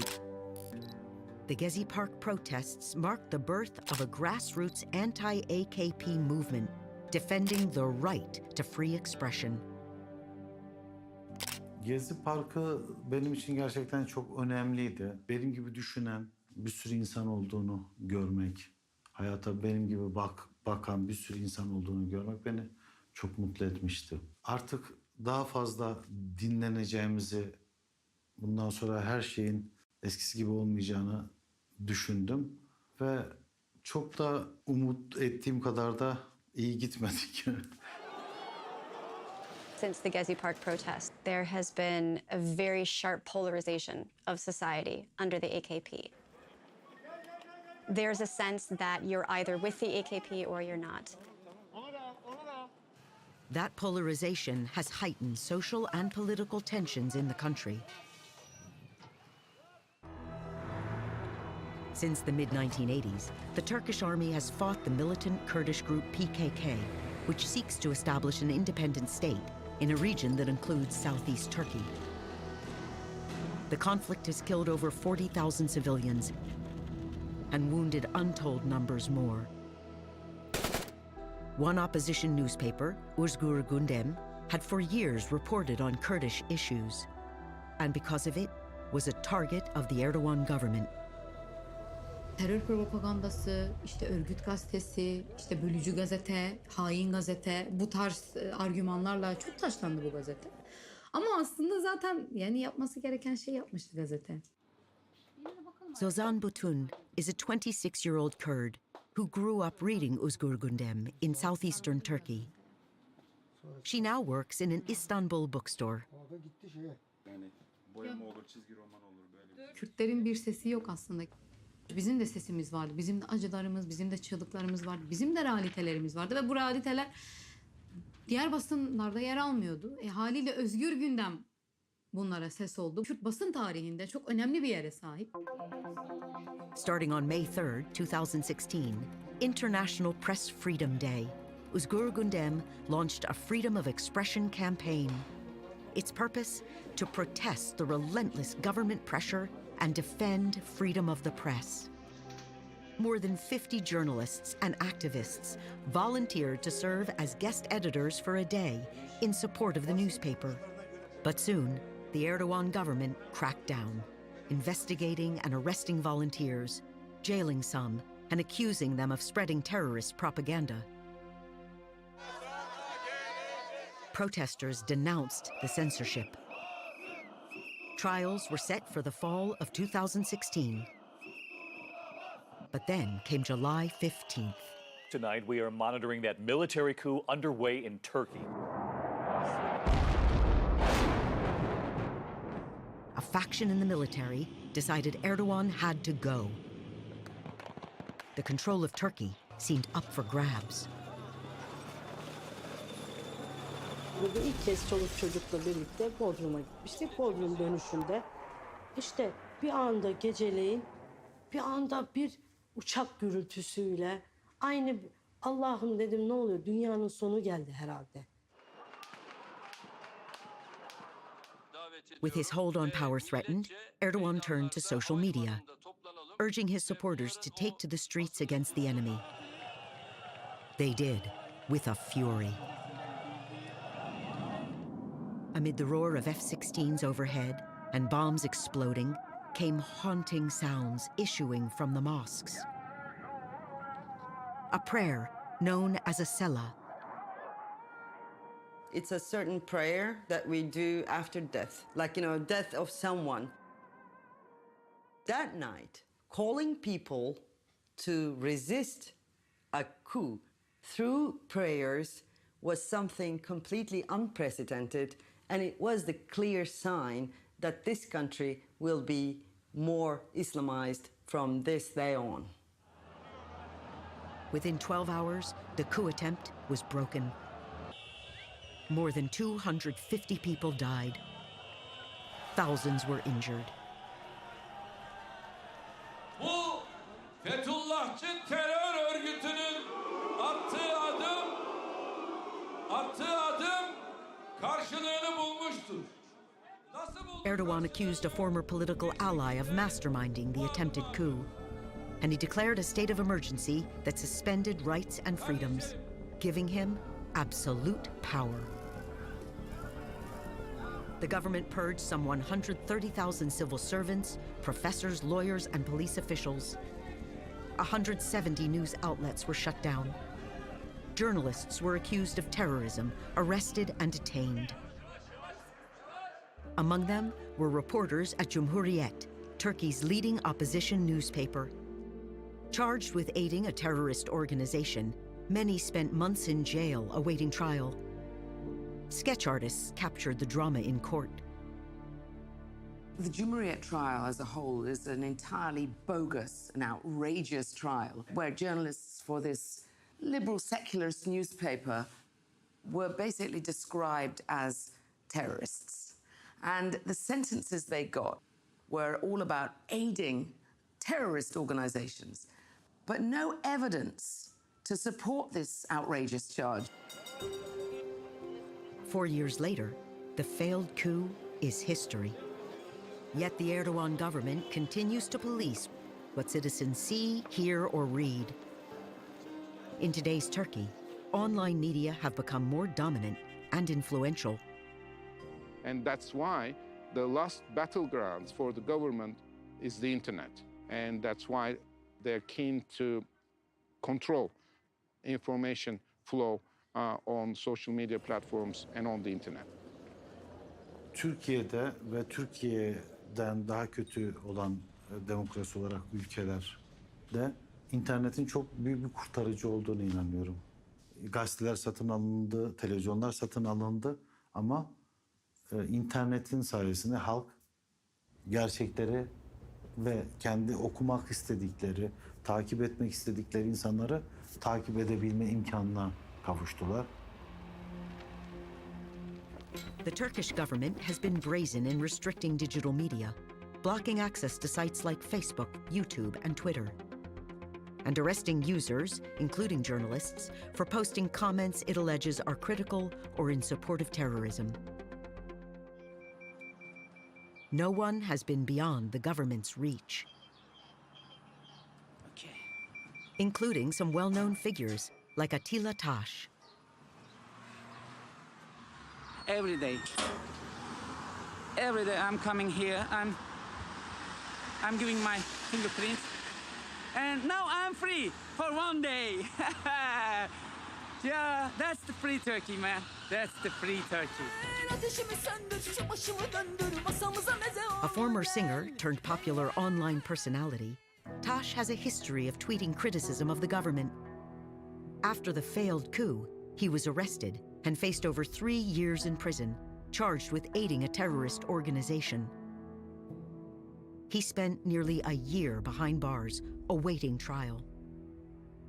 Hücreye koydular beni tek başıma ve ben 10 gün boyunca o hücrede tek başıma vakit geçirmek zorunda kaldım. Bir ara çıldıracağımı hissettim. Kendi kendimle konuşmaya başladım. Gerçekten çok zor. Yani hapishanede çıldırmak, dellenmek, kafanızı, aklınızı kaybetmek çok kolay. Bu kadar kolay. Turkey consistently ranks at or near the top among nations that imprison journalists for their reporting. Even some of Erdogan's supporters think the government goes too far. Neden atısı ya? Günahtır. Neden? O zaman demokrasi olmuyor ki. Tabii ki de eleştirecekler. Eleştirirseler bir şeyler kazanırız. Ama öteki türlü tabii ki de bir gazeteci bir insanın şahsına, özeline giriyorsa tamam. Ama yine de hapis cezasına gerek yok. Günah. Onların da çoluk çocuğu var, onların da bir yaşamı var. In Turkey's polarized political climate, threats of any kind are not to be ignored. İyi akşamlar. Ben Fatih Portakal. Türkiye'nin en farklı ana haber bültenine hoş geldiniz sevgili izleyenler. Bugün Fatih Portakal knows this all too well. For years, he's anchored a highly rated daily news show on Fox Haber TV. His commentaries draw viewers from across the political spectrum. Gerçekleri söylediğine inandığım için takip ediyorum. Parti karşıtı, AK Parti işte düşmanı falan olduğunu düşünmüyorum. Gerçekleri söylüyor ve ben onun gerçekleri söylediğine büyük bir yüreklilikle söylediğine inanıyorum. benim yaptığım burada diğer ana haber bültenlerinden farklı olarak ben konuşuyorum. Benim yaptığım bu. İnsanlar belki de bu hoşlarına gidiyor. Yani çok fazla konuşan bir insanın olmadığı, çok fazla yazan insanın olmadığı bir ülkede ben bu insanların belki de duygularına tercümanlık yapıyorum. Portakal's opinions have put him in the crosshairs of Turkey's most powerful man. At a 2018 rally, Erdogan aimed a thinly disguised threat at Portakal, whose last name means orange in Turkish. Birileri çıkmış. Portakal mıdır, mandalina mıdır, narenciye midir, nedir? Sokağa çağırıyor. Sokağa çağırıyor. Haddini bil, haddini. Bilmezsen haddini, bu millet patlatır enseni. Erdogan's threat worked. Onu izleyen 1,5-2 aylık süreç içerisinde tamamen bir fanus hayatı yaşadım. İş, ev, ev, iş. Çünkü toplumun veya bireyin nasıl refleks vereceğini bilemiyorsunuz, kestiremiyorsunuz artık. Yani çılgınca bir hareket yapabilir, belki hiçbir şey yapmayabilir. Sadece kendinizi biraz daha koruma altına alıyorsunuz. Yapması gereken aslında oydu ve onu yaptı. But not all journalists have a large audience like Portakal's to protect them. Before she worked in a bookstore, Zozan Butun reported on politics for an internet news company. In 2017, she was arrested in a government raid and jailed for a week without being told of the charges against her. Zor bir süreçti aslında. Alan küçücük bir alan var, rahatsız yataklar var. Zaten yaz ayı olduğu için çok sıcaktı. Yatağa yatıyordunuz, kalktığınız zaman yatak işte sırt bölgeniz, kolunuz o yatağa yapışmış bir şekilde kalkıyordu ve çektiğiniz an zaten vücut yanmaya başlıyordu. Şurada ufak ufak kızarıklıklar oluyordu. Zozan endured her time in jail by singing Kurdish folk songs. Authorities ultimately charged her with spreading terrorist propaganda without supplying evidence of her having ties to a terrorist group. It led her to make a difficult decision. Şimdi şunu fark ettim. Hiçbir şey yapmamama rağmen gözaltına alınıp 7 gün kaldıysam, eğer ben bir şey yaparsam bayağı cezaevi yatacağımın farkındaydım. Bu ülkede gazeteciliğin yapılamayacağını anladım. Yapılsa bile belli başlı noktalarda taraf tutmam gerektiğini de farkındaydım. Bu tarafı da ben kabul etmek istemedim ve gazetecilik yapmamaya karar verdim. Today, Zozan's building a career as a singer of traditional Kurdish songs. Her way of keeping the culture alive. She performs in local clubs and has a large social media following, including many outside Turkey. Çünkü ben müziğin her zaman birleştirici ve iyileştirici olma yönüne inandım. Kendimi çok rahat bir şekilde, en net ve dokunaklı bir şekilde anlattığım tek alan aslında müzik.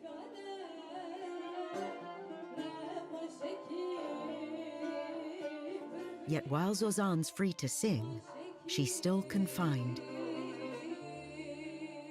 3 years after her arrest, the court has not decided her case.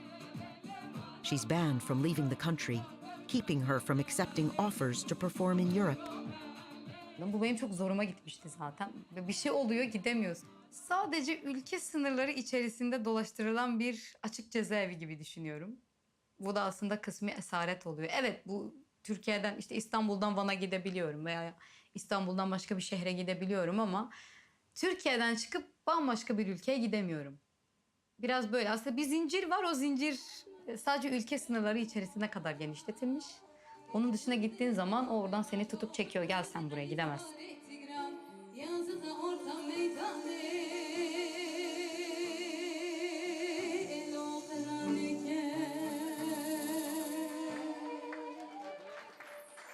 Zozan's future is in limbo, just like Ece Temelkoran's. After being fired from her job at Haberturk for criticizing Erdogan, Ece remained in Turkey. But during the 2016 post-coup purges, she left, choosing self-exile in Croatia to the constant fear of living in Istanbul. When I came to Zagreb, I made a decision to freeze my emotions because losing a home is like nothing else. It disorients you in a way. Away from family and friends, locked outside of Turkey, Ece's life is a mirror image of Zozan's.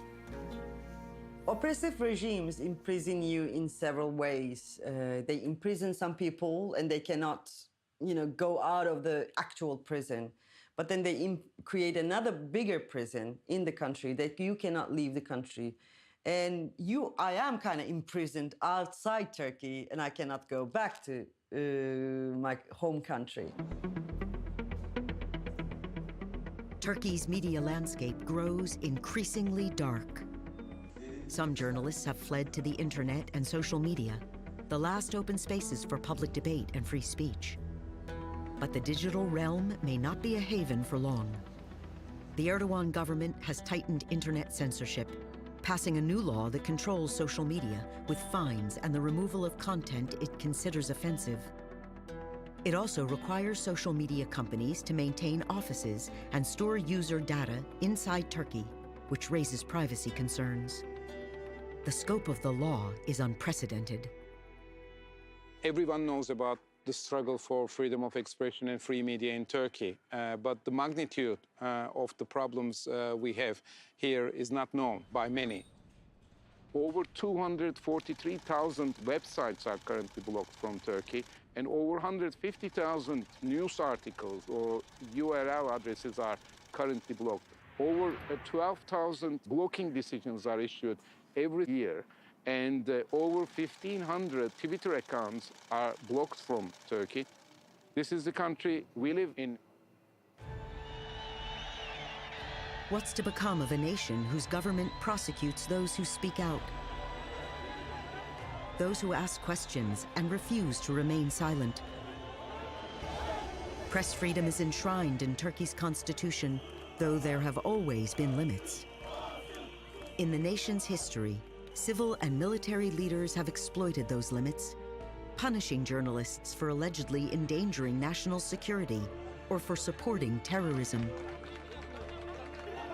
The Erdogan government has taken it to the extreme, seeking to curtail free speech and outlaw opposing views. Now the question is not only whether freedom of the press will survive in Turkey, but whether the country's democracy itself will survive.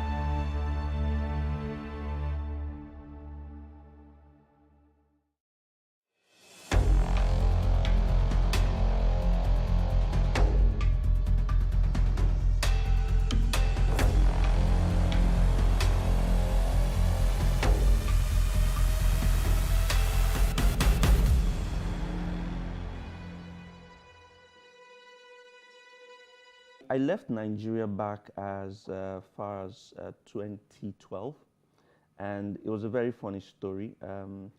As you can see from my social media pages, my best food is amala. So I worked after work. I'm a medical doctor, full-time doctor. After work, I went to this famous place in Oshogbo where they have amala just next to my hospital. So while I was there, I sat down with the food, and then I saw this newspaper advert saying doctors needed urgently in Saudi Arabia. So I abandoned my plate of amala. The rewards were just amazing, and I couldn't believe my eyes. You know, free accommodation, free flights. I was earning, you know, I was going to earn like times 20, you know, of what I earned at the time, in dollars as well. So I packed my bags, went home, packed my bags off to Lagos. I was at Ikeja for the interview. Like immediately? Immediately, I left the amala, went home, packed my bags, and off I went to Lagos. The next day I went for the interview, did the interview. There were loads and loads of people there. Did the interview and got picked, and I was on my way to Saudi Arabia. So from Nigeria, I worked in Saudi Arabia for 2 years, and then I walked around the Middle East, Dubai, Oman, Bahrain, and from there, while I was working, I was writing my exams to work in the UK and the Republic of Ireland. So from there, I got a lecturing position in the UK, and then I was able to pass my exams within that time. So I got my licenses to be able to practice in Europe. So at the moment, I can practice in Europe, I can practice in New Zealand, I can practice in the Middle East, and of course in Nigeria as well. So my journey hasn't been straightforward. My journey has been from Nigeria, scattered around the Middle East, and then Europe. The first culture shock I faced was I landed on a Thursday and obviously Friday, but it didn't click that Friday was a day to be respected in the Middle East, in the Muslim society. So I got up, was looking for food. I got out of my house, and after walking for like 5 minutes, it still didn't click that I was the only one in the environment, okay? So after walking about, say, 500 meters, I suddenly saw a car just drove in front of me and blocked me, and then I saw all these guys in beards just came, and of course I didn't. So the guy just came and said, "What are you doing out here? It's Friday. You're supposed to be praying." I'm like, I paused, and then he says, "Okay, are you a Muslim or a Christian?" "Yeah, are you a Muslim or a Christian?" I swear I didn't know whether to say Muslim or Christian because I didn't know what was going to happen. If you say Christian and they start flogging you, if you say Muslim, why are you not in the mosque? So I paused, and the guy said, "Bring out your Ikama." I showed him my Ikama, which is like a resident permit. That shows your religion, so it shows I'm a Christian. And then he said, "Where are you coming from?" I said, "I just got into Saudi yesterday. I don't know what's going on." Then he said, "Well, today's Friday, Jumat. You have to be praying. If you're not praying, you respect it. Stay in your house between this period." So I said, "Okay." He said, "Everywhere is closed. You can't even get food." So I said, "I'm sorry. I will walk back right now." And then another one that was amazing, even though I was a doctor, I couldn't speak to female patients. So if a man comes in with a woman and the woman is the one with the problem, you cannot talk face to face to her. You cannot ask her. You have to ask the husband, say, "Okay, why have you brought this woman here?" And then the husband would. So my first experience, I spoke to this woman who had a breast lump, and I was talking. The husband was just looking at me. So when I finished, he was answering me. And when I finished, the guy just lost it. "How can you be talking to my wife?" I was like, I'm not toasting your wife, guy. You know, calm down. So the medical director had to give me an education, you know, yeah. So we were able to just placate the guy at that time. So that was one culture shock for me as well. I've traveled a lot of countries. I've seen 50 different countries now. I would say that in Europe, okay, so some very interesting ones. When I got to Europe, I was in my house just sitting on my own, and friends said, "Come on, there's this birthday party happening. Let's go and eat." I said, "Birthday party? Oh yeah, let's go now. Where's the venue?" So I went to the venue. We ate, we ordered, ate everything, finished. birthday party. At the end of the day, the celebrant came and said, "This is the bill." And in my head, I'm thinking, bill for what? I should pay that you invite. I was in my house. I was in my house. You invited me. I came to it. Now I have to pay the bill. So that was one. The second one was, of course, driving. In Nigeria, you're on the left side, but in the UK, you're on the right side. So that was another culture shock for me in Europe. Okay. It's important to state that I always talk about the way to live legally within the legal bounds without violating any international laws, which is opposed to what people do, most people do. And if you notice very well, people live, you know, it's upward movement. You're living from poorer countries to rich countries. And interestingly, it's not as if the people who leave their countries illegally, generally speaking now, are not the poorest of the poorest when you put the standard of their country into context. They're not the poorest of the poorest.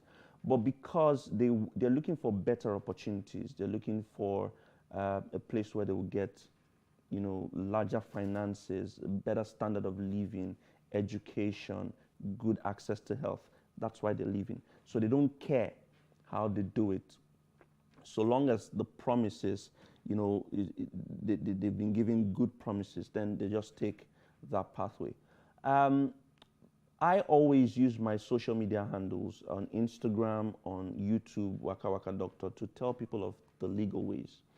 And the reason why people most times don't want to follow this pathway is because I would say it's inherent laziness, because you have to do the work. You know, this illegal pathway, they're possibly going to say, pay this amount of money, we will just move you across the border. But they don't consider the consequences that come with it. This way that I preach involves a lot of, you know, work. You have to do a lot of work. So it means that you have to do research, you have to make applications, you have to pay little amount of fees, and then get the end result. So if you're not open to working, I give tips, I point you towards the right direction, but if you're not open to working, then it becomes a difficult task for you. So the easiest way is to keep educating ourselves. We keep educating these people and passing the information across.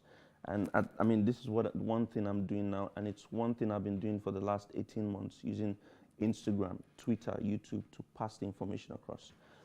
If someone comes to you to say, okay, I'm going to take you to Europe, you're a cake baker, I'm going to get you scholarship, there are documents you want to see. There are documents you want to see. You have your original passport.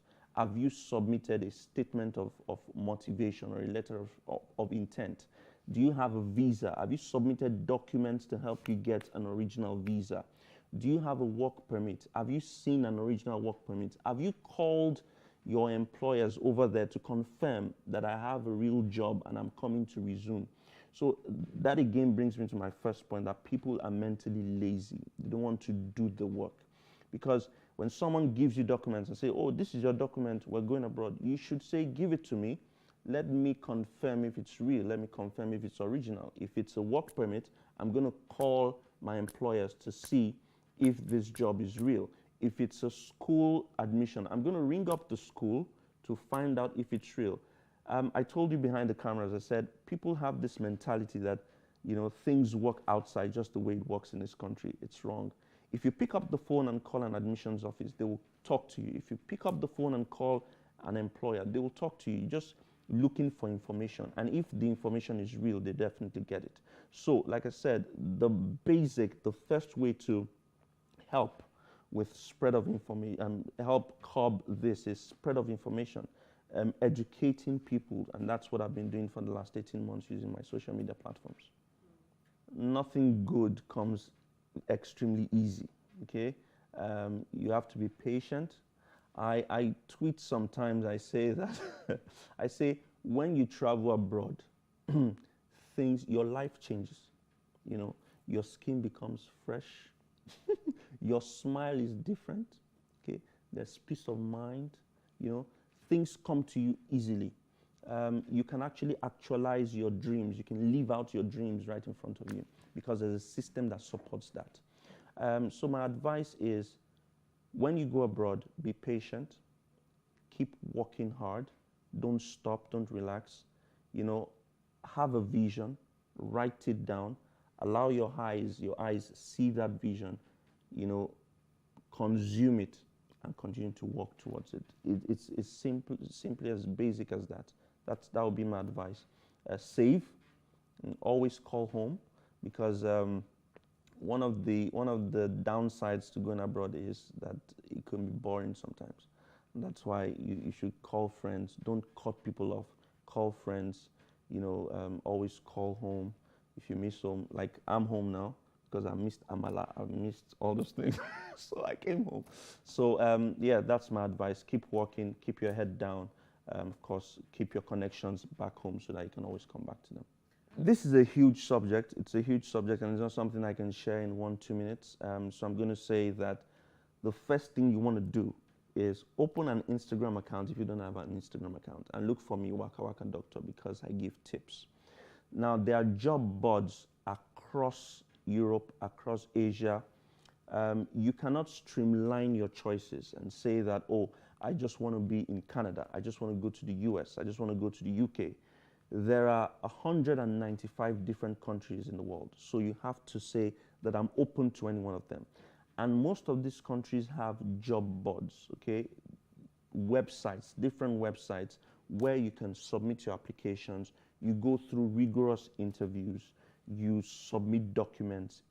If you then succeed, they are able to process your work permits and employ you. Now, some people will say, oh, I've tried the UK, it didn't work out, so they give up. But there are different countries in the world. There's Turkey, there's Lithuania, there's Kazakhstan. I know teachers that I've spoken to, in fact, 6-7 of them in the last 4-5 months, who have left Nigeria to Kazakhstan, right? They teach English. They earn at least $1,800 in Kazakhstan, which is much more than what they will earn in Nigeria. So there are 195 countries. I post them, I mean, almost every day on my Instagram channel, so you can watch and see some of these job boards and apply for jobs. Some basic truths and facts is, not every doctor can leave the country. So even if doctors are leaving, more doctors would graduate and you still have doctors around. But doctors are leaving in their large numbers every day. So the future of medicine in Nigeria is very bleak, because you have the extremely intelligent doctors leaving, going abroad, because the system abroad is extremely encouraging. The system abroad gives you opportunities to become greater than what you can ever think or imagine. People keep writing their exams, people keep going for interviews because the system allows it. So the advice straight up I'll give to the Nigerian government is, first and foremost, create a platform that encourages us as doctors. Facilities, give us things